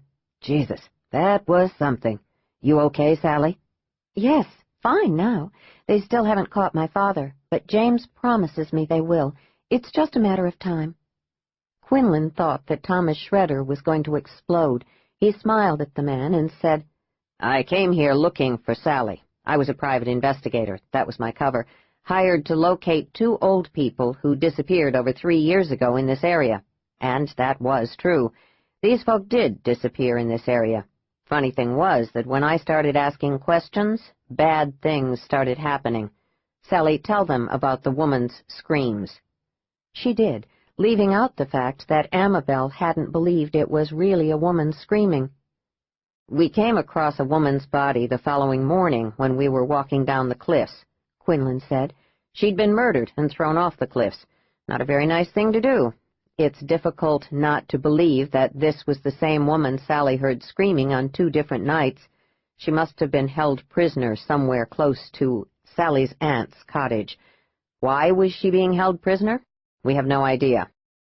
Now, I'm willing to wager the farm that the murders are tied directly to these missing folks. Yes, we know all this, Schroeder said, and he actually swatted at Quinlan as if he were a fly to be removed from the bread. We also know your opinion about this so-called tie-in. However, as yet we don't have any real proof that there's a tie-in. What we've got is two murders, one a long-time local in Doc Spiver, and the other a woman from the subdivision, not at all local in the same sense. What we need is a tie-in between the two of them, not between them and the disappearance of these old folk over 3 years ago." "Well, then," Quinlan said, "David, why don't you bring me up to date? What have you done since I flew home last week?" Shredder interrupted, his voice fast and sharp. "Sheriff Montbank didn't do much of anything. Miss Harper and I have been here since Monday, not long enough to solve the crimes yet, but we're getting close, very close." Corey Harper cleared her throat. "Actually, David had collected interviews from just about everyone in town. They're very thorough, but no one could tell him much of anything. Everyone is shocked and very depressed about the deaths, particularly Doc Spiver's." "We've already started to repeat the interviews," Thomas Shredder said. "Someone must have seen something. We'll get it out of them. Old people have difficulty remembering unless they're prodded just right. It takes special training to learn just how to do it." "Nah," Quinlan said. "I did it perfectly even before my training. Another thing, David knows all these people. He'd know when they were lying, and what about?" "That remains to be seen," Shredder said. Corey Harper looked embarrassed. Martha appeared in the doorway, a huge tray resting on her arms. Quinlan got up and took it from her. "He's such a nice boy," she said to Sally. "Right there, Mr. Quinlan. Yes, that's right. Now, I know you don't want me listening to all this important talk, so I'll just leave you with everything. You'll manage?" "Yes, thank you, Martha," Quinlan said. "How's Ed?" "Oh, that poor man. Thelma just won't leave him alone. Now she's accusing him of compromising me on the kitchen table, and she's going to buy a shotgun. He's in the hospital right now, having tests for that prostate of his. Poor man." Thomas Shredder looked at Corey Harper, then at the tray. She bit her lip and began to place cups on saucers. Quinlan grinned at her and began to do the same. Sally poured a cup and said, "Cream, David?" Thomas Shredder sat there while everyone served each other. Quinlan gave him a big grin and pointed to the last cup on the tray. "Help yourself, Thomas. Best hurry. I bet these New Jersey cheesecakes are going to be inhaled." "My, this is beyond delicious," Corey Harper said, and took the last bite of her slice of cheesecake. "James and I want to ask Martha to come back to Washington with us," said Sally. "She's the best cook I know. Her pasta makes you weep." Quinlan knew that Shredder was going to blow up any minute. Well, he'd pushed the ass far enough. He said easily, "Forget the interviews, Thomas. We need to come at this from another angle. I know it sounds weird that the missing persons would have anything to do with the two murders, but the thing is that up until about the time that Marge and Harv Jensen disappeared, the Cove was a run-down old shanty of a town. No paint on anything, potholes in the road, fences falling over, even the trees sagging, all the kids gone, just old people left, living on Social Security. My question is, why is the Cove so different now from what it was 3 years ago? Why did everything here begin to wake up about the same time that Harv and Marge disappeared?" "My God," Corey said, "I didn't realize the timing." "I did," David said, "but I never questioned it, Quinlan, for the simple reason that it was common knowledge that Doc Spiver had come into a lot of money right around then. Since he didn't have any heirs, he invested the money and used all the proceeds to improve the town. But you don't think so, Quinlan?" "I think it's worth checking into, closely. I remember your telling me that in Doc Spiver's will, he left his estate to the town, and it amounted to about $20,000. If he was that low, then the town would start sliding again, really soon, don't you think? Makes you wonder, doesn't it?" "I'll call Savage. He's a computer nerd at the Bureau, and get him going on it. Tell me which bank and the account number, David. Sally and I will be staying here. Just give me a call, and I'll get to Savage." "Is that Dylan Savage?" Corey Harper asked, looking up. "Yeah, he's a genius with a computer, but don't tell him that, because he'll just think you're sucking up." "I know. I did tell him that when I was in training at Quantico. He gave a couple of great lectures, and, yeah, he probably did think I was sucking up." "I've never heard of this Savage guy, at least not more than 3 times, Thomas Shredder said. Who cares about a computer nerd? They're fine in their place. But this is the real world. What we do here is what really counts. Let's get back to why we're here in this godforsaken place. David said slowly, "Regardless of whether or not the missing persons are somehow involved in these murders, what you're implying, in a very subtle way, is a tough pill to swallow, Quinlan. I've known these people most all my life. They're a bunch of tough old birds. They've had to be to survive all the economic disasters we've had. Jesus, just realizing that one of them is a murderer curdles my breakfast. More than one of them murderers? No way." "It's more than a tough pill," Thomas Shredder said, with a goodly dose of sarcasm. "You're paranoid, Quinlan. That's nuts." Quinlan just shrugged. "This town looks like a Hollywood set. I remember that was my first thought when I came here. I want to know why and how that happened." "All right, we've got a lead," David said, leaning forward. "I'm going to check more closely into Doc Spiver's bank account. Now I've gotten together all the accounts for all the missing persons reported in this area for the past 3 years." David drew a deep breath. "There's about 60. "Whoa," Corey Harper said. "James is wrong about this," Sally said. "My aunt has lived here for more than 20 years. She couldn't be part of a murder conspiracy of this magnitude. She couldn't." "I hope I am wrong, Sally," he said as he took her hand. It was cold. He poured her some coffee and put the fragile china cup between her hands to warm them. "But there's lots of questions here. I can't think of another way to go on this." "I can't either," David said. "Well, I can," said Thomas Shredder, rising to stand in front of the fireplace. He struck a pose, looking like Hercule Poirot, ready to deliver his solution. All he needed was a mustache to twirl. "I hope this is good, Thomas," Quinlan said. "We've paid our admission. Now, on with the show." "Pinning these murders on several of the townspeople just doesn't make sense. As to tying it all to David's missing persons, let's just forget about that." "But Thomas," Corey began, but he raised a hand to silence her. "It's a theory, nothing more. What we've got is solid fact. Let's get specific. I looked into Reverend Hal and Sherry Voorhees. They've lived here for 27 years, true, but before that they were in Tempe, Arizona. They had 2 little adopted boys. The 2 little boys ended up dead within a year after they came to the Voorheeses. One fell out of a tree and broke his neck.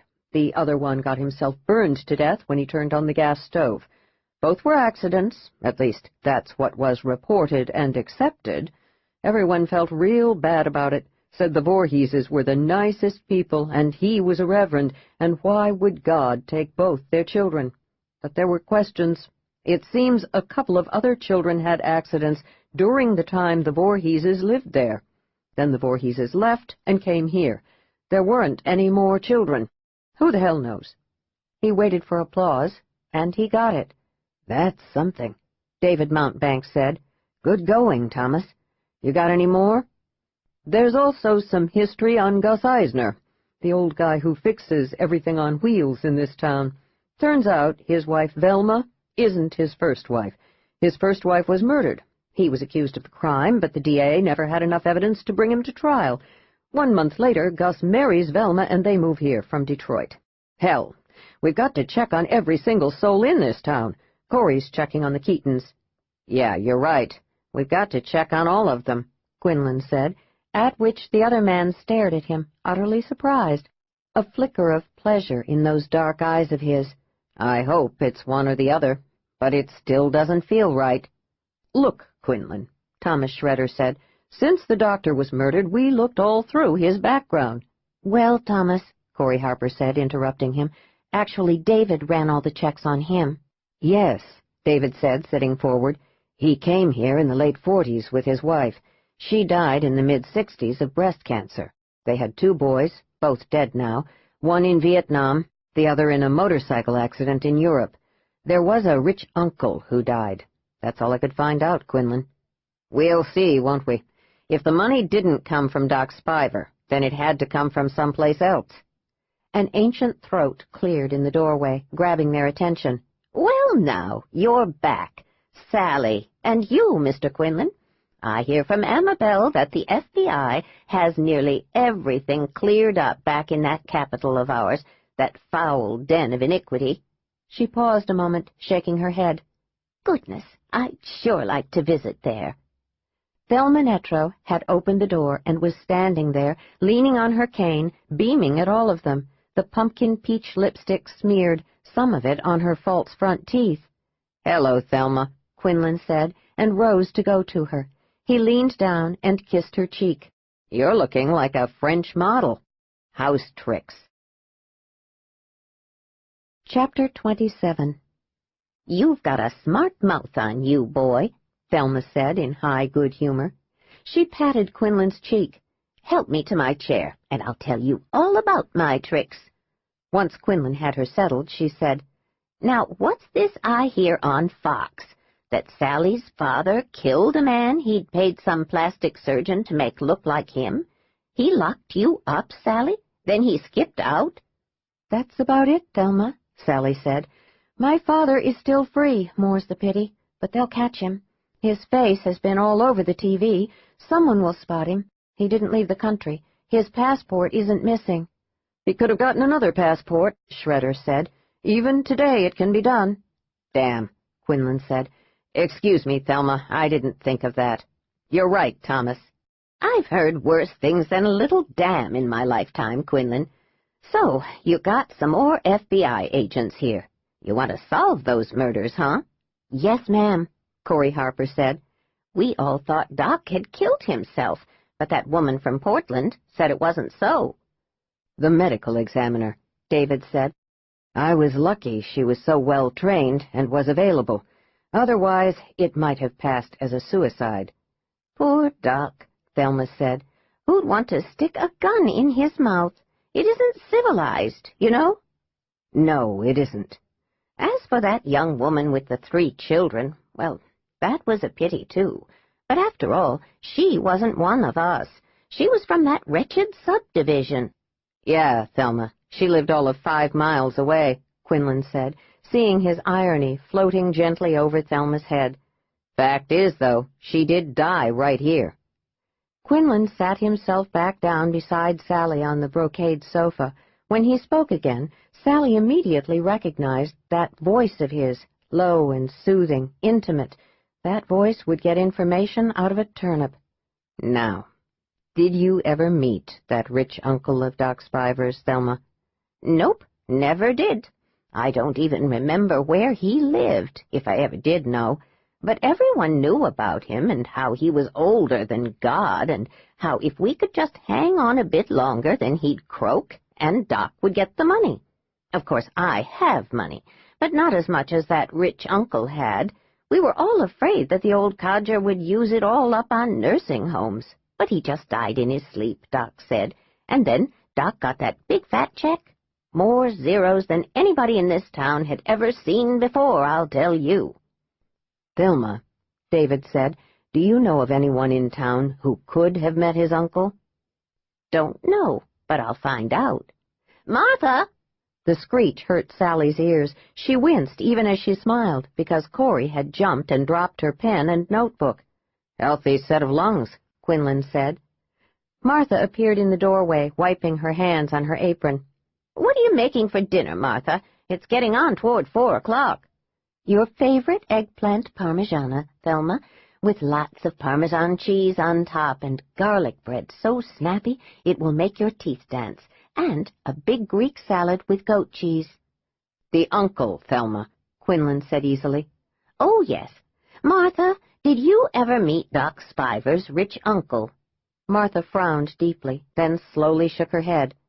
"No, just heard about him for years. Whenever things were looking real bad, we'd talk about him, discuss how old he was, what kind of ailments he had, try to figure out when he'd pass on. Don't you remember, Thelma? Hal Voorhees was always telling us we were ghouls, that it surely had to be a sin to discuss that poor old man, like we were holding prayer meetings for him to die." "We were," Thelma said. "I'll bet Hal did a little praying when none of us were around.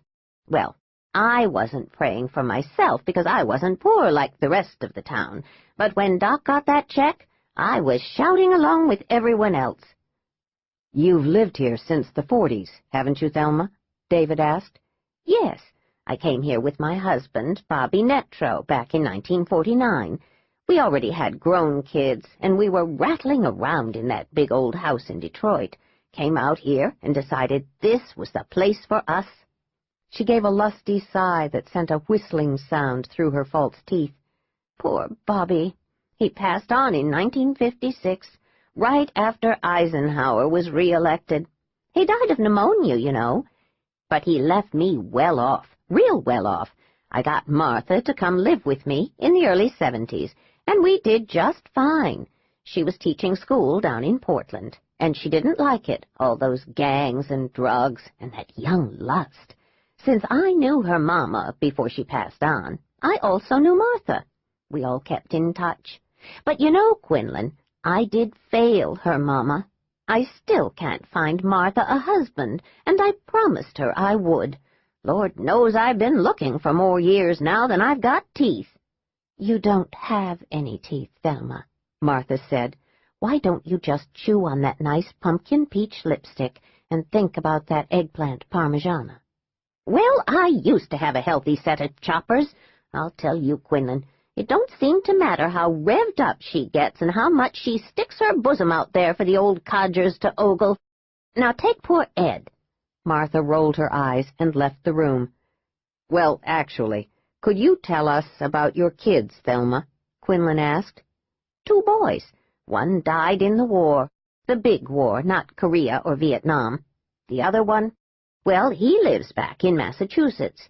He's retired now, has grown-up grandkids, and they got kids, and that makes me so old I can't bear to think about it. Sally smiled as she stood up and walked over to kiss Thelma's soft, wrinkled cheek. "I'm going to see Amabel now, Thelma, but James and I will be staying here in the tower room." You still taking advantage of him, huh, Sally? Poor little boy. He doesn't have a chance. The first time I saw the 2 of you together, I knew you'd have his pants off him in no time at all. Thelma, have a piece of my New Jersey cheesecake. Thelma turned to frown at Martha, who had just come back into the room with another tray of her cheesecakes. You're such a prude, Martha, such a prude. I'll just bet you're frigid, and Ed has to beg you for every little favor. "I'll see you later," Sally said, grinning back at the 2 dumbstruck special agents from Portland, James and David Mountbank. "I'll be along shortly, Sally," Quinlan said. He was already asking Thelma more questions when Sally went out the front door of Thelma's bed and breakfast. The day was beautiful, warm, just a slight nip in the air. The salty tang swept in from the ocean, soft as a bird's wing on her face. Sally breathed in deeply. Sherry Voorhees was standing in front of the world's greatest ice cream shop. Sally waved, and Sherry waved back. Helen Keaton, whose grandmother had invented the ice cream recipe, came out of the shop behind her, looked over at Sally, and waved herself. Such nice women. Surely they couldn't know anything about the murders, or those missing people. "Our flavor this week is banana walnut cream," Helen called out. "Do come and try it with your Mr. Quinlan. My granny didn't exactly make it, but I like to try new flavors. Ralph loves the banana walnut, says it's so good, it's got to be real bad for you." Sally remembered that Ralph Keaton was the undertaker. She saw old Hunker Dawson, the World War II veteran, who always wore his 2 medals across the pocket of his flannel shirts.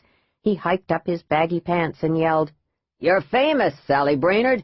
We didn't find out until after you'd left that you were crazy. But now, you're not even crazy, are you? I think the news media were pissed about you not being crazy.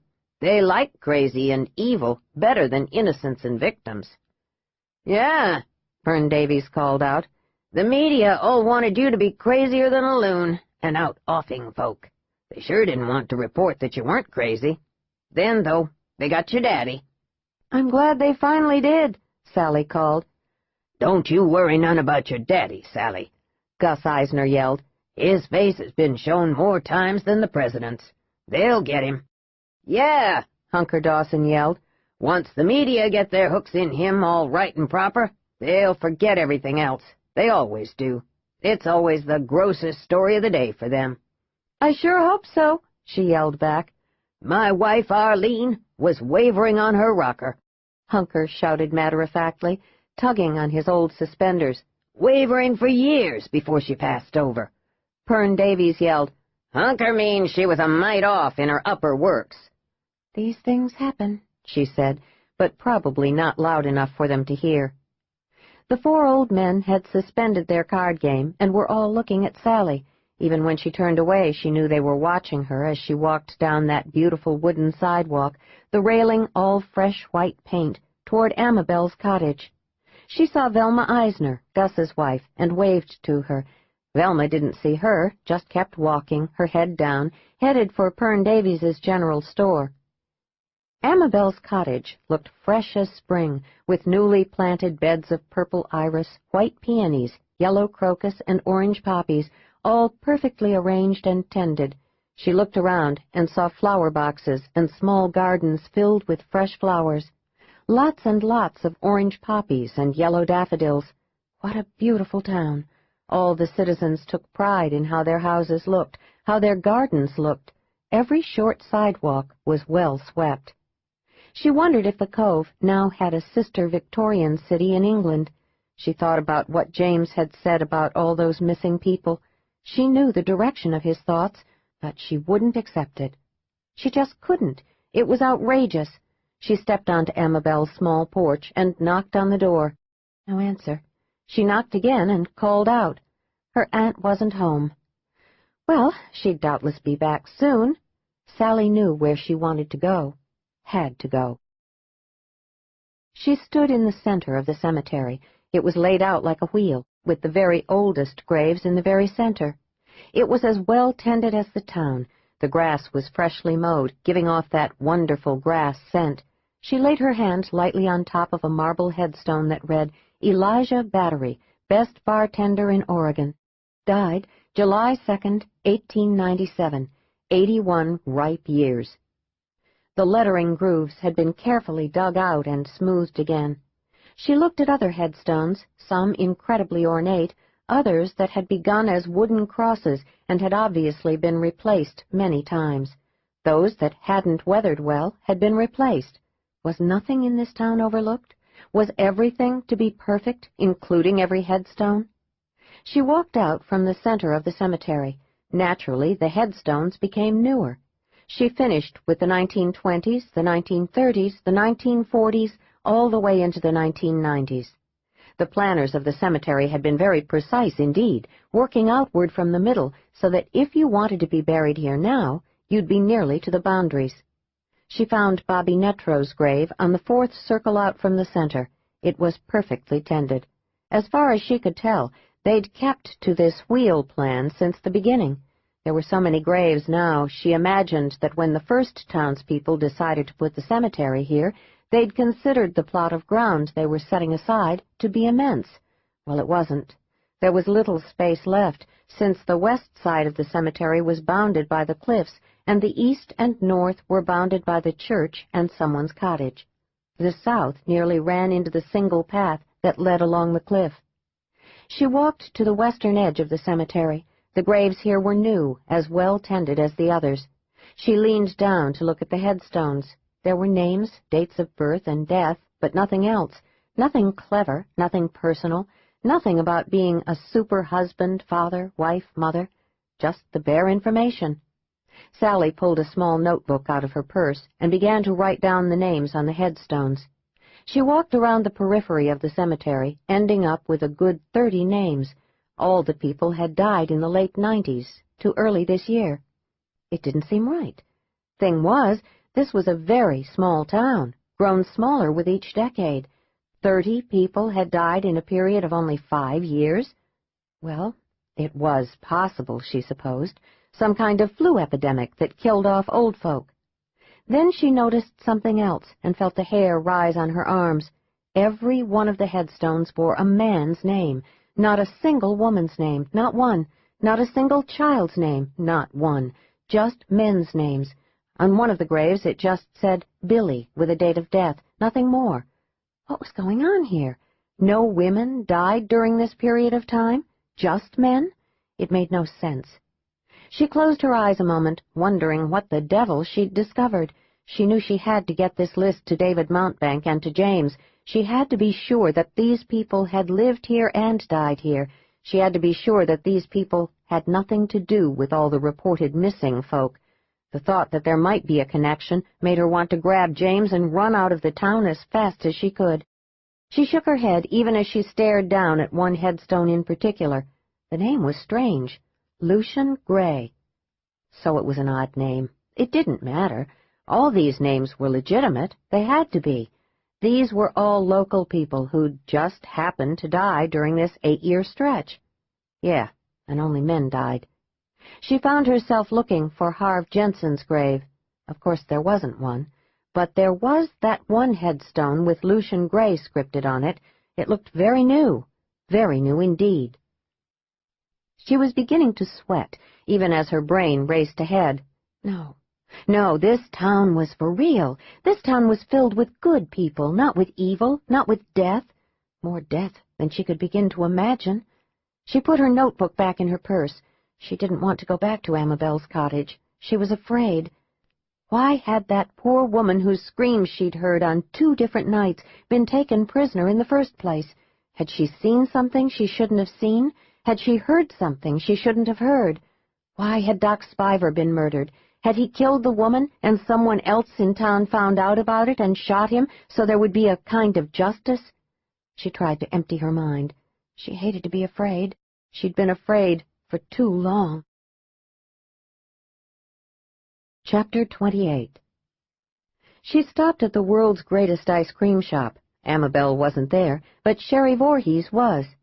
"Sally, how good to see you. You here with that cute Mr. Quinlan?" "Oh, yes. Can I try the banana walnut?" "It's yummy. We've sold more of this flavor in a week than any other in the history of the store. We have so many repeat customers now, coming in regularly from a 50-mile radius, that we might have to hire on some of those lazy old codgers out there playing cards around their barrel."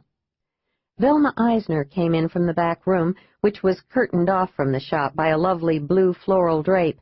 She snorted, "Yeah, Sherry, I can just see those old coots selling ice cream. They'd eat it all and belch at us and try to look pathetic." She turned to Sally and smiled. "We discussed having the men involved. Of course, they'd grouse and complain and say it was women's work, but we decided to keep them out of it, just so we'd be the ones bringing in all the profits." "You're probably right," Sally said, and accepted her ice cream cone. She took a bite and thought her taste buds had gone to heaven. She took another bite and sighed. "This is wonderful. I wonder if Helen would marry me." The women laughed. Sherry said, "We've come a long way since we used to store ice cream in Ralph Keaton's caskets, haven't we, Velma?" Velma just smiled as she took $2.60 from Sally. Sally took another bite. "I went to Amabel's cottage, but nobody's home."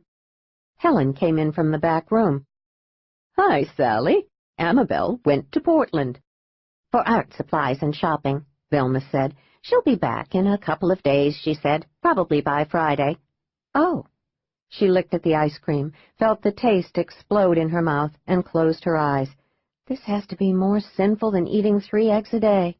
"Well," Helen said, "if you eat just 1 ice cream cone a week, what does it matter?" She turned to say to Velma, "I saw Sherry eat 3 cones last Tuesday." "I did not." "I saw you. They were all double-dipped chocolate." "I didn't." The 3 women started sniping at each other. It was obvious they'd been doing this for years. They knew each other's red buttons and were pushing them with abandon. Sally just watched, eating her banana walnut ice cream cone. Velma had the last word. Before Sherry or Helen could pipe up, she turned to Sally. "No, we won't let the men get behind the counter. They'd eat everything." Sally laughed. "I'd be as bad as the men. I'd eat the entire stock in one morning." She finished her cone and patted her stomach. "I don't feel quite so skinny now." "Stay here, Sally, and you'll look all pillowy and comfortable like us in no time," Sherry Voorhees said. "I was admiring the town," Sally said. "It's so beautiful, so utterly perfect. And all those flowers, every spring flower that will bloom is out and planted and wonderfully tended. Even the cemetery. The grass is mowed, the headstones are well cared for. I was wondering if you ever forgot anything at all that would make the town look even more perfect." "We try to think of everything," Helen said. "We have a town meeting once a week and discuss improvements, or things that should be repaired or brought up to date." "Whatever were you doing in the cemetery?" Velma asked, as she wiped her wet hands on her apron, the same cute blue floral pattern as the drape. "Oh, just wandering around after I realized that Amabel wasn't at home. I noticed something kind of unusual." "What was that?" Helen asked. For a moment, Sally wondered if she shouldn't just keep her mouth shut. But no, these women were sniping at each other about ice cream, for God's sake. They knew who had died and when. They'd tell her. Why not? There was nothing frightening going on here. Well, there were about 30 graves on the perimeter of the cemetery. All of them were men. There was nothing special on the headstones, just a name and dates of birth and death. The other headstones have personal stuff. There was one in particular, just said Billy. I just thought it was strange. Maybe everyone got tired of being personal. So many men died, not a single woman. You must have been surprised at that. Sherry Voorhees sighed deeply and shook her head. "A terrible thing it was," she said. "Hal was so depressed that we lost so many of the flock in those years. And you're right, Sally. It was all men who died. All different reasons for their deaths, but it still hurt all of us." Helen Keaton said quickly, "Don't forget that quite a few of those deaths came from folk living in the subdivision. Their relatives thought our cemetery was romantic, set near the cliff as it is, with the sea breezes blowing through. We let them bury their dead here."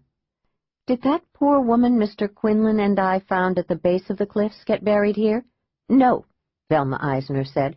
"Her husband was a rude young man. He was yelling around that we were somehow responsible. I told him to look at our muscles and do some thinking, as if we could have had something to do with his wife's death. He stormed out of here. He didn't even buy an ice cream cone," Helen said.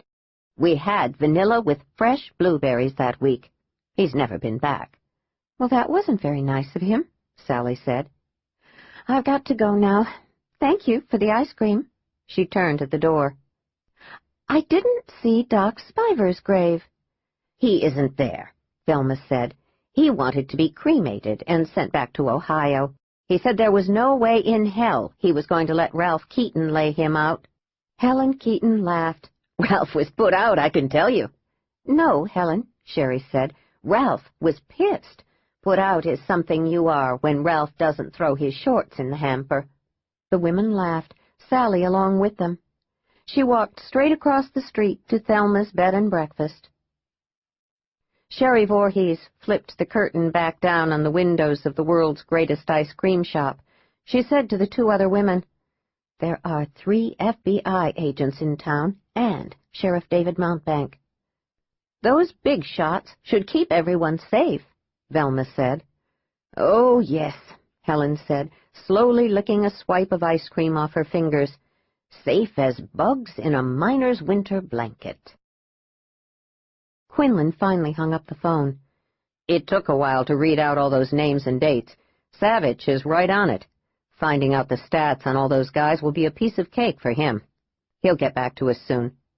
Sally said slowly, "I told the women at the world's greatest ice cream shop that I hadn't seen Doc Spiver's grave. They told me he was cremated and sent back to Ohio." "Interesting," Quinlan said, and picked up the phone again. "Savage, it's Quinlan again. Find out if a Doc Spiver was cremated and sent back to Ohio, okay?" "No, it isn't as important as the other names, just of interest to Sally and me. Supposedly Doc had no relatives alive. So why would they cremate him and not bury him here in their own cemetery?" "Now don't say that, it isn't polite. I bet Sally heard that." "Yes, she did, and she's shaking her head at your language." He was grinning, still listening. "Anything else? No? All right, call us as soon as you've got something. We're staying here for dinner in the evening." When he hung up, he was still grinning. He said to Sally, "I love to hear Savage curse. He doesn't do it well, just keeps repeating the same thing over and over. I tried to teach him more vocabulary. You know, some phrases that connected a good number of really bad words, animal parts, metaphysical parts, whatever. But he just couldn't get the hang of it. He gave her some examples, adopting a different pose for each example. Here's the one that Brammer does best, but only when he's really pissed at one of the agents. She rocked back on the bed. She was laughing so hard. Then she sobered. Laughing? Stop it, Sally. It's fine to forget. It's great to hear you laugh. Keep doing it. Now that I've taken care of all your lewd instincts, let's go have Martha's cooking. It was a feast better than Thanksgiving, Corey Harper said. Martha brought in a huge platter with a pot roast in the center, carrots, potatoes, and onions placed artistically around it. There was a huge Caesar salad with tart dressing, garlic bread that indeed made your teeth snap, and for dessert, an apple crisp. There was eggplant parmigiana on the side. Thelma hadn't waited. She'd wanted her eggplant at 4:30. Martha appeared at just the right times to refill their wine glasses with the nicest Cabernet Sauvignon anyone had tasted in a long time. She clucked primarily around the men, encouraging them to eat, until finally Quinlan dropped his fork, sat back in his chair, and groaned. "Martha, any more and God will strike me down for gluttony. Just look at David. His shirt buttons are about to pop off. Even Thomas, who's skinny, would fill out in no time here with you. Since I'm polite, I won't refer to how much the women poked down their gullets." Sally threw the rest of her garlic bread at him. She turned to a beaming Martha. "You said apple crisp, Martha?" "Oh, yes, Sally, with lots of Basque vanilla ice cream from the world's greatest ice cream shop." They had coffee with amaretto, a treat from Thelma, who was eating in her room since Quinlan had worn her out earlier with all her talk, or so she claimed, according to Martha. Actually, Thelma had to sleep off all that eggplant parmigiana she'd eaten. After Martha returned to the kitchen, Sally told Thomas Schroeder, Corey Harper, and David Mountbank, who had easily been persuaded to return for dinner and another conference, about the cemetery. Quinlan said, "I called Savage. Knowing how fast he is, I'll probably hear back from him tonight. If it's something weird, I'll wake all of you up." "I don't know if anyone will be able to wake me up," David said as he sipped at his coffee. "Forget the coffee as a stimulant. This is the best amaretto I've ever tasted. I'm already feeling like I want to put on my jammies. I hope my girls don't try to climb up my body when I get home. With luck, Jane will already have them in bed." Sally didn't say anything. She hated amaretto, always had. She'd taken one drink, then discreetly poured her coffee into Quinlan's cup, while Corey Harper was telling a story about a guy in training school at Quantico who'd arrested some visiting brass by mistake after a bank robbery in Hogan's Alley, the fake USA town set up at Quantico for training. The biggest of the brass had thought it a great exercise until one of the trainees had clapped handcuffs on him and hauled him off.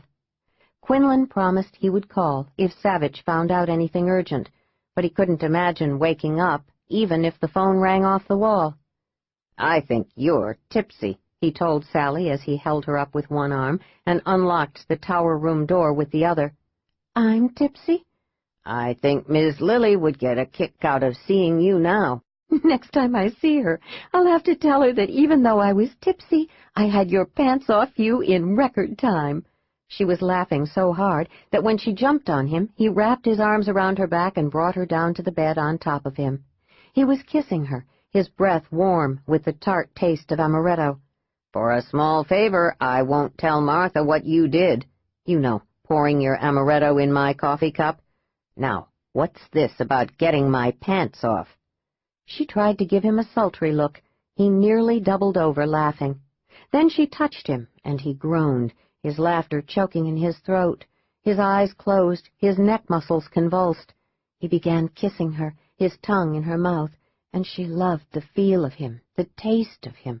His hands were on her bottom, strong hands, kneading her, pressing her against him. He was hard as the bars on her windows at Biedermeier's sanitarium. Oh, God, why had she thought that? She felt a shiver of cold. No, that was just a horrible memory that belonged in the past. It couldn't touch her now. She kissed him again. His mouth was slack. He wasn't so hard now against her belly. He wasn't rubbing his palms over her. She lifted herself on her elbows and stared down at him, preparing to see him wink at her, preparing to have him toss her over onto her back. "James?" He smiled vaguely at her, not moving, not winking, nothing. "I'm tired, Sally," he said, his words soft and slurred. "Aren't you?" "Just a bit," she said, leaned down and kissed him again. Suddenly he closed his eyes, and his head fell to the side. "James? James?" Something was wrong. He wasn't teasing her. Something was very wrong. She pressed her fingers to the pulse in his throat, slow, steady. She flattened her palm over his heart. The beat was solid and slow. She lifted his eyelids and called his name again. She slapped his face. No response. He was unconscious. The damned coffee had been drugged. She'd had just a single sip of it, thank God, and that's why she was still conscious. There was no other explanation. She tried to pull herself off Quinlan, and she did manage it, but her arms and legs felt soft and wobbly. Just one drink of that amaretto was doing this to her? She had to get help. She had to get to Thomas Schroeder and Corey Harper. They were staying here, just down the hall. Not far at all. Oh, God. They'd drunk the coffee, too, and so had David, and he was driving. She had to see if Thomas and Corey were unconscious. She had to go to their rooms and see. She could make it. She fell off the bed and rolled. She lay there a moment on her back, staring up at the beautiful molding that ran around the edge of the ceiling. There were even Victorian cherubs at each corner, naked, holding up harps and flowers. She had to move. She got herself up on her hands and knees. What room was Corey Harper in? She'd told her, but she couldn't remember. Well, it didn't matter. She would find both of them. Their rooms had to be just down the hall. She crawled to the door. Not far at all. She managed to stretch up and turn the knob to open the door. The hallway stretched forever to her left, the lighting dim and shadowy. What if the person who had drugged the coffee was waiting in those shadows, waiting to see if someone didn't succumb to the drug, waiting to kill that person? She shook her head and managed to heave herself to her feet. She made her feet move, one step at a time. That was all she needed to do, just one foot in front of the other. She'd find Thomas and Corey. Finally, a door appeared on her left, number 114. She knocked. There was no answer. She called out, her voice only a miserable whisper. "Thomas? Corey?" She knocked again. Still no answer. She turned the knob. To her surprise, the door opened.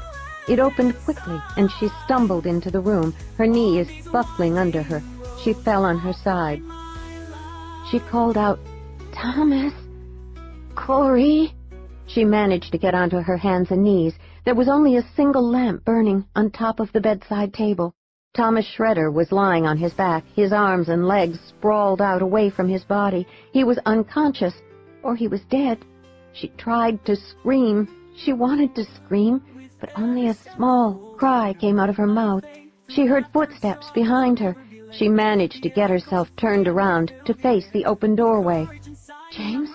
Was he all right now? But she didn't call out his name. She was afraid it wasn't him. James had drunk a whole cup of that coffee. It couldn't be him. She was afraid of who it might be. The light was dim. Shadows filled the room, filled her vision. There was a man standing in the doorway, his hands in his pockets. "Hello, Sally."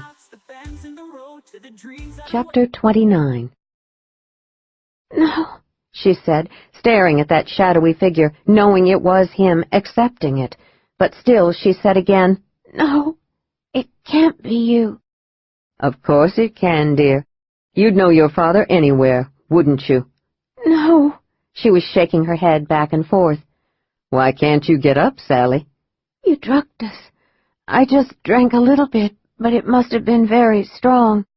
"Didn't get enough, did you?" He was coming toward her now, quickly, too quickly. "Dr. Biedermeier got to try so many new drugs on you. Actually, I was surprised you survived with your brain intact. Well, I'll take care of that."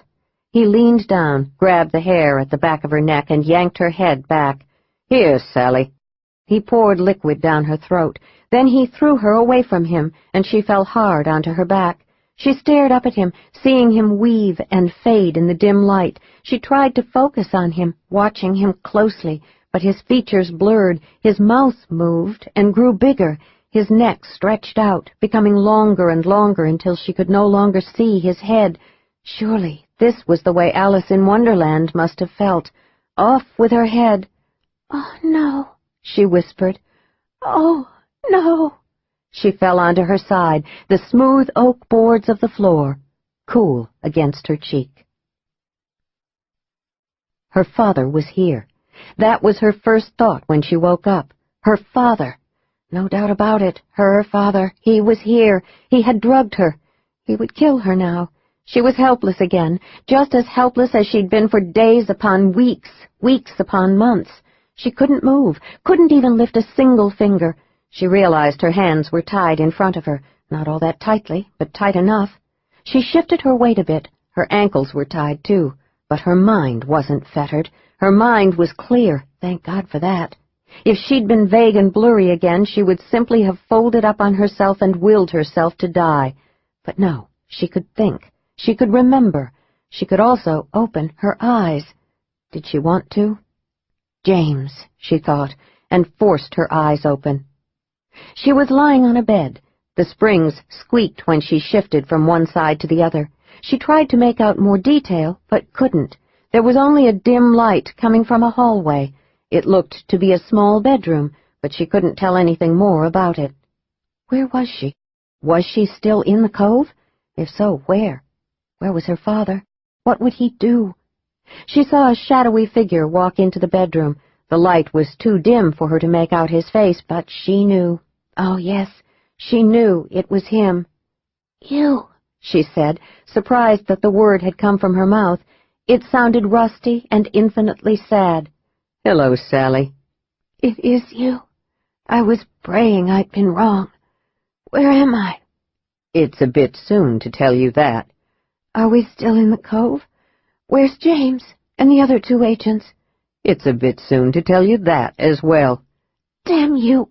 I was praying desperately you'd left the country. That, or you were dead.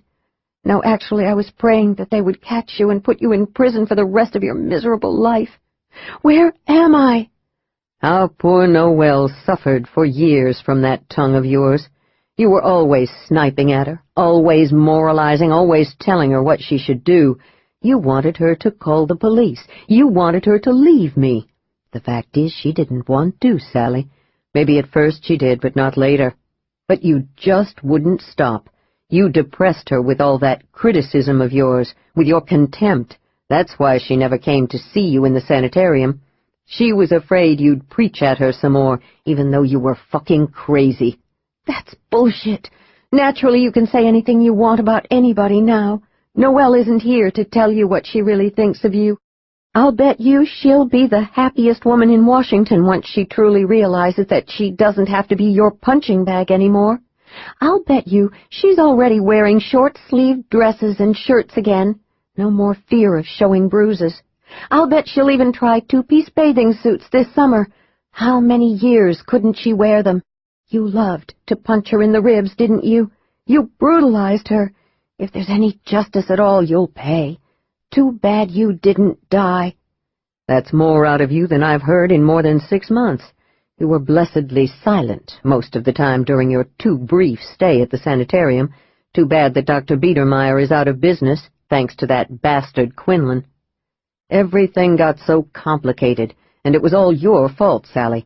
We had a lid on everything, until Quinlan got you away from Dr. Biedermeier again. His name's Norman Lipsey. He's a plastic surgeon. He's a criminal. He gave that poor man your face, but you're the one who killed him. You're a filthy murderer, not just a wife-beater, and a traitor to your country. Why do you denounce me only for my more pedestrian deeds? I did one really good thing, something I'm quite proud of that you haven't mentioned. I put my darling daughter away for 6 months. I do believe that was my favorite project in the last few years, putting you away, having you under my control, never having to see the contempt and hatred on your face when you happened to see me. God, how I enjoyed seeing you like a rag doll, your mouth gaping open, looking so stupid and vague that it wasn't even much fun watching that pathetic Holland take off your clothes and bathe you, and then dress you again like you were his dolly. Toward the end, I didn't even enjoy slapping you to get your attention. You didn't have any to get, and you got too thin. I told Dr. Biedermeier to feed you more, but he said all he could do was keep you stabilized. Then you escaped by hiding the pills beneath your tongue. To see you in my house, in my study, just after I'd shot Jackie, it was a shock. He struck a pose she'd seen many times in her life. He propped his elbow up on his other arm and cupped his chin in his hand. It was his intellectual, thoughtful look, she supposed. All he needed was Scott's pipe and perhaps Sherlock Holmes's hat. There you were, leaning over poor Jackie, that greedy little bugger. Then you turned and saw me as clear as day. I could see the recognition in your eyes. You picked up my gun. I'd put it down to get some papers from my desk, but then you picked it up, and I had no choice but to run.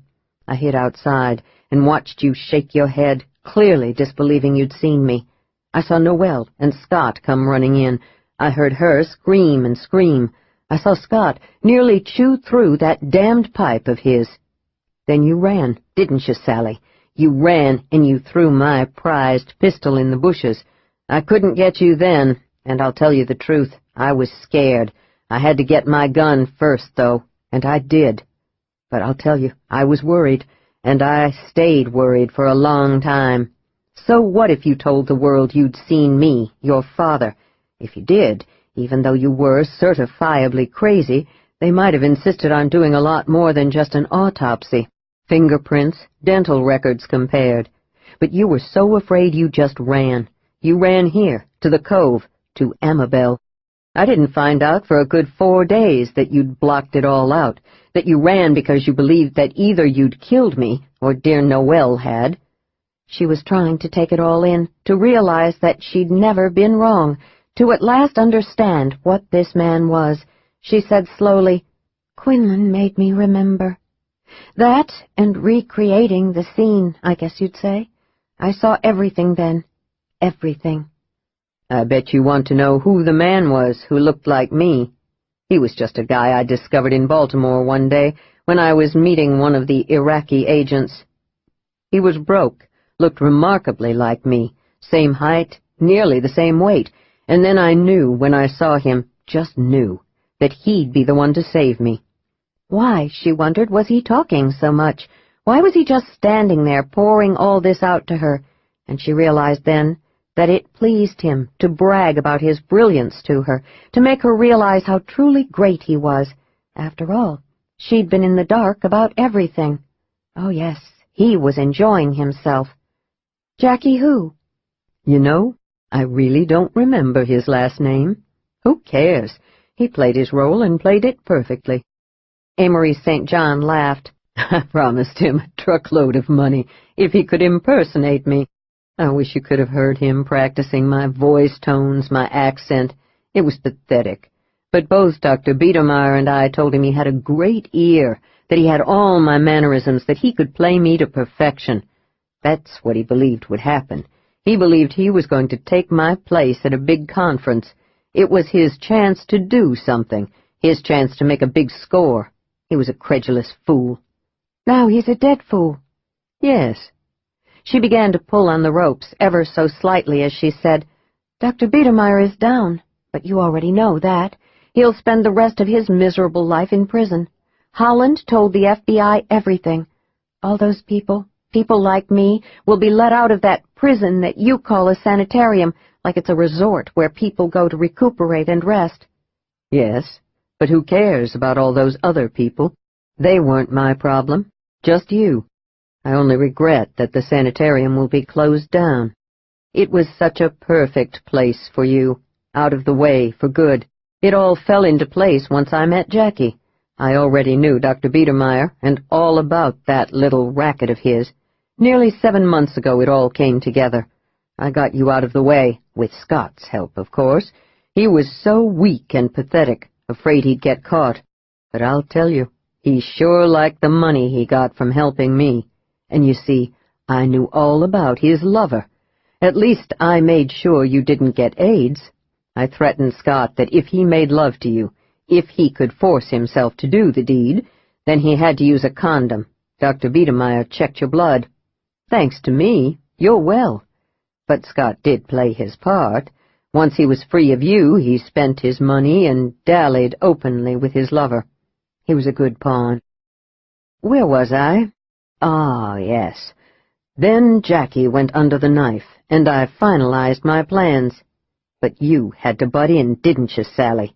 I had you all locked away, and still you got out. Still you had to try to ruin my plans. Well, no more. Do you hate me so much just because I tried to protect my mother from your fists? Actually not. It was natural that I wouldn't like you very much. It's because you believed that I'd learned about your illegal arms sales? Did you? No. My dealings with other governments had nothing to do with it. Scott was afraid you'd seen something, but I knew you would have acted in a flash if you had. No, that didn't concern me. Fact of the matter is, you're not my daughter. You're a fucking little bastard. And that, my dear Sally, is why Noelle never left me. She tried once, when you were just a baby. She didn't believe me when I told her she was in this for life. Perhaps she thought she'd just test me. She ran back to her rich, snotty parents in Philadelphia, and they acted true to form, just as I knew they would. They told her to get back to her husband and stop making up lies about me. After all, I'd saved her bacon. How could she say such things about me, a wonderful man who'd married her when she was pregnant with another man's child? He laughed, a long, deep laugh that made her skin crawl. She kept lightly tugging on the ropes. Surely they were a little bit looser now, but she wasn't really thinking about those ropes. She was trying to understand him, to really take in what he was saying, but it was so hard. He continued, his voice meditative. When I think about it now, I realize that Noelle really hadn't believed me. She hadn't believed that my price to marry her, other than the $500,000 I got from her parents, was that she stay with me forever, or until I didn't want her any more. When she came dragging back with you, a screaming little brat, I took you away from her and held you over a big fire in the fireplace. The fire was blowing really good. It singed off the little hair you had and your eyebrows. Oh, how she screamed. I told her if she ever tried anything like that again, I'd kill you. I meant it, you know. I bet you wonder who your father was. She felt as though she'd had a ton of drugs pumped into her body. She couldn't grasp what he was saying. She understood his words. He wasn't her father.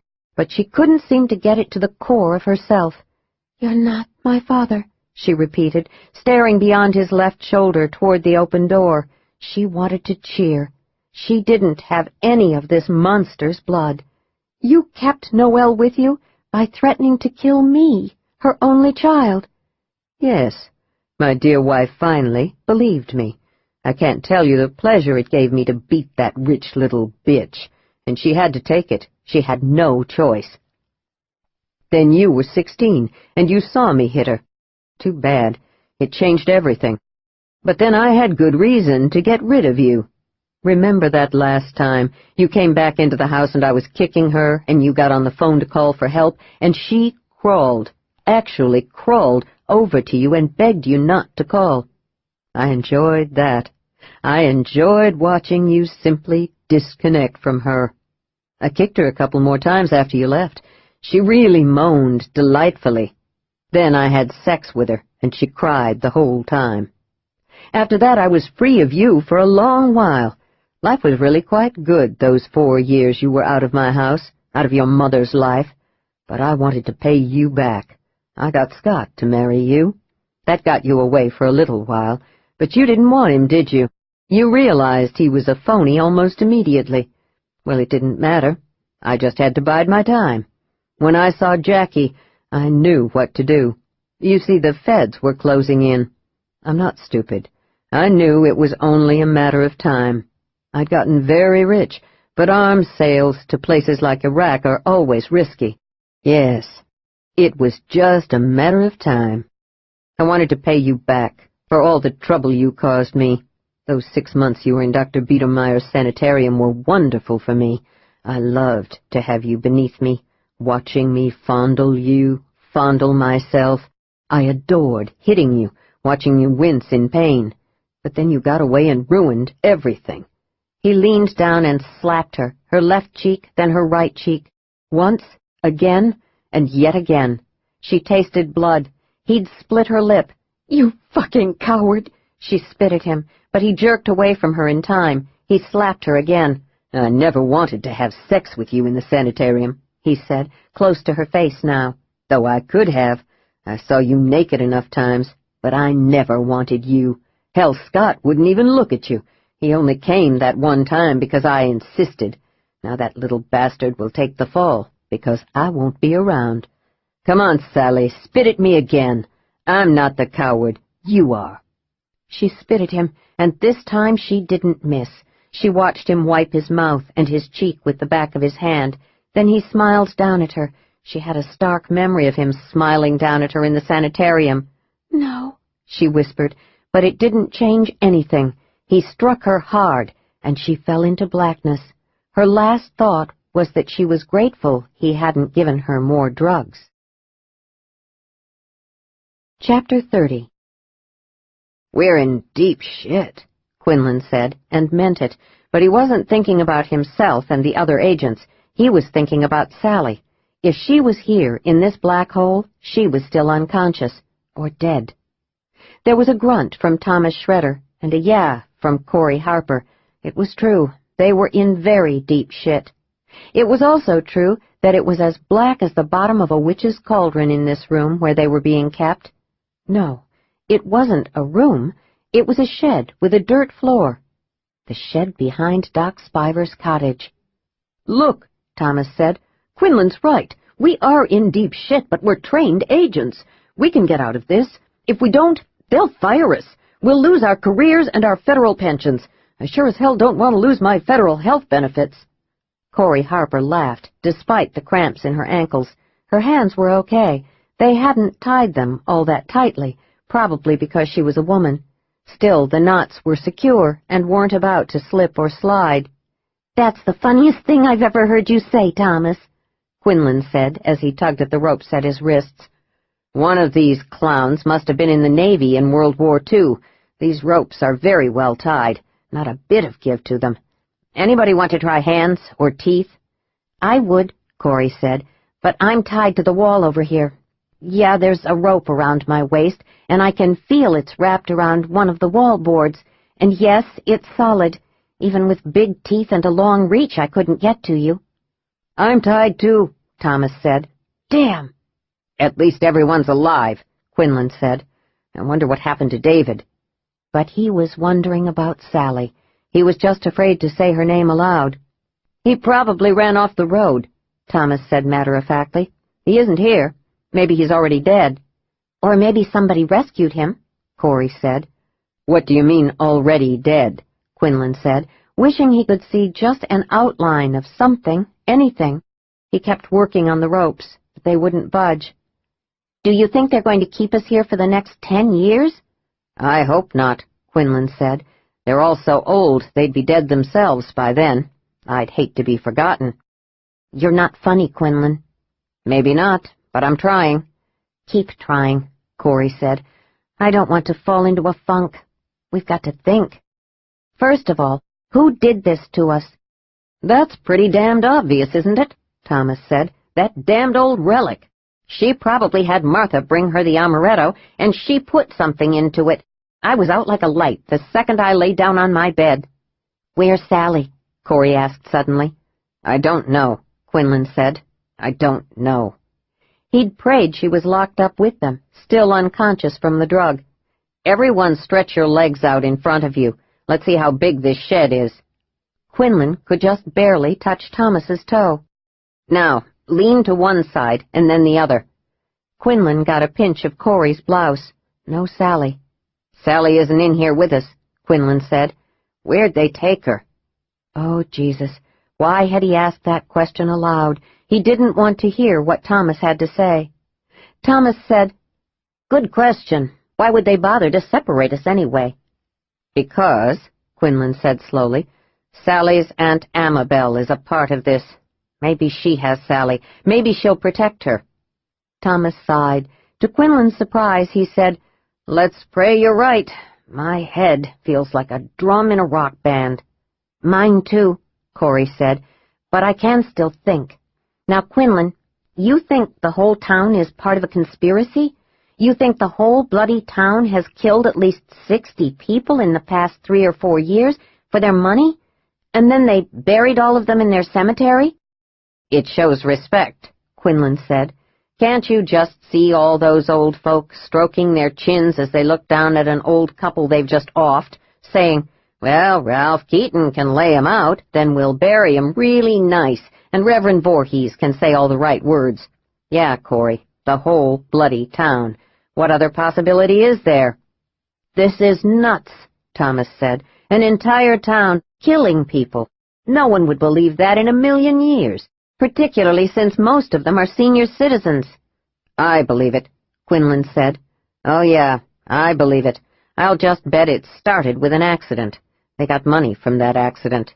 It gave them, or maybe just one of them, or a couple of them, an idea of how to save their town, and it grew and grew." Corey said slowly, "The way they lure victims here is that big advertising sign on the highway." "Right," Quinlan said. "The world's greatest ice cream shop. By the way, it is the best ice cream I've ever eaten." He had to make jokes. He had to, or else he'd go nuts.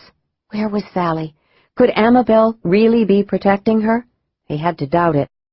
"Come in and buy your last ice cream cone," Thomas said. "That's the bottom line." "What about that woman who was murdered? And Doc Spiver?" Corey said. Quinlan said, even as he was working furiously on the ropes at his wrists, "The woman must have heard something she shouldn't have heard. They held her prisoner for at least 3 nights, probably more. She must have gotten her mouth free because Sally heard her screaming that first night she was here in the Cove. Then 2 nights later, she heard her screaming again. The next morning, Sally and I found her body. My guess is they had to kill her. They didn't want to, but they did. They knew it was either the woman or them. No choice, really. They killed her. They must have been pissed. They just threw her off that cliff, didn't bother laying her out or burying her in their precious cemetery." "What about Doc Spiver?" Thomas said. "Damn, these ropes are strong. I can't get even a micron of play in them." "Keep working on them, everybody," Quinlan said. "Now, Doc Spiver. I just don't know. It's possible he was a weak link, that as a physician, all the killing had turned him. Maybe the woman's murder was the last straw. He just couldn't stand it anymore. He cracked. They shot him in the mouth, trying to make it look like a suicide. Again, they saw it, as they had no choice." Corey Harper said, "Do you guys know that most FBI agents never get close to the big trouble we're in now? Some of them never even draw their guns. They spend their whole careers interviewing people. I've been told that quite a few agents, when they retire, become psychologists. They're that good at getting information out of people." Quinlan laughed. "We'll get out of this, Corey. Believe it." "You think you're so bloody smart, Quinlan. How the hell are we going to get free? And a swarm of little old people are going to show up any minute. You think they'll form a firing squad, or just beat us to death with their canes?" Corey said quietly, "Don't, Thomas. Let's get loose. There's got to be a way. I don't want to be helpless when someone comes, and you both know they'll come." "What, damn it?" Thomas shouted. "What can we do? The ropes are too tight. They even tied us to the wall so we couldn't get to each other. We're in the dark. So what are we going to do?" "There's got to be something," Corey said. "Just maybe there is," Quinlan said. Sally's jaw hurt. She opened and closed her mouth, working it until the pain eased to a dull throb. She was lying in the dark, the only light coming through the open doorway from the hall. She was alone. Her hands were still tied in front of her. She lifted her hands to her mouth and began to tug with her teeth on the knot. She was concentrating so hard that she nearly screamed when a quiet voice said, "It's really no use, Sally. Just relax, baby. Don't move. Just relax."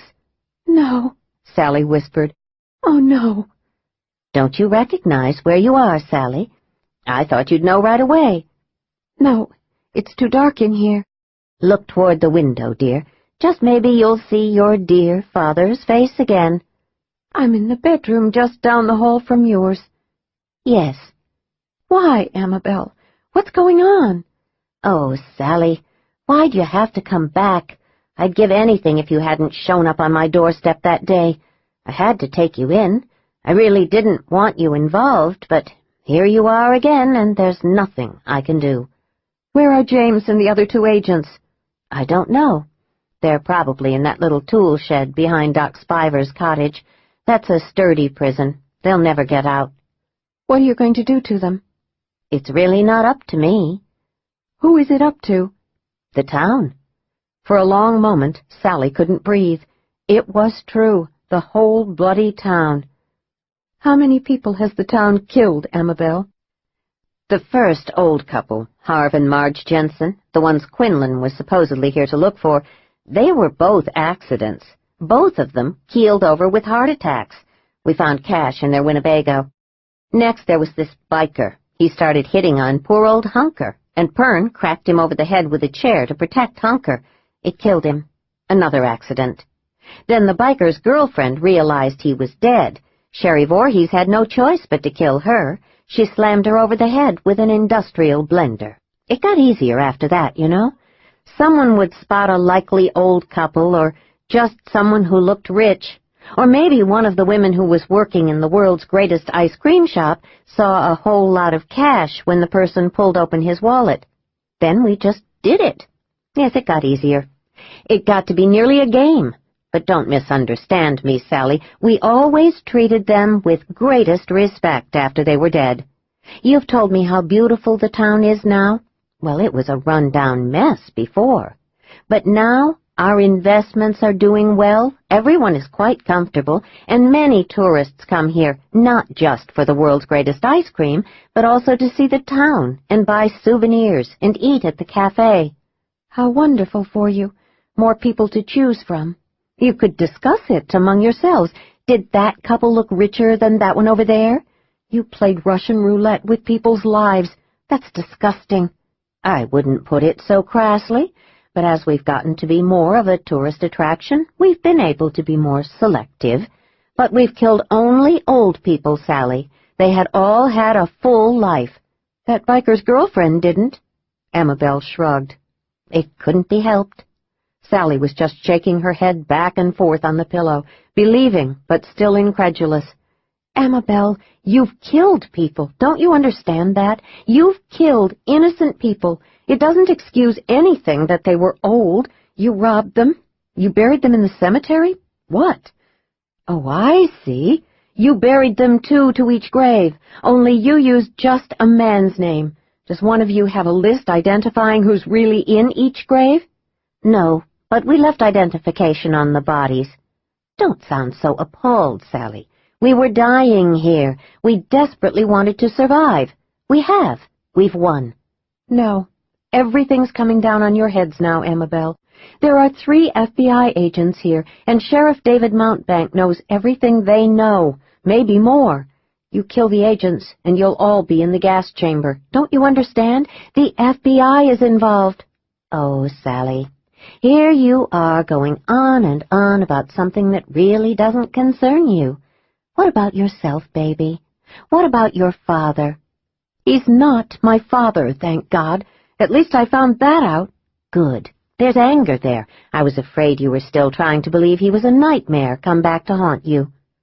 "You're saying he's here with you, Amabel? You want him here?" She knew the answer, but she didn't want to hear it. "Of course, Sally." She stared beyond her aunt to the man illuminated in the doorway. Her father. No, not her father, thank God. It was the bastard who raised her, the bastard who beat the shit out of her mother and locked her away in Dr. Biedermeier's sanitarium, the bastard who beat her just because it pleased him to do so. "So, how does our little bastard feel, Ammy?" Ammy? What was this? I'm not the bastard you are.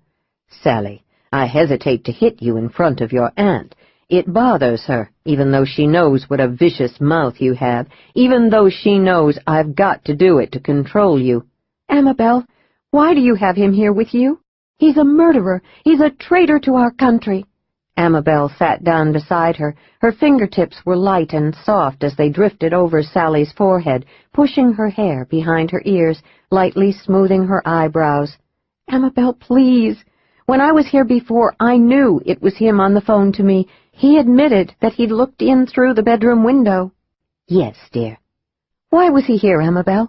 He had to come here, Sally. He had to take you back to the sanitarium. He hoped to make you doubt your sanity with the phone calls and his face at the window.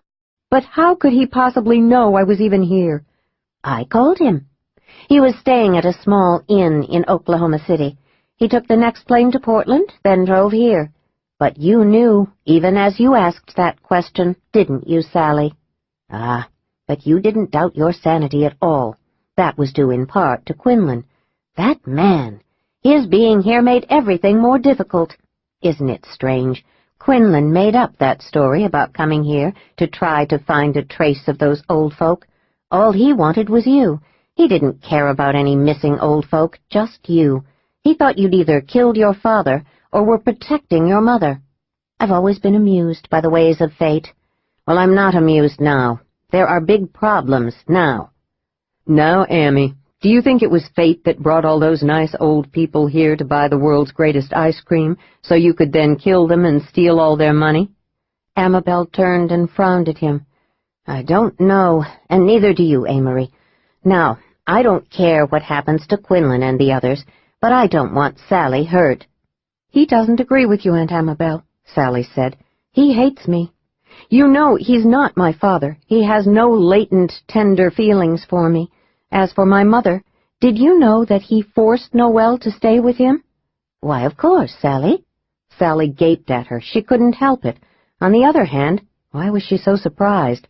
Her world had flipped and turned more times in the past 7 months than she could cope with. It seemed she'd never known who she really was, or why things were the way they were, and she'd hated her mother for her weakness. She'd felt contempt for her, wanted to shake her herself for letting her husband knock her around. Who's my father? Now she wants to know, Amory St. John said, as he strolled into the small bedroom, his hands in his pants pockets. Who? Well, dear, Amabel said, actually, your father was my husband.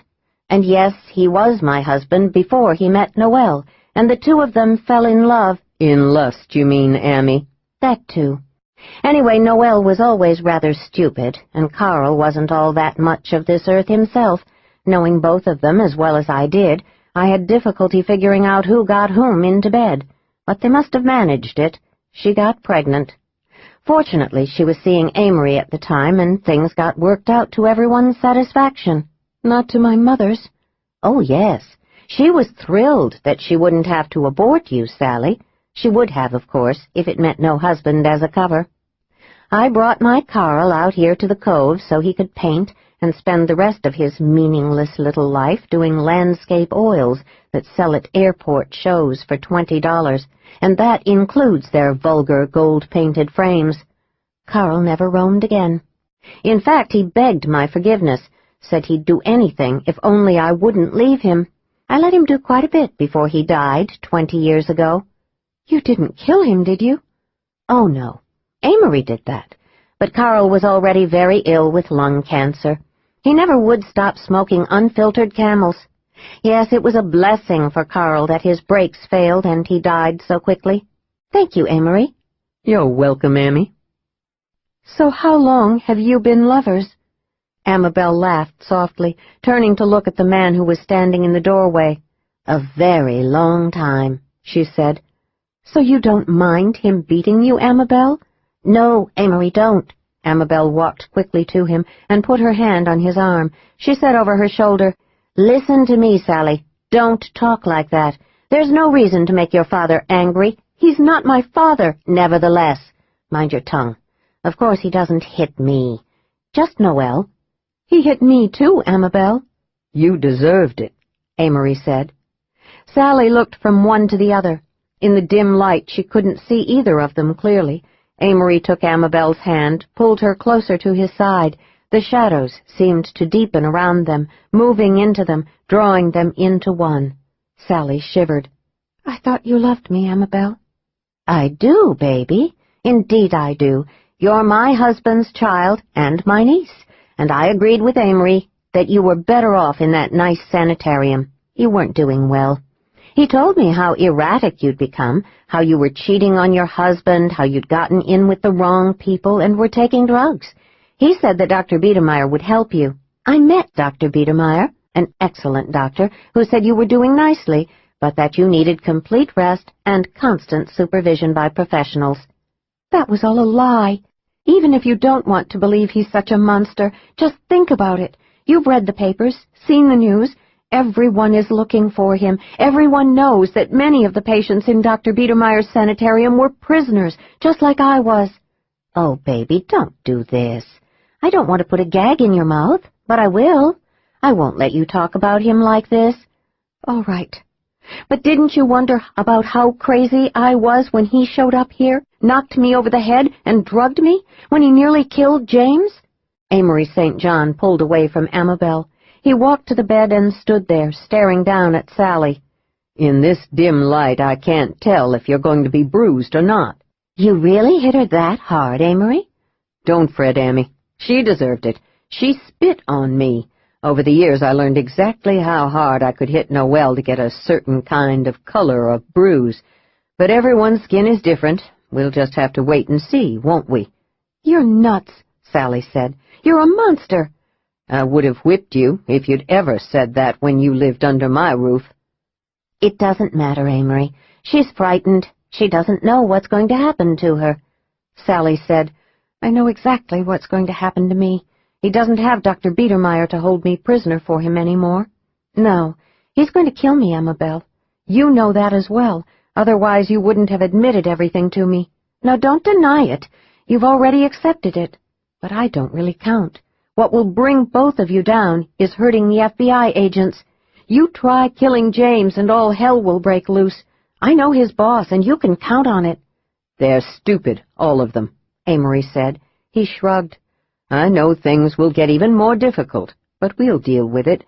Actually, I've already set things in motion. It's true I just didn't count on that bastard getting you away from Dr. Biedermeier again. That's what ripped it apart. All my plans, Sally. Everything has had to be rearranged. It has put me out. Now I'm no longer dead, thanks to the two of you. Now I'll have to leave the country forever." "Just try it. They'll catch you. With those arms sales to terrorist countries, you've got the feds ready to tear the world apart looking for you." "I know. Such a pity. But it will be fine. I got most of my money out of the Caymans and Switzerland nearly a year ago. I left just a bit in all those foreign accounts, just to tantalize the feds, just so they'd realize I knew exactly what I was doing. It will make them crazy, and they won't catch me." "James will catch you." "Your James Quinlan isn't going to catch a cold. He won't have time before he's sent 6 feet under." She felt such rage she couldn't stop herself. She heaved up, hitting him in the face with her bound fists, hard. He cursed, shoving her back, his own fist raised. She heard Amabel yell, "Don't, Amory!" But that fist just kept coming down, not toward her face, but toward her ribs. Chapter 31. "Well, hell," Quinlan said. "Sorry, guys, but the old codgers were thorough. My army knife is gone. I always taped it to my ankle. Damn." Thomas said, "Damn is right. Corey, what are you doing? Why are you heaving around like a gutted fish? Why are you making those weird groaning sounds?" She was breathing hard. "You'll see. I didn't count on Quinlan finding that knife. Just wait a moment. I've nearly made it through." "Made what through?" Quinlan said, desperately straining to see her in the darkness. "I was a gymnast. I have the dubious honor of being the most flexible agent to go through the program at Quantico. I'm getting my arms beneath my butt and pushing on through, and in just a minute... Jesus, this is tougher than it used to be when I was younger and skinnier." She stopped, breathing hard, straining. "There!" She was panting and laughing. "I did it!" "What, Corey? For God's sake, what did you do?" "My hands are now tied in front of me, Thomas. Thank heaven, they left enough leeway between me and the wall. The rope around my waist was higher than the rope tying my wrists together. Now I'm going to turn around and untie the rope around my waist. When I'm free, I can do my feet and then get to you guys." "Corey," Quinlan said, "if you get us out of this, both Thomas and I will recommend that you become the special agent in charge of the Portland field office. Right, Thomas? If she gets us out of this, I'll beg her to marry me and be the SAC. "Thomas, you're a sexist.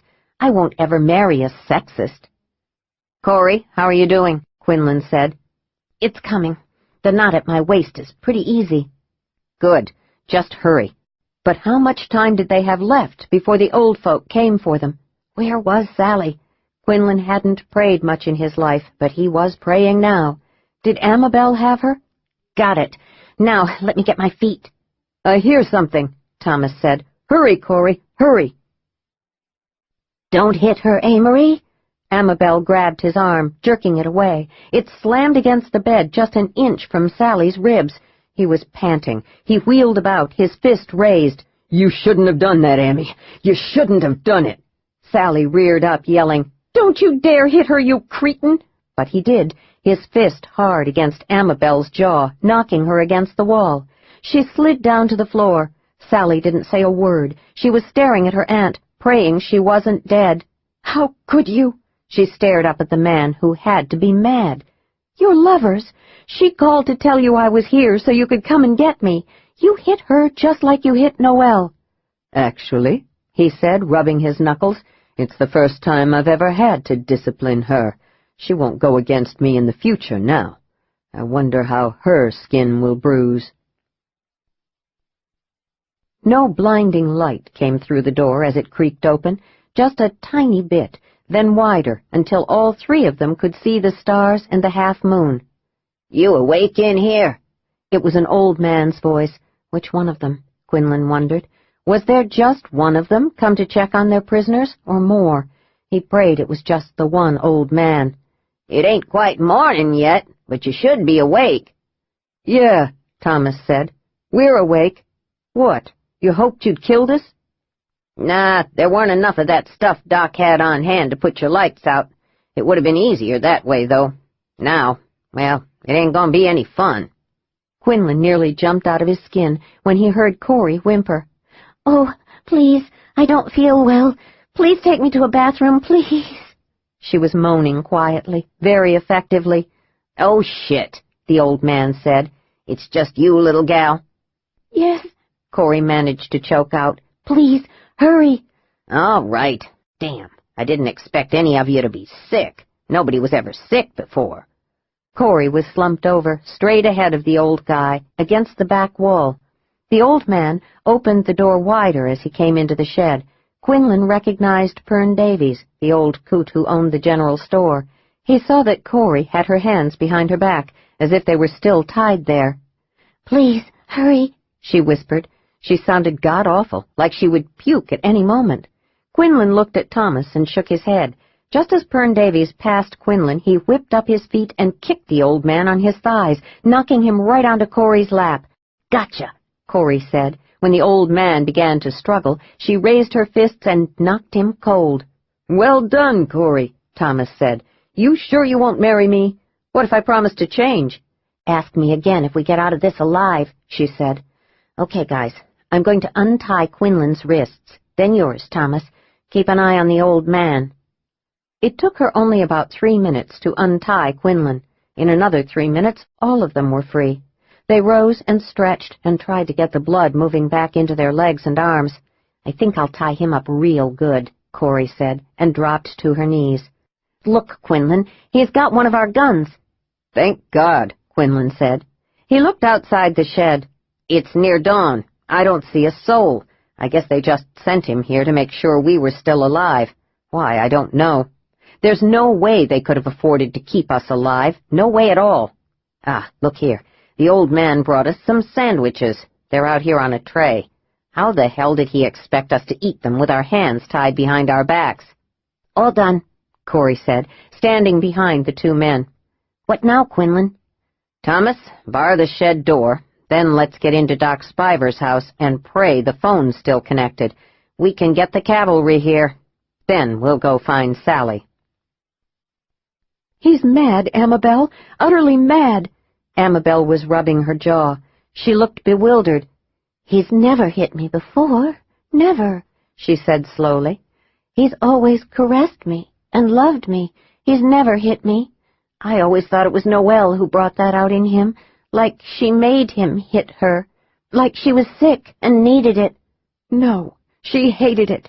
He demeaned her, Amabel, and she stood for it, all because he'd threatened to kill me if she didn't stay with him, if she didn't take his abuse. He hasn't hit you because you're not with him all that much, and because if he did, you'd probably shoot him or just leave. Noelle couldn't leave. She had to stay to protect me. Now that he's got you, he'll beat you whenever he feels like it. No, I'll tell him that if he ever hits me again, I'll leave him. You can try it, but I bet he'll find a way to keep you, just like he did your sister. You're wrong. You've got to be wrong. We've been intimate for 12 years, Sally. 12 years. I know him. He loves me. The only reason he hit me tonight is because he's afraid. He's upset and worried that we won't get away. And you pushed. Yes, you made him furious. It's your fault. Wake up, Amabel. He's insane. Shh. Sally, here he comes. Quick, Amabel, untie me. We can escape. Now what's this? My two girls conspiring against me? No, dear, Amabel said, rising to go to him. She hugged him, then kissed him on the mouth. Oh, no. Poor Sally thinks just because you hit me this one time, you'll do it again and again. I know you won't, will you? Of course not. I'm sorry, Amy. I've been under so much stress, and you were arguing with me. Please forgive me. I won't ever touch you again. He's lying, Sally said. If you believe him, you're stupid, Amabel. Yeah, come on, you lousy human being. Come on over here and hit me again. I'm tied, so I can't hurt you much. You're safe. Come on, you pitiful excuse for a man. Come and hit me. He was heaving with rage, the veins in his neck red and thick. Shut up, Sally. Look at him, Amabel. He wants to kill me. He has no control. He's crazy. Amory turned to Amabel. I'll take care of her. I know what to do. I swear I won't kill her. What are you going to do? Trust me, Amy. Can't you trust me? You have for the past 12 years. Trust me now. You think he won't kill me, Amabel? He's a filthy liar. Do you want to be an accessory to murder? Her words swallowed themselves. Amabel was already an accessory to murder maybe 60 times over. Maybe she'd even killed some of the people. Sally shut her mouth. Amory St. John laughed, low and mean. I see you understand, Sally. Amy belongs with me. We're two of a kind. Now, Amy, untie her feet. I'm taking her out of here. She couldn't stand up because her legs were numb. Amabel dropped to her knees and massaged her ankles and calves. Is that better, Sally? Why didn't you just kill me before? Why go through this charade with Amabel? Be quiet, you little bitch. You swear you won't hurt her, Amory? I told you, he said, so impatient that Sally wondered how Amabel couldn't hear it, couldn't know that he was ready to strike out. I won't kill her. When she could stand and walk, Amory took her arm and pulled her out of the small bedroom. Stay here, Amy, he called over his shoulder. I'll be back shortly, and then we'll leave. Sally said, While you're waiting, Amabel, call Noelle. Tell her how you let him kill me. Yeah, tell her that, Amabel. He pulled her out of Amabel's sight, then sent his elbow into her ribs. She doubled over, gasping with the pain. He yanked her back up. Keep your mouth shut, Sally, or I'll just keep hurting you. Do you want that? What I want, she said when she could finally speak, is for you to die, very slowly and very painfully.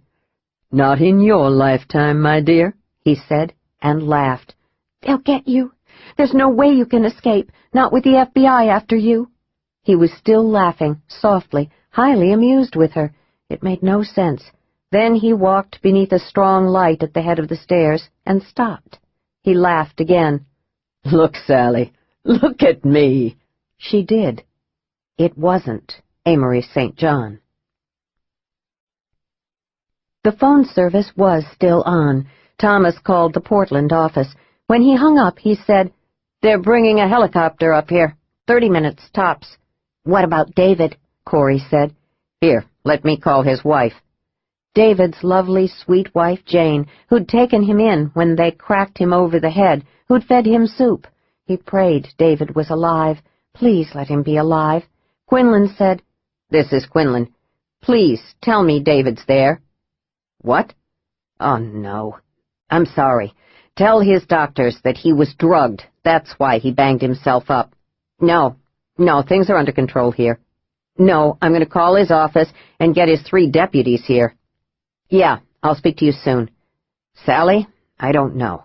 We're going to hunt for her now." He hung up the phone. "David's in a coma. They medevaced him to Portland. His condition's stable so far. Nobody knows anything yet, just that he ran off the road into the only oak tree in his neighborhood. His wife was the first person to get to him.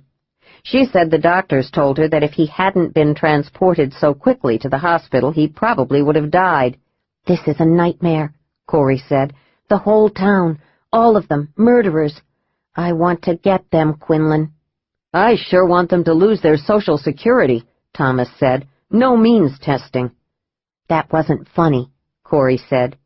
But she laughed. "It's Shakespearean. You know, comedy mixed with tragedy." "No," Quinlan said. "It's evil. It didn't start out evil, but they've made it all the way, haven't they? Let's go find my future wife." It was Amory St. John, but it wasn't. She blinked up at him. No, the light here was excellent. "Dr. Biedermeier changed your face, just like he did the man you murdered." "Yes, I didn't want to be completely different, just different enough that if an old friend happened to see me, he wouldn't wonder. He did his nicks and cuts and sutures just after we got you back from the Cove that first time." He patted his neck. "Gravity was taking a bit of a toll, but no longer. He tucked that all up, too. Would you go out with me, Sally, a young woman your age?" She didn't say anything. She was afraid if he hit her again, she'd lose consciousness. She couldn't let that happen. Her legs were free. The numbness was nearly gone. Surely she could run now. She had to get away from him. She had to find Quinlan and the others. What if they were already dead? No, she wouldn't think like that. They weren't dead. There was still time. She looked up at him. She hated him more than she believed it possible for one human being to hate another. She wanted to break him, wanted him to suffer, to realize he'd lost, to realize that he wasn't as smart as he thought he was. "Scott told the FBI everything you'd done. He's cooperating with them, hoping to save his wretched little hide." "Who cares what the little prick does? Shut up now, and let's get you out of here." He forced her down the stairs, as if he guessed she would try something. He grabbed her hair and went down behind her. What to do? There was a noise at the front door. His hand jerked her hair upward. She didn't even notice. She heard him under his breath. She knew the moment when he drew a gun. Let's hope it's one of the old folk. But it wasn't. The door slowly opened. If only they'd been upstairs, no one would have heard anything. She stared at that opening door, mesmerized. She saw Quinlan's face. She didn't think, just acted. She raised her arms, grabbed his hair, and dropped down. Amory stumbled over her head and rolled over and over down the stairs. He landed on his back, panting hard, but still conscious. Quinlan was on him in an instant, the gun pointed at his temple. "Who the hell are you?" "It's Amory St. John," Sally said. "Dr. Biedermeier changed his face, just like he did that other man's." Quinlan's Sig Sauer pressed harder against St. John's temple. "Sally, are you all right?" "I'm fine. My aunt's upstairs. He was taking me away, probably to kill me. He told my aunt that he wouldn't, but he's a miserable liar. James, he hit her, and she's all ready to forgive him." "What's wrong with her?" "I'll get her," Thomas said. "Don't worry, Sally. I won't hurt her."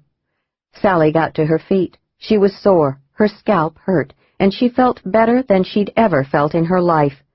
"James," she said, "I'm so glad to see you. You too, Corey. Amabel said the three of you were in that shed behind Doc Spiver's cottage. Yeah, Quinlan said, but we're special agents. We got out. Well, actually, it's Corey who's the hero. You know, Sally, I noticed a gray hair. Let Corey untie your hands. When she had feeling back in her wrists, she went and stood over the man who'd been her father for so many years, the man she'd hated for so long, the man who hated her. He was on the floor at her feet. She got down on her knees. She smiled. Now it's my chance to tell you what I think of you. You're pathetic. You're nothing. You'll never have a hold over anybody again for as long as you live. I hate you. More than that, I despise you. She drew back her fist and slammed it into his nose. I've wanted to do that for such a long time. She rubbed her knuckles. He was quivering with rage. His nose began to bleed. He quieted only when he felt the gun press still harder against his temple. You want to know something else? Noelle is ecstatic that you're gone. She hates you as much as I do. She's free of you. I'm free of you. Soon you'll be in a cage where you belong. She stared down at him, at the blood seeping out of his nose, at the rage in his eyes. God-awful bastard! She rose and kicked him in the ribs, then kicked him 2 more times. You crazy bitch! Hey, you're a cop. Don't let her beat me. I'll let her shoot you in the balls if she wants to, Quinlan said. Sally, would you like to shoot him? No, not now. Well, just not this exact minute. You know what, old man?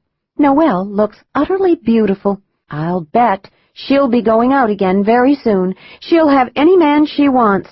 She won't dare. She knows I'd kill her if she even looked at another man. Yes, I'd kill both of them. You aren't going to kill anybody, Sally said, eyes mean and bright, joy in her voice. You're going to jail for the rest of your miserable life. She patted his face. You're an old man. Think of how much faster you'll sag and wrinkle in prison. I won't go to prison. I'm going to get you. I played with you for 6 months. I should have strangled you. Just try it, you old bastard. She smiled down at him, lifted her foot, and landed it square in his groin. He screamed, clutching himself. Well done, Sally, Quinlan said. You sure you don't want to shoot him? There was a shot from upstairs. Chapter 32. Quinlan struck Amory St. John hard on his jaw. One down, he thought, as St. John's head lolled to the side. They had only one weapon, Quinlan's gun, taken off old Pern Davies, the one that Quinlan had pressed to Amory St. John's temple. When Thomas had gone upstairs unarmed, Sally hadn't thought, hadn't imagined that her aunt could shoot someone. Suddenly Corey moved like lightning, throwing herself into the shadowed recess just to the side at the base of the stairs. They watched in silence as Thomas, his arm bleeding rivulets through his fingers, came down the stairs, Amabel behind him with a pistol to the back of his head. "Throw that gun toward the living room, Mr. Quinlan." Instead, Quinlan slid it across the highly polished oak floor, right toward the spot where Corey was crouched. "You don't have such a good aim, do you? No matter. Now, move away from him. That's right. Go stand by Sally. You, sir, keep moving, or I'll shoot you in the back of your neck. You wouldn't like that, would you?" "No," Thomas said, sounding dazed. "I wouldn't like that at all." "You're bleeding all over my floor. Well, who cares? I doubt we'll ever come back here anyway. Now, Mr. Quinlan, you and Sally just take 2 more steps back. Good. Don't try anything. You're always bragging about FBI agents, but this one's just like you, Mr. Quinlan. He's just a man. Look at all that blood. And it's only a little wound in his arm. He's not whining. I'll say that for him. Now don't move." She looked down. "Amory, you can get up now." There wasn't a sound from Amory. "Amory?" She waved the gun and screamed at Quinlan. "What did you do to him, you bastard?" "I cold-cocked him, Amabel. Real hard. I don't think he'll be coming around any time soon." "I should shoot you right now. You've been a pain ever since you set foot in this town, ever since you first saw Sally. No, Sally, just keep your mouth shut. My future is with him, and I intend to have it. I know the town will fall, but I won't. No one will catch us. Not even your precious FBI. She shoved Thomas to the bottom step. She must have sensed something because she quickly moved back up 2 steps. You try to turn on me, boy, and I'll blow your head off. No, ma'am, Thomas said. I won't do anything. Can I go down and let Quinlan wrap a handkerchief around my arm? I don't want to bleed to death. I don't want to ruin your pretty floor and carpets. Go on, but try anything and you're dead. Thomas was pale, his mouth drawn thin with pain. He was holding his arm tightly. Blood still dripped slowly between his fingers. Come here, Thomas, Quinlan said, motioning him forward with his hand. You got a handkerchief? Yeah, in my right coat pocket. Quinlan pulled out a spiffy blue handkerchief with the initials T.S. in the corner and tied up his arm.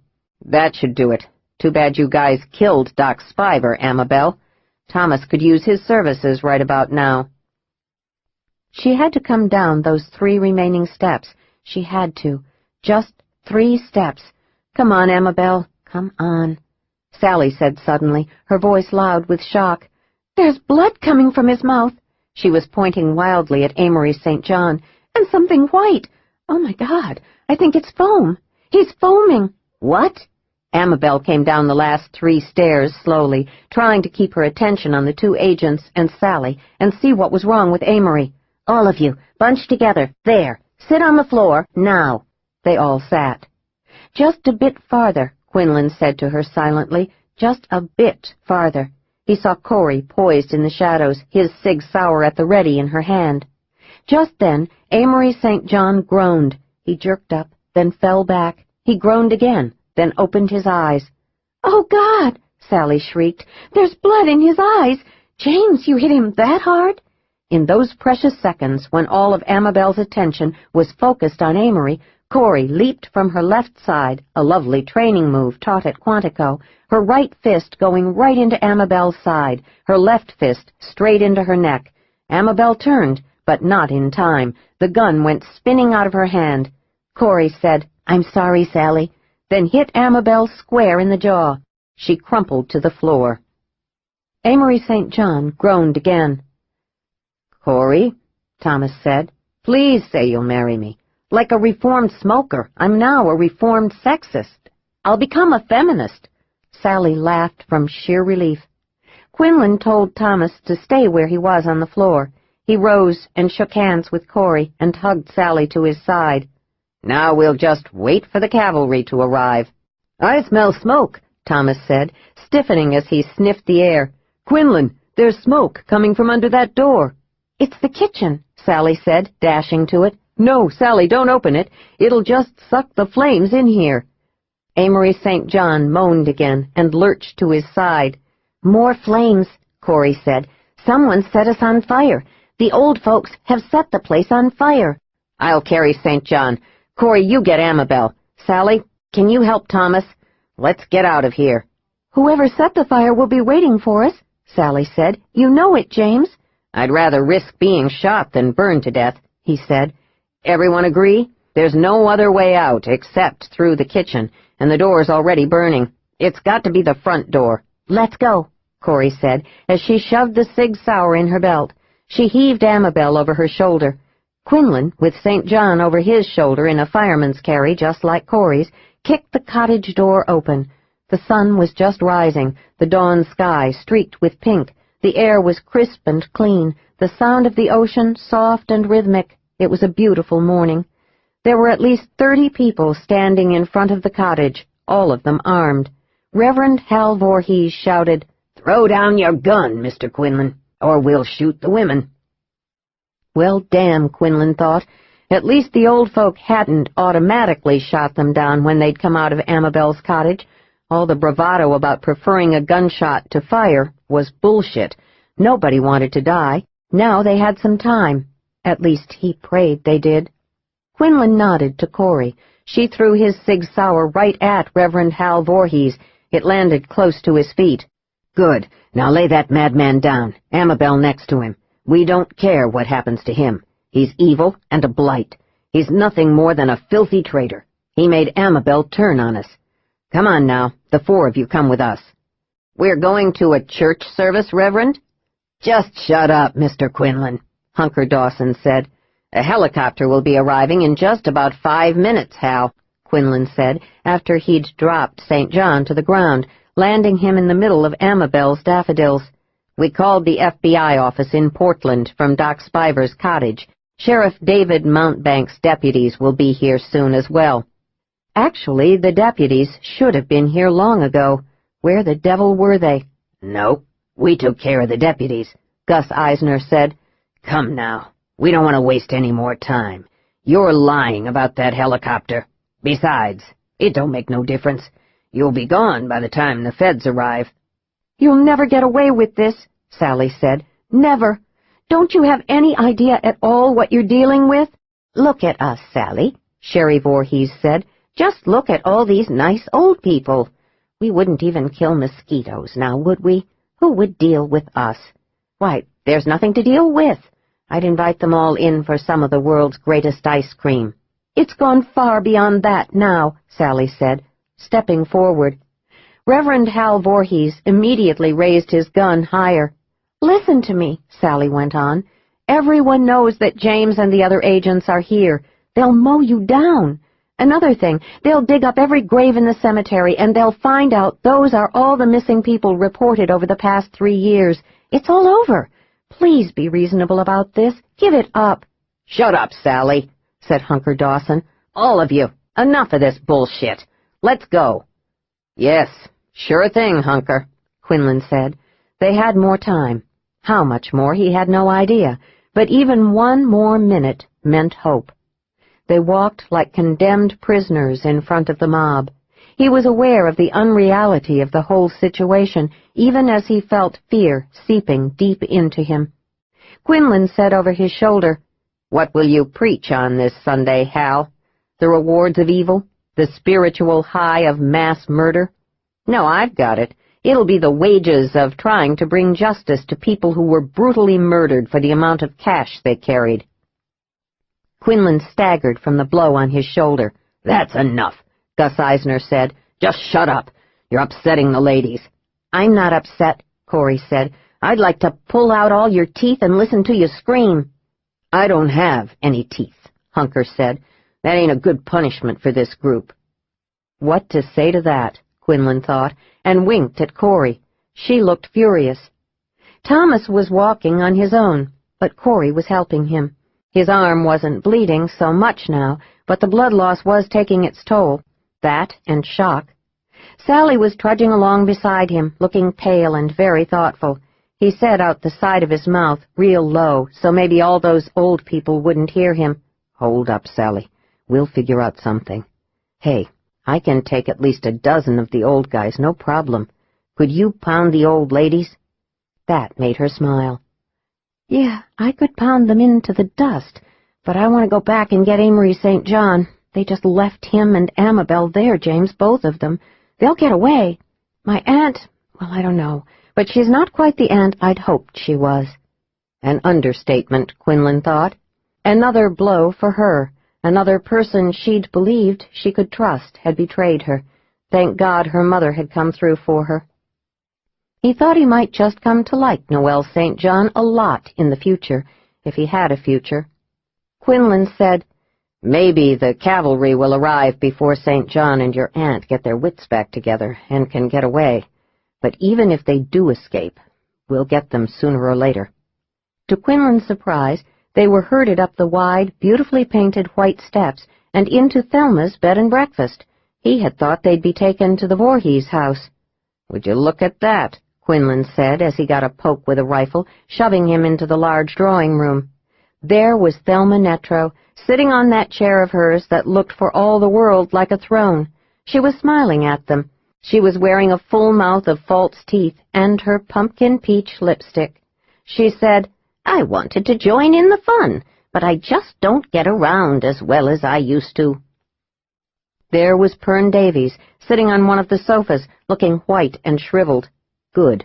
Corey had whacked him hard. "Why are we here?" Quinlan asked, turning to Reverend Hal Voorhees. "You're here because I wanted you here, because I ordered my people to bring you to me. Because, Mr. Quinlan, I'm going to tell you all what we're going to do with you." They all stared at Martha as she moved from behind Thelma Netro's chair. There was nothing soft and bosomy about her now. There were no pearls around her neck. Her voice was loud and clear, a commander's voice, not her gentle cook's voice announcing an incredible meal. Damn, Quinlan thought. What was going on here? "Martha?" Sally said, bewildered. "Oh, no, not you too, Martha." "Don't look so surprised." "I don't understand," Sally said. "You're a wonderful cook, Martha. You go out with poor Ed. You take grief from Thelma. You're nice, damn you. What's going on?" Quinlan said slowly, "I knew there had to be a ringleader, one person with a vision, one person who could get all the others to fall in line. Aren't I right, Martha?" "Exactly right, Mr. Quinlan." "Why didn't you just let them elect you mayor?" Sally said. "Why murder innocent people?" "I'll let that go, Sally," Martha said. "Oh, poor Mr. Shredder. You, Corey, set him down in that chair. Too bad Doc Spiver fell sick of cowardice and remorse. He drew the straw and had to kill that woman who'd overheard a meeting we were having. We caught her on the phone, dialing 911. Poor bitch. She was different. We didn't know what to do with her. She wasn't like those tourists who came into town for the world's greatest ice cream. No, we wouldn't ever have picked her. She was too young. She had children. But then, we didn't know what to do with her either. We couldn't very well let her go. When she got loose that first night and screamed her head off, you heard her, Sally. Amabel told us the next day. We put a guard on her. But then, 2 nights later, she got loose again, and that time Amabel was forced to call Hal Voorhees over. Because of you, Sally. There was no choice. Since it was Doc's fault that she got loose, since he'd been her guard, we all decided that she had to die. There was simply no other choice.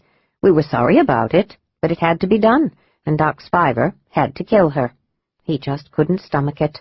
He was going to call Sheriff Mountbank. She shrugged. Fair is fair. Yes, we've always been scrupulously fair. Helen Keaton drew the straw. She put the gun in his mouth and pulled the trigger. If it hadn't been for that sheriff and the medical examiner in Portland, it would have been declared an accident. Yes, that was a pity. Amazingly unfair. It was remarkable, Quinlan was thinking, that every criminal he'd ever known had loved to talk, to brag about how great he was smarter than everyone else, even a little old lady. "Yeah," he said, "a real pity." Martha was fiddling with her glasses, since she wasn't wearing her pearls, but her voice was calm and assured. "You don't appreciate what we've done, Mr. Quinlan.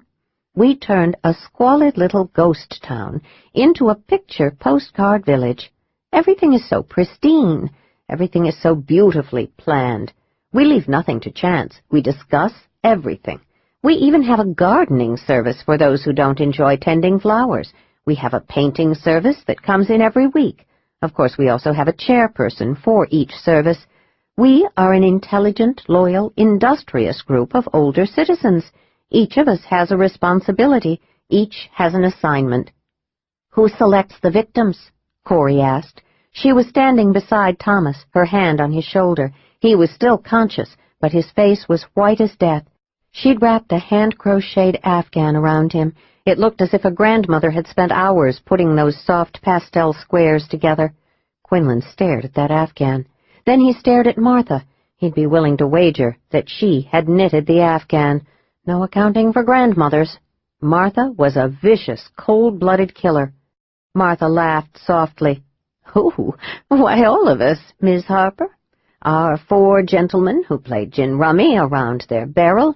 Yes, they look over everyone who drives in for refreshment at the world's greatest ice cream shop. Zeke, down at the cafe, eyes every tourist from his window in the kitchen, when he's too busy. Then Nelda pays attention when folk take out their wallets to pay. Sherry and Della run the souvenir shop in that little cottage close to the ocean cliffs. They check out tourists there. As you can imagine, we must make decisions very quickly." She sighed. "Sometimes we've erred. A pity. One couple looked so very affluent, drove a Mercedes even, but we only found $300, nothing else of any use. All we could do was send Gus to Portland with the car to sell it. It turned out it was least. That was close. As I recall, Ralph refused to lay them out, didn't you, Ralph? Yes, that's right. You said they didn't deserve it, and we all agreed. They weren't honest with us. They lied. Exactly right, Ralph Keaton said. I just wrapped them each in a cheap sheet, the dirty liars. Helen wanted the name Shylock on their grave marker, but we knew we couldn't be that obvious, so we changed it to Smith. So nondescript it was like they'd never even existed. "This is amazing," Sally said, looking at each one of those old faces. "Truly amazing. You're all mad. I wonder what they'll do with all of you. Put you all on trial as mass murderers, or just chuck you into an insane asylum." "I hear a helicopter," Reverend Hal Voorhees said. "We've got to hurry, Martha." "You're going to shoot us?" Corey asked, stepping away from Thomas. "You honest to God think you can get away with killing all of us?" "Of course we can," Pern Davies said, rising from the sofa, looking a bit less pale. He picked up a shotgun from beside him and walked forward. "We've got nothing to lose, nothing at all. Isn't that right, Martha?" "Perfectly right, Pern." "You're all senile and stupid," Sally screamed. In that instant, when most attention was focused on Sally, Quinlan grabbed Pern Davies's sawed-off shotgun and leaped at Martha. He took her down and rolled over her. He had his arm around her throat and the gun digging into the small of her back. His right hand was tangled in the chain that secured her glasses. There was stunned silence. Thelma Netro slowly turned around in her chair. "Let her go, Mr. Quinlan. If you don't, we'll just kill her along with the rest of you. You agree, don't you, Martha?" There was no choice, none at all. Quinlan knew that. He knew he had to act quickly, with no hesitation. He had to make them believe. He had to scare them down to their old bones. It had to be shocking. It had to punch these old people back to reality, out of the insane world they'd created and inhabited. He had to show them they had no more control. Quinlan raised the shotgun and shot Pern Davies in the chest. The blast knocked the old man off the floor against an ancient piano. Blood spewed everywhere. The old man didn't make a sound, just slid onto the floor. There were a dozen screams, curses, and just plain horrified yells. Quinlan shouted over the din. "I can get at least 3 more of you before you get me. Want to bet it's not going to be you? Come on, you old geezers. Come and try it." The shotgun was double-barreled. One of them would realize quickly enough that he had only one shot left. "Corey, grab my gun, quick." She had it in an instant. Reverend Hal Voorhees raised his pistol. Quinlan shot him cleanly through his right arm. Corey threw Quinlan his Sig Sauer. "Who else?" Quinlan said. "This gun is a semi-automatic. It can take you all down. Anybody else? It will make a bigger, bloodier mess than that wimpy little shotgun did on old Pern. It'll spew your ancient guts all over this room. I'll bet none of you has ever dispatched your victim with a semi-automatic. It ain't a pretty sight. Just look at Pern. Yeah, look at him. It could be you." Silence. Dead silence. He heard someone vomiting. That was amazing. One of them could actually throw up seeing Pern Davies after they'd killed 60 people. Thelma Netro said, "You all right, Martha?"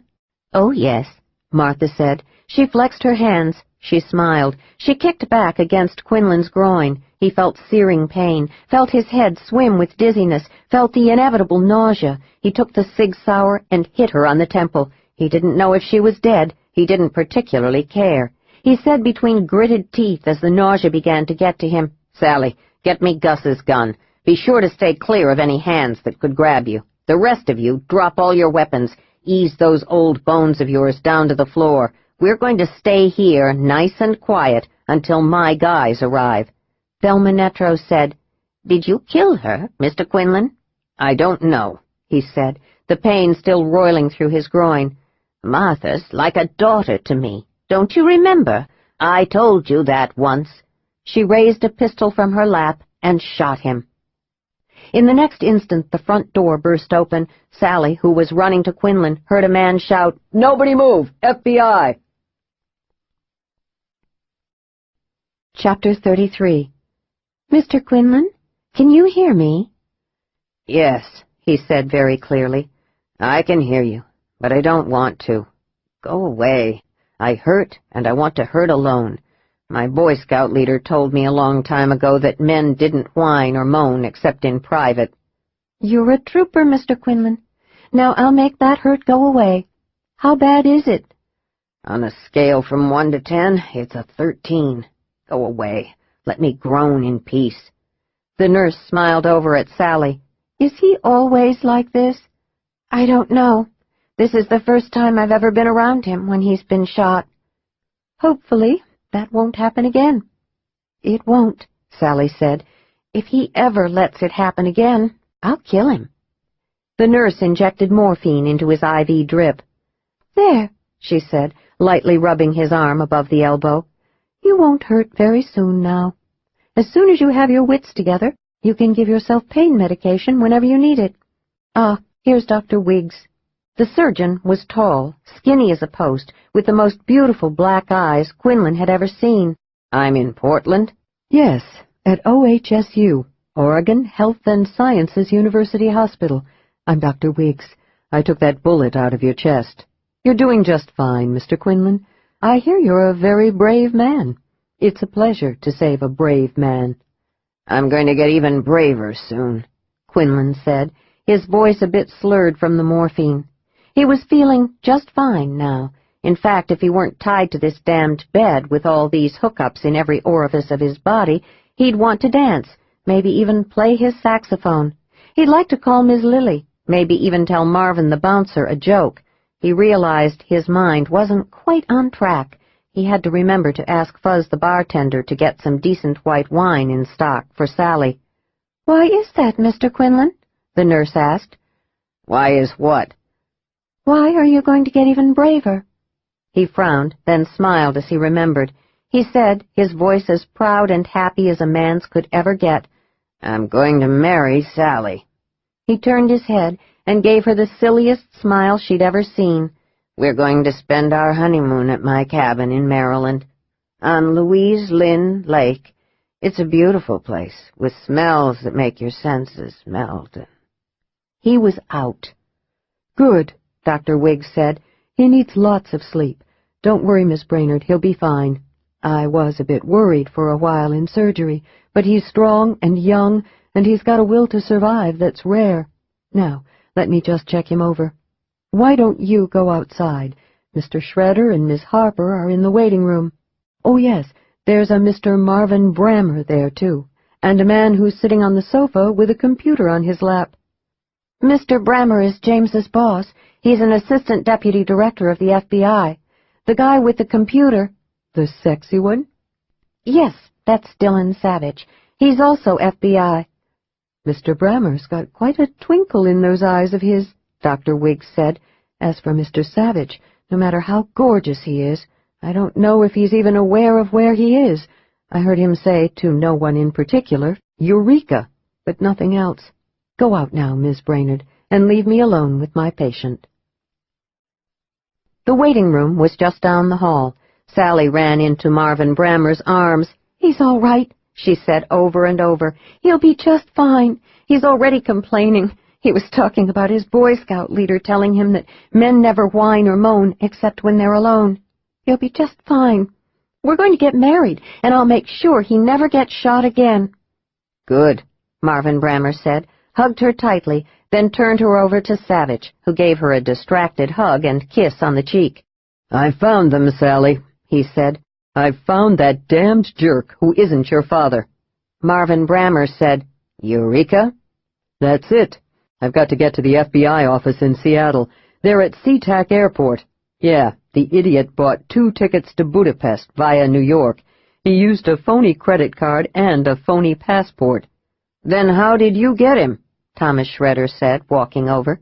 His arm was in a sling. He had good color in his cheeks again. He was no longer in shock. He doesn't look like Amory St. John anymore. Not hard, Savage said, patting his laptop. Me and Max here and our modem can do anything. Sally's aunt used her own passport. Ain't that a kick? She had to, I guess. I suppose they just prayed that she'd get through. They should have laid low until they got a phony one for her, too. Corey, you and Thomas must have really scared them. They couldn't wait to get out of the country. So, Sally said slowly, as Savage phoned the Seattle FBI office. "It's nearly over. What's going to happen to the town, Mr. Brammer?" "Agents are all over the cemetery. Like the old folks said, they buried all the people they murdered with their identification, so there's been no problem determining who anybody is. Mass murder, nothing else to call it, all by a bunch of senior citizens." He shook his head. "I thought I'd seen just about everything, but this takes the cake. Evil," he added, stroking his chin. "Evil can sprout up just about any place. None of the seniors is saying a word. They're loyal to each other, I'll say that for them, even though it doesn't matter. That Martha Critlin, she'll pull through, although I'll bet she'll wish she hadn't. Just imagine that seemingly sweet old lady was the brains and resolution behind the town." "She's the most wonderful cook," Corey Harper said, and sighed. "That last dinner was the most delicious meal I've ever eaten in my life." "Yeah," Thomas Shredder said, "and it could have been our last meal, since she drugged us." "You'll survive," Martin Brammer said. "Oh, yes. One of the agents found a slew of diaries that old Thelma Netro kept throughout all her time in the Cove." Sally said, "She always had one with her. Do you know that she had a black circle on her tongue from licking the end of the fountain pen before she wrote?" "Knowing our people, they'll probably check for that. Old Thelma was very specific about how everything came about. It's probably the best proof and history anyone could have of the entire episode. I mean, she wrote everything, beginning back in the 1950s, after she and her husband came to the Cove. It's all the Attorney General's problem now. I'll wager they're hating every minute of it. You can't begin to imagine what the media are doing with all this. Well, maybe you can. It's nuts. At least Sheriff Mountebank came out of the coma this morning. That's one good thing. His 3 deputies are pulling through as well. They were drugged and tied up in that shed where you guys were." "Amory St. John and my Aunt Amabel," Sally said. "Mr. Brammer, what will happen to them when you nab them?" "He'll be in jail 3 lifetimes. As for your aunt, Sally, I don't know if they'll toss her in with the other seniors, or if they'll add kidnapping charges and conspiracy charges. We'll just have to see." "Eureka again!" Everyone turned to Savage. He looked up, grinning a bit sheepishly. "Well, I just wanted all of you to know that Sally's divorce will be final in 6 months. Let's make it the middle of October. I've booked Elm Street Presbyterian in D.C. for the 14th. Everything's set." "Will you marry me, Corey?" Thomas Shredder said. She gave him a sharp look. "You have to prove to me that you're no longer a sexist.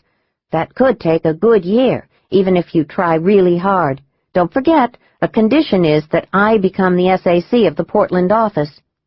"You could always shoot him in the other arm if he backslides," Brammer said. "As to Special Agent in Charge, why, Miss Harper, I'll do a great deal of thinking about that." Sally just smiled at them all of them lifelong friends now, and walked back to James's room. He would live. As to all the rest of it, well, she just wasn't going to think about it until she had to. Life was all in your perspective, she'd decided during that helicopter ride to Portland. James, as white as death, lying on that stretcher beside her, tubes sticking out of him. She was going to keep her perspective on James's face. A nice face, a sexy face. She couldn't wait for him to get well, so they could go to the Bonhomie Club, and he could play his saxophone. The next morning, Quinlan opened the Oregonian that a nurse had brought him. The headline was, "Amory St. John Killed While Fleeing FBI." Like he didn't deserve it, he thought. "Yeah, poor bugger," he said aloud, and read on. Evidently, Amory St. John had tried to run, but he hadn't made it. He'd left Amabel in a flash, jumped into a baggage truck, knocked out the driver, and driven off, the FBI right behind him. He hadn't gotten far. He'd even been stupid enough to fire on the agents, refusing orders to stop and throw down his weapon. He was dead. The bastard was finally dead. Sally wouldn't have to go through a trial. She wouldn't ever have to face him again. What about Amabel? Apparently the Oregonian hadn't known which headline to splash, the Cove murders or Amory St. John. Since the Cove had gotten the big print the day before, he supposed they decided it was Amory's turn. Amabel Purdy, he read, had pleaded innocent of all charges, both with regard to Amory St. John and with regard to the Cove, saying she had no idea what was going on in either case. She was an artist, she maintained. She helped sell the world's greatest ice cream. That was all she did. Wait until the media found out about Thelma's diaries, he thought. That would nail her hide, but good. All of the seniors' hides. He was tired. His chest hurt real bad, and so he pumped a small dose of morphine into his arm. Soon, he knew, he would be sleeping like a baby, his mind free of all this crap. He just wished he could see Sally before he went under again. When she appeared at his bedside, smiling down at him, he knew he must be dreaming. "You look like an angel." He heard a laugh and felt her mouth on his, all warm and soft. "Nice," he said. "More." "Go to sleep, Buster," she said. "I'll be here when you wake up." "Every morning?" "Yes, always." Epilogue. Sally St. John Brainerd and James Rayleigh Quinlan were married on the date Dillon Savage had set for them, October 14th. Dillon Savage was Quinlan's best man, and Sally's mother was her matron of honor. She attended her daughter's wedding with Senator Matt Montgomery from Iowa, a widower who'd taken one look at Noel and fallen hard. She had worn a two-piece bathing suit that summer.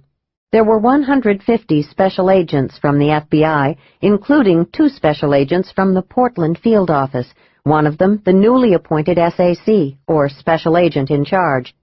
Every Rayleigh and Quinlan within striking distance arrived at the Elm Street Presbyterian Church in Washington, D.C. Sally was simply enfolded into her new family. Ms. Lilly, Marvin the bouncer, and Fuzz the bartender were in attendance, Ms. Lilly wearing white satin, and Marvin announcing to everyone that the chickie looked gorgeous in her wedding dress. Fuzz brought a bottle of Chardonnay for a wedding present. It had a cork. The media mobbed the wedding, which was expected since the trial of Dr. Biedermeier, a.k.a. Norman Lipsey, had ended just the previous week, and Sally had been one of the major prosecution witnesses. He'd been found guilty of conspiracy, murder, kidnapping, extortion, and income tax evasion, which, a TV news anchorwoman said, was the most serious of all the charges and would keep him in jail until the 22nd century. Scott Brainerd had plea bargained to a charge of kidnapping and conspiracy, which the government finally agreed to, since the feds could find no solid proof of his activity in arms dealing. He was sentenced to 10 years in jail.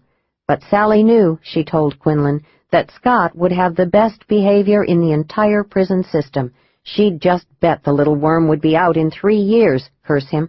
Quinlan rubbed his hands together and said he couldn't wait. In the previous June, Sally had become the senior aide to Senator Bob McCain. She had begun showing Quinlan a glitzy Washington, D.C. that was sleazy in a very different way from what he was used to.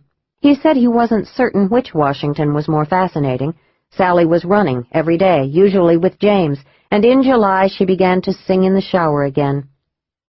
Amabel Purdy, it had been agreed to in late July, was going to be treated differently from the other 50 members of the Cove. Besides committing 8 murders, 4 by stabbing, she'd also shot a special agent, kidnapped her niece, and aided and abetted the escape of a murder suspect, thus becoming an accessory. Her trial would be held at the end of the year. Neither Quinlan nor Sally was looking forward to it. All the murders were detailed in Thelma Netro's diaries, how they had been done, when, and by whom. Thelma Netro wrote that there was little or no remorse among the townspeople after the 20th victim had been dispatched. Poison was the favored method, she wrote, because Ralph Keaton didn't like mess when he laid the people out for burial. She herself had murdered 2 people, an old couple from Arkansas, she wrote, who died quickly, smiling, because they'd eaten slices of Martha's New Jersey cheesecake and hadn't tasted the poison. It came out that the last 2 murders of old people who'd had the misfortune to want to try the world's greatest ice cream had occurred just 2 months before Sally Quinlan had arrived for the first time in the Cove to hide at her Aunt Amabel's cottage. Reverend Hal Voorhees had drawn the highest number. He'd persuaded an affluent old couple to remain for a special evening spiritual revival service that had just been organized that very afternoon. Thelma had written in her diary that it had been a very pleasant service, with many people rising to give thanks to God for what he'd done for them. There were punch and cookies after the service. Reverend Hal hadn't put enough arsenic in the cookies, and the old couple had to be poisoned again, which distressed everyone, particularly Doc Spiver.